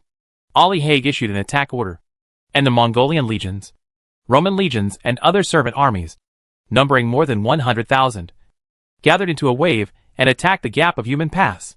Part of the city wall of Yumen Pass collapsed, causing all the defenders to be confused. The strong wall they relied on collapsed, and Yumen Pass became a smooth road. The Mongolian army and its servants could completely attack the gap and enter the pass through the gap. The veterans of the Eastern Han Dynasty Huang Fusong and Zhu Jun immediately led their troops to block the gap and fought with the incoming Roman legions in the gap. The eagle flag of the Roman Empire and the battle flag of the Han Empire clashed. The two civilizations of the East and the West clashed in an unexpected form. The Mongolian army not only attacked the gap, but also set up ladders and climbed the city wall to exert pressure from both sides. The defenders of Yumen Pass went crazy. If more and more enemy troops are allowed to attack the gap or the city wall, then Yumen Pass will be lost. The enemy's morale is at its peak. After Jui took refuge in Chutian, he soon participated in the tragic battle of Yumen Pass. When he saw the densely packed Mongolian army, his scalp went numb. After the continuous battle, the number of 800 dead soldiers who had ascended first was reduced to less than 600. They followed Jui, loading crossbows and shooting the enemy with powerful crossbows. However, the role of a few hundred soldiers who came first to die was limited in a large-scale battle. The rain of arrows thrown by thousands of Mongolian archers below could kill some of the soldiers who came first to die. Boom! There was another loud noise, and a fireball fell into the dead soldiers. The fireball exploded and flames splashed out. A dozen of the dead soldiers were covered in sputtering flames and screamed. The thick smoke produced by the flames disturbed the defenders. The cheeks of Jui and many of the soldiers who died first were blackened, and their vision was affected. Trebuchets of the Mongol Empire. Jui looked down at Yumen Pass. Under the control of soldiers, 50 behemoths were loaded with boulders, fireballs, and smoke, and were continuously launched towards Yumen Pass. The fireball pierced the sky, trailing black smoke and falling on the city wall. Boom! There was another loud noise and flames flew everywhere. Morale continues to decline. Soldiers, hold on for 3 days. Reinforcements are coming. Feng Yi, the commander of the Thorn-Destroying Legion and General Dashu, found that the morale of the Legion was rapidly declining due to the shock effect of the Xiangyang cannon and the collapse of part of the walls of Yumen Pass. He could only activate special effects to temporarily stabilize morale. Because of Feng Yi's ability, the morale of the Thorn-Killing Legion slowed down and began to recover slowly. But the situation is still not optimistic. The morale of the Thorn-Destroying Corps remains at a low level, and the morale of Su Fengnian and Han Sui Shiliang Corps is even lower. With low morale, the Han army is still defending Yumen Pass. Huge boulders, fireballs, and wolf smoke fell from the sky like meteorites, and Yumen Pass wailed. The Roman legions used Western ballistae to shoot at the defenders of Yumen Pass. There were originally many bed crossbows deployed at Yumen Pass, but they were almost destroyed by Xiangyang artillery. The Han army lacked effective means to counterattack the crossbows. The battle at Yumengwen was extremely brutal, especially the 5th School of the Northern Army and the Sanha Cavalry, which were blocking the gap, under the command of Huang Fusong and Zhu Jun. They blocked the Roman legion with all their might. The heavy infantry of the Roman legion threw javelins.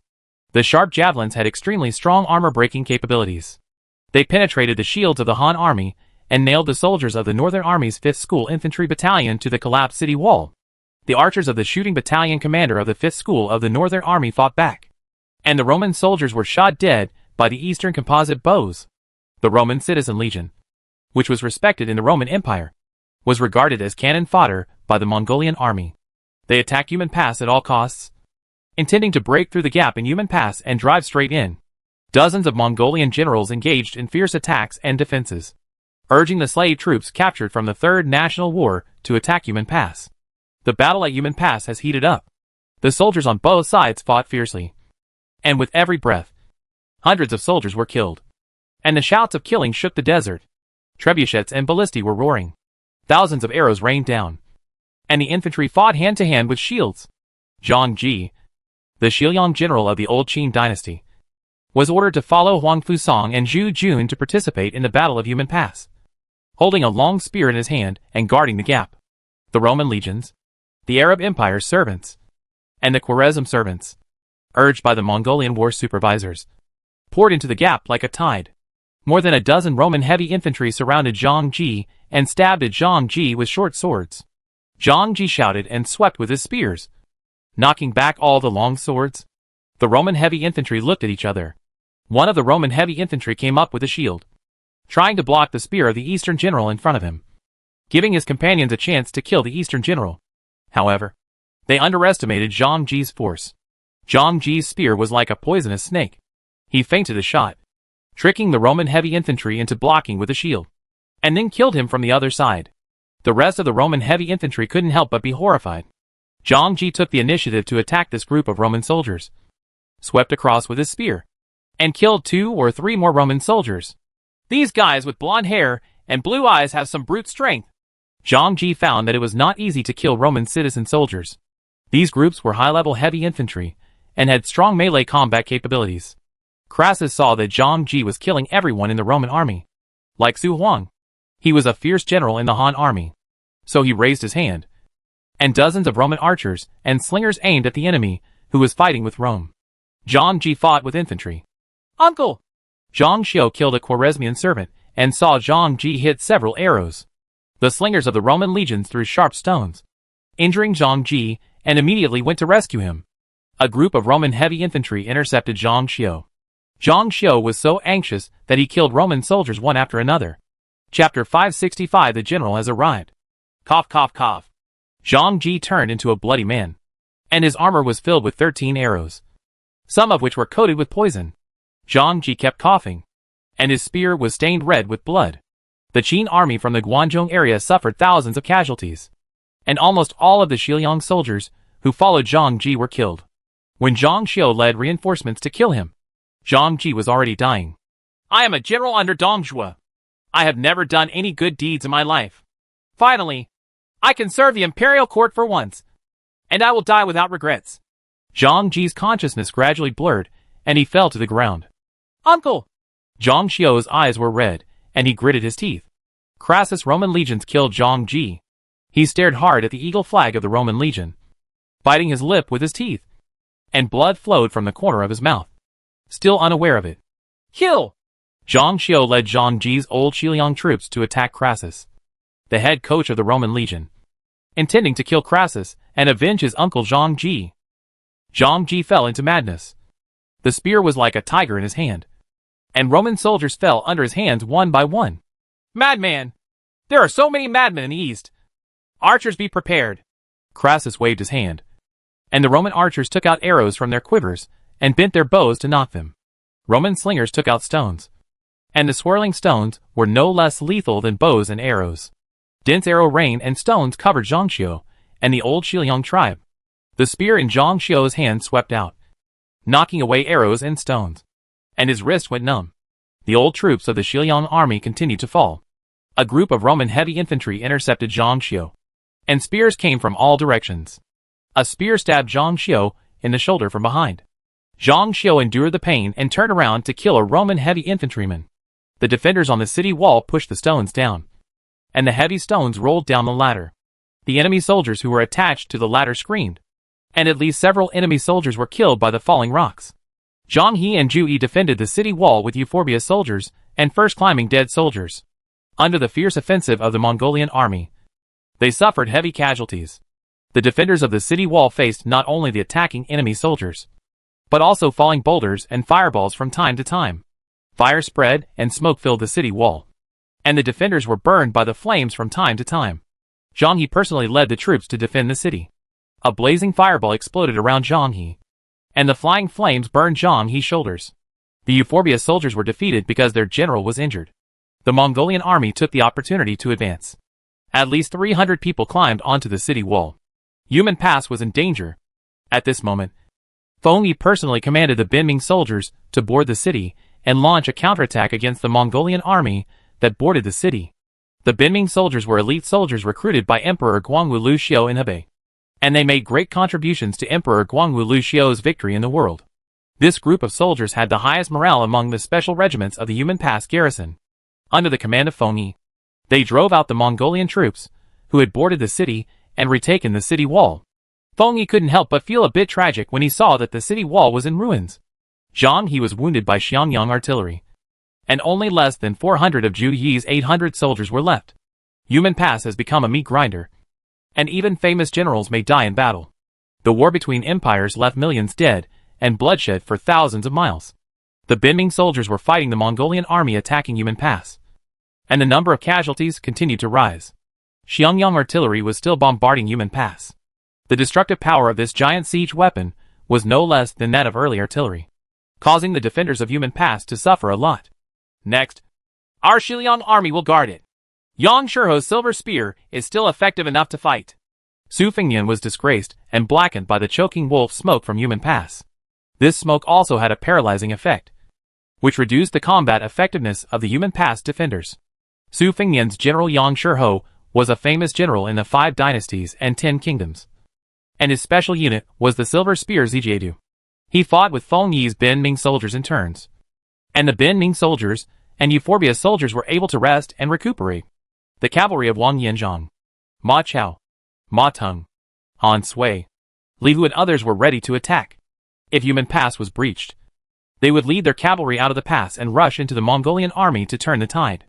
Also in the pass were the county soldiers of Cai, the prefect of Wuwei County appointed by Zheojiang Lao Qin. However, Cai's county soldiers are not special soldiers. They are just ordinary soldiers, with the highest level being only 3 levels. They are used as a reserve force to recharge their batteries. Cai didn't seem to be in a hurry and ordered the soldiers in Wuwei County to rest and maintain their morale and physical strength. Excluding special units, Cai's Wuwei County soldiers were the legion with the highest morale, maintaining their morale and physical strength at their peak. The walls and gaps in Yumen Pass can only accommodate tens of thousands of people fighting. There is no need to swarm them all. Cai waited patiently for the opportunity. The battle at Yumen Pass became increasingly fierce, with tens of thousands of soldiers killed on both sides. So much so that the Mongolian army did not need ladders, but simply stepped on the corpses of their companions to climb the wall. The terrain of Yumingwen is so narrow that there is almost no place for corpses to be piled up. The battle at the gap was also shocking. Crassus's Roman legion of 5,000 people actually suffered more than half casualties. The servant troops driven by the Mongolian army rushed forward and attacked the 5th school of the Northern Army and the Sanha cavalry. The two sides saw back and forth at the gap. The blood dyed the veteran Huang Fusong shirt red, and the diffused smoke made the elderly Huang Fusong cough constantly. However, he still persisted in commanding the 5 schools of the Northern Army to block the gap in Yumen Pass. The will of the Yumen Pass defenders is really strong. Xiangyang artillery almost razed Yumen Pass to the ground. They invested more than 100,000 troops to attack Yumen Pass in turns, but they still couldn't win the pass. The Mongol Empire siege General Ali Haig and Prime Minister Yelu Chukai commanded the army to attack Yumen Pass from a high place. They found that Yumen Pass, which had almost collapsed, was still resisting tenaciously. Just a pass at Yumen Pass is so difficult to attack. If you want to conquer the Han Empire, I'm afraid it won't be possible in just a few decades. Yelu Chukai had a very high opinion of the Han Empire. Before the original bronze cannon came out, the Xiangyang cannon was already the most destructive large-scale siege equipment in the world of lords. Many powerful generals suffered under the bombardment of the Xiangyang cannon. However, Yumen Pass was continuously bombarded by Xiangyang artillery and still held on, so that the Mongolian army used fireballs and smoke to turn Yumen Pass into ruins. Originally, Ali Haig wanted to capture Yumen Pass, take it as his own, and then block the Han Empire from supporting the army of the Western Region Protectorate. But now it seems that the only option is to raze Yumen Pass to the ground and build a new pass. So this time Ali Haig used fire attack. A group of Mongolian soldiers appeared behind Ali Haig, and Ali Haig and Yelu Chukai subconsciously looked back. A big thick hand pressed Ali Haig's shoulder, and Temujin, the Great Khan of the Mongol Empire, arrived in person. Great Khan, the last general's attack on Yumen Pass was unfavorable, and I beg you to be punished. Ali Haig saw Temujin coming back and apologized to Temujin. I supported Hatao and Monin, but all failed. If I punish you for failing to attack Yumen Pass, then who will punish me? Temujin looked at Yumen Pass, which was about to fall. The plan to occupy Hatao and Monin has failed, and the western region must be captured. Since the Yumen Pass has collapsed, let us join forces to break it. Temujin, who had not benefited from other battlefields, returned to the Yumen Pass battlefield to provide legion bonuses for the servants who attacked the gap. Ali Haig enhanced the power of the siege equipment, causing a sudden increase in pressure on the Yumen Pass defenders.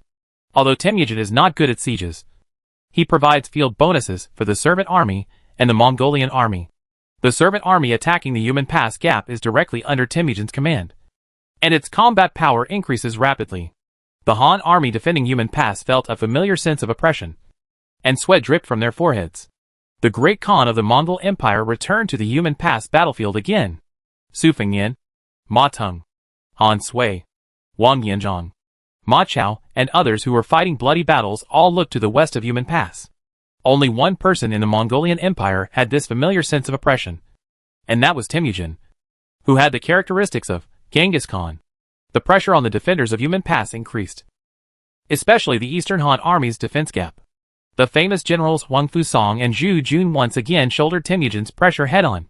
The morale of the servants commanded by Temujin was boosted, and they violently attacked the gap. The casualties of the 5 schools of the Northern Army increased significantly. Temujin could consume the servant army unscrupulously, and did not treat the servant army as human beings, but as consumables. But Huang Fusang and Zhu Jun felt distressed by the casualties of the 5 schools of the Northern Army. This group of the Northern Army's 5th School and Sanha Cavalry who followed them, some of whom were veterans who had participated in the Yellow Turban Rebellion, fell one after another in order to defend the Yumen Pass for the Empire. Zhu Jun held a Han sword and hacked down a Seljuk Turk servant. An arrow hit his right chest and was blocked by the goggles on his right chest, almost seriously injuring Zhu Jun. Zhu Jun took a step or two back, stopped with his sword, and coughed violently. The impact of the flowing arrow was obviously uncomfortable. If the fight continues like this, the 5th School of the Northern Army and the Sanha Cavalry may be completely wiped out. More and more Mongolian troops climbed the city wall, and Yang Shurho's silver spears suffered more and more casualties. Many silver spears were broken. Yang Shurho even went into battle with a spear himself and killed the thousands of captains who climbed the city. Feng Yi led the Ben Ming soldiers to take over Yin Qian's role in the capital and fought against the enemy troops who boarded the city. The two sides fought on the city wall. The Mongolian army violently attacked the city, and corpses were scattered all over the city wall. The defenders' rolling stones had lost their effect, because the enemy's corpses were almost as high as the city wall, and they could only fight back and forth with the attacking enemy troops on the city wall. If this continues, Yumen Pass may be lost. Han Sui was hit by 2 arrows, and was still wounded by the arrows as he killed the enemy. The unprecedented battle was beyond Han Sui's psychological endurance. The Xiliang army was stationed at Yumen Pass for a long time, and the consumption was extremely shocking. It's time for our Wuwei County soldiers to step forward to provide support. Xia, a wise general in white clothes, recuperated his strength when the Han army was in crisis. He sent Wuwei County soldiers with full morale and physical strength to support the city wall. Xia Ai's army entered the battlefield in time and stabilized the defense line. The Mongolian army retreated slightly, allowing the Han army to cheer up. The cavalrymen of Wang Yanzhong, Li Hu, Ma Teng and others simply abandoned their horses and boarded the city to assist the defenders on the city wall in defense. Boom! The Mongolian army used ramming vehicles and huge mallets to bombard the gates of the Wingqing. The gates were about to be shattered. The sudden outbreak of fighting in Wingqing shocked all the defenders. Everyone's eyes are focused on the attack and defense of the city walls and gaps. And this time, the Mongolian army also has the idea of Wingqing. The first city gate has been breached by the Mongolian army in the previous battle. Once the Mongolian army breaches the second city gate, the gate of Wingqing will become the second gap. Li Hu, lead the cavalry to rescue Wingqing. Su Fengnian had no choice but to temporarily dispatch military officers on the city wall, and sent cavalry general Li Hu to block the gate of Wingqing. The Mongolian legions made breakthroughs from 3 directions, and the defenders were exhausted. Huge boulders and fireballs were still bombarding the defenders of Yumen Pass, which was exhausting their physical strength. Not enough. Not enough. Xia in white shook his head. Although there were a large number of defenders at Yumen Pass, the space of Yumen Pass made it impossible for both the offensive and defensive sides to deploy strong forces. Once the Wingqing was breached by the Mongolian army, the morale of the defenders would drop even more. Morale is also an important factor affecting the combat effectiveness of both sides on the battlefield. For the defenders, the loss of the city gates, the collapse of the walls, and the death of the defenders will all weaken morale. Just when Yumen Pass was on the verge of collapse, the suffocating atmosphere facing the Han army suddenly disappeared. The suppression effect brought by Temujin's characteristic, Genghis Khan, has been offset. Could it be? Su Fengnian knew that monarch characteristics could offset part of the other's effects, which meant that there were also people on the Han army's side who had monarch characteristics. He subconsciously looked towards the east of Yumen Pass and saw an iron army arriving in the east of Yumen Pass, with sand and dust billowing and war horses galloping. Finally caught up. Chu Tian rode the famous horse Juing and led the Guards Corps from the teleportation formation in Jiuquan County. Before all the Guards Corps could gather, they heard that Yumen Pass was in danger and hurriedly came to support Yumen Pass. He could already see the billowing smoke of Yumen Pass in the distance, which showed how tragic the battle was. The Iron Eagle Scouts War Eagle spread its wings from Hua Mulan's shoulders, hovering in the air, monitoring every move of the Mongolian army, and at the same time announced the arrival of reinforcements led by the generals of the Han Empire. A white-robed army serves as the vanguard. White-robed hunting, Chun Qingji, Xuerengui, and Zhao Yun marched together. The white-robe army has always been a sharp blade in Chu Tian's hand. Temujin also felt that his Genghis Khan characteristics were offset, and the Han army at Yumen Pass no longer feared his oppression. There was only one person in the entire Han Empire who had powerful enough monarch characteristics, Tian Khan in Han Wu, who could counteract Temujin's pressure on the Han Empire. The General Chu Zimu. Temujin suffered heavy losses in Atao and Monan, but he never made up his mind to fight Chu Tian. Temujin rubbed his temples. That troublesome guy is here. Chapter 566 Temujin's Intention. 7,000 men in white robes ascended the city. Their white robes and silver armor as white as snow repulsed the enemy soldiers who ascended the city and recaptured the city walls and earned city. Because of the arrival of reinforcements from General Chu Zimu, the morale of the Yumen Pass defenders soared, and the Mongolian army and servants retreated to the rear like waves at ebbing tide. Yumen Pass, which was originally shaky, once again holds firm. Within a day, the offensive and defensive positions of the Yumen Pass battle changed again and again. It was not until Chu Tian arrived with reinforcements that the Mongolian army retreated. Su Fengnian almost sat down on the city bricks. Panting, the Mongol Empire's army temporarily withdrew, allowing Su Fengnian to finally take a breath. Otherwise, with Temujin's strength, Yumen Pass might really be captured by the Mongolian cavalry. He looked around. All the Han army regiments guarding Yumen Pass were almost maimed in the fierce battle. 100,000 soldiers and servants of Temujin and Ali Haig were killed. The area near Yumen Pass was filled with mountains of corpses and seas of blood. Zhang Xiu and hundreds of Xiliang soldiers recaptured the body of his father Zhang Ji. And there was silence. In this battle, Zhang Ji, the general sent by the old Qin dynasty to aid Yumen Pass, and the original general of Dongshui Xiliang army, died in the battle, and Zhang Xiu gritted his teeth at him. The Roman legions killed my father, and he must pay the corresponding price. Zhang Xiu still had hatred for the Roman legions. The Roman legions were all high-level troops. Zhang Ji attacked the Roman legions, and was killed by the Roman legions. Su Fengnian just shook his head at Zhang Xiu's experience. In the Battle of Yumen Pass, countless generals were killed or injured, and Zhang Ji was just one of them. The war will only become more and more fierce, and it is not uncommon for the entire army to be wiped out. Why did the shouting of killing stop? Could it be that the Mongolian army has already entered the pass? The injured Zhang He hugged his shoulders burned by the fire, and tried to get up to fight, but was stopped by his old acquaintance Zhu Yi. Don't worry. The Lord's reinforcements have arrived, so we don't have to continue fighting. It turns out that the Lord has arrived. It seems that the Mongolian army will probably retreat. Zhang He heard that Chu Tian had arrived, so he laid down with peace of mind. At present, with various abilities superimposed, the only person who is qualified to play cavalry with Temujin is Chu Tian. As expected, the Mongolian army chose to withdraw as Zhang He had inferred. Temujin was still hesitating whether to fight Chu Tian. Temujin also knew that Chu Tian was the largest prince in the Han Empire. If the decisive battle with Chu Tian failed, the end of the Mongol Empire would soon come. According to Zhang He's inference, Temujin was still gathering strength, so he had been avoiding a head-on confrontation with Chu Tian. Go and greet Chu Zimu. After gasping for air, Su Fengnian finally got up and went to see Chu Tian with Ma Teng, Han Sui, Feng Yi, Cai and others. If Chu Tian's reinforcements hadn't arrived, perhaps Yumen Pass would have been turned into ruins by now. Under the offensive of the Mongolian cavalry, not many people could defend Yumen Pass, but this group of people did it. When Su Fengnian stood up, he almost fell down due to loss of strength. Wang Yanzhang held Su Fengnian up with one hand and kept Su Fengnian from falling. Chu Tian sent the white-robed army to take the lead to relieve the siege of Yumen Pass. After the white robes dismount, they can become light infantry and kill enemy troops on the city wall. They are no less powerful than high-level light infantry.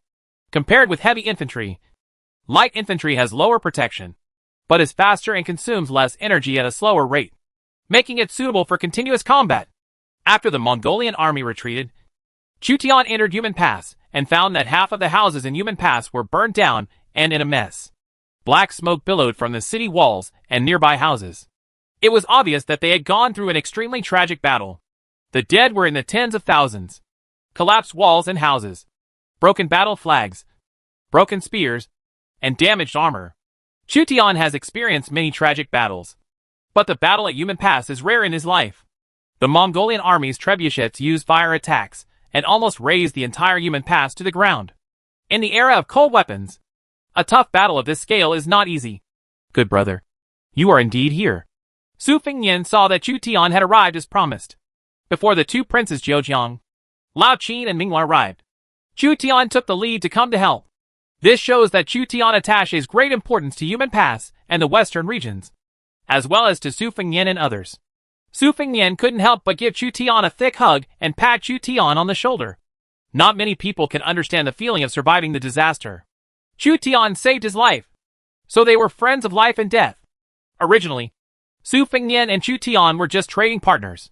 After experiencing a life and death battle, the foundation for cooperation became even more solid. Tao Ke and Sun Jian also met during the Yellow Turban Rebellion and became brothers in life and death. Ma Chao looked at Shuai Gui and Zhao Yun who were arriving. Ma Chao, who was about to grow up, was almost the same as Shuai Gui and Zhao Yun in terms of strength and appearance. When he saw two people with similar styles to his own, he couldn't help but be attracted to them. Of course, Ma Chao has not yet reached his peak at this time, and there is still a gap between him and the two men. In Ma Chao's eyes, Shuai Gui and Zhao Yun are considered seniors like Wang Yanzhang. Just stay alive. Chu Tian also patted Su Fengnian on the shoulder to comfort the dignitaries in Liangzhou. Su Fengnian has integrated into the Xiliang family. As the main representative of the Xiliang family, he is the one Chu Tian needs to win over. At the same time, Su Fengnian dared to hold on to Yumen Pass. It was not easy to hold this pass for the Han Empire and hold back the 200,000 to 300,000 Mongolian troops. According to the intelligence obtained by Chu Tian and his own estimation, the Mongolian army and its servants entrenched in Dunhuang County numbered approximately 200,000 to 300,000, or perhaps even more. Ma Teng took off his blood-stained helmet, and his scalp was injured from avoiding the boulders thrown by the Xiangyang cannon. However, Ma Teng, a descendant of General Fubo Ma Yuan, did not say a word and cautiously asked Chu Tian, Xiao, Tyre and Lu, how are they? They are all in Xia City at the moment. Even if we are defeated, there is no fear for their lives. Chu Tian didn't expect Ma Teng to be tall and strong, but also to have iron bones and tenderness. Chu Tian murmured in his heart that Ma Teng's daughter punched his son, but he didn't care about it yet. If you really want to argue, a woman's debt must be repaid by her father. Ma Teng also has ambitions, but as he grows older, his ambitions gradually fade. When he heard that his children were safe in Xia City, he felt relieved. General Zhang He was burned by the fireballs thrown by the Mongolian army's trebuchets and could not come to see the Lord. Jui came to see Chu Tian in place of Zhang He. When Chu Tian heard that Zhang He was injured, he couldn't help but be shaken. Zhang He was one of the 5 good generals. What's so special about the trebuchet used by the Mongolian army that it can actually injure Zhang He? Among the senior officials present, Su Fengnian, as a player, is well informed. At the same time, as a player, he knows the names of some large siege equipment. It is most likely the Xiangyang cannon used by the Mongolian army to capture Xiangyang City, which is also a large counterweight. A trebuchet can easily throw boulders weighing hundreds of kilograms. The city wall of Yumengwen was in disrepair and was blown down by Xiangyang artillery. Counterweight trebuchet? When Chu Tian heard this familiar term, he felt deeply how difficult it was for the defenders. At present, the most advanced trebuchet in the Eastern Han Empire should be the large trebuchet of the Song Dynasty. Production drawings. Chu Tian also obtained large siege equipment, such as the 8-bull crossbow. But compared with the Xiangyang cannon, it was a little behind. Historically, Xiangyang City and Fancheng blocked the Mongol Empire's offensive for several years. The Mongolian army was greatly troubled by the solid city defense system of the southern Song Dynasty. Later, craftsmen were obtained from the western regions, and large counterweight trebuchets were introduced to destroy the city. The walls of Fancheng, Xiangyang surrendered. Later, When the Mongolian Yuan dynasty destroyed the Song dynasty, the Xiangyang artillery achieved results in a series of critical battles, and the fortresses of the southern Song dynasty were destroyed or surrendered one after another. It can be said that the existence of Xiangyang artillery made up for the shortcomings of the Mongolian army's lack of siege. Therefore, even if the Mongolian army massacred the city, they rarely massacred craftsmen. Temujin's cavalry, coupled with the Xiangyang cannon, the most advanced siege equipment in Lords, currently, makes the Mongolian Empire invincible whether in field battles or in fortresses. Not only that, the opponent also has generals who can provide bonuses for siege equipment. Similar to Liu Yi, the Xiangyang cannon can also use special attack methods such as fireballs and smoke. Su Fengnian believed that it was necessary to inform Chu Tian of all the information obtained.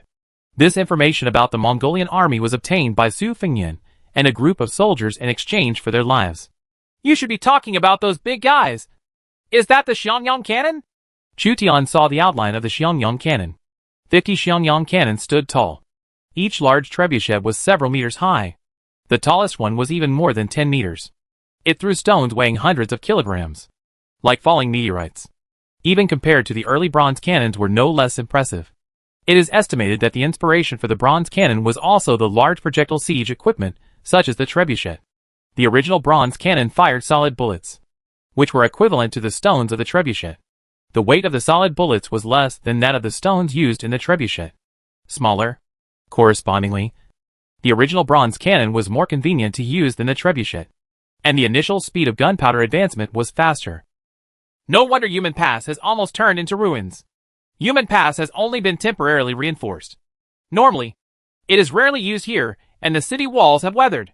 Chu Tian inspected the city wall at Yumen Pass and found that the situation was not optimistic. War broke out in the late Eastern Han dynasty. All the princes were busy with civil war and did not care about fortifications such as Yumen Pass and the Han Great Wall. After all, the nomadic tribes were weak during this period. Gong Sun Khan led 3,000 cavalry to defeat the 50,000 Fuyu army. The southern Hun's cavalry were chased and killed by the Mongolian cavalry, who were smaller in number than themselves. Yumen Pass was also renovated after Su Fengnian retreated here. Otherwise, the defense of Yumen Pass would be even more fragile. There should be Temujin's army on the opposite side. He was driven away by me in Hatao and Monan. He may eventually want to fight us in the western region. Chu Tian had already sensed Temujin's hesitation, facing the Han army led by him. Temujin was not sure of victory, so Temujin retreated again and again. The Mongol Empire's defeats in Hatao and Monan resulted in the loss of about 100,000 cavalry and 200,000 to 300,000 tribal herdsmen. But it was not serious, and Temujin was still gathering strength. According to Chu Tian's inference, Temujin chose the location for the decisive battle with the Han Empire in Luntai, Tian Shan or Altai Mountains in the western region. In short, it was a place far away from the central plains.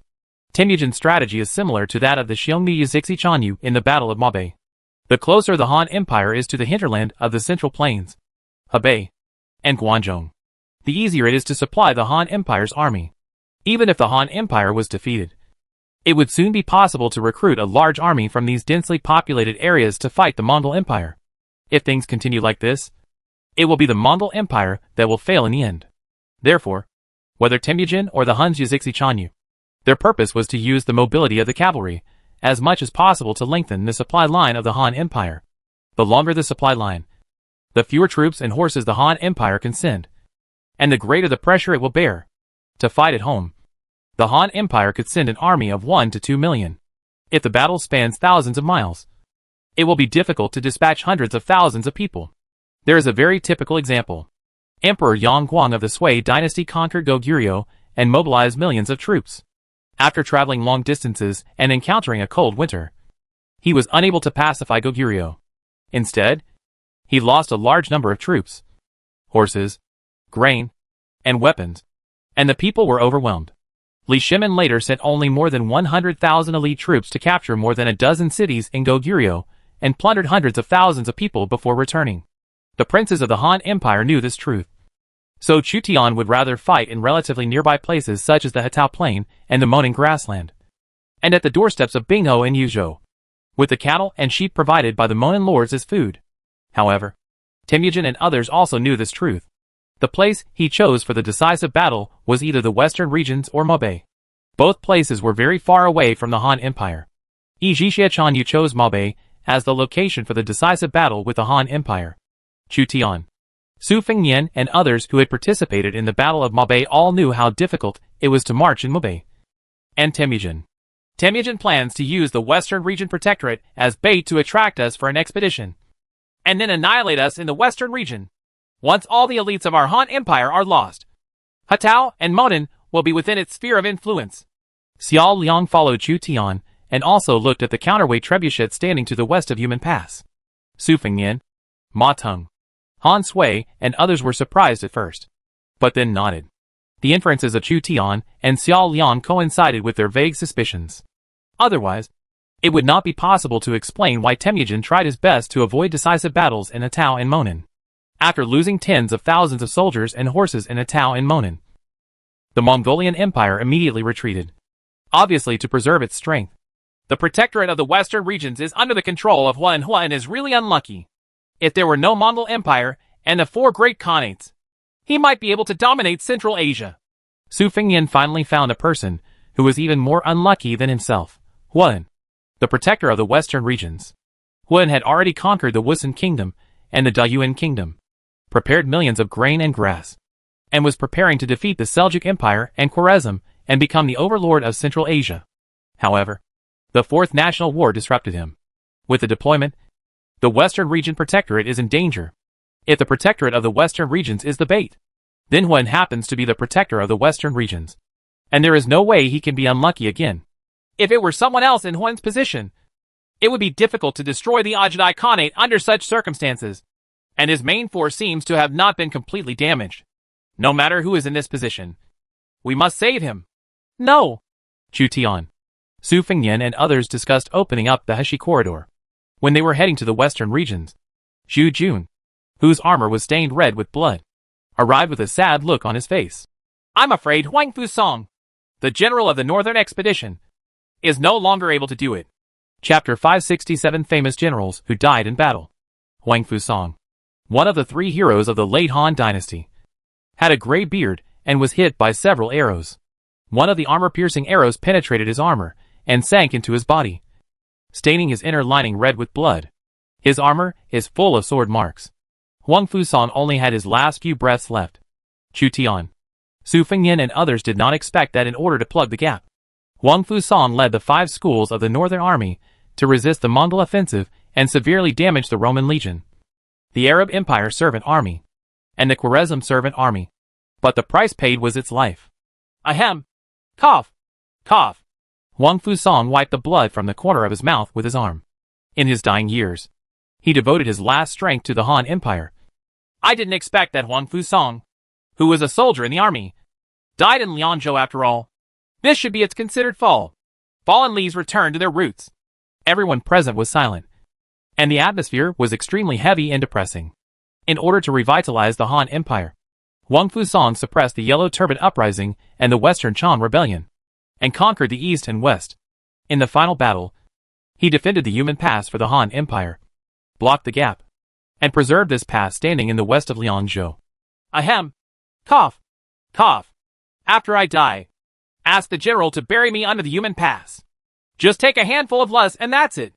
Huang Fusong coughed violently, vomited blood, and the look in his eyes quickly disappeared. Watu, the miracle doctor who came with the army, shook his head gently. One of the arrows had already damaged his vital part. Huang Fusong's vitality disappeared too quickly, and even Hua Tua had no time to revive him. Go well, General. We will defeat Temujin and avenge you. Chu Tian bid farewell to Huang Fusong, one of the 3 heroes of the late Han dynasty. Just like Lu Ji at that time, Huang Fusong did not ask for a rich burial or a wooden coffin. He was only buried in lust and guarded Yumen Pass forever. As Huang Fusong said, he was originally from Xiliang, born in Xiliang and died in Xiliang. The surviving 5 schools of the Northern Army and the Sanha Cavalry saw off the high-status Han General Huang Fusong. In troubled times, too many famous generals have died. The best way to end this troubled world as soon as possible. Otherwise Temujin will conquer the empire and more people will die in the pass. Xiao Liang was worried that Chu Tian would be affected by this, so he tried to persuade him. This decisive battle in the western region will definitely inflict heavy losses on Temujin. According to Huang Fusong's last words, Chu Tian ordered people to bury him near Yumen Pass and guard Yumen Pass. All the defenders of Yumen Pass remained silent, especially the 5th School of the Northern Army and the Sanha Cavalry, who followed Huang Fusong in his eastward expedition to the west. They were filled with negative emotions of grief, anger and sorrow.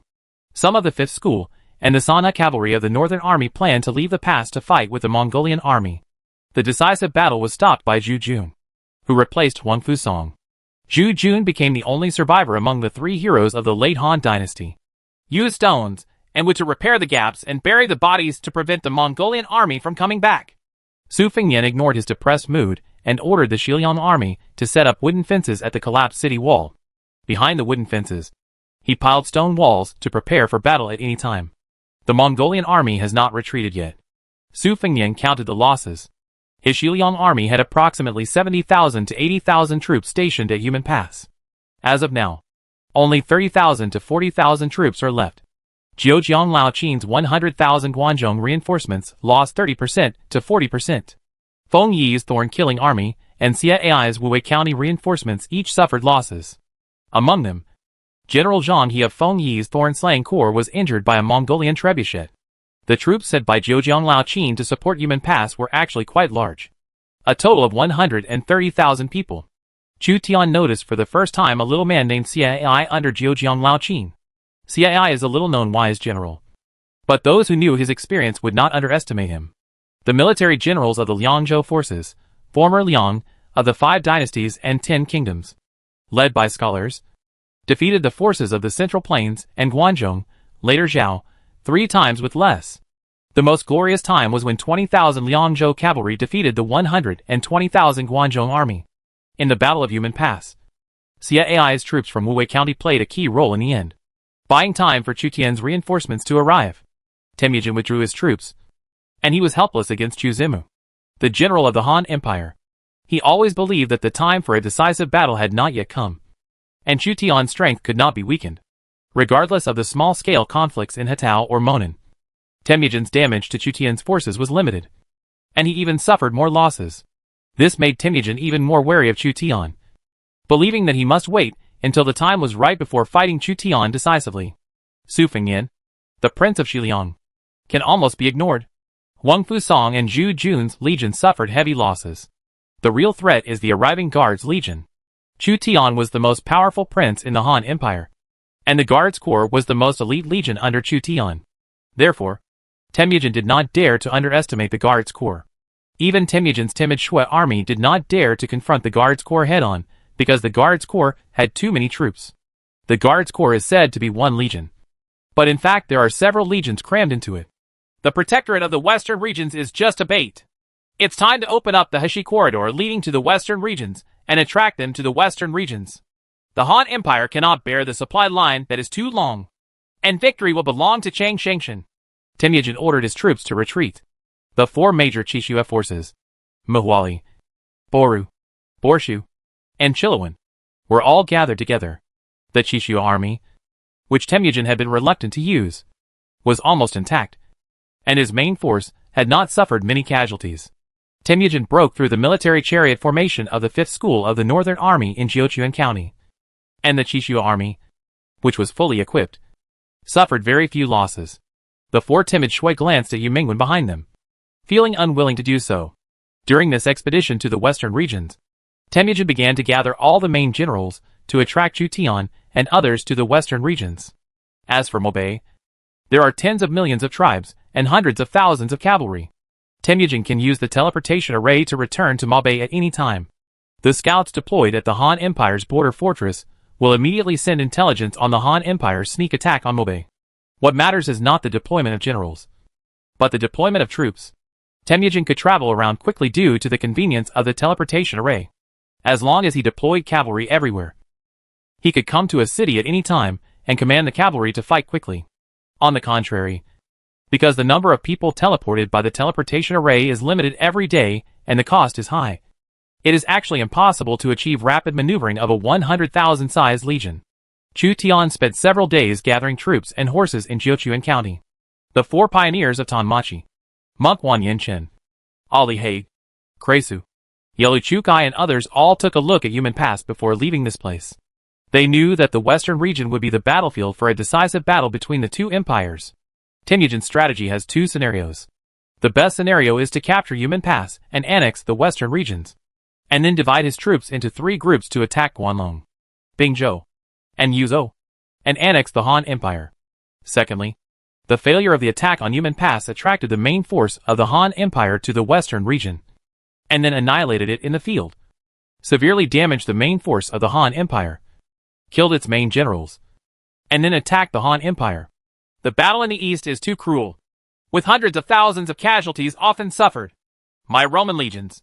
Crassus's Roman legion was severely damaged by Huang Fusong and Zhu Jun's Han army. Half of the 5,000 people died, which made Crassus' heart bleed. In the eyes of the great Khan Temujin, the lives of the Roman legions were not human lives, but bargaining chips in the competition with the Han Empire. That night, the Mongolian cavalry in the rear burned 50 Xiangyang cannons. The fire filled the air and alerted the resting defenders at Yumen Pass. Chu Tian wore a cloak and climbed up to the city to look at it. The large counterweight trebuchet that made countless princes of the Han Empire coveted was burned by the Mongolian cavalry. Temujin did not want the princes of the Han Empire to get this siege weapon, and would rather burn it.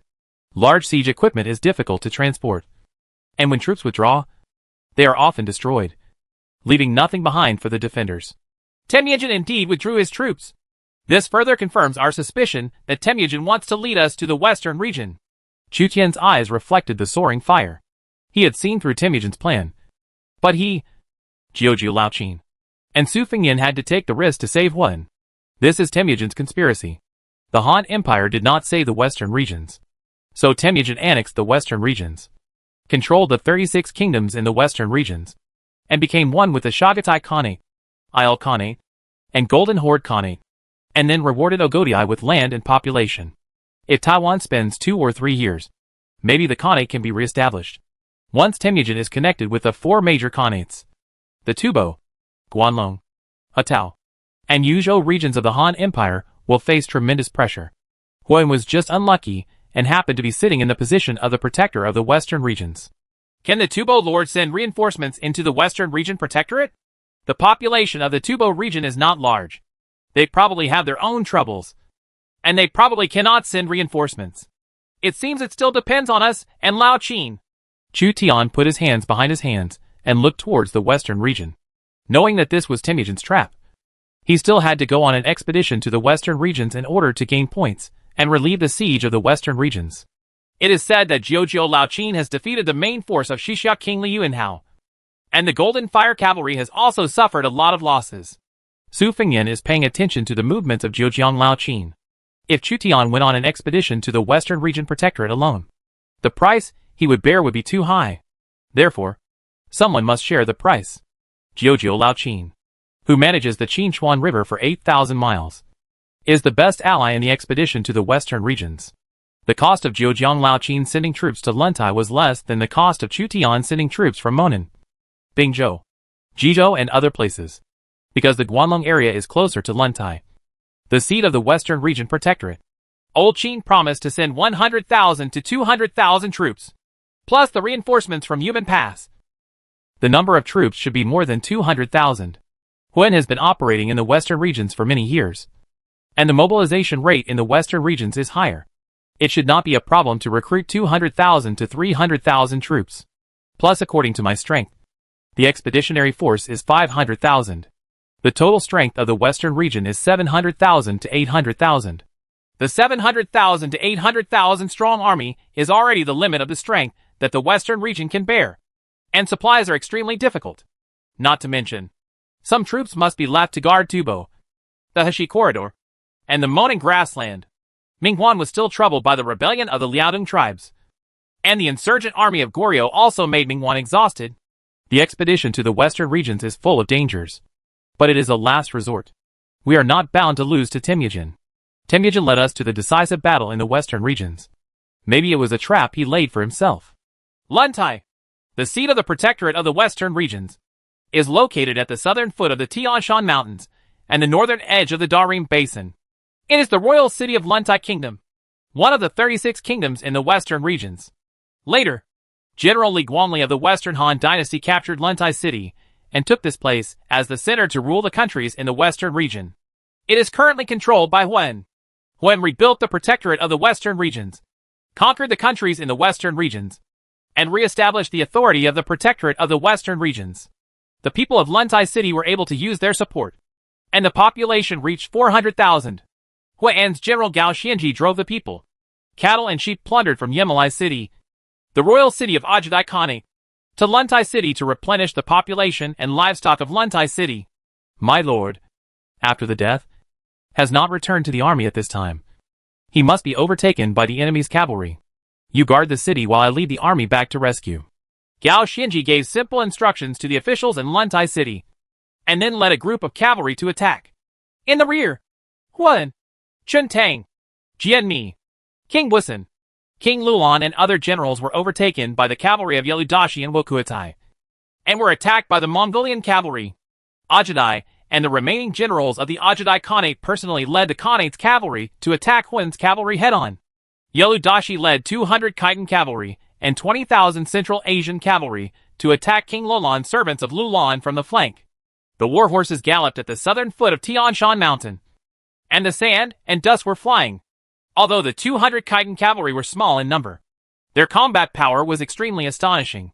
They broke into the Lulan army. The Lulan soldiers along the way were unable to stop them. The Central Asian cavalry in the rear followed the gap opened by the Khitan cavalry and broke through. Yeludashi threw the horse spear in his hand and nailed King Lulan to the ground. The Lulan army collapsed and was defeated by the Khitan cavalry and the Central Asian cavalry. Yeludashi broke through the flanks of Huan's army, pulled out his horse, and led the cavalry to attack Huan's main formation. Lord, please retreat. I will lead the cavalry to stop them. Jian Mi, a warrior from Dayuan Kingdom, led a group of Dayuan soldiers to intercept Yeludashi and urge Huan to retreat. All the soldiers are fighting to the death. How can I retreat? Huan was chased by Yeludashi and Wukuatai. General Wutsubing went to contain Subutai, but he lacked generals to block the joint attack of Wukuatai and Yeludashi at the same time. The officers and soldiers of the Ajadai Khanate were very angry when they learned that their family members had been robbed by Huan. As Yeludashi said, morale can be used. The cavalry of the Khanate fought hard, but the morale of Huan was at a disadvantage. Huan was able to barely resist, all thanks to the brave fighting of Han General Chen Tang's army of the Western Region Protectorate. Protect the Lord and retreat. Even Chen Tang could not withstand the cavalry of the Ajadai Khanate, who fought to the death, and the cavalry of Yeludashi, who dominated Central Asia. Attack from the flanks. If this continued, no one would be spared, as long as Huan is preserved. Luntai City's strength and popular support can fully support the arrival of the Han Empire's army. Huan's soldiers took him away by force.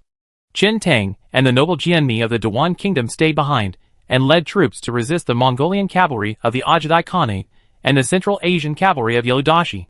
After Huan left, two cavalry groups overwhelmed Chen Tang and Jian Mi's army. Jian Mi fought hard, thrusting spears one after another.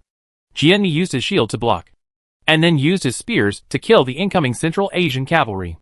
The Dunhuang cavalry quickly collapsed under the offensive of the Central Asian cavalry. Yeludashi's bonus was far higher than that of Dunhuang generals like Jian Mi.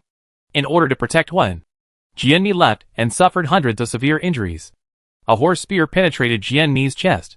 Yeludashi pulled out the bloody horsetail and looked at the Dunhuang general, who served Huan with cold eyes.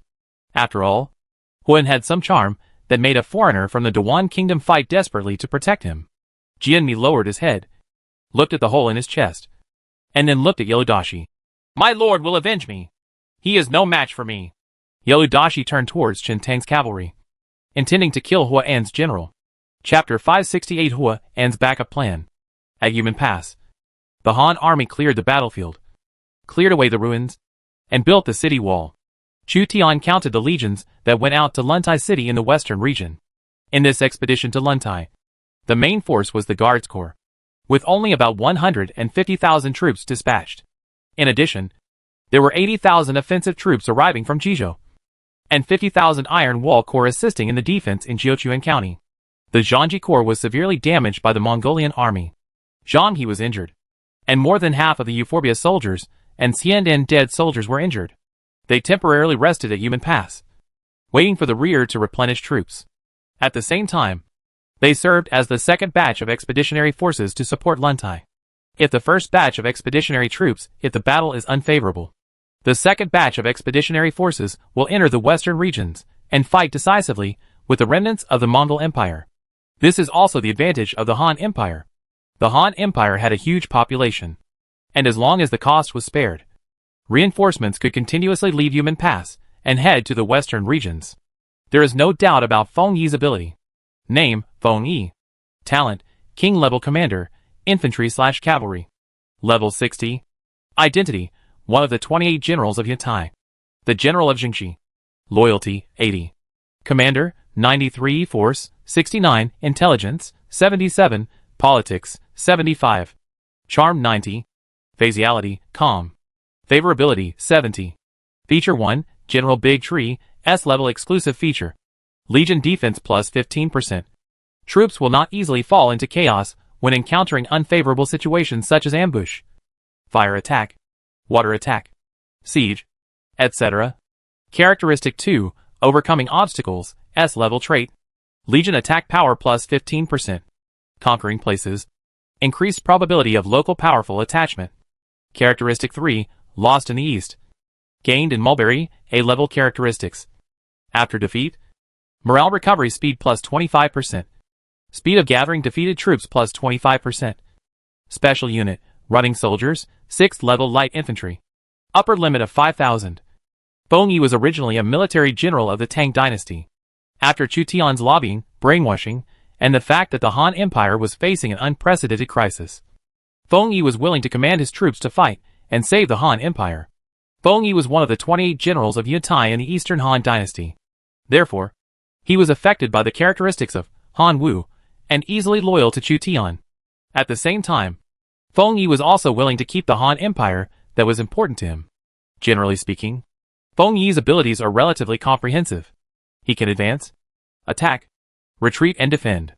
There isn't much worth criticizing. With Feng Yi left to guard Yumen Pass, and as the second batch of legions to support the western regions, Chu Tian was relatively relieved. If you don't leave Mulan or Jin at home, just in case, no one will be able to take care of Wu and Xiener in the future. Before Xiao Liang sent troops to Yumen Pass, he still couldn't worry about his child. Isn't Rufu watching at home? She lacks the means. Wu and Xiener are following her. I'm afraid she will end up living on the street. Xiao Liang rolled his eyes. With the ability of Emperor Rufu, I am afraid it will be difficult for her to make a living, let alone take care of 2 children. Even Mulan or Joan of Arc. They have no other abilities except marching and fighting. There is no need to think too much. We will return to Xia City safely. Chu Tian calmed Xiao Liang's mood a little. This expedition to the western regions may be the farthest one so far. Temujin's generals gathered there, and a war may break out at any time. And even Chu Tian may die in battle. In the Battle of Yumen Pass, the generals killed in the battle included Huang Fusong and Zhang Ji, and countless generals were injured. The battle in the western region is extremely dangerous. Chu Tian and Xiao Liang walk side by side outside Yumen Pass. Not far away, the Mongolian army's catapult was burned, and a small amount of black smoke was still emitting, while Mulan and Joan of Arc followed behind. This was the treatment that belonged to the main palace.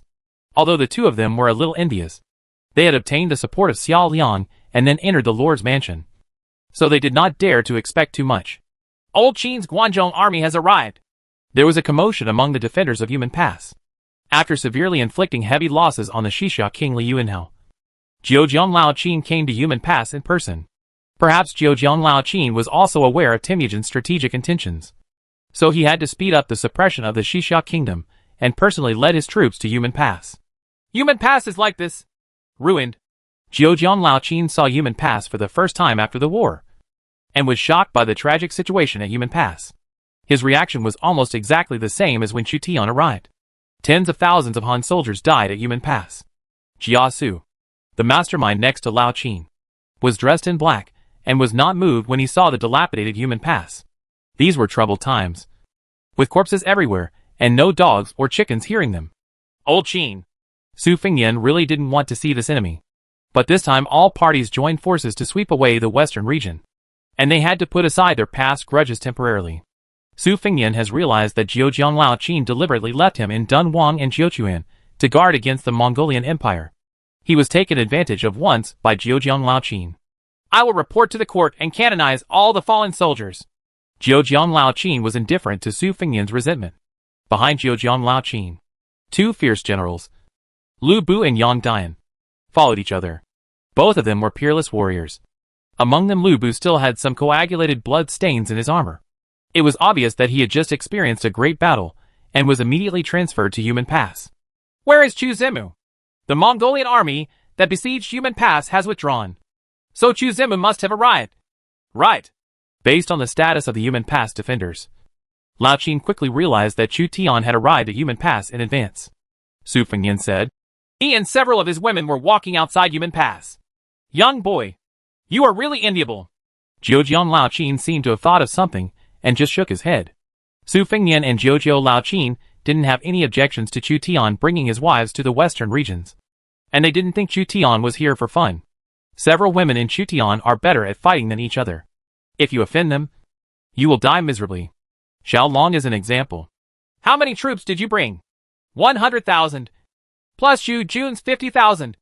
A total of 150,000.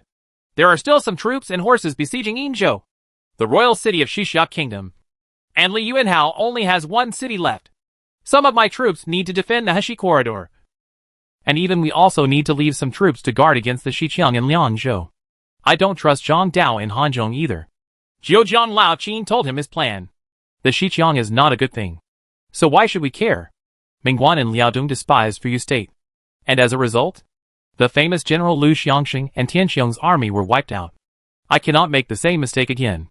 Zhejiang Laoqin seemed worried about Xiqiang. Xiqiang also once established a powerful kingdom. You're still the same, taking everything into consideration. Su Fengyan was not very willing to fight against Zhejiang Laoqin. Laoqin was the oldest among the princes, and was smooth and flawless.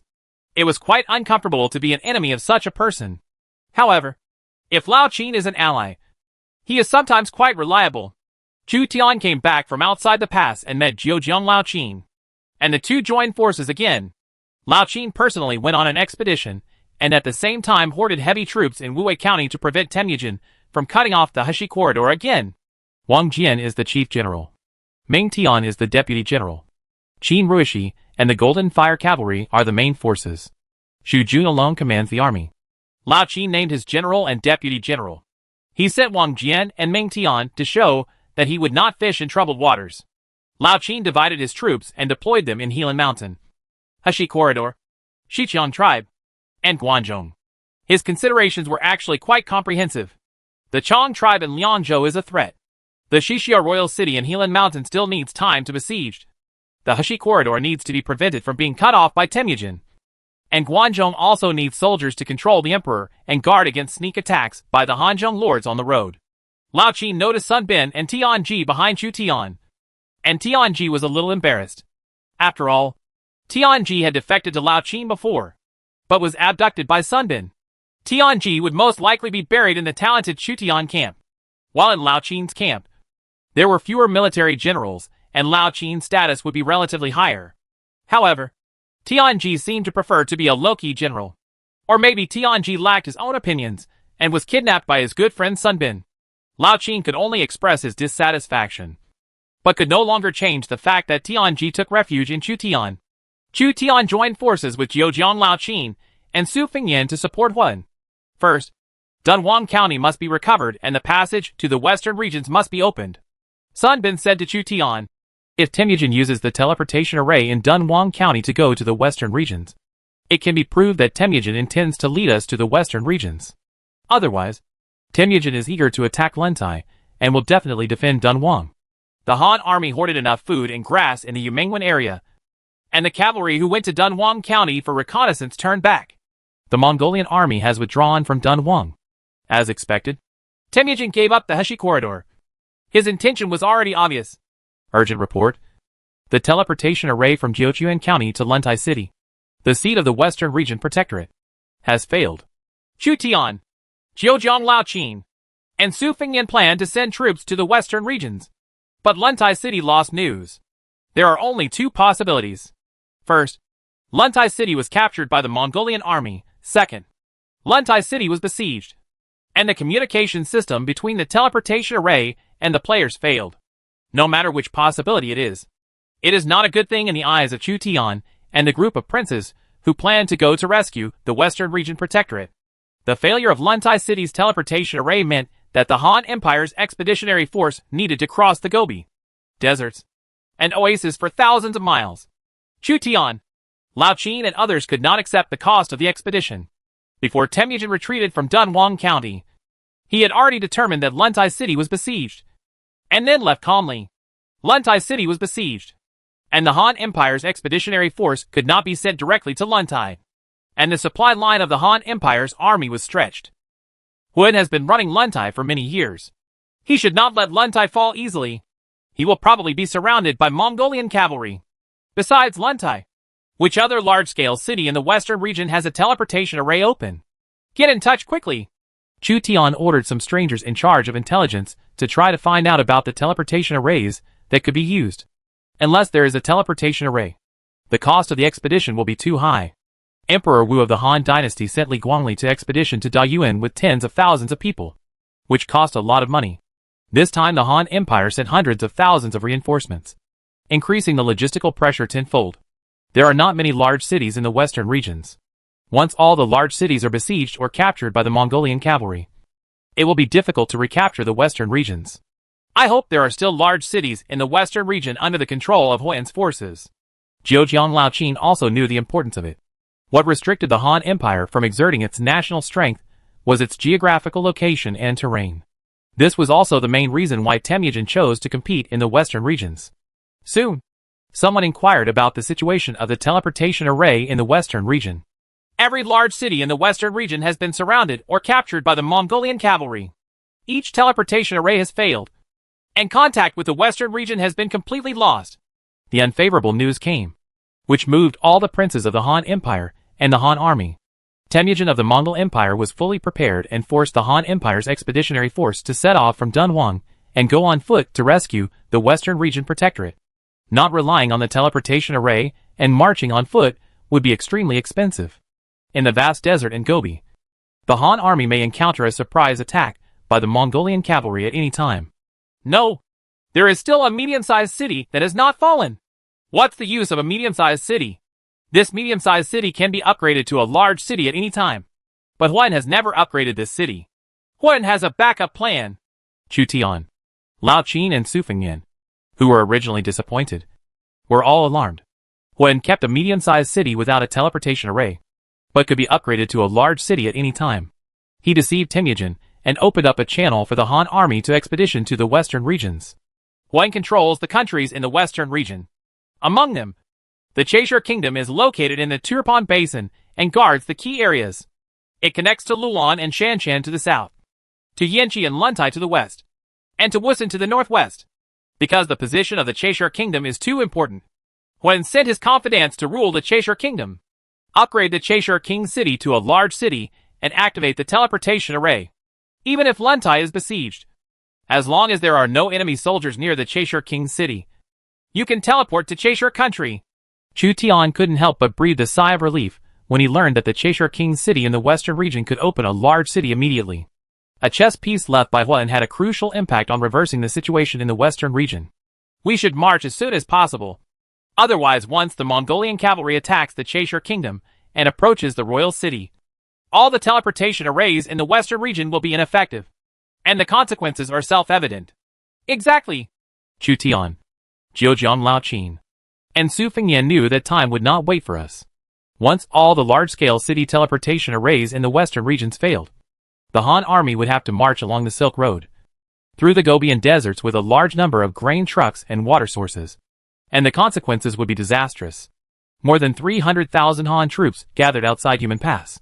They would recapture Dunhuang County, and then transfer batches from Dunhuang County to the Cheshire Kingdom, and then set off from the Cheshire Kingdom to relieve the siege of Luntai City.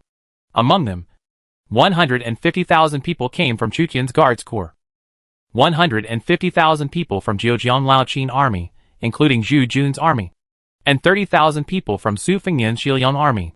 Although Su Fengyan's troops are not large, he has a group of brave and skilled generals who are also a rare fighting force. Countless elite infantry and cavalrymen of the Han Empire marched towards Dunhuang County in a mighty manner, with flags fluttering. The yellow sand wears golden armor in 100 battles, and Luan will never be returned until it is broken. Chu Tian rode the famous horse Juing, standing on the Gobi Hills, overlooking the Han army marching westward. Instead of being full of enthusiasm, there is a heavy sense of tragedy. A general will die in 100 battles, and a strong man will return after 10 years. Chapter 569 Cheshire Country. In the Grand Duchy of Moscow, the new Grand Duke of Moscow, Catherine, personally conquered the Golden Horde. The cavalry of both sides fought in the Volga River Basin. Joki and Batu of the Golden Horde did not take advantage of them. The Grand Duchy of Moscow is not the Russian states that were historically made vassals by the Golden Horde, but a powerful country in Eastern Europe that is tending to unify. Catherine has won many heroes and rewards from previous national wars and dominated Eastern Europe. However, the Golden Horde has the eldest son army and the Golden Horde's own Chishua army. It is quite difficult to destroy the Golden Horde. The Golden Horde has been a bit strange recently. It seems to be shrinking its troops and transporting gold and silver plundered from various places to its royal city. Ekaterina received a report from her adjutant Sophia. Sophia's information came from spies sent by the Grand Duchy of Moscow to infiltrate the Golden Horde.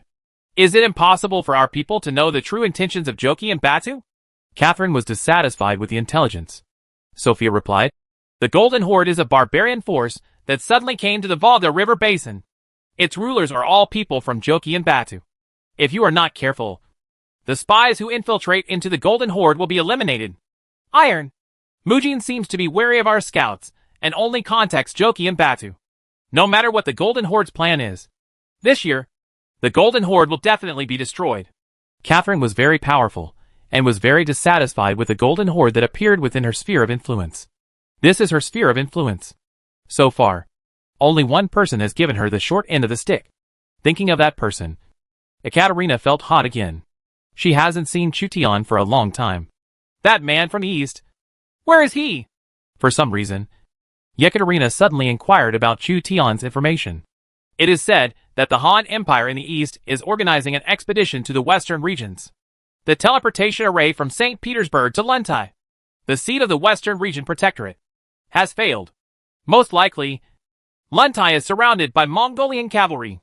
Unfortunately, if the Mongolian cavalry breaks through Luntai, you will not be able to go to the Han Empire in the future. Sophia specifically emphasized the result of the loss of Luntai. So what if Luntai is lost? I have never thought about going to the Han Empire, and I never want to see that person again in my life. After Ekaterina finished speaking, she fell silent again. She was a little inexplicably irritable. It was okay not to mention it, but thinking of Chu Tian, whom she hadn't seen for a while, Ekaterina couldn't hold it back.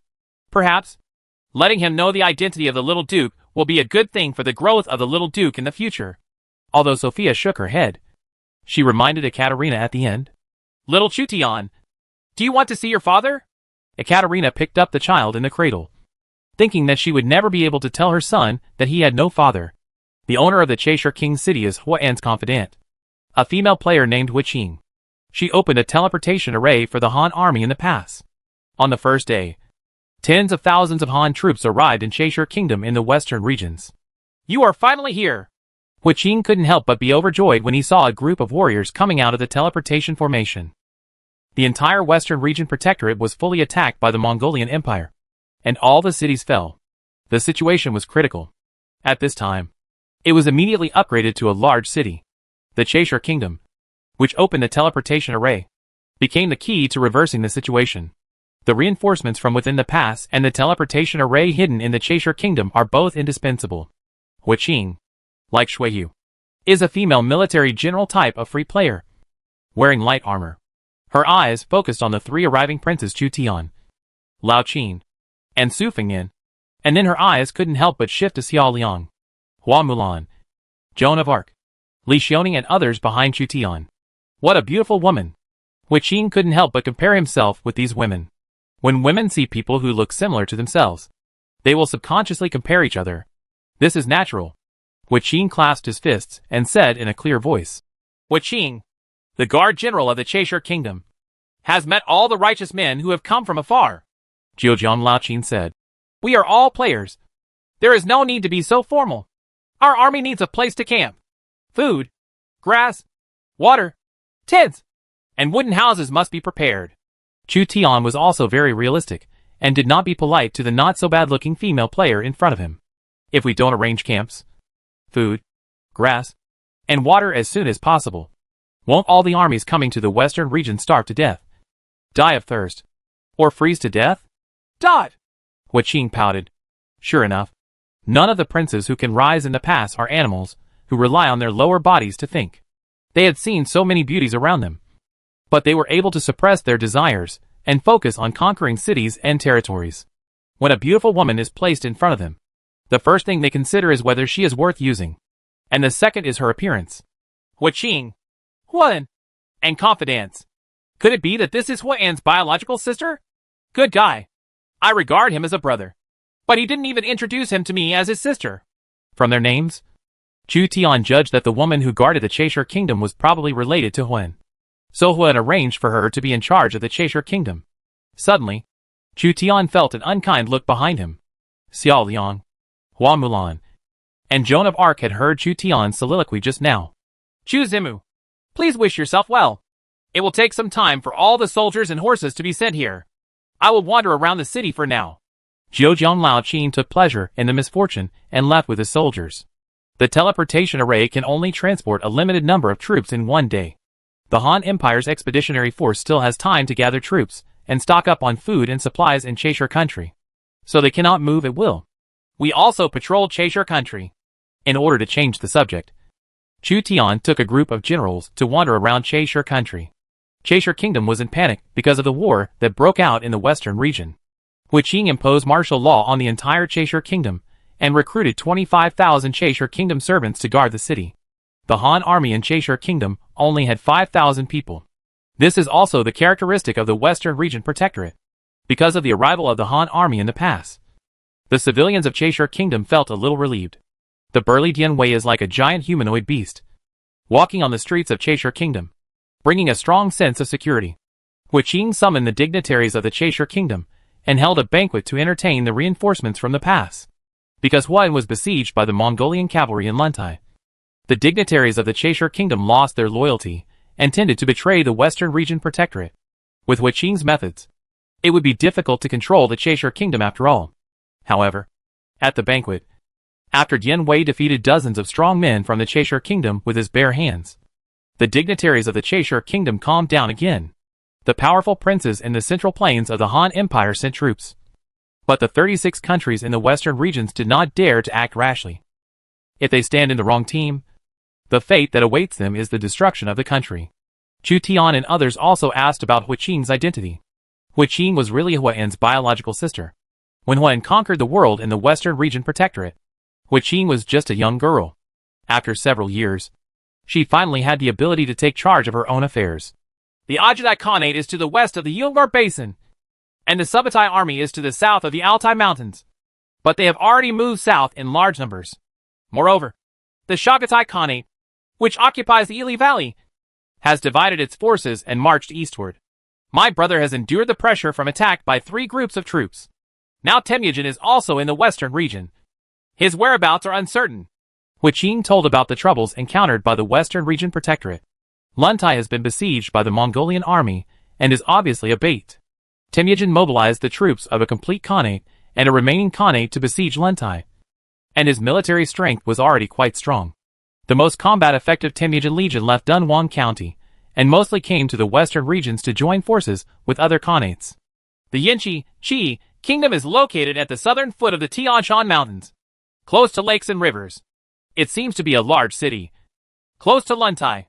If nothing unexpected happens, Temujin and others should have arrived at Yinchi. The distance between Yinchi and Cheshire Kingdom is not far away.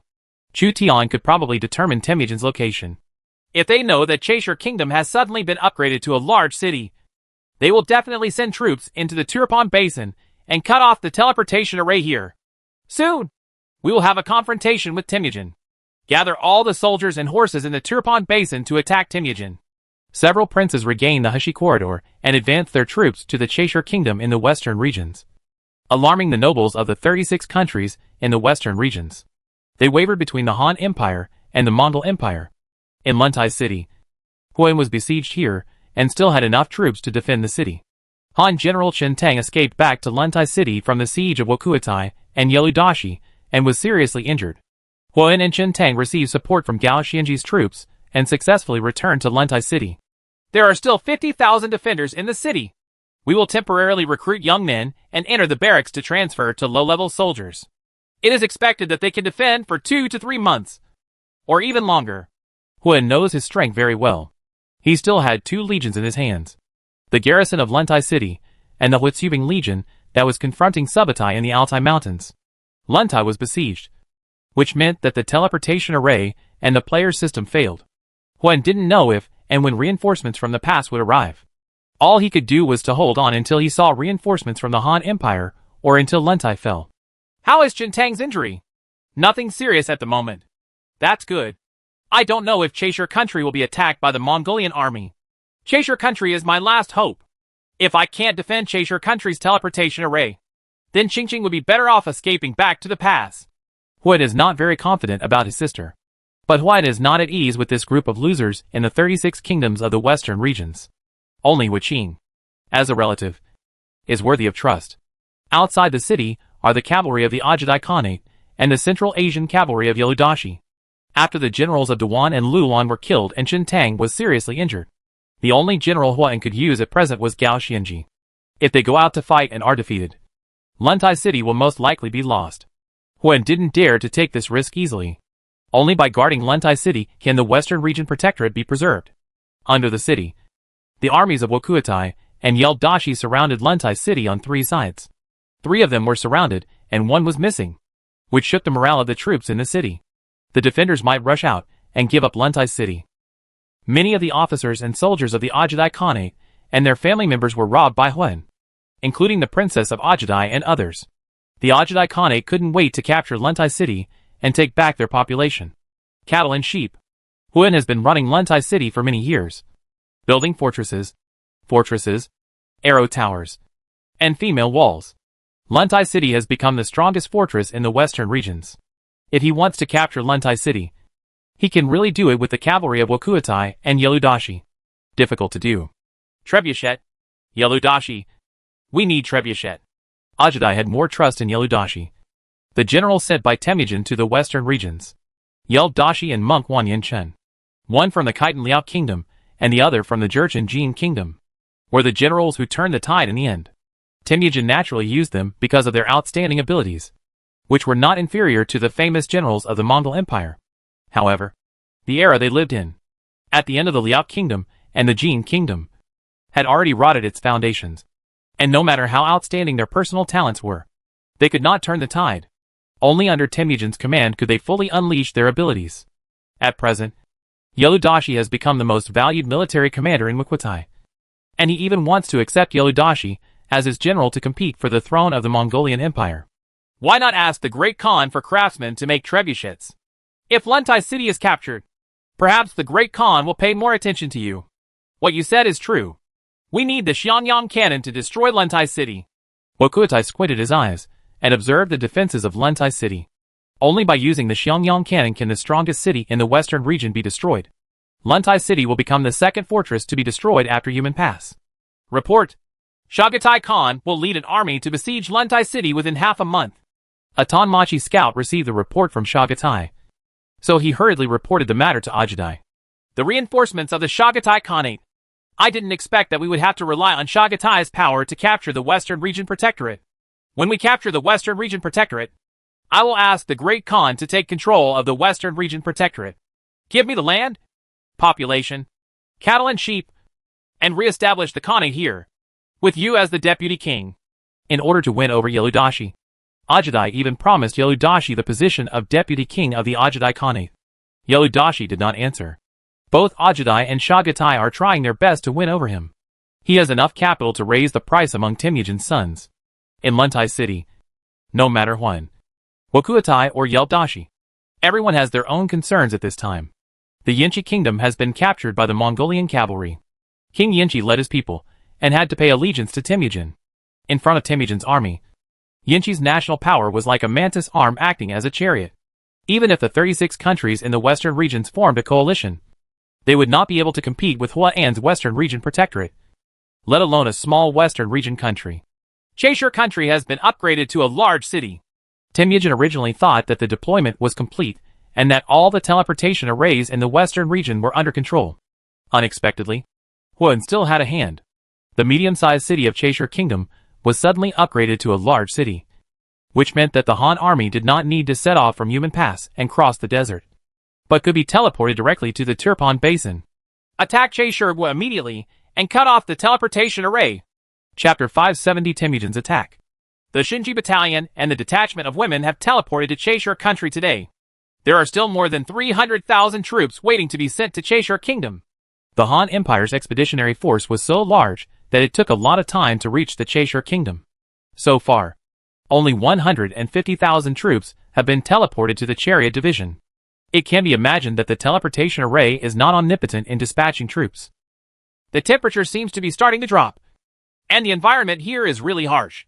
The Chaisher Kingdom is located in the Turpan Basin, and there are no problems with water sources and food for the time being. The truly harsh environment is the Gobi and deserts in the western regions, as well as the extremely difficult climate in the cold winter. The Han Empire's expeditionary force must lift the Mongol Empire's siege of Luntai City before the cold winter arrives. Before Chu Tian waits for the arrival of all the Han Empire's western region expeditionary force, he can look at the world rankings so far. The main enemies the Han Empire dealt with were the Mongolian Empire, the Ajadak Khanate, the Shagatai Khanate, as well as the Jurchen Jin Kingdom, Donxiang Xixia, Shanyu, Xiqiang and other tribes. Forced by the force of the Han Empire, some tribes chose cooperation or neutrality, such as the southern Xiongnu and Wuhan. The enemies faced by Eastern Europe include the Golden Horde, the Huns, and the Goths. Civilizations such as England, Spain, and the United States also had their own troubles. The Persian Empire and the Arab Empire in West Asia had to join forces to deal with the Ilkhanate. The situation was chaotic. First place, Han Empire. Huan, with 350,000 points, reward for destroying the country. Second place, Han Empire. Chu Tian, with 310,000 points. Third place, Persian Empire.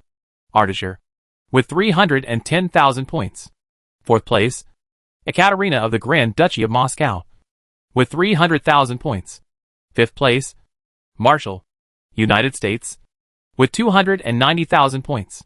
Sixth place, Alexander, Kingdom of Macedonia, with 270,000 points.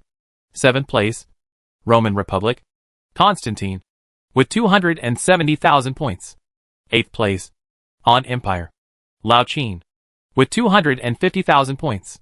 Ninth place, Han Empire, Mingwan, with 240,000 points. 10th place, Holy Roman Empire, Hohenzollern, 210,000 points. 11th place, Kingdom of England, God will bless you, 200,000 points. 12th place, Han Empire, Sufingyan, 170,000. In addition to the main civilization, there is also a ranking of the barbarian camp represented by Temujin.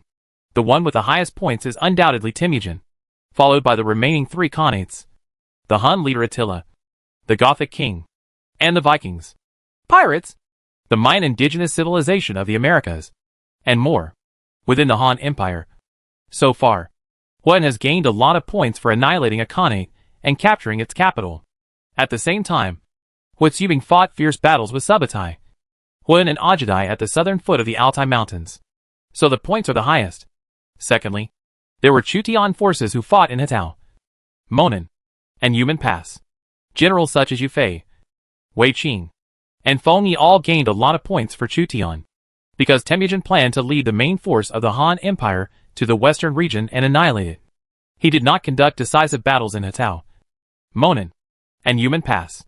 The gains made by the Chu Tian forces were still somewhat small. The battle at Mingguan was more fierce than that at Lao Qin. However, because the armies of Wang Fusong and Zhu Jun belonged to Lao Qin, a lot of points from the battle at Yumen Pass went to Lao Qin.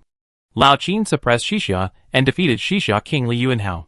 The points ranked third in the Han Empire, followed by Mingguan and Sufingyan. To Chu Tian's surprise, Artashir, the lord of the Persian Empire, was ranked third in the world, which showed that the war between the Persian Empire and the Ilkhanate was extremely tragic. The Ilkhanate had cavalry heroes such as Tolai, Mongolia, Kublai Khan, and Hulagu. And the Persian Empire faced tremendous pressure. The United States ranked fourth. During the war, the United States was not very strong.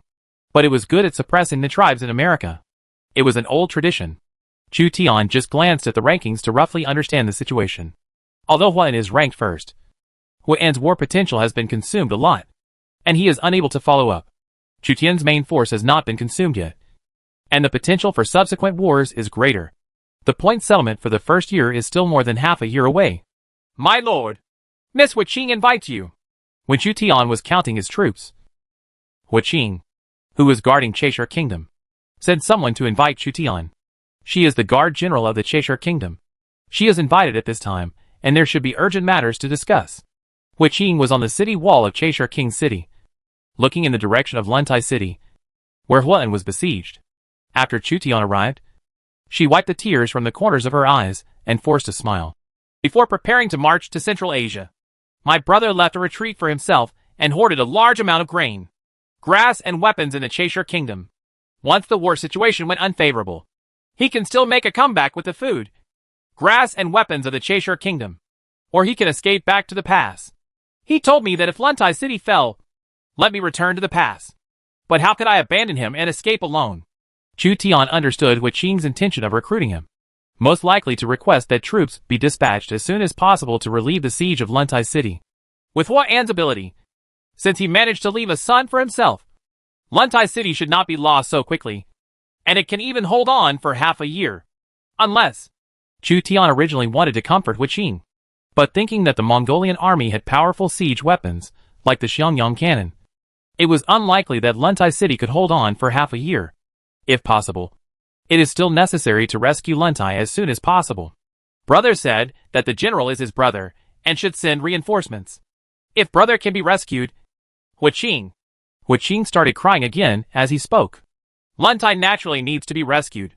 Chu Tian intended to take advantage of this opportunity to expand his influence in Monan, Xiliang, and the western regions, so that he could recruit the lords of these places without any blood in the future. Otherwise, completely conquering these remote places would be time-consuming and laborious. Then I'll leave everything to the general. Huiqing wiped his tears, but thought in his heart that Chu Tian would probably go all out in this way. Chu Tian also has his own plan to recruit Huan, so that famous generals such as Witsubing, Chen Tang, and Li Sai will be under his command. It is definitely not a loss to exchange for these generals and an expedition. Miao, the Lord of Nanzhong, who is also my sister-in-law, told me that she will also send a team of soldiers and horses to rescue Luntai. Together with your 500,000 soldiers and horses, it will be enough to defeat the troops besieging Luntai City. Enemy. Huiqing took stock of his treasures and counted the reinforcements from all walks of life. At present, there are only 150,000 expeditionary troops who have come to Cheshire country. Nuke and Li Yi's legions are all lined up in the pass, and tens of thousands of troops can be sent to Cheshire country every day. Aren't there many southern barbarian tribes rebelling in the Nanzhong area? In this case, we need to divide our troops to rescue Luntai City. There's no way she could just sit back and watch my brother get killed. Huiqing took it for granted. Chu Tian nodded. If it were Xiao Liang who was guarding one place, once Chu Tian was besieged, he would immediately send troops to support him. Furthermore, I heard that my sister-in-law has a powerful general there, and she plans to send that general to support Luntai. In this way, my brother will definitely be rescued. Huiqing clenched his fists. In order to rescue Huan, Huiqing tried his best. Ahem. A woman leaned against the city wall and looked at Chu Tian and Huiqing, who were walking side by side. Huiqing was startled. Xiao Liang's eyes made Huiqing lower his head, as if he had done something wrong. In front of Xiao Liang, Huiqing's methods were still too young. Miss Huiqing just came to me to discuss relieving the siege of Luntai. Miao, the lord of the Nanzhong region, also wants to send a support army to assist Huan. Chu Tian didn't have any thoughts about Huiqing. His friendship with Huan meant that he would come to the rescue even without Huiqing's intercession.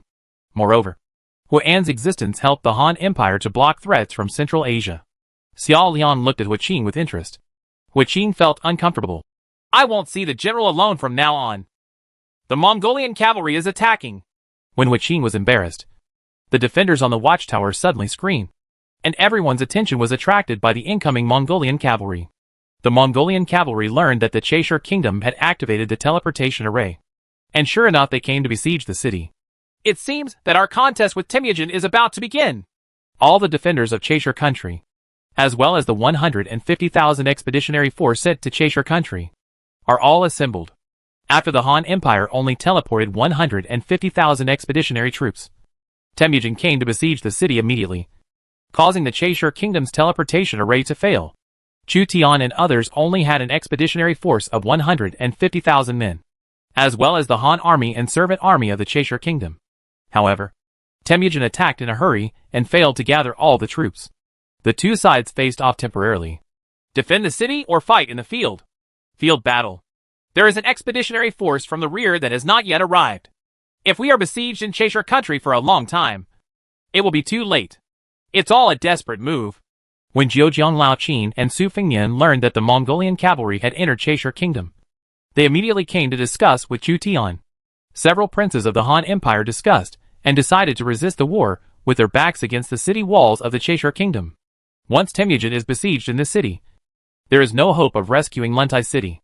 You must know that more than 300,000 troops are still in the pass, and it will take some time to use the teleportation array to reach Cheshire country. Time was too important to the princes of the Han Empire, and they could not afford to delay. Iron Eagle Scouts, 10,000.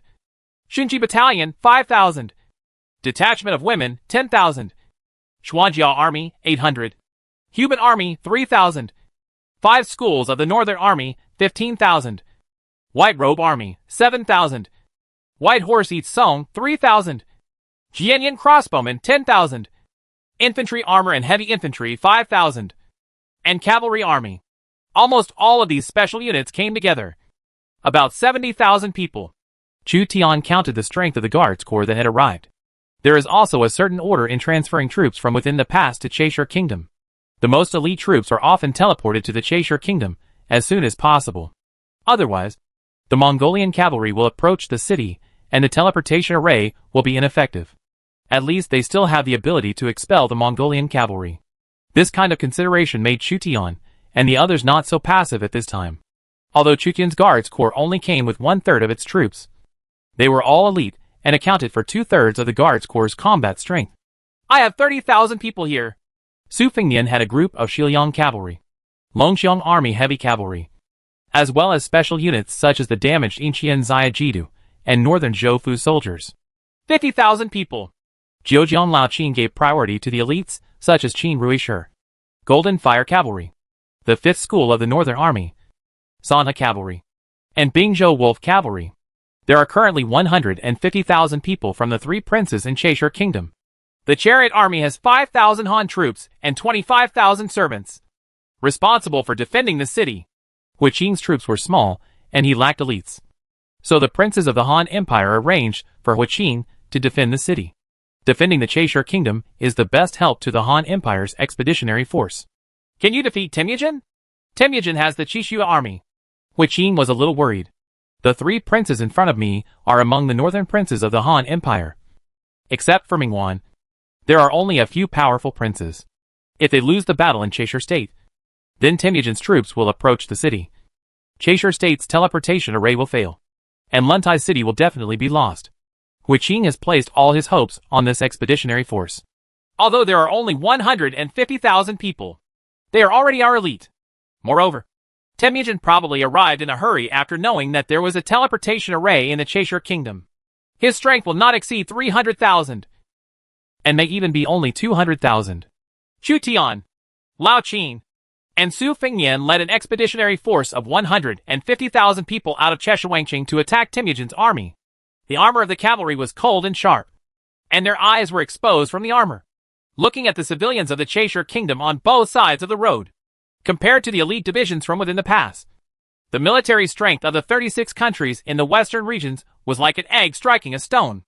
After the Xuanjiao army passed by, there was the Xinji Battalion equipped with matchlock guns. This special type of military force has never been seen before by the civilians of Cheshire country. Behind the Xinji Battalion, the detachment of women, all female warriors, caused quite a commotion. After the detachment of women passed by, Qin Ruishi passed by with a murderous aura. which made the restless civilians of Cheshire Kingdom feel like they had fallen into an ice cave. Wang Jian's Qin Ruishi had experienced hundreds of battles in the battles against Xiliang and Xixia, and was not comparable to ordinary legions. The murderous aura in them frightened the civilians of Cheshire country. The 150,000 Han Empire Expeditionary Force, backed by the city, formed a formation outside the royal city to attack Temujin's army. Both sides were not fully prepared, so they were eager to start a war to see who could win. Temujin's miscalculation forced him to try to cut off Cheshi's teleportation array. Otherwise, Han troops would continue to come out of Cheshi's teleportation array, and his strategy of trying to extend the supply line of the Han Empire's expeditionary force would fail. Temujin had to deal with the backup force left by Huan. Great Khan. The Han army is forming a formation in front. Muali, who was in charge of Tanmachi, reported to Temujin. Muali's eyes were filled with murderous intent. In the Battle of Hatao, the Yu family army killed his eldest son Bo Luo. This debt was attributed to Chu Tian, the leader of the Yu family army. By Muali, lead the Han army to the western regions, far away from the central plains, so that they can fight. How many people are there in the Han army? About 100,000. Destroy them. Temujin finally took action. The supply capacity of the Han Empire was too terrifying. Temujin did not dare to fight the Han Empire in the Hatao, Guanlong and other areas of the Han Empire. Instead, he chose the distant western regions. At this time, the terrain of the Turpan Basin was very favorable for the Mongolian cavalry. Finally, we can wipe out the main force of the Han Empire. The four cowardly Shui generals, Boru, Borshu, and Qi Laowen, all roared excitedly. Xie Shui's army raised troops and horses, armed with spears, and formed a group, following closely behind its leader Temujin. A war eagle landed on Temujin's shoulder. Temujin stretched out his hand to stroke the wings of the war eagle and looked to the east. The pioneers of Tanmachizi, who were holding their breath in the Battle of Hatao, broke out and came roaring. Monk Wan Yenchen led the Zhongxi army and Helahe army. He was silent and followed Temujin's army to the Cheshire Kingdom.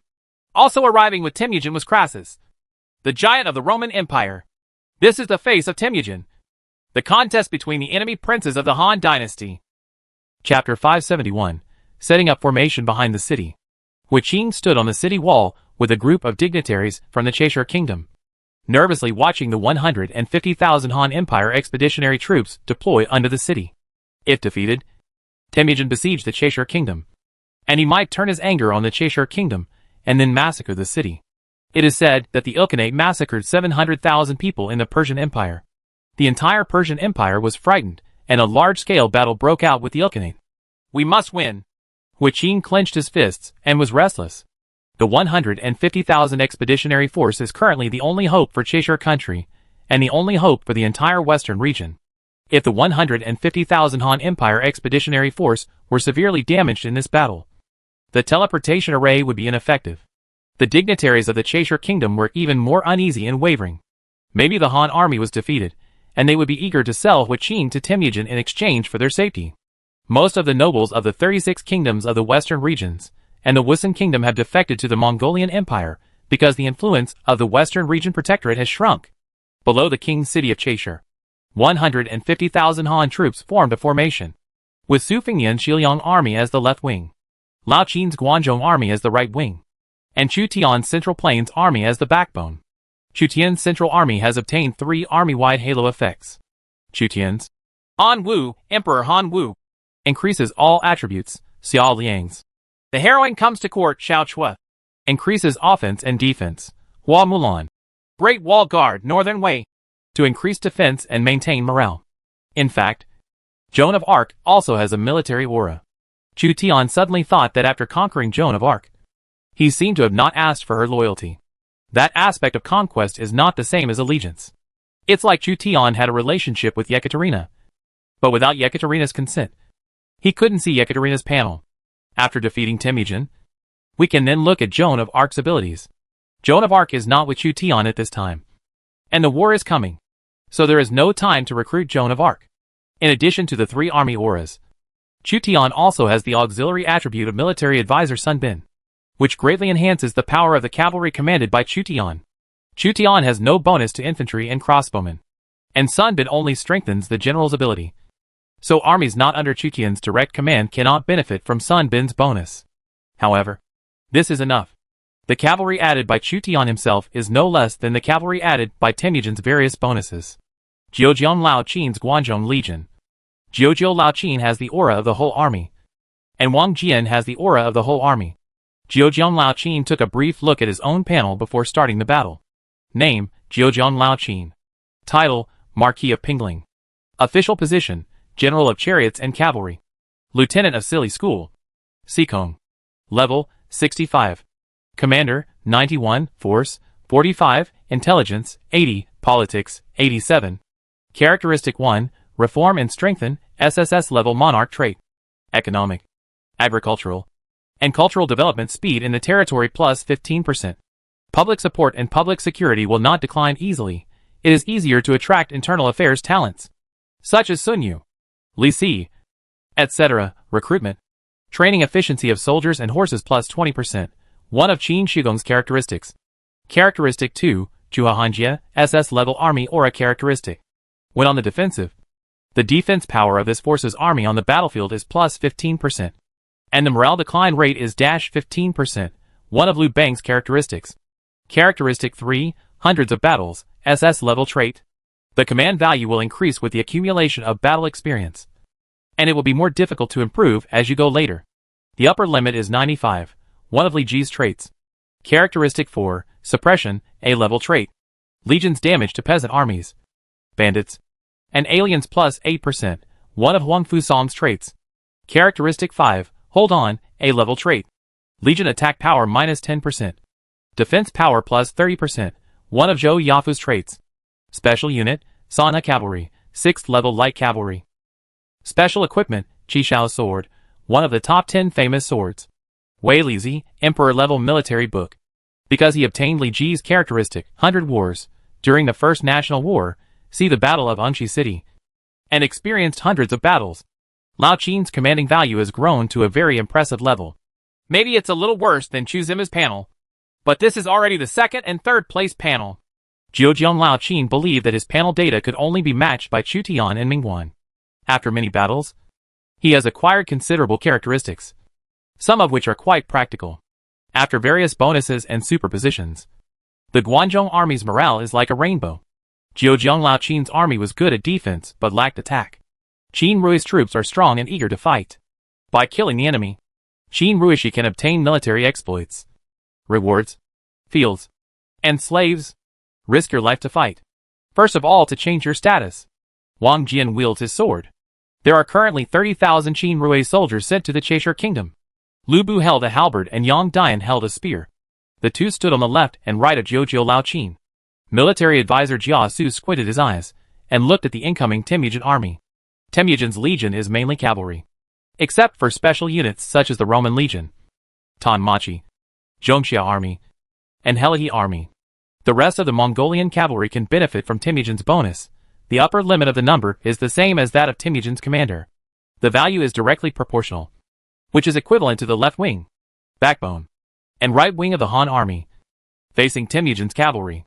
Temujin and Muali have army-wide auras, and the Roman giant Crassus may also have army-wide auras. In other words, Temujin's army has the upper limit of 3 army-wide auras. Jiujiang Lao Qin knew that this battle was not easy to win. Temujin also knew about superimposed halo bonuses, so he often brought the Roman giant Crassus with him to obtain his army-wide halo effect, allowing the Mongolian army on the battlefield to gain up to 3 army-wide halo bonuses on a battlefield. According to the inferences of Chu Tian, Lao Qin and others, although monk Wan Yanqin, the Jurchen general under Temujin, has a loyal and filial army with terrifying combat power, monk Wan Yanqin should not have the halo of the entire army and be a fierce general. Otherwise Temujin would there is really no need to take Crassus with him on expeditions from time to time. Subutai may have the aura of the entire army. Subutai is currently still being restrained by Witzubing. Suppress the war in the western region as soon as possible. I also want to see them as soon as possible. Su Fengnian sent his family to Xiaoqing, feeling a little tired of the protracted war with the Mongolian Empire. However, in his position and seeking his position, Su Fengnian was canonized as Liangzhou Mu by the Han dynasty. This expedition to the western regions was unshirkable. Wang Yanzhang and Ma Chao followed Su Fengnian. Su Fengnian lacks generals, with an army-wide aura. Only Su Fengnian himself has an army-wide aura, and he may become a breakthrough here. However, Chu Tian has prepared a reserve team that can support Su Fengnian at any time. Su Fengnian has high-level heavy cavalry, and his real combat power is not much inferior. We will definitely defeat the enemy this time. Wang Yanzhang stood up with his spear raised, and behind him was a group of Longxiang troops, which were heavy cavalry. Although Ma Chao has not yet reached his peak, he has experienced hundreds of battles. Su Fengnian recruited a team of Xiliang cavalry for him, and led them together with Ma Teng. At this time, Su Fengnian did not have to worry about Ma Teng's betrayal, because most of Liangzhou had been occupied by Lao Qin's Guanzhong army, and Ma Teng could only choose to join forces with Su Fengnian. Not to mention that most of Ma Teng's family members were in Xiaqing. Generals with Xiliang background have special bonuses to Xiliang cavalry. In order to strengthen Su Fengnian's Xiliang regiment, Chu Tian lent Hua Xiong's 1,000 Xiliang cavalry to Su Fengnian. First of all, the interests of the Han Empire came first. Secondly, even if Hua Xiong's Xiliang cavalry is under the command of Su Fengnian, the points for the kills will still be counted towards Chu Tian. Finally, Su Fengnian's power was also one of the targets that Chu Tian considered incorporating. Hua Xiong joined the Xiliang army in this battle, carrying a sword and joining Ma Teng, Ma Chao, Han Sui and others. His eyes swept over the group of Xiliang military generals. Among them, Ma Teng, Han Sui, and Han Sui's generals were not to be feared. Only Ma Chao's force looked quite astonishing. Han Sui's generals included Liang Xing, Cheng Yin and others. Unfortunately, Cheng Yi was killed in the Battle of Yumen Pass, after Hua Xiong's 1,000 Xiliang cavalry were merged into Ma Teng and Han Sui's Xiliang cavalry. The number of Xiliang cavalry reached as many as 6,000, all of which were 7th level troops. Don't die fighting later. Ma Chao glanced at the sturdy Hua Xiong. Yellow-haired boy. Let's wait and see how your uncle Hua Xiong performs. Hua Xiong gasped through his nose. Although he is the standard unit of measurement for fierce generals, it does not mean that he is easy to mess with. Su Fengnian has about tens of thousands of heavy cavalry, and Lao Qin has Qin Rui soldiers. Basically, we can gain a firm foothold. Chu Tian looked to the left and right, and saw that Lao Qin and Su Fengnian were already reliable allies. Chu Tian's own backbone, Mu Guiying's heavy infantry, Li Xiaoning's women's army, Liang Hongyu's Jianyan crossbowmen, and Xiao Liang's Xinji battalion were enough to stabilize the central army. Then, the White Robe army, White Horse Yi Song, and Iron Eagle Scouts serve as light cavalry, and the Black Armor army, Tiger Ben army, and Knight army serve as heavy cavalry. They can step forward to harvest at any time, or serve as reserves to support the left and right wings. There are also the 5 schools of the Northern Army led by the 5 Tigers of the Northern Army, and Yan Wei's 500 Tiger Guards, serving as Chu Tian's guards and real reserves. Joan of Arc's servant army is still in the pass. As for Joan of Arc's role, it is to inspire the entire army. After the deployment, Chu Tian waited for Temujin's army to launch an attack, and then launched a counterattack. Temujin's cavalry is good at field battles. Since Chu Tian and others went out of the city to fight in the field, Temujin would not miss this rare opportunity. Various generals went to the front line. Even Xiao Liangdu personally commanded the Xinji battalion, and Joan of Arc carried the holy flag. Chu Tian's 2 SSS level characteristics are both cavalry. The Xinji battalion belongs to the firearms arms category except infantry, cavalry, crossbows, and naval forces. It requires special characteristic bonuses to maximize its lethality. Chu Tian's bonus to the Xinji camp was really not as high as Xiao Liang's 3-stage strike and black powder. Mu Guiying rode a war horse and came to the front row to command the heavy infantry. This kind of heavy infantry equipped with dozens of kilograms of infantry armor has extremely strong defensive power. The disadvantage is that it lacks flexibility and consumes physical strength. The Jianyan crossbowmen equipped with divine arm bows have become a 7th level unit, under the command of Liang Hongyu. They cooperate with Mu Guiying's infantry. The combination of 2 heroines has actually become the standard configuration of the Southern Song Dynasty army, with a higher proportion of infantry and crossbowmen. The cooperation between the detachment of women and the Xinji battalion is similar to the cooperation between Mu Guiying and Liang Hongyu. They are both infantry and long-range units, ensuring that the Chinese army will not be easily defeated by the Mongolian cavalry. The 150,000 Han troops had a city wall to rely on, so they did not have to worry about being cut off by the Mongolian cavalry and occupied a favorable location. The time, place, And people are favorable. We have the right place, people, and people. But the time has not yet been determined. Military advisor. Can you deduce the time? Chu Tian asked Sun Bin, the military advisor. In reality, it is difficult to judge the so-called timing. But in the world of Lord, it is really possible. Sun Bin pondered, as if he was making a deduction, and finally changed his color slightly, and answered Chu Tian. The time of heaven may be on Temujin's side. Dot. Chu Tian regretted that he had talked too much. It's Sandy. Hui Qing, who was on the city wall, pointed to the west. There was flying dust.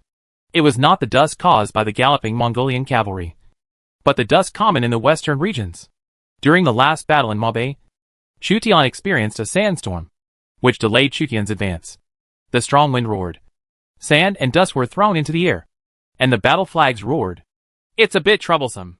Jiujiang Lao Qin couldn't help but smile bitterly as he looked at Shachin and the cavalry coming from the west. To be honest, he was not very willing to fight Temujin in the western region.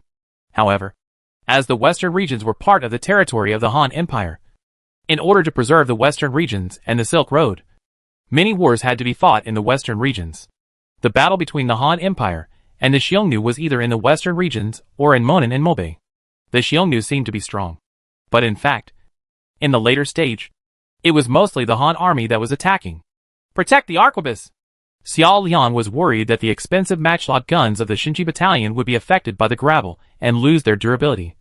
So he ordered the Shinji battalion to end the state of preparation for shooting to ensure that sand and dust would not enter the barrel of the matchlock gun. All troops, attack! Taking advantage of the rising wind, Temujin's army accelerated their march and charged towards the Han Empire's army, with their horses galloping and dust flying. Chapter 572 Chariot Division. Chinese army. Hold on! Chu Tian was followed by Chao Jiui. Chao Jiui had the effect of attacking in one go, but Chu Tian did not intend to use Chao Jiui's all in one attack yet, but chose to defend and counterattack. Tianshi was standing in Temujin's camp. The Han army was downwind, and sand and dust were sweeping in, making it unsuitable for an attack. The 150,000 Han troops retracted their defense line, and Song Chengbu used shields to form a solid armored great wall. The gravel hit the heavy shields and infantry armor, wearing away the surface of the infantry armor and leaving scratches. Huan Sha wears golden armor in 100 battles. Mu Guiying blocked the gravel with her arms, and the Mongolian cavalry took advantage of the wind to launch a wave-like charge, probably hoping to use the weather to penetrate the Han army's formation. However, the Han army was not easy to mess with. With the addition of Mu Guiying, 5,000 Song soldiers formed the first line of defense. On the left wing, Inxiang Sijia formed a line of defense to block the advancement of the Mongolian cavalry for the Xiliang army. On the right wing, Qin Ruishi is in the front row, serving as the armored great wall of the Guanzhong army. Wang Jin personally sat among Qin Rui's men and guarded them with swords. This group of Han troops, who dared to go deep into the western regions to relieve the siege of Luntai City, were not ordinary troops. Their morale was also extremely amazing, and they would not be easily defeated. Warriors on the grassland. Smash their formation. Temujin waved his riding crop and urged the Mongolian cavalry to launch a fierce attack. There's no better time than this.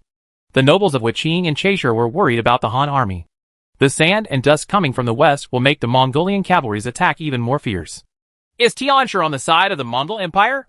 This must be God's will. Because the nobles of Chaisher Kingdom were afraid of Temujin, their determination wavered again. The 36 kingdoms of the western regions are just grassroots, often wavering between the Han Empire and the nomadic civilization. Wuqing snorted coldly. The general promised that he would relieve the siege of Luntai City. I believe he will do what he said. Moreover, the Han Empire has stationed millions of troops in Dunhuang. With an order, millions of troops will enter Chaisher country. Wuqing also saw the wavering of the nobles of Chaisher Kingdom, so he compiled lies to scare these people. In fact, the Han Empire did not have many defenders in Dunhuang. The cost of a million-strong army expedition to the western regions is too high, and the western regions protectorate may not be able to provide that much food and grass. A million-strong army will eat up all the food and grass in the western region protectorate. So Chu Tian, Lao Qin and others decided to fight quickly. This is not a question of troops, but of supplies. If the army of 1 million cannot be supplied with food, grass, and crossbow arrows, they will have no choice but to give Temujin their lives. The nobles of the Cheshire Kingdom did not know the truth and thought that Dunhuang County really had a million-strong army of the Han Empire. After being frightened by Huiqing, they immediately did not dare to act rashly. We must win. Huiqing knew that she could not help the 150,000 Han Empire expeditionary force. It was all she could do not to cause trouble and provide food, grass and crossbow arrows. The Mongolian cavalry launched a mighty wave-like charge.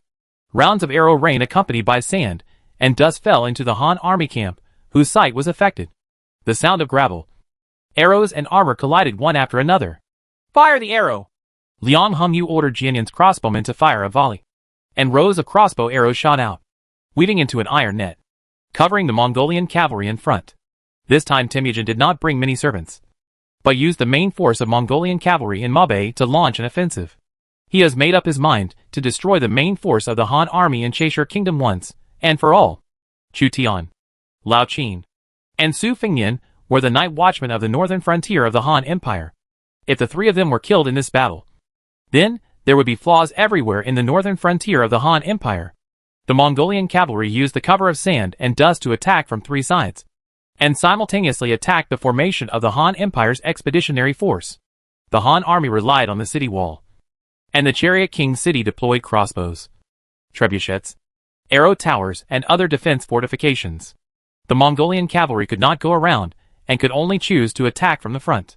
At least, the Han army occupies a favorable location. The Mongolian cavalry charging in the front row held sharp spears, stabbed the heavy infantry wearing infantry armor, and then drove away with one blow. The Mongolian cavalry from the rear then attacked, taking turns to attack Muguying's heavy armored infantry. In addition to spears, the Mongolian cavalry in the rear row rained arrows, pouring into the formation of infantry soldiers. The Mongolian cavalry charged one after another, trying to break up the heavy front row of the Han army. However, this tactic could not shake Muguying's army. Muguying personally came to the front and intercepted the Mongolian cavalry, who retreated immediately after thrusting out their spears. The pear-blossom spear thrust forward, and the two Mongolian light cavalry had no time to retreat and were killed by Muguying on the spot. On the left wing, Su Fengnian's general and Yang Shurho's silver spear were attacked in waves by Tan Maki, and suffered heavy losses. Muali led the four vanguards of Tanmachi, with Tanmachi as the main force and the Mongolian cavalry as the auxiliary. They also adopted a wave-like attack, which continued to put pressure on the Incheong soldiers. Many Incheong soldiers were killed by Mongolian bows. Down. Kwakubwa, you lead a group of heavy cavalry and cut off their formation. As you command? Kwakwabuhua, one of the 5 tiger generals of Tanmachi, led 3,000 Mongolian heavy cavalry to attack one of the 4 corners of the Incheong Xiadu capital. Just like peeling potatoes, he took turns attacking and killed rows of Incheong Xiadu infantry. Where are the crossbowmen? Yang Shurho shrunk the military formation with silver spears to effectively control the capital. Only by relying on the fierce shooting of the crossbowmen could he contain the continuous charge of the Mongolian cavalry. The range of infantry bows and infantry crossbows is generally greater than that of horse bows. The sight is affected, and the arrow is against the wind, making it difficult to hit. The Shiliang crossbowmen were hysterical. As for the wind direction of the western region, the newcomers had no experience. Ask the Lord to dispatch heavy cavalry. Otherwise, the whole army will be annihilated even if the silver spear is effective. Yang Shurho shouted at the top of his voice, and the strong wind tore his shirt. The Incheong Shuejia were all rifle-wielding infantrymen with astonishing combat effectiveness. They were one of the most powerful legions during the 5 dynasties and 10 kingdoms period. However, even the Incheong Xiajida cannot withstand the successive attrition of the Shiliang War, the Yumengwan War, and the Cheshigua War. If this continues, Yang Shurho believes that he and his silver spear will be removed from the Han Empire. Years of wars have eliminated many famous generals and elite regiments. Sima Dikan's Shaogu army and Lu Xiangxing's Tianxiong army no longer exist at this time. As the commander-in-chief of the Shiliang army, Su Fengnian saw that Yang Shurho was in trouble, so he issued an order to Wang Yanzheng. Dispatch the Longxiang army and defeat the Mongolian cavalry attacking the corner of the formation. Take orders. Wang Yanzheng's Longxiang army has only 1,000 cavalry left after the battle, but they dared to take the initiative to launch a counterattack against the 3,000 Mongolian cavalry attacking the corner of the Incheong Xiadu formation. The cavalry was clanking, and Wang Yanzhang took off his iron spear. In this battle, you may die. Kill. Wang Yanzhang took the lead and led Long Xiang's army into the enemy's formation. The iron spear was swung down, and his skull was shattered. A war horse covered with heavy iron armor was killed by his shot. The galloping war horse fell heavily, and the cavalryman on the horse was thrown out by the war horse. And the following Long Xiang army trampled him into a pulp. Wang Yan'an knew that the situation was extremely critical for the Han army, and that only by fighting to the death could there be a chance of survival. Put yourself to death and survive. The iron spear was regarded as a blunt weapon by Wang Yanzhang, and it was swept and hammered directly. Each Mongolian cavalry was knocked away, fell into the galloping horses, and was trampled to death. With one charge, Wang Yanzhang killed 47 and rode out. Kill him. Quoquo Buhua was trying to break into the military formation of Inxiang Ziajidu.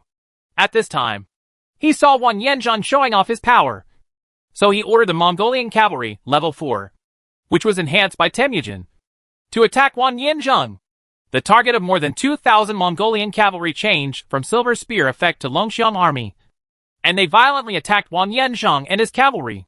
Groups of Mongolian cavalry galloped towards them, their 3 to 4 meter spears swaying, and their blades shone with a cold light. Even a strong general will die if he is stabbed multiple times. Wang Yanzhang was not afraid at all. Long Xiang's army followed him and fell into battle. Kill! Wang Yanzhang shouted again, and the oncoming Mongolian cavalry shuddered. And then, the 100-gene iron spear was stabbed. The heavy and sharp iron spear penetrated the heavy armor of the Mongolian cavalry. Under Wang Yanzhang's attack, the armor was as weak as a piece of paper. Wang Yanzhang swung hard, and the cavalry on horseback flew away and hit another Mongolian cavalry. From the rear, Longxiang's army attacked with neatly mounted horses, exchanging lives with the Mongolian cavalry. The 4th level Mongolian cavalry is an ordinary unit, but with the bonus of Temujin and 3 army auras, its actual combat power can compete with Long Xiang's army. However, Long Xiang's army relied on Wang Yanzhang's force to break through this Mongolian cavalry. For a moment, Wang Yanzhang was like a god of war, killing hundreds of horses in the sand and shocking the country of Chaisher. 10,000 cavalry are ready to kill them. Muali mobilized 10,000 Mongolian cavalry. Wang Yanzhang and more than 1,000 Longxiang troops forcibly defeated Quoquo Buhua's 3,000 Mongolian cavalry. Muali simply used 10,000 Mongolian cavalry at a time, intending to kill Wang Yanzhang. Taking advantage of the wind, tens of thousands of Mongolian cavalry charged towards Wang Yanzhang. Generals Ma Teng, Han Sui, Ma Chao, and Hua Xiong led the Shiliang cavalry to support Wang Yanzhang. Seeing that Wang Yanzhang was trapped in a tight siege, Su Fengnian immediately sent out the Shiliang army led by Ma Teng, Han Sui, Ma Chao, Hua Xiong and others. The Shiliang Iron Cavalry can completely compete with the Mongolian Iron Cavalry, even if the opponent has Temujin and 3 army auras. However, the Shiliang Iron Cavalry is not an ordinary heavy cavalry, but a high-level heavy cavalry, which is enough to offset the difference in bonuses. Ma Chao regards Wang Yanzhang, who has taught him marksmanship for several years, as his teacher. When Wang Yanzhang encounters danger, he immediately mounts his horse and leads the Shiliang cavalry to the rescue. The Shiliang cavalry galloped vertically and horizontally. The horses' hooves rolled, and the war horses galloped. Ma Chao rushed into the Mongolian cavalry and swept away the Mongolian cavalry with all his strength. The Mongolian cavalry in front of him fell down and was killed by Ma Chao. Ma Chao led the Shiliang cavalry to advance all the way. His whole body rose and fell with the galloping horses, and the sharp spear shot out of the air. The Mongolian cavalry was picked up by him. Ma Teng and Han Sui, 2 people a generation older than Ma Chao, couldn't help but be shocked when they saw Ma Chao fighting the enemy bravely. Ma Chao's ability was far more terrifying than they imagined. At least from now on, Ma Chao's force is higher than the 2 of them. If you have a son like this, you will have no regrets even if you die. Ma Teng couldn't help but sigh when he saw Ma Chao fighting bravely, and his ability was enough to put him into the ranks of top warriors. The Shiliang cavalry took off their javelins, stretched their waists, and threw them with all their strength. The sharp javelins fell like heavy rain. The Mongolian cavalrymen, who were pierced by the javelins, fell from the back of their horses and died. The 2 torrents of steel collided, and the high-level heavy cavalry from both sides fought hand-to-hand. The expensive heavy cavalry became expendable and died in the game between the 2 sides. On the other side, The Mongolian cavalry attacking Qin Ruishi on the right suffered a bloody blow. Qin Ruishi shot it fiercely with the Qin crossbow, and then relied on his strong close combat ability to block the spear thrust by the Mongolian cavalry. Wang Jian's Qin Rui soldiers were numerous, and with Wang Jian's bonus to the legion, Jiao Lao Qin's defensive aura was as solid as a rock. The Han army has a strong backbone and a strong right wing. Monk Wan Yanchen. Go and defeat the enemy's left wing. Temujin discovered that the left wing of the Han Empire's 3 armies was relatively weak, so he dispatched Monk Wan Yanchen's Zhongxia army. The Zhongxia army suffered losses in the Battle of Hatao. Monk Wan Yanchen selected elites from the Heli army to supplement the lost Zhongxia army. More than 1,000 Zhongxiu troops followed Monk Wan Yanchen, all dressed in uniforms, with eyes full of the will to fight to the death. Crassus, who was on Temujin's side, took the initiative to ask Temujin, "Great Khan, why don't you send out the Qixue army to attack the left wing? With your Qixue army, there is no doubt that it has a more powerful ability to break the formation than the Zhongxi army. Crassus, the Han army's center and elite cavalry are not moving. If I use Qixue's army to deal with its left wing, then who will deal with the Han army's elite center?" Temujin never used Qixue's army. The backbone of the Han army was not Jiao Lao Qin or Su Fengyan, but the largest prince in the Han Empire, the elite division of Chutian. In Chutian's hands, he held a power that made Temujin awe-inspiring. The Xuanjia army, the Huban army, and the Knight army can more or less compete head-on with the Qixue army. It's just that Qiushua's army is more numerous, so they can gain a superficial advantage. Monk Wan Yanchen's Zhongxia army and Helihe army took advantage of the cover of sand and dust to detour towards the left flank of the Han army. Sand and dust filled the field of vision, and the war eagles in the sky were unable to obtain the mobilization status of the armies on both sides. Hua Mulan, who was in charge of Iron Eagle Scout, frowned slightly. The war eagle of the Iron Eagle Scout lost its ability to judge in the bad weather. Similarly, Muali's Tan Ma Chi's investigative ability is also greatly affected. Su Fengyan's Silver Spear, Longxiang army, and Shiliang Iron Cavalry were exhausted in the battle with Lao Qin and the Human Pass battle. This time he is in danger. Yu Qigong and Cheng Jijie, you lead the Xuanjia army and go to support the Zhua army. Zhu Tian sent out the most elite Xuanjia army. Cheng Jijie, like Feng Yi, one of the 28 generals of Yuntai, joined the Chutian camp after the start of the National War, which increased the number of Xuanjia troops from 400 to 800.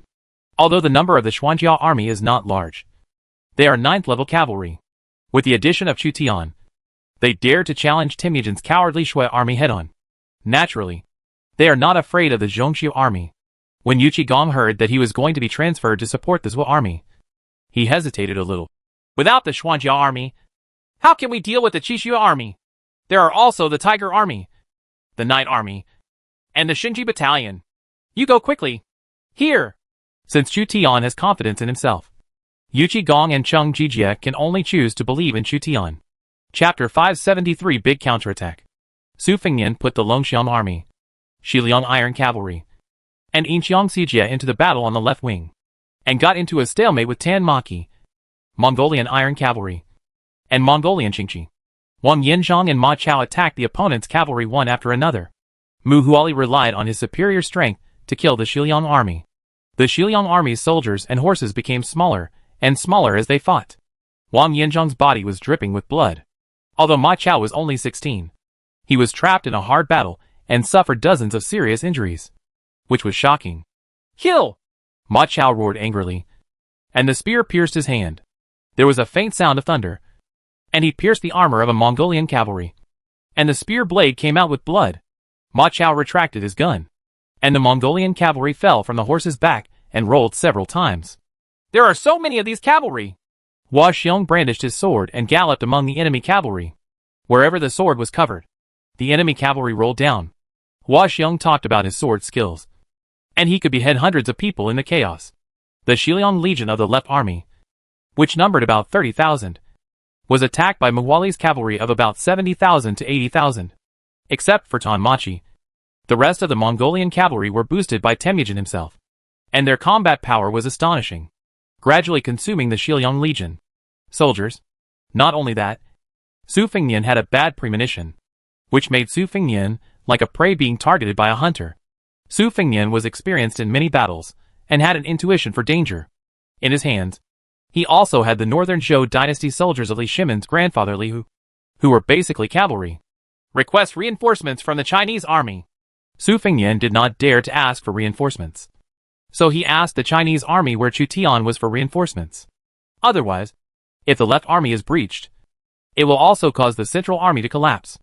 Suddenly, in the sand and dust, a ferocious armored cavalry emerged, and tall war horses rushed out of the sand and dust. Monk Wan Yinchen's Zhongxiu army and Heli Hejuan attacked the Han army again. This heavily armored cavalry, which defeated the Bingzhou Wolf cavalry, took advantage of the cover of sand and dust to attack Su Fengnian's Xiliang army. The physical strength of Wang Yinzhang, Ma Chao, and others has been exhausted to the bottom. The Zhongxiu army and the Heli army chose to launch a sudden attack on the Xiliang army at this time and place. Monk Wan Yinshan personally brought the iron pocket horse, fully equipped, clamped the horse's belly, led the Zhongxiu army and the Heli army to attack from the flank. The horses galloped, their hoofs trampling dents in the desert, like armored ghosts in the sand, until the Zhongxia army broke through the sand and appeared in front of the Xiliang cavalry. All the Xiliang cavalry were shocked, although the number of cavalry in this equipment is not as large as that of the Xiliang cavalry. They have an indomitable momentum. A Xiliang cavalryman was killed by the Zhongxia army's hammer. His breastplate was dented. His sternum made a cracking sound, and he rolled off the horse's back.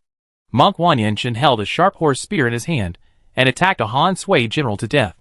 The horse spear penetrated from his back, and blood flowed down the horse spear. The Zhongxia army and the Heli army formed a cavalry force of thousands of people, deterred around the flanks, and defeated the Xiliang cavalry in one fell swoop. Hundreds of Xiliang cavalry were killed. Hua Xiong fell into a tight siege by the Zhongxia army. He slashed at one of the Zhongxiu army cavalry with his machete, but was blocked by a spear. The other party actually had the ability to block, although Hua Xiong's sword finally killed him. Hua Xiong was shocked in his heart. He had rarely encountered such a uniformed cavalry. A Ma Shan stabbed at Hua Xiong. Hua Xiong blocked it, and Ma Shan's sharp blade pierced Hua Xiong's blade. It rubbed quickly, and there were faint sparks flying.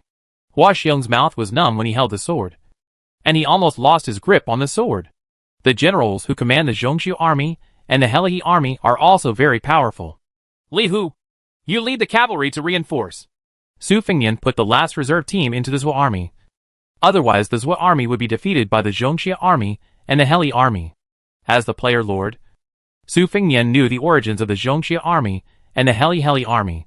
They were a group of armored cavalry who were not afraid of death. They dared to attack Mongolian cavalry dozens of times more powerful than themselves head-on, and they could often win. The ordinary Xiliang cavalry really couldn't withstand the assault of the Zhongxia army and the Heli army. This loyal and filial army, in addition to the bonus of Monk Wan Yinshan himself, also has the aura of the three heroes Temujin, Muali, and Krasu. Li Hu's northern Zhou soldiers stepped forward to support the Xiliang cavalry and helped the Xiliang cavalry block the Zhongxia army's assault. However, the soldiers of the northern Zhou dynasty were attacked by Tan Ma Chi, who was outflanking one of Tan Ma Chi's 4 vanguards. Ing Char led a group of cavalry to attack Li Hu. Li Hu was caught off guard and was restrained by Tan Ma Chi, who was Ing Char. Ing Char drew his bow and shot an arrow. Shoot Li Hu! The soldiers of the northern Zhou dynasty hurriedly held up their shields to protect the general Li Hu, and the two sides fell into a melee. The soldiers of the northern Zhou dynasty were injured in the battle. Their morale was reduced, and they were faintly suppressed by Tan Ma Chi. The Zhongxiu army and the Heli army were about to defeat the Xiliang cavalry. Wang Yanzhang and Ma Chao were exhausted, and their force began to decline. With the existence of physical strength, even Xiang Yu, the overlord of Chu, would be exhausted. The sound of iron hoofs sounded, and another uniformed cavalry arrived. This uniformed cavalry was not the Zhongxiu army, but a black armored cavalry. Boom! The heavy iron whip fell, and Yukigong's weapon hit a Zhongxiu army cavalryman. The Zhongxiu army cavalryman could not withstand Yukigong's astonishing strength, and was killed immediately. Strong generals can severely damage high-level units. Grandpa Chung is here! Zheng Yaojin dragged his giant axe and charged among the Zhongxiu army and the Heli army, slashing with his mountain axe. Many mounted cavalrymen could not withstand the impact of the giant axe, and fell from their galloping horses with a clang. Behind Yukigong and Zheng Yaojin are the black armored cavalry directly added by Chu Tian. The Xuanjia cavalry is a 9th level cavalry, and is qualified to compete with the Zhongxia army and the Heli army. The Xuanjia cavalry attacked the Zhongxia army, and 2 cavalry representing the peak combat power of the Tang dynasty and the Jin dynasty fought. As the commanders of the Xuanjia army, Yu Qigong and Cheng Jijie fought hard, galloping their horses and killing the enemy cavalry. Cheng Jijie's axe struck a cavalryman who was slightly different from the other Zhongxia army cavalrymen. He was blocked by the opponent's horse. The 2 weapons collided, and Cheng Jijie's jaw went numb slightly. The cavalryman of the Zhongxia army with only 1 pair of eyes exposed in front of him is no ordinary cavalry.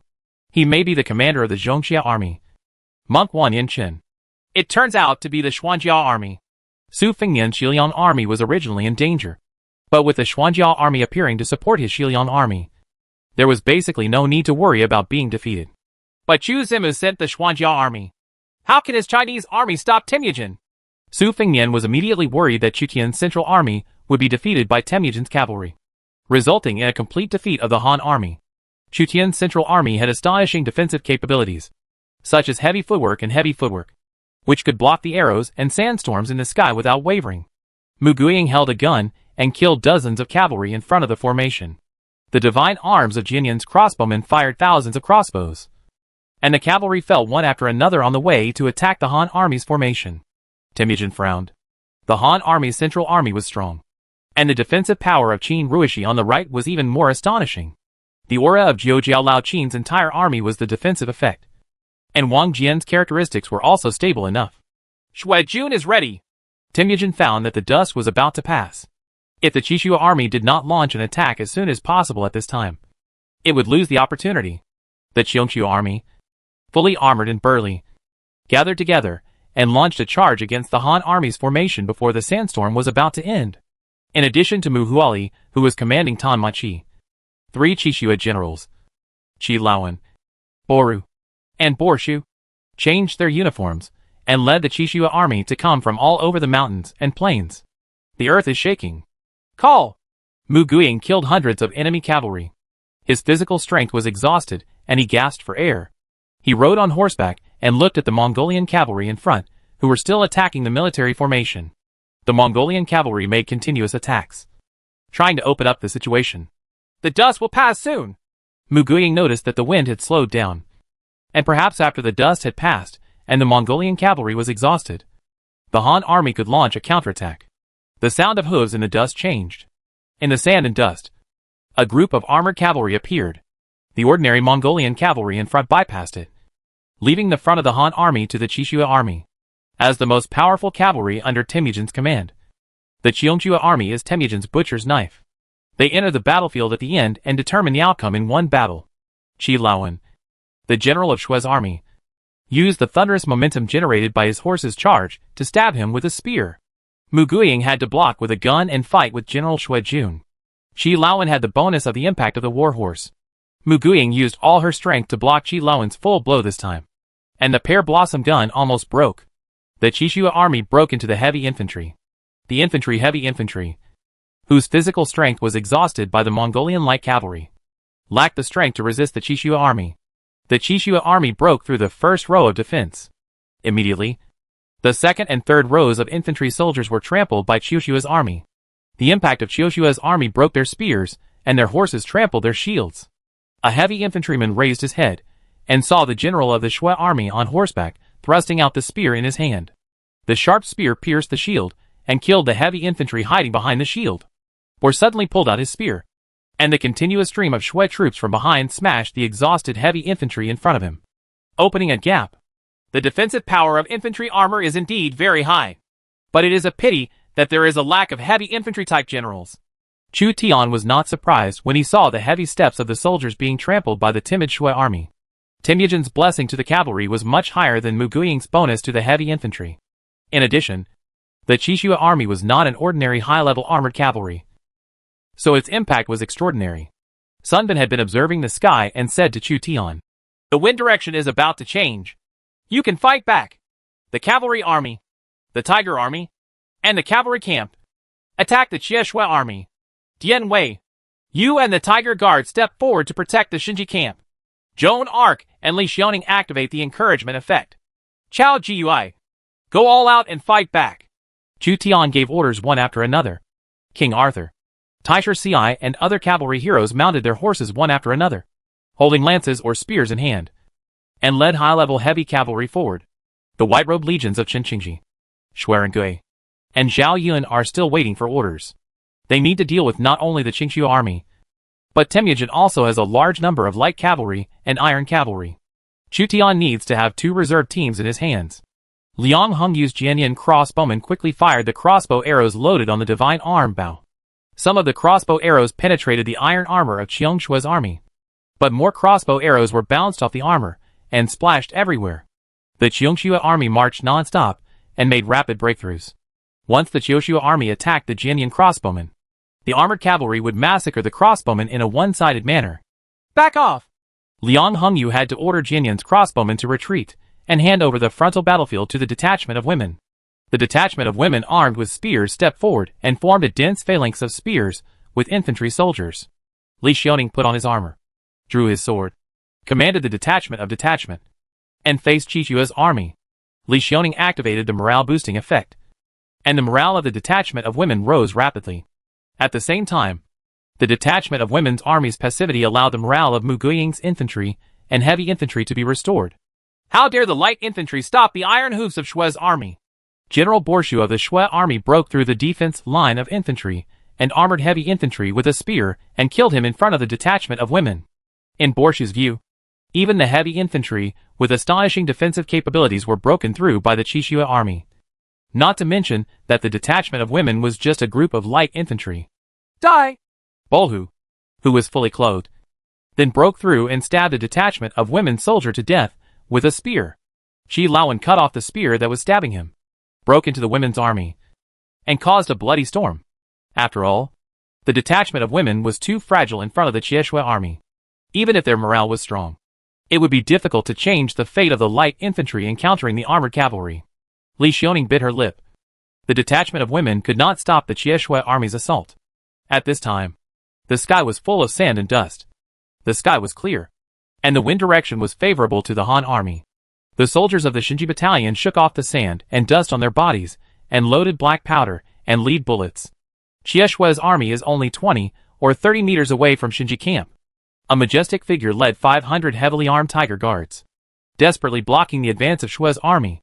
This Tiger Guard army is an 8th level heavy infantry, and its leader came to Dian Wei for an ancient evil.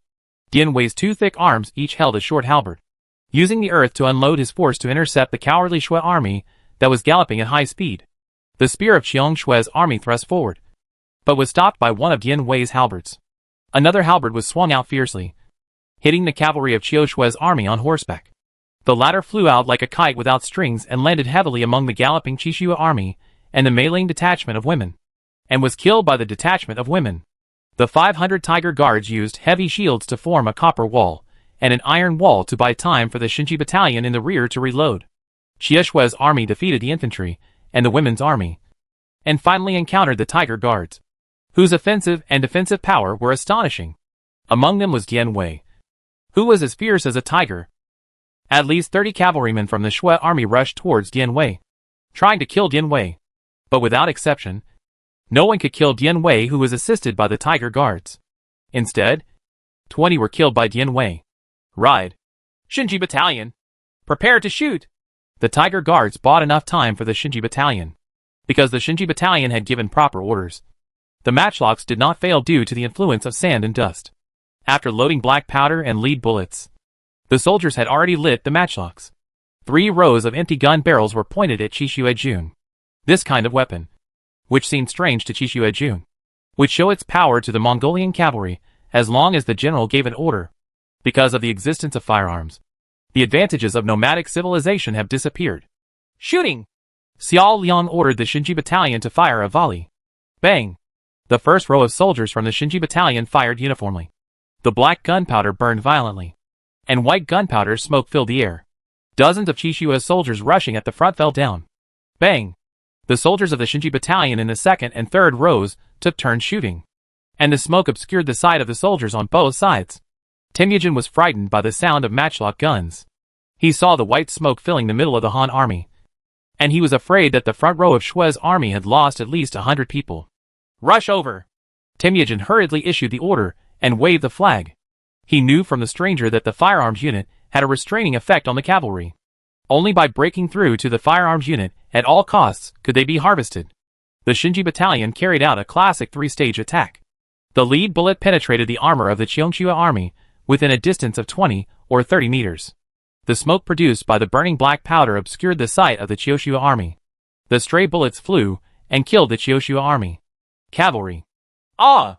Boru, one of the four cowards, suddenly screamed while holding his bloody shoulders. The lead bullets from the Shinji battalion penetrated his armor and penetrated into his body. Heart-rending pain came from the wound. Boru's forehead, his veins popped out. Hundreds of cavalrymen of the Cheongshua army were shot dead by the matchlock guns of the Shinji battalion, and more than 100 cavalrymen were injured. This was a special force that the Cheongshua army rarely encountered. After the Shinji battalion took turns shooting at the Chishua army, the high-level heavy cavalry such as the Tiger army, the Cavalry army, and the Tunki battalion launched a charge and rushed out of the thick smoke. Chapter 574, severely inflicting heavy damage on Chieshua's army. 3 groups of high-level heavy cavalry rushed out from the Shinji camp, all wearing sharp armor and fierce armor. Taisher Ci fired 3 arrows in a row, and the armor-piercing arrows penetrated the armor of 3 cowardly Shuejun cavalry, killing them. 3,000 Tiger warriors can defeat the timid Shui army head-on. The 2 armored heavy cavalry clashed. The bonus of Chu Tian and Sunbin was no worse than the superimposed timid Shui army of Temujin and others. The battle between heavy cavalry and equipment, spears, horses, and heavy cavalry was filled with the sound of clashing iron weapons. Taisher Ci fell into the formation, changed his bow into a halberd, blocked the spear coming from the front, and then counterattacked. King Arthur led the knight army to attack from another direction. A group of western plate armor and chain armor knights held lances and attacked from the side.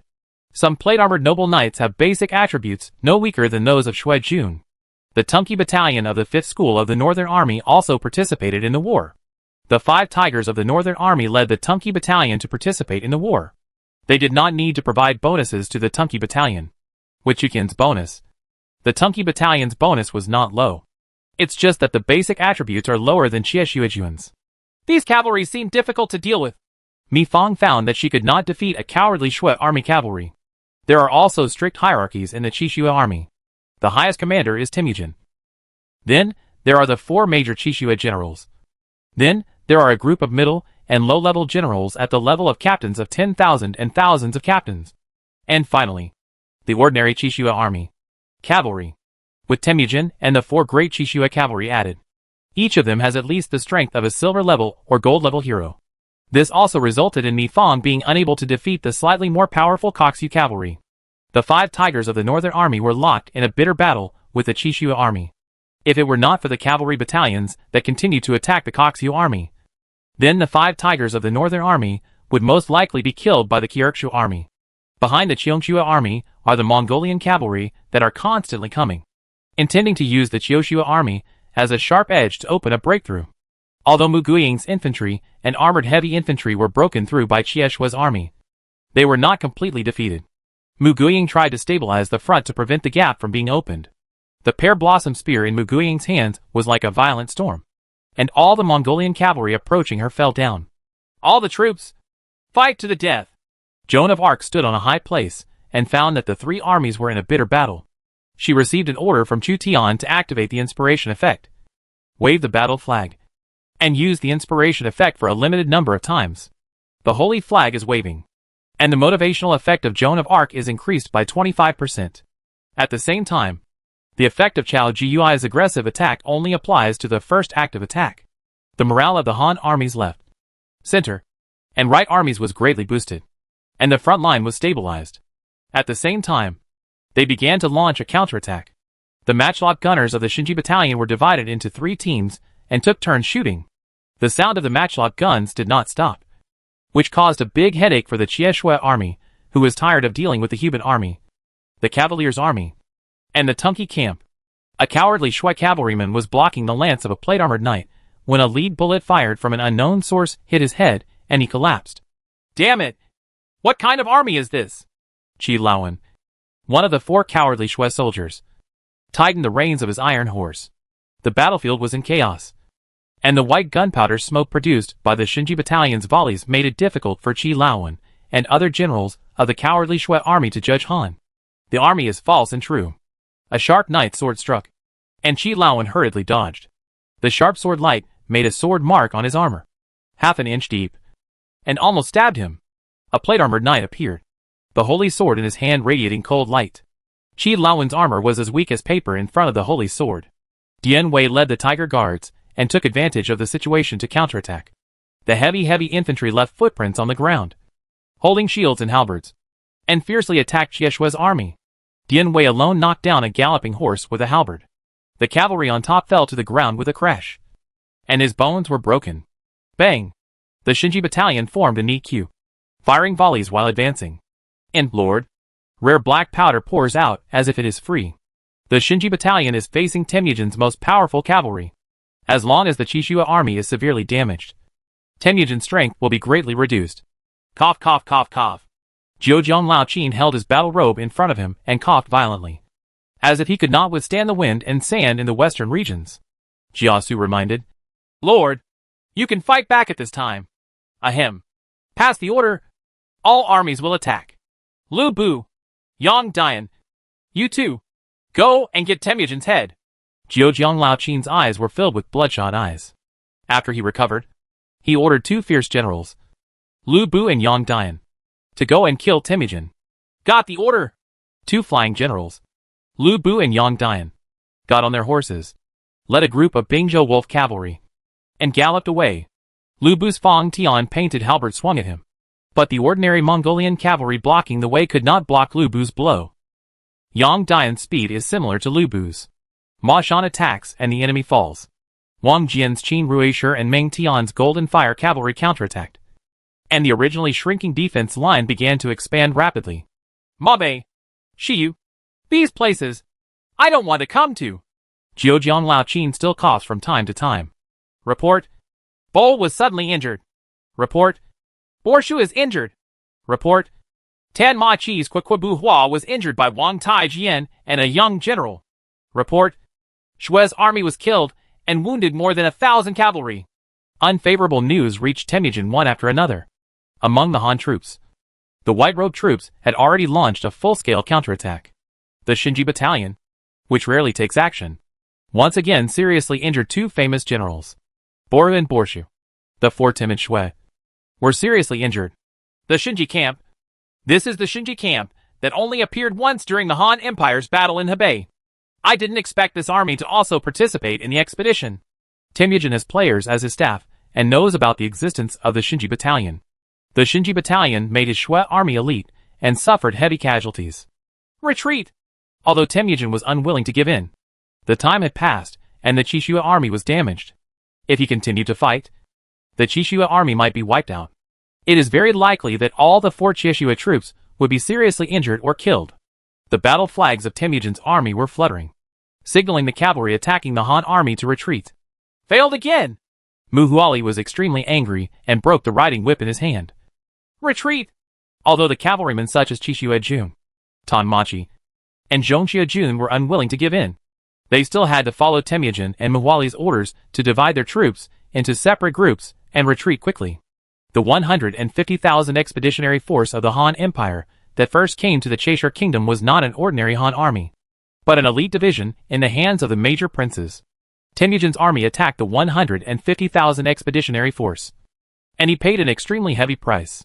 Two generals of the Kong's army were seriously injured, and the Kong's army lost more than 1,000 cavalry. This is Temujin's direct line of cavalry, the most elite division that can fight in 100 battles. Have you been defeated by them again? Monk Wan Yenshin fought desperately. Zhongxiu army and Helyi army were attacked by Xuanjia army, Shiliang Iron Cavalry and Longxiang army, and suffered many losses. If victory can be obtained by paying these prices, then Monk Wan Yenshin can still accept it. But this time, like the Battle of Hatao, the Zhongxia army's deadly battle failed to change the outcome. This cavalry can actually compete with our Xuanjia army. It's really incredible. Yu Qigong experienced a bloody battle and killed dozens of Zhongxiu army cavalry, which was equivalent to killing dozens of silver-level and gold-level generals. It was also a bit laborious for Yu Qigong. Don't be dazed. Follow me and chase. after Cheng Jijia was recruited. He said that Tang's men had been suppressed by Chu Tian's army and finally gained a refreshing victory. So he led the Xuanjia army to hunt down monk Wan Yinchen. The Zhongxia army and the Heli Hejuan turned around to intercept Cheng Jijia, as if desperately trying to protect their general from leaving. This group of high-level armored cavalry is equivalent to desperados. And they don't care about their own life or death at all. Cheng Jijia wielded his mountain axe to chop. And from time to time, he had to avoid the spears of the Zhongxia army. Cheng Jijia may also be injured if he is stabbed by the Zhongxia army. The Han army launched a full-scale counterattack. The White Robes army and the 5 schools of the Northern army, which were originally used as reserve forces, rushed out to pursue Temujin's army. The White Robes are hunting. 7,000 White Robes are dispatched, gathering into a white wave. The momentum is like a rainbow. As a 7th-level light cavalry, the White Robe army has extremely high mobility, with Chen Qingji as the center and Xueren Gui and Zhao Yun as the vanguard. They intercepted the retreating Temujin army. Bor, one of the 4 great Xie Shui, was suddenly shot by a matchlock gun from the Xinji battalion, and his shoulder armor was stained red with blood. 200 Xie Shui cavalry followed him to protect him as he left. Behind, 7,000 White Robes galloped. War horses galloped, and sabers waved. Xueren Gui and Zhao Yun rushed to the front, with a halberd and a shot. The cowardly Shui Jun cavalry who intercepted was instantly killed, unless the general of the Qieshua army leads thousands of Qieshua troops to launch a heavy cavalry attack. The Qieshua army can pose a fatal threat to them. The White Robe army's goal was to kill Temujin, but Bol suddenly stood in front of him. Then, the only option is to kill him. Xueren Gui and Zhao Yun led 7,000 White Robe troops and overwhelmed Boru's 200 brave Shui and thousands of Mongolian cavalry. Fang Tian painted his halberd and killed all directions, killing the enemy cavalry along the way, and went straight to Baru. Bo suddenly saw the White Robe general coming and tried to block it. The 200 Qingxua soldiers around him attacked Xueren Gui. Among them, there was also a Qingxua army who pulled a strong bow and tried to kill Xueren Gui. Zhao Yun led a group of White Robe troops and used light cavalry to engage in close combat with Shui's army. Although the Qixua army is superior to the White Robed army in both offense and defense, the White Robed army has an absolute advantage in numbers, and Zhao Yun can easily kill ordinary Qixua army cavalry. With Zhao Yun as cover, Xueren Gui could concentrate on attacking Boru. After killing 4 or 5 cowardly Shui Jun cavalry, Xueren Gui's Fang Tianhua halberd struck Boru. With a clang, the injured Bor suddenly lost his strength. He was no match for Xueren Gui, and his spear was directly knocked away. The next moment, Fang Tian raised his halberd and killed Boru. Boru, one of the 4 cowardly Shui, was not killed in the battle between Atao and Yu Fei's army. Instead, he was killed by Xueren Gui in the Battle of Chaisher Kingdom in the western regions. Not only Boru, but also the 200 Qingxua army cavalry around him were quickly overwhelmed by 7,000 White Robes, and all of them were killed. Xie Shui's army suffered even greater losses. Temujin, who withdrew his troops, was escorted by dozens of generals. His heart suddenly trembled. It seemed that someone important to him had been killed. This time, the attack on Chaisher country not only failed to cut off Chaisher country's teleportation array, but also lost troops and generals. The Xinji battalion is really a magical unit. It would be great if we could get the manufacturing blueprints for the bronze cannon. Chu Tian personally saw the power of the Xinji camp and gained a deeper understanding of the Xinji camp. The Xinji battalion was used to deal with the cavalry, and it was like having divine help, as long as the Qixua army is not close. The armor of the Qixua army will still appear fragile in front of the Xinji battalion. The Xinji battalion also has a big disadvantage. For example, when there is sand and dust, the matchlock gun is basically unusable. If used forcefully, gravel will enter the matchlock and damage the matchlock. On heavy rain days, Xinji camp was almost in a state of scrapping. The Xinji battalion, like the crossbowmen, is heavily dependent on the weather. Chapter 575 Qin Liangyu. On the city wall of Chaisher King City, both Wu Qing and the nobles of Chaisher Kingdom witnessed this battle that decided the fate of Chaisher Kingdom. When Temujin took advantage of the strong wind and sand to launch an attack, they couldn't help but feel a cold sweat for the Han army. But now, the Han army seems to be starting to fight back. They can indeed rescue my brother! Wu Qing saw that the Han army was pushing back, and the Shui army was defeated and returned. Temujin completely retreated, and the Han army went to pursue him again. He was full of confidence in relieving Luntai city. The 500,000 expeditionary force, of which only 150,000 have arrived so far, has been able to repel Temujin's siege of the Cheshire kingdom.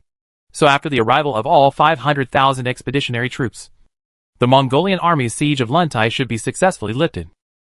If it weren't for the high cost of the teleportation array and the fact that the Western Region Protectorate could no longer provide food, grass and weapons for more expeditionary troops, perhaps Chutian and the others would consider recruiting more expeditionary troops to come to the western regions.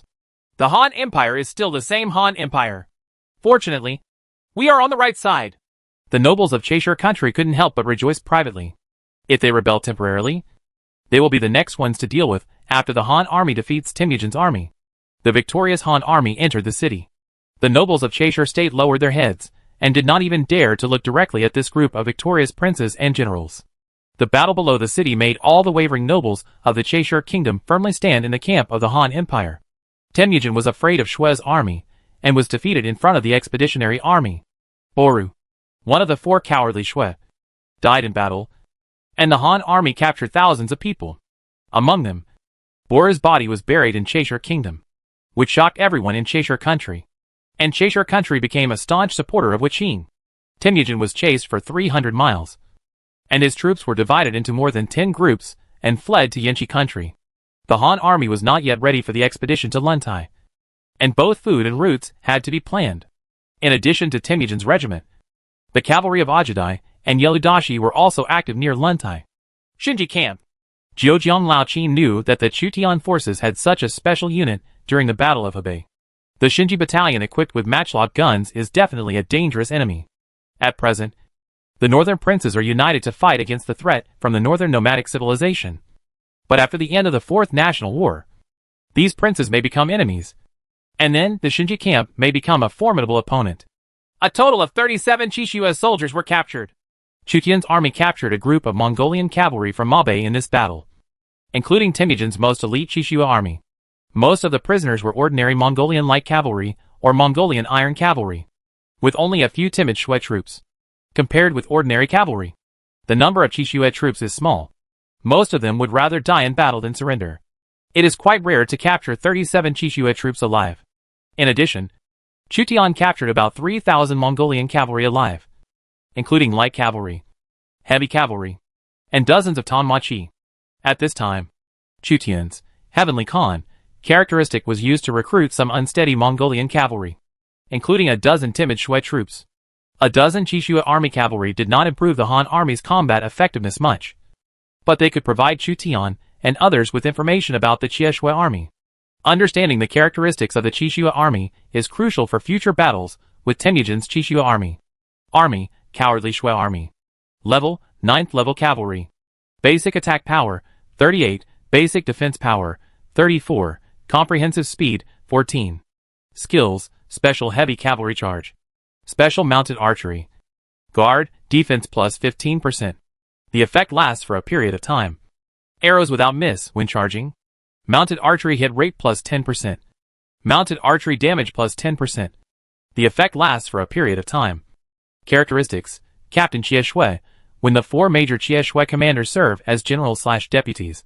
Attack power plus 4. Defense power plus 4. Cavalry damage plus 7%. Impact power plus 7%. When launching a charge, the enemy will be easily frightened when Temujin is present.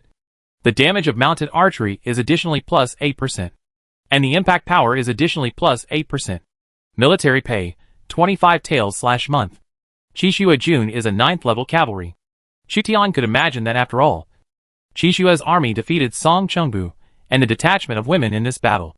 If the Tiger Guard, Night Army, and Human Army had not stepped forward to stop them and were killed by Chishua's army, the consequences would have been disastrous. Chutian informed Lao Qin, Su Fengnian and others about the attributes of Chishua Jun and asked them to deal with them carefully. These princes have experienced hundreds of battles and are very aware of the various bonuses of Lord. In the decisive battle, they will basically calculate their own probability of victory. Of course, sometimes, even if the winning rate is only 10%, you have to be forced to go into battle. The next day, Nanjung Lord Myuk led 30,000 Nanman troops to arrive and met with Chu Tian, Lao Qin, Su Fengyan and others. This time Muk brought the general she recruited. A female general whose weapon was a spear. Like previous national wars and epic battles, Muk dispatched the Vine Armor Soldiers, a characteristic unit of the Nanzhong region. The recruitment conditions for Rattan Armor Soldiers are relatively harsh, requiring soldiers from the Nanzhong area and special armor. Rattan armor, produced in Nanzhong. As long as the Mongolian cavalry does not discover the weakness of the Vine Armor Soldiers, then the Vine Armor Soldiers can be used as 7th level light infantry/heavy infantry. Muk also brought bulky war elephants, about 20 of them, 9th level special arms that could even kill generals. The civilians of the Cheshire Kingdom were already somewhat surprised by the arrival of the Han Empire's expeditionary force. At this time, the arrival of the strange Rattan armor soldiers attracted the attention of the civilians of the Cheshire Kingdom. It turns out that armor made of rattan can also be used as armor. Behind the rattan soldiers, there was also a group of infantrymen equipped with white barred guns. Many of these soldiers from the Nanzhong area were wrapped in homespun cloth and wore bare feet. The equipment seems simple, but it has a fierce aura. Muk came to Wuqing in a hurry because she was worried about Huan. Chu Tian and others all knew Muk, and when they saw her arrival, they all nodded in greeting. Muk was not polite and asked directly, "How is Luntai City?" Cavalry escaped from Luntai City, claiming that Luntai City was besieged by more than 100,000 cavalry. I don't know whether it is true or not. If there are only 100,000 cavalry, that's fine. Muk calmed down a little. There must be defenders from the Western Region Protectorate in Luntai City. The Han Empire directly sent 500,000 expeditionary troops this time. Even if a battle breaks out with Temujin in the Cheshire Kingdom, and tens of thousands of people are lost, they can still get supplements from within the pass, as long as the Cheshire Kingdom's teleportation array is preserved. Soldiers, horses, grain and grass in the pass can be transported here continuously. Chu Tian's eyes noticed the two generals behind Muk. One of them was a female general with a heroic appearance, and the other general was more than 2 meters tall, so that the female general and Muk looked like little ones in front of this tall general. Not only Chu Tian, but also Lao Qin, Su Fengyan, and Wuqing all noticed the two generals brought by Muku. Like a giant's warrior, the southern barbarian warrior Wu Tugu looks like he is not yet an adult and is still growing. Wu Tugu is the next king of a small southern barbarian country and has a special type of vine armored soldiers. At this time, Wu Tubone has not yet reached its peak. Chu Tian and others had all seen the protruding bones, so they didn't take it seriously. What they were really curious about was the female General Muk brought, whom they had never seen before.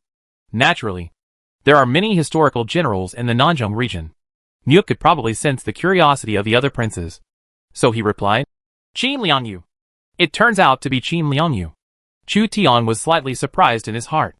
Qin Liangyu, the only official female general in history. Hua Mulan is a character in Mulan Ci. Mu Guiying and Fan Lihua are fictional heroes. Li Xiaoning is considered a princess and cannot be counted as a general. And Liang Hongyu is actually more of an assistant to Han Shizhong. But Qin Liangyu was a general who truly led troops to fight and was included in the history of the Ming dynasty. Its special unit is the White Pole Soldier. In other words, in order to relieve Huan from the siege, Muk brought all the Rattan armor soldiers and Qin Liangyu's White Pole soldiers from the Nanzhong area. It can be seen that Muk seriously injured Huan. There are a lot of rebellions in the southern barbarians. Right. Chu Tian was worried that Muk's territory would be shaken by the rise of barbarians. Vine armor soldiers and White Pole soldiers are already the few elites in Muk's hands. If she transfers all the elites from the Nanzhong region to the western region, then the Nanzhong region may be occupied by the Nanman tribes. In a sense, Muk and Huan both have it. Crazy. There are still military generals and legions guarding the Nanzhong area. Those barbarian tribes, after I wiped out 71 strongholds, will not dare to mess around for the time being. Muk was also a ruthless person. He directly wiped out 71 cottages and moved more than 200,000 people to the sphere of influence under his control. Compared to the southern barbarian rebellion in Izhou, Liu Bei, Zhang Dao, Luan, Liu Yan, Yang Shirlang and others fought in Izhou, causing chaos. The damage they caused to Izhou was far more serious than the damage caused by the rise of the barbarians. Muk found a seat and sat down, with Qin Liangyu and Wu Tugu standing behind him. Just as the other princes were interested in her, Qin Liangyu was also very curious about these people. Her eyes fell on Hua Mulan, who was following Chu Tian. It's rare to see female generals. In Muke's force, Qin Liangyu met all strange-looking generals such as Wu Tugu and King Molu. Ming Hua and Mrs. Zhu Rong were still little kids at this time, so Qin Liangyu was very interested in the female generals behind Chu Tian. Just like it's seen your own shadow.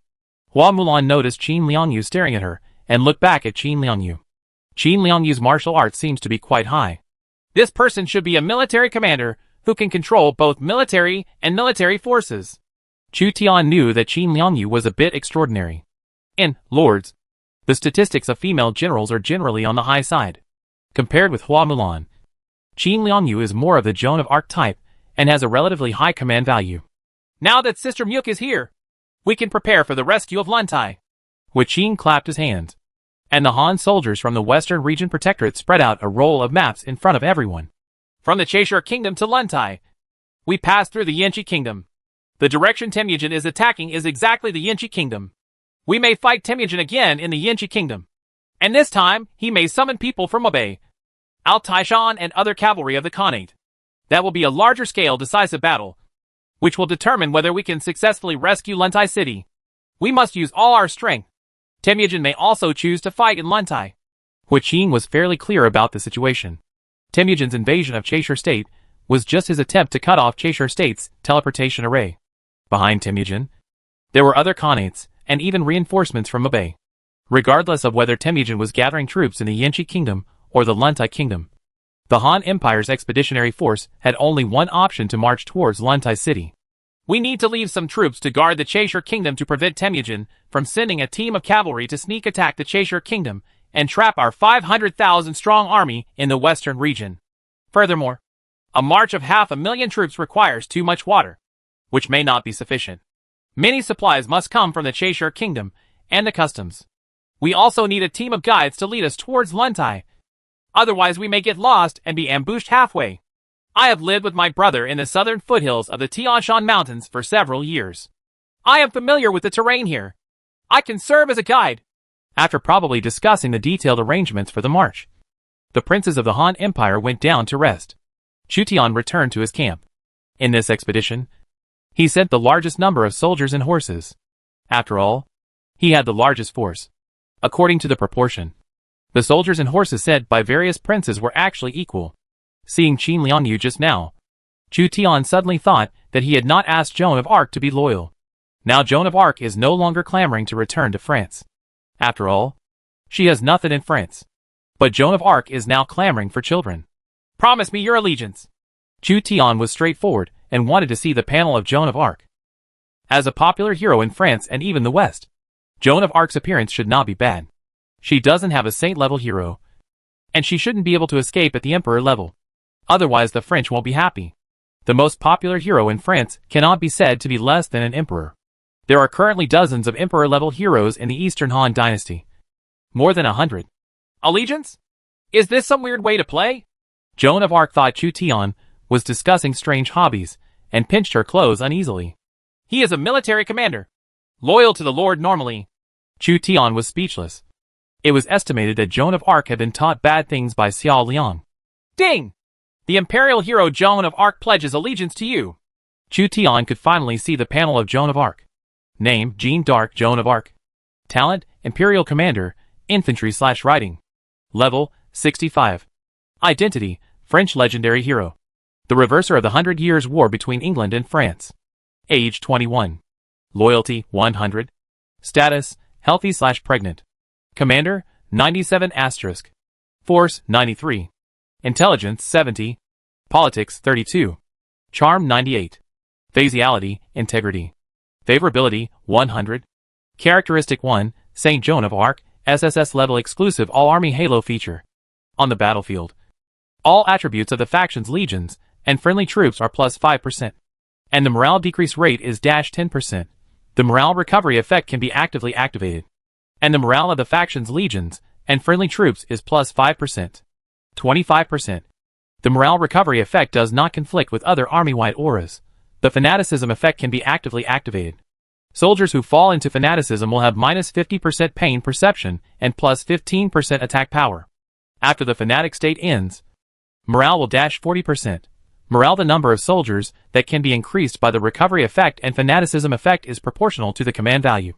Characteristic 2, French Iris, SS level trait. When commanding the French arms. All attributes of the French arms plus 15%.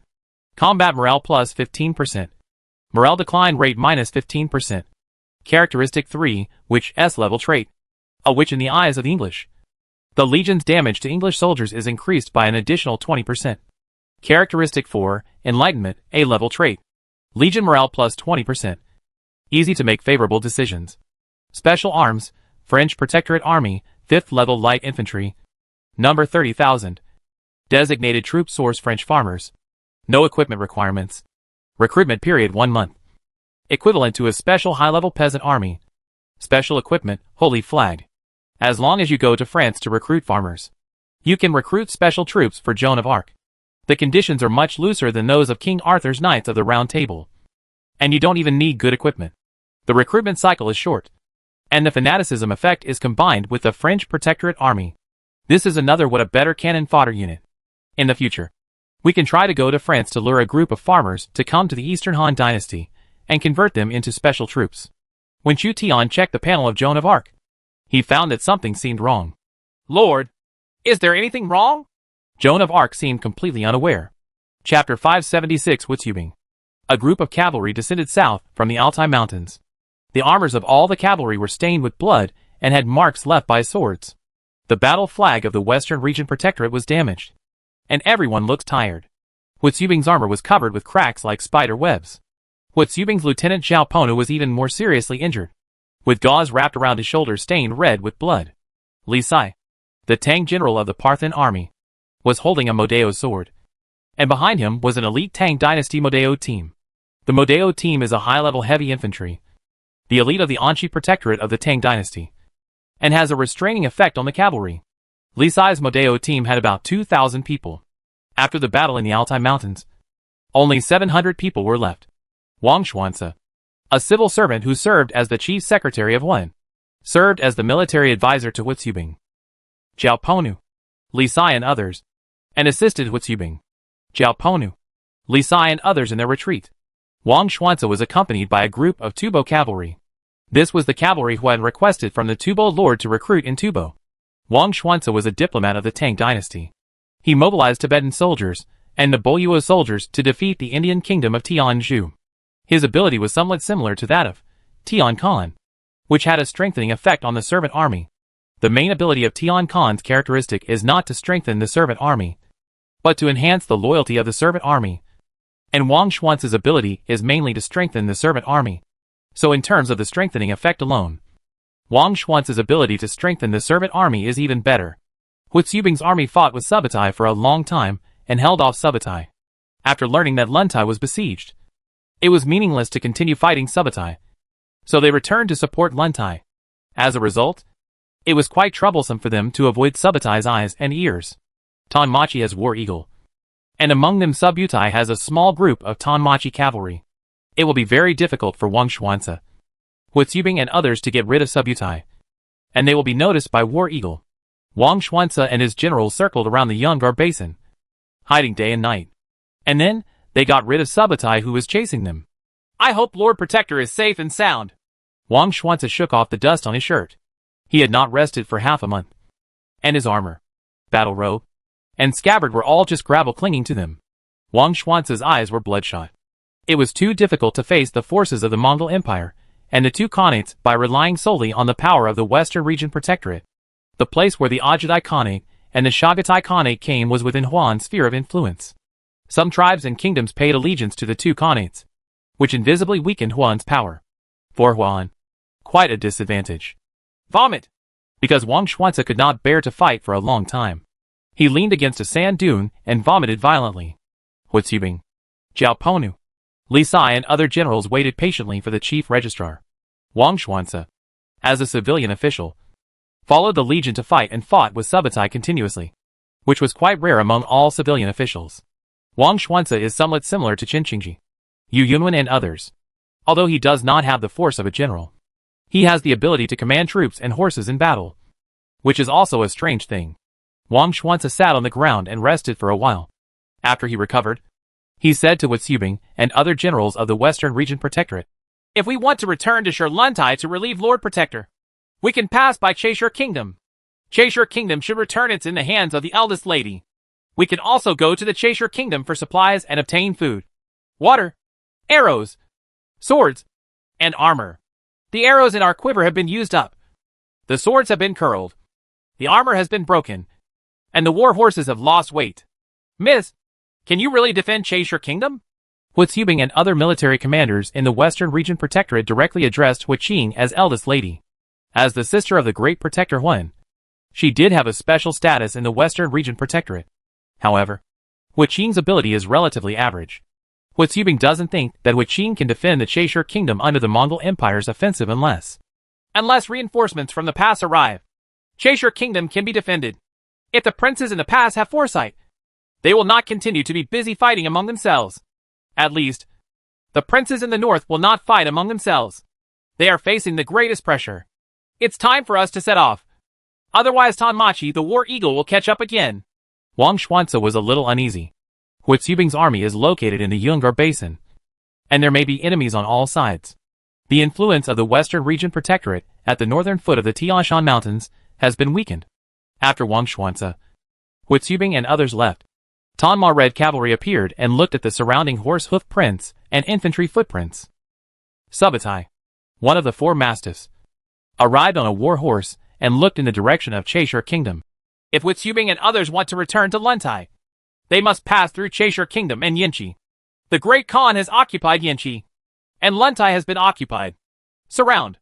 I wonder if the Great Khan has captured Cheshire Country. Cheshire Country does not have a teleportation array, so there should be no rush to capture it.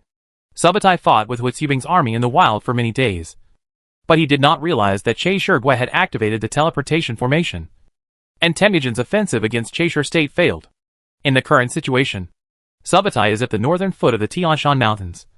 Temujin, Ogdi, and Yeldashi are at the southern foothills of the Tianshan Mountains. The Han army controls the Cheshire Kingdom as a key location and obtains supplies from within the pass. Originally, Temujin, Subutai and others believed that Cheshire State did not have a teleportation array, so they concentrated their forces to besiege Luntai and capture Yinchi State and other places. Then Temujin and Subutai surrounded Cheshire State and could easily occupy it. The royal city of the Cheshire Kingdom was directly upgraded from a medium-sized city to a large city, and the teleportation array was activated. The Han Empire's expeditionary force arrived, so that Temujin and Subutai were caught off guard. Now the forces of both sides are intertwined, and the Han Empire's expeditionary force separates Temujin and Subutai's forces. Let's go and attack Cheshire Country. Subutai still marched towards Cheshire Country as planned. According to the agreement with Temujin, the two sides will meet at Cheshiguogwo. Qin Liangyu arrived in Heqing, Imperial City, the capital of Cheshire State, holding a long spear in his hand, and fought with Hua Mulan on the school grounds. The two of them each used a red tassel spear with the blade cut off, and they fought for hundreds of rounds. They were sweating profusely, and were indistinguishable. Win or lose, the expeditionary force of the Han Empire was still gathering. After everyone defeated Temujin, Temujin was unable to cut off the teleportation array of the Cheshire Kingdom, and could only retreat to the Yinchi Kingdom to rest. Temujin suffered heavy losses, with Chishua's army losing more than 1,000 men, Tanmachi, Shonqia's army, and Heli's combined army losing thousands, and the rest of the cavalry losing tens of thousands. These cavalry are not servants, but Temujin's army of hundreds of battles in Mobe. Temujin can hardly bear the loss of every cavalry. In particular, Boru, one of the four cowardly generals, was kind to Temujin, but died unexpectedly. You can still recruit Chioshua's army, but you cannot recruit the generals of Chioshua's army. There is only one Boru. Temujin was like a wounded wolf, licking his wounds. The last general, Lui, has met my lord.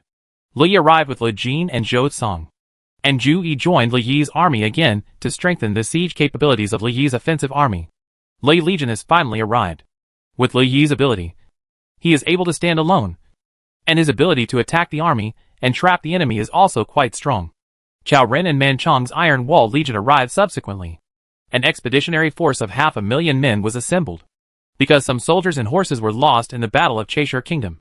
The actual number of troops was less than 500,000.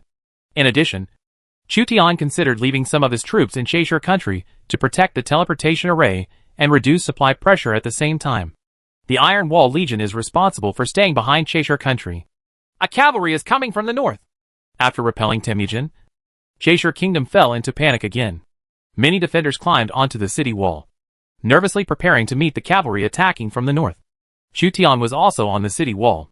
He could see the north of Cheshire Kingdom. Sure enough, a cavalry group was coming. No, it's the flag of our Western Region Protectorate. It should be Huitzubing's cavalry. Hu Qing recognized the flag of the Western Region Protectorate at a glance, and everyone felt relieved. Huitzubing. Xu Tian knew that Hu had obtained Huitzubing after the Battle of Mabe. Later, Huitzubing had a long-term confrontation with Subutai in the western regions and rarely appeared. If Huitzubing hadn't blocked Subutai's offensive, perhaps the situation in the Western Region Protectorate would have been even more critical than it is now. As a precaution, the city gates of Cheshire Kingdom are still closed. Huitzubing, Wang Xuanzi, Zhao Ponu, Li Sai and other generals came to the city, but none of them had their armor intact. This is the flag of the princes in the pass. It seems that not only has Cheshire Kingdom not been lost, but our reinforcements have arrived. Wang Xuanzi noticed the flags on the wall of Cheshire Kingdom. In addition to the flags of the Western Region Protectorate, there were also different flags from the princes in the pass. With these reinforcements, we can defeat the enemies who enter the Western Region Protectorate. Huitzubing and a group of soldiers from the Western Region Protectorate entered the Cheshire King city. When they saw Hu Qing, they reported their losses to him. A total of 100,000 people attacked the Altai Mountains, of which 40,000 were killed, 20,000 were separated on the way, and 40,000 survived. Only 40,000 people came back. Hu Qing could imagine how brutal the battle to attack the Altai Mountains was. In order to contain the Subutai Legion stationed in the Altai Mountains for Huan, Huitzubing and others paid a huge price, with 40% killed and 20% fleeing. Let people prepare food, fodder in camp. Hu Qing immediately made arrangements to help Huitzubing and the surviving soldiers of the Western Region Protectorate. The military strength of the Western Region Protectorate is quite strong, about 300,000 to 400,000, part of which is used to guard various places. After the war with the Mongol Empire and the two great Khanates, the number of casualties of the Western Region Protectorate Corps has risen sharply. At present, it is estimated that there are only more than 100,000 main troops left. Xu Tian saw Huitzubing. At this time, Huitzubing was probably only in his early 20s, and he was considered a young general. After Huitzubing fought with Subutai for several days, not only was he not tired, but he became even more majestic and heroic, like a famous general of his generation. Huitzubing's lieutenant was Zhao Ponu, a rather heroic general. In addition to Huitzubing and Zhao Ponu, a burly general standing with a Mo Dao in his hand, his bronze-like upper body covered with scars, survived the battle and survived. A relatively thin scholar bowed to Xu Tian and other princes from the pass. This time we have to rely on all of you to rescue Luntai City. I, Wang Xuanzi, are willing to help you. Wang Xuanzi placed himself in an auxiliary position and elevated the status of Xu Tian and other princes, so as not to overwhelm the host and allow the princes in the pass to actively rescue Luntai City. With the help of the troops from the Western Region Protectorate, we can gather an army of 400,000 for the expedition to Luntai. Xu Tian lost a number of troops and horses in the battle with Temujin, and had to leave some troops to defend the Cheshire Kingdom. He was originally worried that the troops would not be enough, but 40,000 troops and horses from Huitzubing and others came to join them, and the troops were replenished. Huitzubing's force, which is mainly cavalry, is not an ordinary force, but an elite division that has fought with Subutai for a long time and has experienced hundreds of battles. Huitzubing is accompanied by a small group of 9th-level hussars. Each of the cavalrymen has a killing spirit and is a powerful force. Li Sai, Zhao Ponu and others were also very conspicuous, especially Wang Xuanzi, a civil servant, actually got together with Huitzubing, Li Sai and others, and gained the trust of Huitzubing and others. Then, everyone, let's prepare to march into Luntai City. The first batch of the Han Empire's expeditionary force has been prepared, and all troops and horses are ready to go. The princes of the Han Empire are confident of relieving Luntai City. The defenders in Luntai City are also a force that cannot be underestimated. Although Huan was defeated, the entire army was not completely wiped out. If Huiquitai had not been surrounded by Yeludashi who advised him, perhaps Huan could have led his cavalry back to Luntai City safely after burning Yimlai City. Please give us 3 days to resupply. Wang Xuanzi believed that the 40,000 people in the Western Region Protectorate were too overworked. All kinds of armaments were exhausted, and they were in urgent need of supplies. The expedition to Luntai is scheduled for 3 days. The Subutai army pursued Huitzubing and others to the Cheshire Kingdom, and broke through a small town in the Cheshire Kingdom to obtain supplies. Only then did they discover that the Cheshire Kingdom was still under the control of the Western Region Protectorate, and Temujin attacked the Western Region Protectorate. The government failed. The expeditionary force of the Han Empire has arrived at Cheshire Country. Damn it! Cheshire Country has actually activated the teleportation array. As a result, the supply pressure of the Han Empire has been reduced a lot. Subutai dismounted and looked in the direction of Jiao's city. Hesitantly, Cheshirgua's activation of the teleportation array was indeed beyond his expectation. Originally, Subutai and Temujin agreed to capture Cheshire State easily. However, Cheshirgua activated the teleportation array, completely disrupting their deployment. A Mongolian general said to Subutai, "Father, should we attack the Cheshire Kingdom and avenge the Great Khan? Even if the Great Khan personally attacked the Cheshire Kingdom, it ended in failure. There may be hundreds of thousands of Han troops in the Cheshire Kingdom now, so that's no good." Subutai knew how fearful Temujin was from Shui's army. Even if Temujin, who has the Qingxiu army, the Shongxiu army, and Tanmachi, all fail, then if Subutai goes to attack, the probability of success is also extremely small. So what do we do? Wuliangatai, what are our advantages? We can attack long distances and plunder villages and towns along the way, and the supply will not be as difficult as the Han army. So we have to follow the Han Empire's expeditionary force. They have assembled troops in the Cheshire Kingdom and will definitely go to rescue Luntai City. Then it will be our chance. We will rest in the Cheshire Kingdom for the time being. Subutai's eyes were deep, and he was ready to sneak attack the expeditionary force from behind. Chapter 577 Wolf Totem. In Liaodong, the situation worsened. After Lu Xiangsheng, the defender of Liaodong City, was killed in the attack on Fuyu State. Nomadic tribes, fishing and hunting tribes everywhere were ready to take action. The Wuhuan tribe asked Sun Chuanting, the governor of Western Liaoning, for the Wuhuan masters Qiu Liju and Taduan, who were under house arrest by Sun Chuanting. The various Xianbei tribes stopped attacking each other and stood aside, waiting for the situation to change. The activities of Goguryeo tribes in Liaodong became increasingly frequent. The scale of the Goryeo uprising was getting bigger and bigger, and the Goryeo general Zhu Ning tried his best to suppress the Goryeo uprising. Gong Sun Kong fled back to Xuantu County from Fuyu State and immediately recruited troops to resist the enemies from Fuyu State. Xuantu County is located between Liaodong County and Fuyu Kingdom. Lu Xiangsheng and Tianxiong's army were completely wiped out, so Xuantu County became an obstacle for Fuyu Kingdom to invade Liaodong. People in Liaodong City were panicked, and Fan Wencheng, the Minister of Interior at Mingguan, tried his best to calm people down. The teleportation array flashed with white light, and a black-robed military advisor appeared from the teleportation array. Also arriving was Li Chunggui, King Kanxian of Goryeo. The situation is critical now. If you can help the Lord determine the situation, then the position of Lord of Korea will be yours from now on.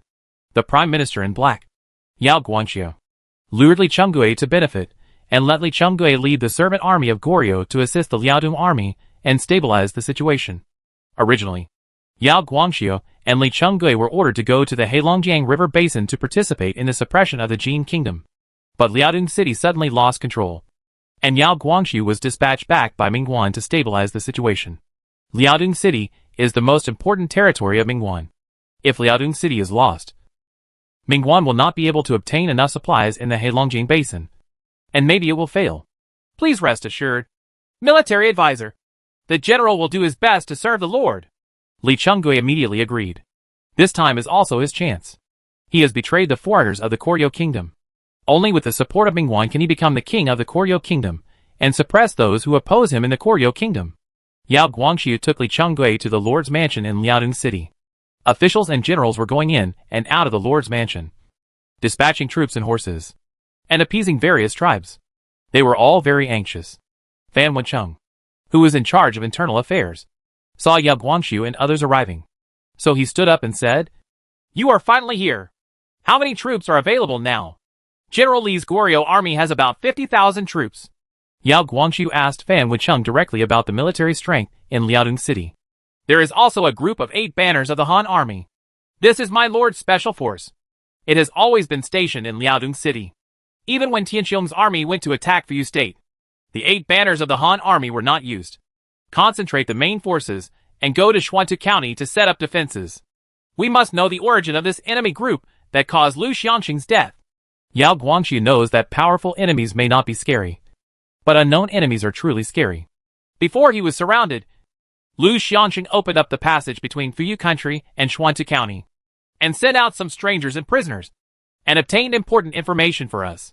Can the prisoners explain whether they are cavalry from the Jin Kingdom, or from Goguryeo, or from Mongolia or Xianbei? Yao Guangxu couldn't help but be moved. Lu Xiangqing knew the importance of intelligence to the Liaodong army's decision-making. Before falling into the opponent's siege, he handed over the prisoners to the foreign lords, who broke out in advance and sent out important intelligence. Lord Iran is well informed, and coupled with the Liaodong army's torture, he will definitely be able to obtain important information from the prisoners. Fan Wucheng handed a volume of documents to Yao Guangxu.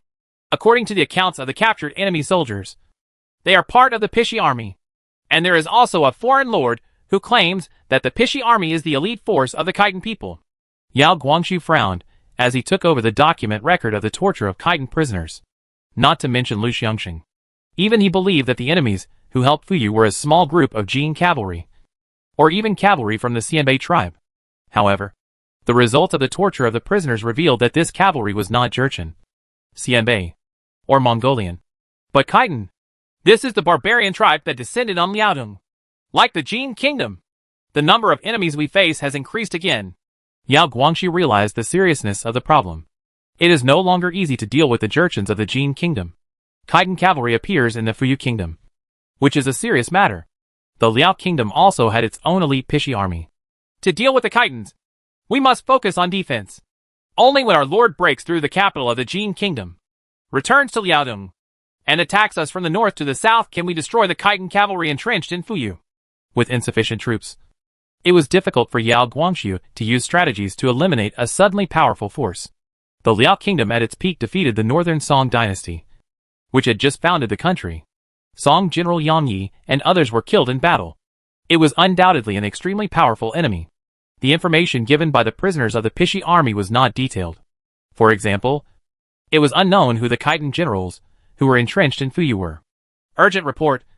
Gongsun Khan, the cavalry commander of Xuantu County, is asking for help.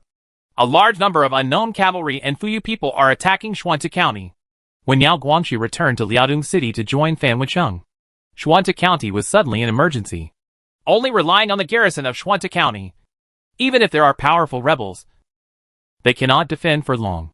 We must go to Xuantu County before the teleportation array of Xuantu County is cut off. Otherwise, it will be too late. Li Chonggui, you set off immediately, as you command? Li Chonggui led the troops of the Goryeo Kingdom and used the teleportation array in Liaodong City to go to the defense line of Xuantu County. My lord should agree to use the 8 banners of the Han army. The situation is critical. There should be no hesitation at all. Mobilize the 8 banners of the Han army and march towards Xuantu County. You cannot rely entirely on the teleportation array. Maybe the Khitan cavalry will soon arrive at the city of Xuantu County, causing the teleportation array to fail. Yao Guangxu immediately took charge of the defense of Xuantu County. Fan Wucheng hesitated for a while and said to Yao Guangxu, should we recruit the servant armies of the Wuhuan tribe, Xianbei tribe, and Goguryeo tribe, and use these tribes to consume the Khitan cavalry? These tribes will be hidden dangers sooner or later. It is better to drive the tigers to devour them. Wolf! Yao Guangxu thought for a while, and his eyes were filled with excitement. What you said is absolutely correct. Moreover, several of the Goryeo generals who tried to recruit prisoners had the ability to command troops, especially Ulji Mundiak. Ulji Windy is a Goguryeo military general, and he may not be willing to serve the dead Choi Jae-sun. If he can be favored and promise to treat the Goguryeo people well, he may be willing to command the Goguryeo servant army. Murong Ba of the Yen Cavalry Guild can force the Xianbei tribe to be loyal and command the Xianbei servant army. Try to induce Qiao Liju of the Wuhuan tribe to command the Wuhuan servant army to fight for our Liaodong army. Very good. Fan Wucheng and Yao Guangxu were good at strategy and people's hearts. They tried to use their strength to use heroes to control various tribes and stabilize the situation in Liaodong through simple discussions. In Xuantu County, King Li Chonggui of the Kangxian Kingdom of Korea led the Goryeo Legion and used the teleportation array to arrive in this city. The teleportation array has a limited number of troops, that can be teleported every day. Li Qinggui's Koryo Legion only teleported 10,000 people. The Khitan Cavalry has already reached the city and cut off the teleportation array. The soldiers of Xuanta County and the Yuan leader army retreated steadily under the offensive of the Khitan Cavalry. The Khitan people's wolf totem war flags were fluttering, and the elite Pishi army cavalry was galloping. Gongsun Kang Xuanta County soldiers were completely defeated in the face of the Khitan general's offensive. Gongsun Kang was also considered a famous general in Liaodong at the end of the Han dynasty. But he faced the Khitans. Some Khitan generals were able to defeat the northern Song dynasty not long after the founding of the country. But they were not comparable to Gongsun Kang, a small force who was in peace at the end of the Han dynasty. Gongsun Kang abandoned Luxiangsheng and fled back to Xuanta County. After the Khitan cavalry defeated Luxiangsheng, they pursued him all the way to Xuanta County and attacked the city. The strategic intention of the Khitan cavalry was very simple. They used the Fuyu people to attract the main force of the Liaodong army to Fuyu state and annihilate them. Then the army went south to attack Xuanta County and Liaodong County, occupy Liaodong, and establish their own dynasty. Although this strategy is simple, it gets to the point. Li Qinggui held his bow and shot a Khitan cavalryman who was showing off his power below. The arrow penetrated directly through the throat of the Khitan cavalry 100 paces away, making many defenders of Xuanta County look at him with suspicion. As the first archer of the Goryeo kingdom, Li Qinggui had a high level of military force. My legion only has 10,000 people, and the teleportation array has been disabled. If the rest of the reinforcements don't arrive as soon as possible, Xuanta County will not be able to defend it. Li Qinggui frowned when he saw the Khitan cavalry all over the mountains and plains below the city. The main force of the Liaodong army went to the Heilongjiang Basin to crusade against the Jin kingdom. Chang Yuchen, Li Chengyang, Jin Wushu, Dorgan and others were all in the Heilongjiang Basin. Liaodong County was empty of troops, and it was difficult to resist the Khitan cavalry. Among the tens of thousands of Khitan cavalry, a carriage came to the city. The Khitan general, who was in charge of attacking Xuanta County, dismounted, came to the carriage, and asked the people in the carriage for orders. The curtain of the carriage was opened by a jade hand, and a woman looked at the city of Xuanta County. Her eyes were clear and spiritual. Fuyu is weak, and the Liaodong army is not alert to it. So the city defense of Xuanta County is not enough. Air. Drive out the Fuyu, Bohai and Xuanta County servants, and capture this city within 10 days. What should we do if Liaodong City sends reinforcements? Defeat it, the Khitan general said. Yes. The woman lowered the curtain to cover her astonishing face. The cavalry of the Pishi army protected the carriage and left, handing over the task of attacking the city to the Khitan general in charge. This woman is more like a noble among the Khitan people, and her status is not generally high. The Khitan army built siege equipment under the city and summoned a group of Fuyu soldiers, Xuanta County soldiers, Bohai soldiers, and Goguryeo soldiers as servants. They planned to use the usual human siege tactics to capture the seat of Xuanta County. Once the Khitan army captures Xuanta County, the Khitan forces will have Fuyu State and Xuanta County as their territory in Liaodong, and Mingguan will be attacked from both sides. Both the Han army and the Khitan army regarded the servant troops as cannon fodder and used them to attack the city without feeling any distress. Gongsun Kang saw that the Khitan army had assembled tens of thousands of servants to build siege equipment under the city, showing the trend of a large-scale siege. He couldn't help but regret that he had abandoned Lu Xiangsheng and Tianxiong's army in Fuyu State. If Lu Xiangsheng and part of Tianxiong's army returned to Xuanta County, with Lu Xiangsheng's ability, they can still hold on until reinforcements arrive. Gongsun Kang's ability to defend the city was not as good as Lu Xiangsheng's, and now he had to rely on Li Qinggui of Goryeo. Li Qinggui's palms holding the longbow were sweaty, and sweat flowed down the bow. A Khitan general under the city looked up at Li Qinggui, Gongsun Kang and others with great disdain. As long as the Khitans are ready, they will drive out the servant army and attack Xuanta County continuously. Dozens of cavalry galloped out from Liaodong City, galloping toward the Wuhuan, Xianbei, and Goguryeo tribes to contact the servants who had surrendered to the Liaodong army. In Bingzhou, Yufei's Bingzhou army is resting and reorganizing in Taiyuan County, Shuofang County, Yunzhong County and other places, recruiting soldiers and horses to defend the Hatao and Monan areas. Shuiyu, who was in charge of intelligence, came to Monan Dragon City. Monan Dragon City hoarded hundreds of thousands of soldiers and horses to confront the Mabe cavalry. Mabe and Monan are separated by Gobi and plateaus. It is easier to attack Monan from Mabe. On the contrary, It will be quite difficult to attack Mabe from Monan without a teleportation array. The entire teleportation array in Mabe is all controlled by the Mongolian Empire. Unlike the western regions, at least the Cheshire Kingdom's teleportation array is still under the control of the Western Region Protectorate. To attack Mabe, one can only make a long march in the main world. According to the information obtained by the scouts in Liaodong, the forces that appeared in the Fuyu Kingdom in Liaodong are the Khitan tribe. Khitan people? In other words, the Liaodong army has to deal with the Jurgens and Khitan people at the same time. I don't know if Mingwan is capable of blocking the two forces. Shuiyu learned the intelligence from Liaodong and fell into deep thought. At their peak, the Jurgens and Khitans fought very bravely. If they joined forces, Mingwan would probably be in a hard fight. However, there are many military generals from the Ming and Qing dynasties in Mingwan, and the Korean kingdom provides servant troops, so they should be able to suppress the Jin and Liao. Shuiyu is not too worried about Mingwan. After all, Mingwan is not easily defeated. But the situation in Liaodong is more complicated. The Xianbei tribe living in Yunzhong County and Yunnan County seems to be doing something wrong recently. What's wrong? Some tribes exchange furs, cattle and sheep for copper and iron from nearby counties. Maybe they are just using it to protect themselves. No, something is indeed wrong. At this time, we should be more careful. Shuiyu's scouts deployed in Bingo smelled an unusual smell. Chapter 578 Expedition to Luntai. Cheshire Kingdom. The Han Empire's expeditionary force is ready to go, leaving behind 100,000 Cheshire Kingdom.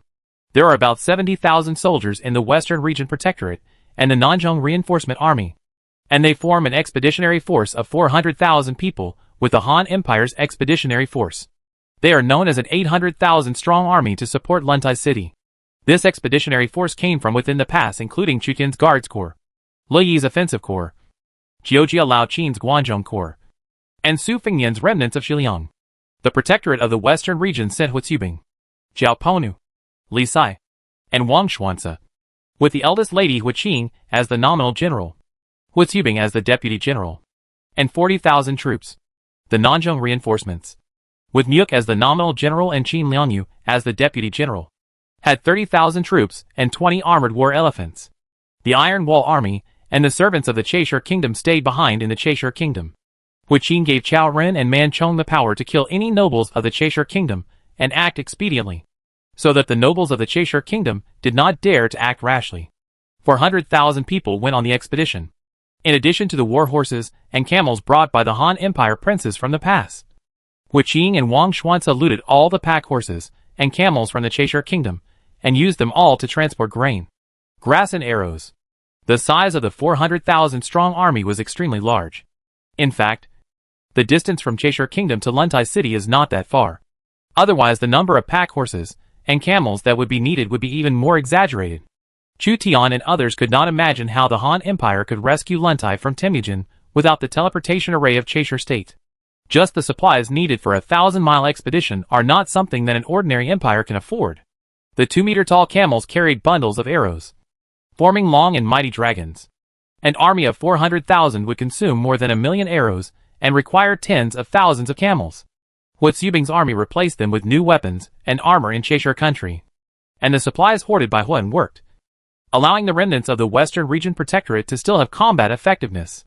As the general of the Western Region Protectorate, Huitsubing volunteered to lead the army of the Western Region Protectorate to clear the way for the Han Empire's expeditionary force. The Imperial Hussars, the Tubo Cavalry, the Tang Dynasty Modeo team, and the servant army of the 36 kingdoms, led by Huitsubing, took the lead in setting off. Unlike ordinary people's imagination of 400,000 troops marching together, 400,000 troops cannot march together. The larger the legion is, the more troops it needs to march. If there are multiple roads, the troops can be divided and advance together. If there is only one road, then they must be divided into vanguard troops, middle troops, and rear troops, and assemble in the designated city or plain ahead. From Cheshire State to Luntai State, we have to pass through the Gobi Desert, rivers, foothills, and desert edges. Even if we want to divide our forces, there are not so many suitable roads. We can only divide the expeditionary force into 3 armies. The front, middle and rear armies, along the Tian Shan Mountains, march to the south. Fortunately, there are many rivers and lakes at the southern foot of the Tian Shan Mountains. and the conditions are not particularly bad. Many cities in the western regions are located next to rivers and lakes in the north and south of the Tian Shan Mountains. I lead the Guanzhong army as the rear army to guard against Sub-Utai. The scouts of the Han Empire discovered the Subutai Legion following behind. So Jiujiao Lao Qin took the initiative to assume the task of the rear army. Subutai's cavalry pursued Witsubing all the way to the Chaisher Kingdom, trying to follow the Han Empire's expeditionary force and launch an assault at the critical moment. The princes of the Han Empire were not good at making mistakes. After deducing Subutai's intentions, they took precautions. Therefore, the Western Region Protectorate Army was the vanguard. Chu Tian, Myuk, and Su Fengyan were the middle army, and Lao Qin was the rear army, forming a spectacular military formation that stretched for hundreds of miles. The War Eagles of the Iron Eagle Scouts were hovering in the air, looking down from the sky. A mighty expeditionary force was marching along the southern foot of the towering Tian Shan Mountains, heading towards Luntai City, which was being besieged by the Mongolian cavalry. The battle flags of the Han Empire were flapping with the strong wind. The yellow sand was flying, and the golden armor of 100 battles was an unprecedented expedition. This expedition was for the strategy of the Han Empire.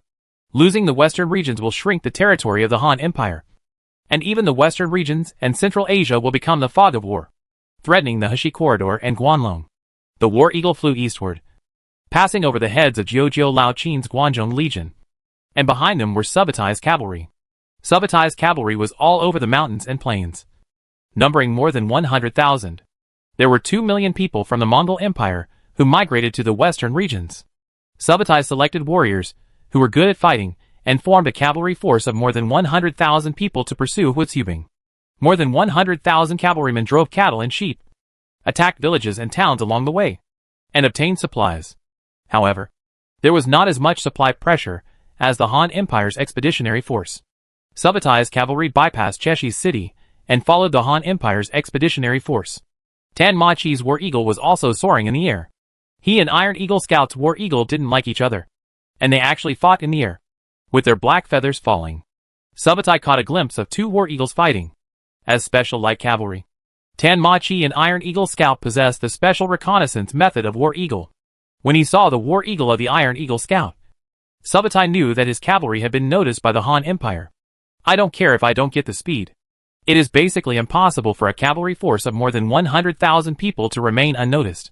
The War Eagle of the Iron Eagle Scout seemed to have the upper hand and killed Tan Machi's War Eagle, forcing Tan Machi's War Eagle to fall down and seek protection from its master. Subutai's son Lianghatai took off the Mongolian bow behind him and tried to shoot the War Eagle. The War Eagles of Iron Eagle Scouts saw that the situation was not good, so they immediately left the place and caught up with the Han army.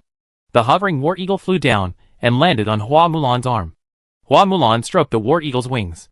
This War Eagle has served her for several years, and is also the king of eagles among the War Hawks owned by the Iron Eagle Scout Cavalry. My lord, Subutai's cavalry has indeed bypassed Chaisher country and followed us. Hua Mulan obtained information about Subutai from War Eagle and immediately reported it to Chu Tian. We have discovered Subutai's traces. Even if he follows later, it is a matter of course. Don't worry, Lao Qin can stop him. After Chu Tian learned about the Subutai Legion's movements, he didn't make a fuss. The Subutai Legion had its intentions, but it was not enough to scare the princes of the Han Empire. Jiujiang Lao Qin's Guanzhong army numbered 150,000, including the 5 schools of the Northern Army led by Zhu Jun. They were not so easy to deal with.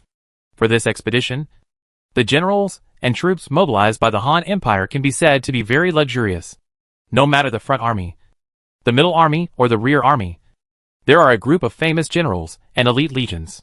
However, this news is still given to Jiujiang Lao Qin, asking him to be extra careful and pay attention to reconnaissance. The weather in the western region is changeable, and the temperature difference between day and night is huge.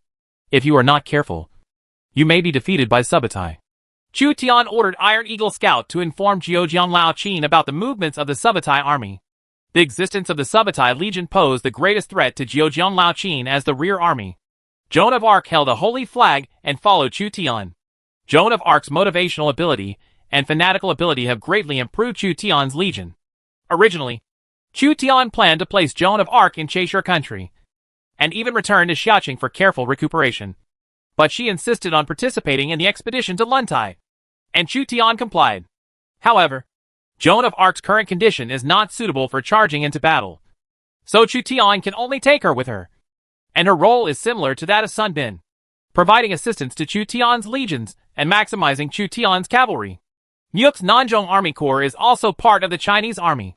Nyuk was anxious about supporting Luntai City, but he couldn't be anxious. 20 tall war elephants formed a copper wall and an iron wall. There was a wooden tower on the back of the war elephant, with spearmen and archers on it to attack the enemy. The armored war elephant is a special 9th level unit. If used well, it can have unexpected effects. A group of rattan armor soldiers, led by Wu Tugu, marched on foot. Wu Tubone's body is too tall, so there is no suitable war horse. Alternatively, Wutaga can ride a war elephant, treating the war elephant as a war horse. Qin Liangyu is relatively calm. She is commanding her white pole soldiers, a type of high-level mountain infantry. There is a mountain legion under Chu Tian's command, Zhang Yan's Black Mountain Legion. However, Zhang Yan's Black Mountain Army was obviously inferior to Qin Liangyu's white pole soldiers. Qin Liangyu's white pole soldiers can even fight hand-to-hand with the 8 Banners cavalry on the plains, which shows how powerful the white pole soldiers are. If Qin Liangyu is included in the Montenegrin army, the Montenegrin army's mountain combat capabilities will be greatly enhanced. The 2 Lords Huan and Nyuk have 1 or 2 powerful generals, and they have incorporated them into their own forces. So Wu Tubing and Qin Liangyu are theirs. In order to obtain famous generals, Chu Tian didn't even mind naming Huan and Nyuk as governor-level figures.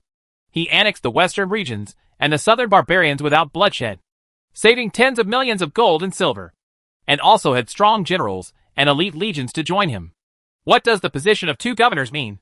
Now is not the best time to recruit Huan and Nyuk.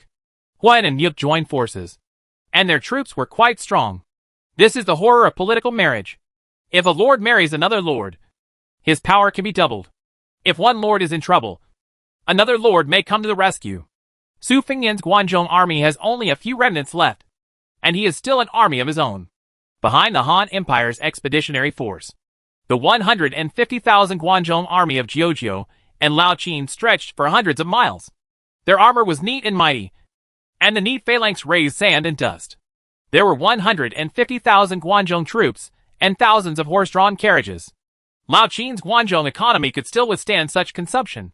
The old Qin dynasty cut off the rear with Wang Jian's Qin Ruishi, and was always on guard against the Subutai army. It seems that Lao Qin could not bear the climate of the western regions, so he had to dress up like a local in the western regions to avoid the sandstorm. Wang Jian was at the rear with his sword in hand, but he did not complain at all, but patiently directed Qin Ruishi's army to advance. Subutai? If there is a chance, I would like to see whether your Mongolian cavalry is sharper or my Qin Ruishi is stronger. Wang Jian learned that the cavalry of Subutai was following the Han Empire's expeditionary force, and his fighting spirit was high. It is said that Subutai was one of the top generals under Temujin. But he, Wang Jian, was also the highest commander under Jiujiang Lao Qin. Chapter 579 Luntai City. Luntai City is being besieged by the armies of Wakutai and Yeludashi.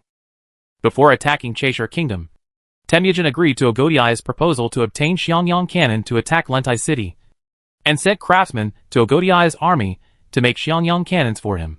The Xiangyang cannon is a level 9 siege weapon with astonishing destructive power.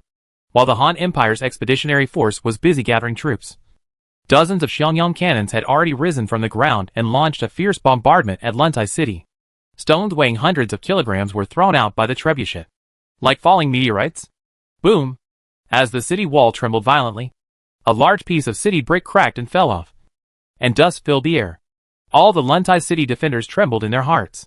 This is the first time the defenders of the Western Region Protectorate have seen the powerful Xiangyang cannon. Temujin had already induced the Han Empire to send an expeditionary force, so there was no need to continue the siege of Luntai. In order to capture Luntai City at once, Wakutai directly used boulders, fireballs, smoke and other means to raise Luntai City to the ground.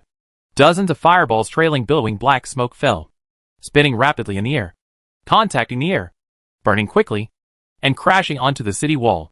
Boom! The fireball burst, gravel flew, and sparks flew. Ah! The defenders whose armor was splashed with flames were covered in fire and rolled on the city wall, trying to extinguish the flames on their bodies. The guards carrying wooden buckets hurriedly scooped water with wooden spoons to douse the flames. With a hiss, the flames on the burning defenders were extinguished, and the area burned by the flames was already a scorch mark. Boom! Boom! Boom!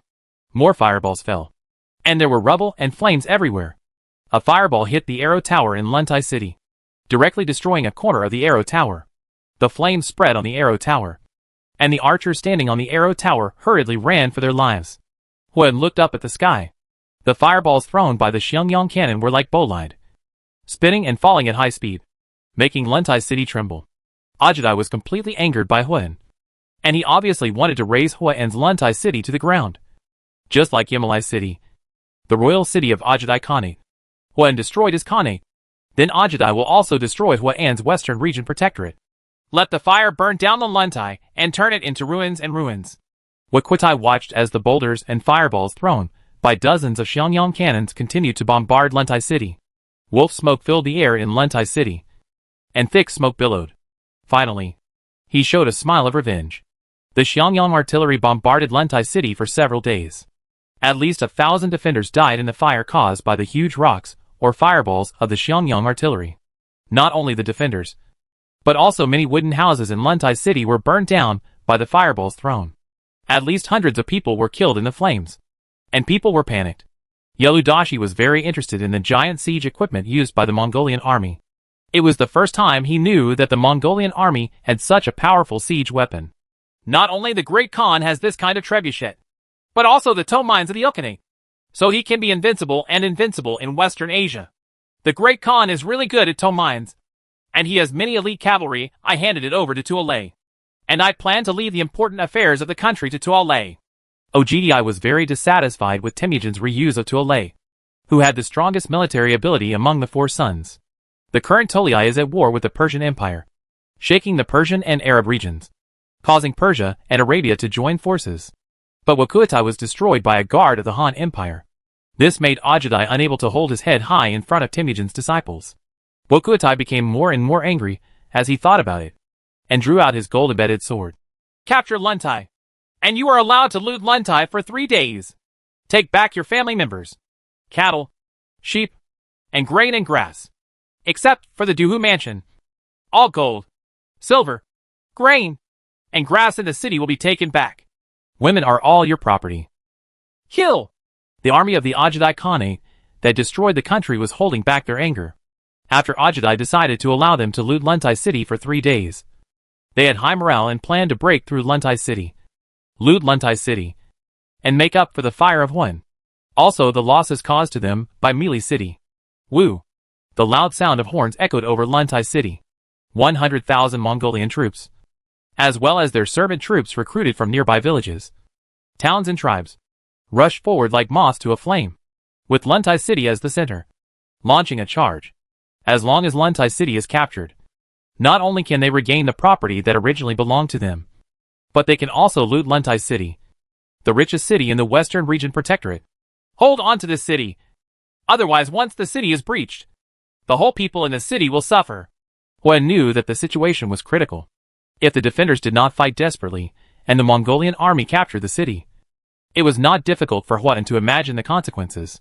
Gao Xianji led the Anxi army and fired arrows at the densely packed Mongolian army and their servants on the city wall. Thousands of arrows were fired in unison, and under the attack of fireballs like fireballs, they counterattacked the Mongolian army, and the arrows shot out of the air. Arrows fell one after another, killing some of the enemy soldiers attacking the city. Temujin supported a large number of craftsmen in Ogdi and Yeludashi, in addition to manufacturing Xiangyang cannons. These craftsmen were also building siege towers, ladder trucks, ballistas and other siege equipment. The siege tower cast a shadow, and driven by hundreds of servant soldiers, they slowly approached Luntai City. All the defenders of Luntai City looked at the dozen or so siege towers. The siege tower is like a giant, taller than the city wall. The Mongolian archer standing on the siege tower can look down on the defenders on the city wall. The siege tower combined with the Xiangyang artillery posed an extreme threat to the defenders. The defenders of Luntai City swallowed subconsciously. Huge boulders and fireballs were still bombarding Luntai City. If this wooden behemoth approached the city wall again, Luntai City would most likely be lost. Fire arrow team! Bed crossbow, Trebuchet. Destroy the siege tower. Huan used all means to defend the city to hold on. A team of fire arrows fired rockets at the siege tower. Hundreds of rockets covered the siege tower and killed several archers standing on the siege tower. Crossbows and trebuchets used thick crossbow arrows and huge stones to bombard the siege tower and destroy it directly with brute force. Along with Xiangyang artillery and siege towers attacking Luntai city, there were also ladder trucks and hundreds of simple ladders. In order to increase the pressure on the defenders, Wakutai commanded the siege troops to besiege from all directions. On each city wall, there is a captain supervising the troops to attack the city. The Mongolian army braved the rain of arrows from the defenders and desperately approached the city wall. The iron hooks of the ladders hooked the city wall. The soldiers holding round shields climbed up the city wall one by one and fought fiercely with the defenders on the wall. The defenders threw rolling stones and logs, and the huge yiksha hammers were raised and lowered to kill the enemy soldiers attacking the city. The ant-like siege troops suffered heavy casualties. Under the city wall, corpses piled up like mountains. However, even so, enemy soldiers still attacked the city wall and fought with the defenders. Huan personally held a spear and assassinated a Mongolian servant army attacking the city. These are soldiers from the Wusun kingdom. King Wusun betrayed me. Huan's military strength was not low. He could clearly see the armor of the enemy soldiers he killed. They were clearly soldiers of the Wusun kingdom, which was the more powerful among the 36 kingdoms in the western region. King Wusun, King Lulan and other servant kings of the 36 kingdoms in the western regions were responsible for cutting off the queen. Among them, King Lulan was killed by Yeludashi. The nobleman Jian Mi of Dayuan was killed in battle, and King Wusun was captured by Wakutai. The soldiers of Wusun were regarded as servants by Wakutai and Yeludashi to attack the city. It is very likely that the captured Wusun king had betrayed Huan and served for Wakutai and Yeludashi. Some people in the 36 countries in the western region are willing to fight to the death for Huan, while others are not considered loyal. After King Wusun was conquered by Huan, he was captured by Wakutai. In order to save his life, he commanded Wusun's cavalry and served as Wakutai's servant army. King Wusun, if we didn't lead the way, it might not be that easy for us to march to Luntai city. When Luntai city is captured, I will report your military exploits to the Great Khan so that the Wusun kingdom can be restored. At the same time, Huan, all my family members will be given to you. Next to Wakutai was the pale King Wusun. King Wusun saw King Lulan being killed and chose to surrender. But he was not very willing to offend his old owner Huan. King Wusun said with an ugly face, Huan's family should be in the south-central area of the Han Empire. After the capture of Luntai city, I only asked the Great Khan to give our tribe a piece of grassland for grazing. As for Huan's family members, please let me go. By occupying the Western Region Protectorate, the Han Empire will be within our grasp sooner or later, and the southern and central regions will also surrender to our military front. Wakutai saw that King Wusun was weak and scorned him. In Wakutai's view, only Yeludashi, who has the ability to command and strategy, has the need to win over King Wusun in front of him, with his weak character and mediocre abilities, can only be regarded as a servant at most. Call! Huan killed 7 enemy soldiers who climbed onto the city and burned 2 ladders. Panting, he was almost hit by a stray arrow. An injured Han general went to the city in person to see Huan, regardless of rest. Seeing that Huan was besieged by a Mongolian centurion and a dozen Wusun soldiers, he bent his bow and shot an arrow, killing the Mongolian centurion among them. Chen Tang, you are seriously injured and cannot come to the city wall. Huan caught a glimpse of the general coming to the rescue. The Han general Chen Tang. Chen Tang was besieged by Wakutai and Yeludashi and was still injured. At this time, Chen Tang came to the city wall with his injuries and still shot and killed a Mongolian centurion.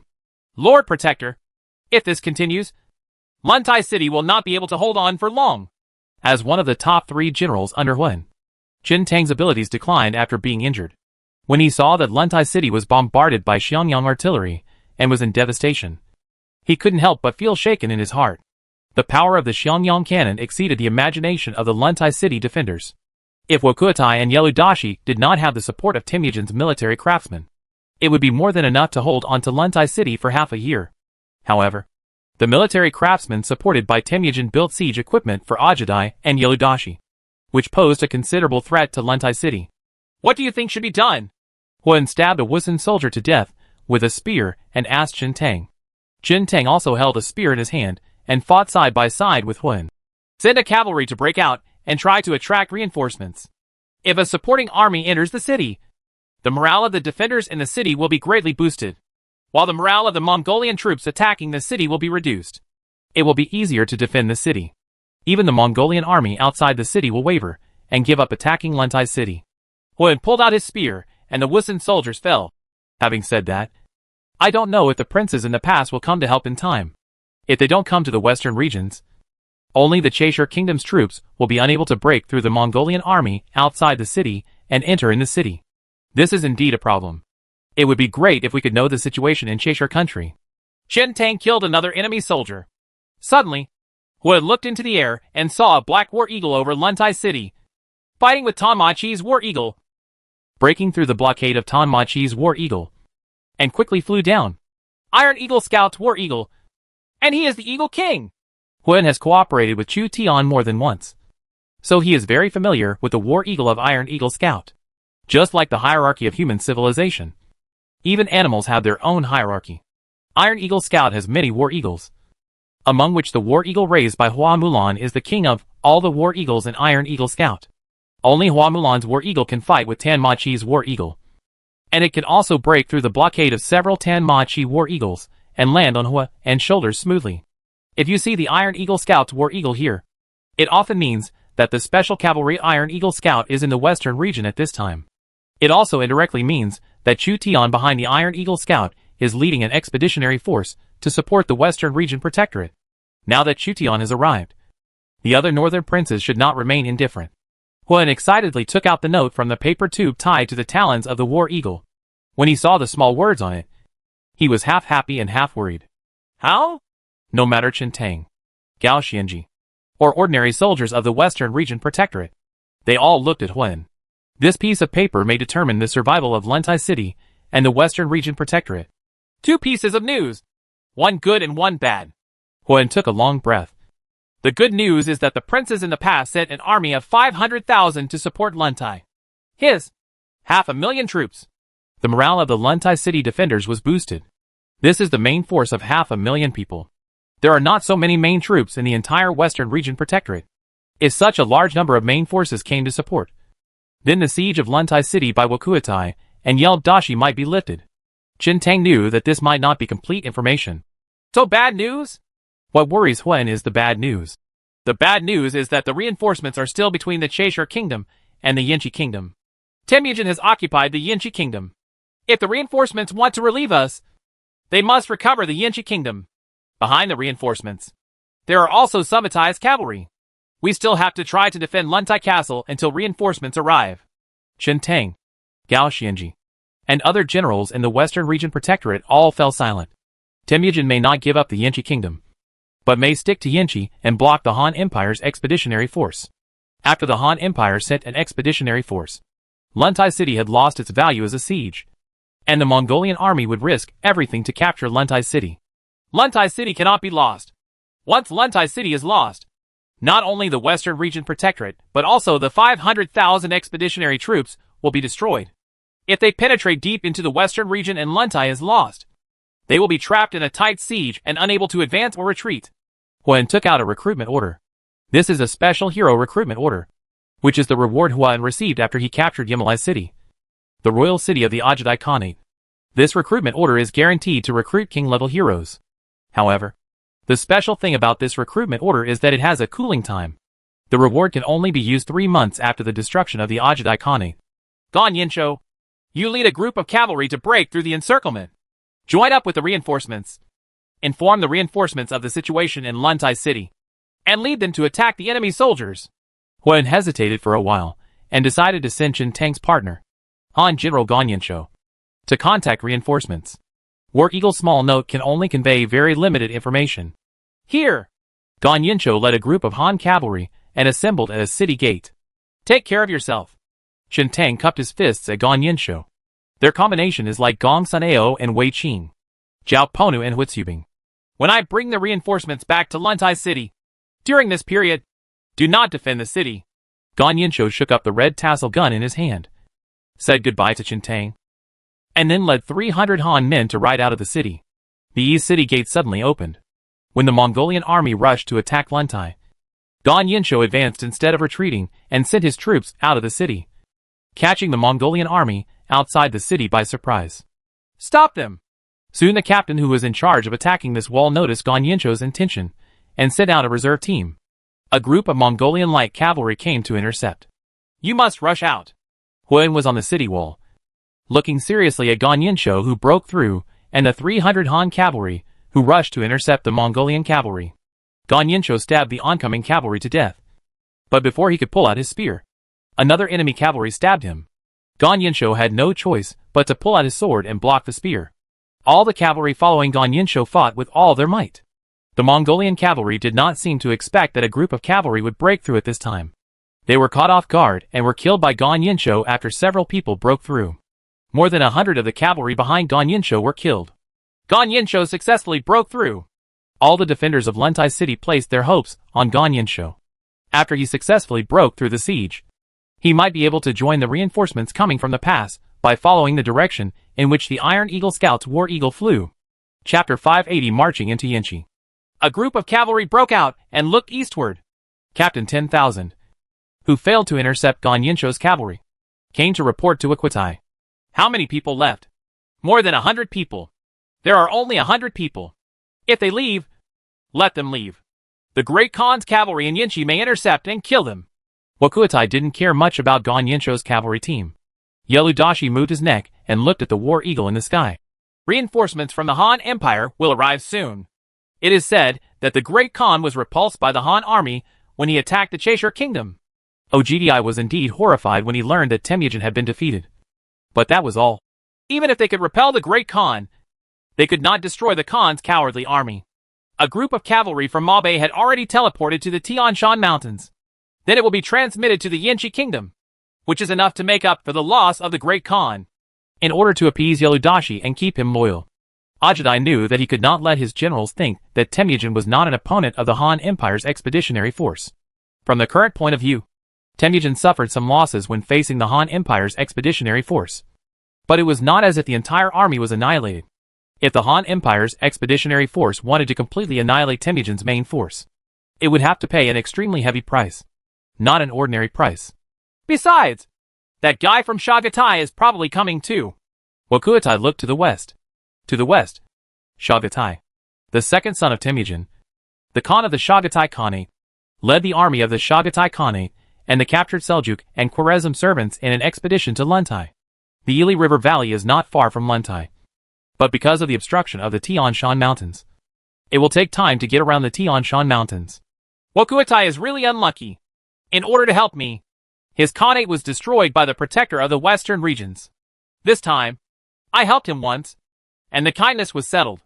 Chagatai drove forward the Seljuk, Khwarezm and other Central Asian servant armies, and hundreds of thousands of cattle and sheep. These 70,000 to 80,000 Central Asian servants were the cavalry captured by the Chagatai Khanate after the defeat of the Seljuk Empire and the Kingdom of Khwarez in the Battle of the Ili Valley. In addition to the 70,000 to 80,000 Central Asian servants, Chagatai himself brought 100,000 Chagatai Khanate troops, who assembled in the Kingdom of Kucha in the western region on Temujin's orders. Chagatai's army was all over the mountains and fields, and everywhere he looked, there were cattle, sheep and war horses. All the cavalry in the western regions quickly gathered with Luntai city as the center, and several Han Empire princes and several Mongol Khans were involved. Luntai city became the center of the storm. Huan defeated the Mongolian army that attacked Luntai city, but the Xiangyang artillery bombardment of Luntai city never ended. Instead, it continued to bombard the city. Fireballs exploded, and the fire spread in Luntai city. The defenders had to distract themselves from putting out the fire. After this battle, even if our western region protectorate still exists, it will probably take 2 or 3 years to regain its strength. The march into Central Asia has been delayed in the end. Huan stationed his sword and confronted Wakuatai and yelled Dashi under the city. They all have the determination to dominate Central Asia. However, their fight gave the Chagatai Khanate an advantage. Yellow sand filled the air, and the huge armored war elephants took heavy steps, leaving huge footprints on the Gobi. Groups of Han cavalry marched in the yellow sand. The gravel flew up and hit the iron pieces of armor, and the battle flags were damaged. The Xuanjia army had to take off their armor and put it on the backs of pack horses. and then put on their armor temporarily during battle.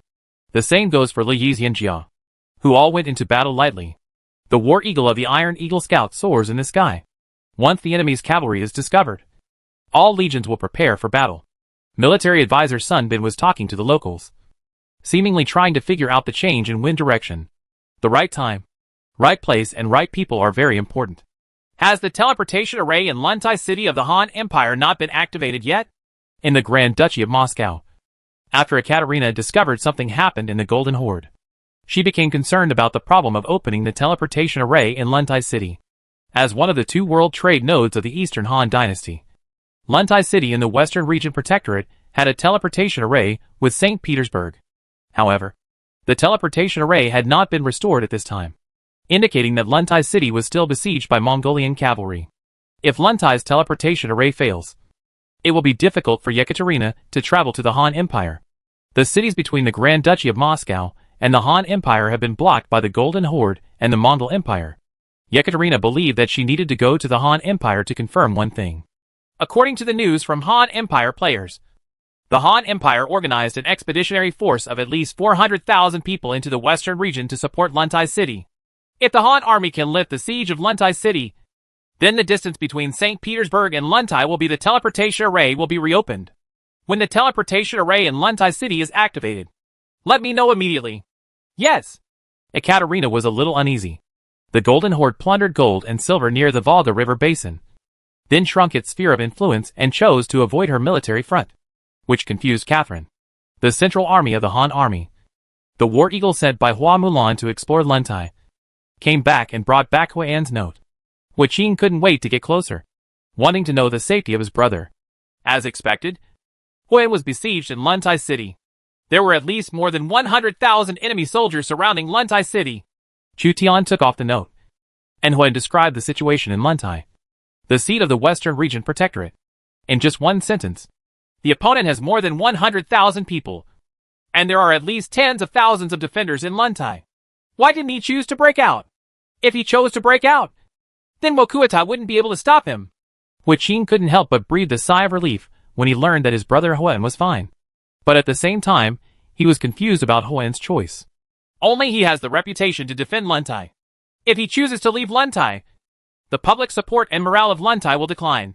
Even if one general is left to guard the city, it will be of no avail.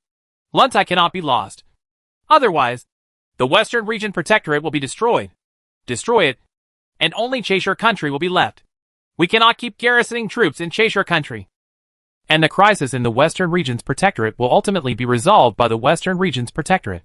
Chu Tian knew that Huan personally took charge of Luntai mainly to appease people's hearts. Oh! Hua Qing was still a little worried. It seems that Huan also sent a cavalry to join us. Perhaps the general of that cavalry will tell us more information about Luntai City and your brother. Chu Tian learned that a small group of cavalry had successfully broken through. At this time, Sun Bin was riding a horse, looking a little worried. Why are you so worried? Military advisor? It was rare for Chu Tian to see Sun Bin still feel uneasy because of the situation. Sun Bin said, "There is a lot of wind and sand here. We need to be careful that Temujin and Subutai take advantage of the flying sand and rocks to attack from both front and back." Chu Tian knew that Sun Bin had the ability to predict danger, and his worries were justified. In the Battle of Cheshigu, Temujin used strong winds to launch an attack. Once the sand and rocks were flying, the Han army located downwind would be very passive. Sun Bin noticed this. Inform the front and rear troops to be careful of sandstorms and protect water sources and arrows. When Chu Tian and others were marching, they always kept their water bags filled with water. If there is no food, camels and war horses can be killed to satisfy hunger. If there is no water, the expeditionary army will be unable to move. Without arrows, it will be unable to fight back against the Mongolian cavalry, who are good at riding and shooting. Two war eagles flew towards Hua Yubing's front army and Lao Qin's rear army respectively to remind them to pay attention to the wind and sand. Sun Bin paid attention to the changes in the flags in the army. No, the weather has changed. Could it be that the wind is blowing again? Chu Tian's heart sank. The expedition to Luntai is definitely not that easy. If you are not careful, 400,000 Han troops and millions of cattle and sheep will be destroyed in the Gobian Desert. I will lead my troops to support the front army. Muk held back his anger and was full of hatred for the Mongolian Empire that besieged Huan. So he urged the Nanzhong army to go to support the front army. The South Central Army Corps supported the front army. Chu Tian said nothing. He was also worried that the front army would be attacked by Temujin. Temujin was defeated in the Chaisher Kingdom, and he probably held a rage in his chest and wanted to severely damage the Han army. Qin Liangyu, the White Pole soldiers, the Wu Tugu soldiers, and the Rattan armor soldiers, under the leadership of Myuk, accelerated their march and overtook Huitubing's army as soon as possible. When the former army, Huitubing, Wang Xuanzi, Li Sai, and others received Chu Tian's reminder, the sky had begun to fill with dust, and only the camels accompanying the army took it calmly. Huitubing, Li Sai, Wang Xuanzi, and others were already familiar with the Gobi and deserts of the western regions. Although they felt it was difficult, they still marched to Luntai according to the established route. General, please be the vanguard. Huitubing's Lieutenant Zhao Pona volunteered to serve as a vanguard to test out the enemy cavalry that might appear in front of the army. Wang Xuanzi frowned. At this time, there is a strong wind. We should stop marching and wait until the wind and sand pass before marching towards Yinchi and Luntai to avoid Temujin's surprise attack. Li Sai was also a little impatient. Luntai is besieged by the Mongolian army and is always in danger of falling. If we are indecisive, Luntai will surely fall. How about taking advantage of the wind and sand to attack Yinchi for thousands of miles and defeat Temujin in one fell swoop? His revenge for attacking the protectorate of the western regions. Temujin is good at cavalry. He must be prepared when he attacks for hundreds of miles. I am afraid that he will fall into the trap of a tiger. Please reconsider. General. Wang Xuanzi thought Li Sai's proposal was too risky. In front of a cavalry general who is good at running for hundreds of miles, it is extremely dangerous to implement the tactics of running for hundreds of miles. As the commander-in-chief of this army, Huitubing would ultimately have to make a decision on these people's proposals. Huitubing always adopted the tactic of roundabout raids. But after a long period of competition with Subutai, Huitubing found that the Mongolian cavalry was prepared for this tactic. If Huitubing and his group had only 40,000 troops, Huitubing would still dare to take the gamble. But behind Huitubing, there was also Chu Tian's central army and Zhejiang Lao Qin's rear army. Once the front army fails to attack for hundreds of miles, it may lead to the collapse of the middle army and the rear army. Since the general asked us to be careful, we will temporarily stop marching and wait for the sandstorm to pass and the Chinese army to follow. Huitubing rarely chose relatively conservative tactics. Li Sai and Zhao Pona were both people who dared to take the initiative to attack. At this time, they were dissatisfied with Wang Xuanzi's relatively conservative proposal. When the sandstorm passes and the Chinese army follows up, we can report to the general and request a raid on the Yinchi kingdom to open the passage to Luntai. Wang Xuanzi saw everyone's disappointment, so he took the initiative to launch a surprise attack after the sandstorm passed. At his core, Wang Xuanzi was as crazy as Huitubing, Zhao Pona, Li Sai, and others. The first thing they considered was attack, and the second was defense. This time, for the safety of the 400,000 strong expeditionary force, Wang Xuanzi encouraged Huitubing to choose conservative tactics. Otherwise, Wang Xuanzi might have gone directly to attack the Yinchi kingdom as Li Sai said. The strong wind blew the sand dunes, and Temujin rode his war horse and led a mighty cavalry force over the sand dunes. Temujin's face was not very good looking, and he lost one of the timid generals of the Shui army, Boru. Temujin went on a hunger strike for 2 days. The Han army gathered forces in Chaisher State and began to advance towards Yinchi State. It was about to arrive at Yinchi State. Temujin had to stop the Han Empire's expeditionary force from continuing to advance. Temujin wanted to lead the Han Empire's expeditionary force to the western regions and annihilate them. However, even if the Han Empire's expeditionary force was led to the western regions, Temujin found it difficult to swallow this huge expeditionary force right under his nose. The Gobian Desert will be their burial places. Subutai has agreed with me to leave at least 100,000 Han troops here. Temujin's riding crop was pointed at the advancing Huitubing army.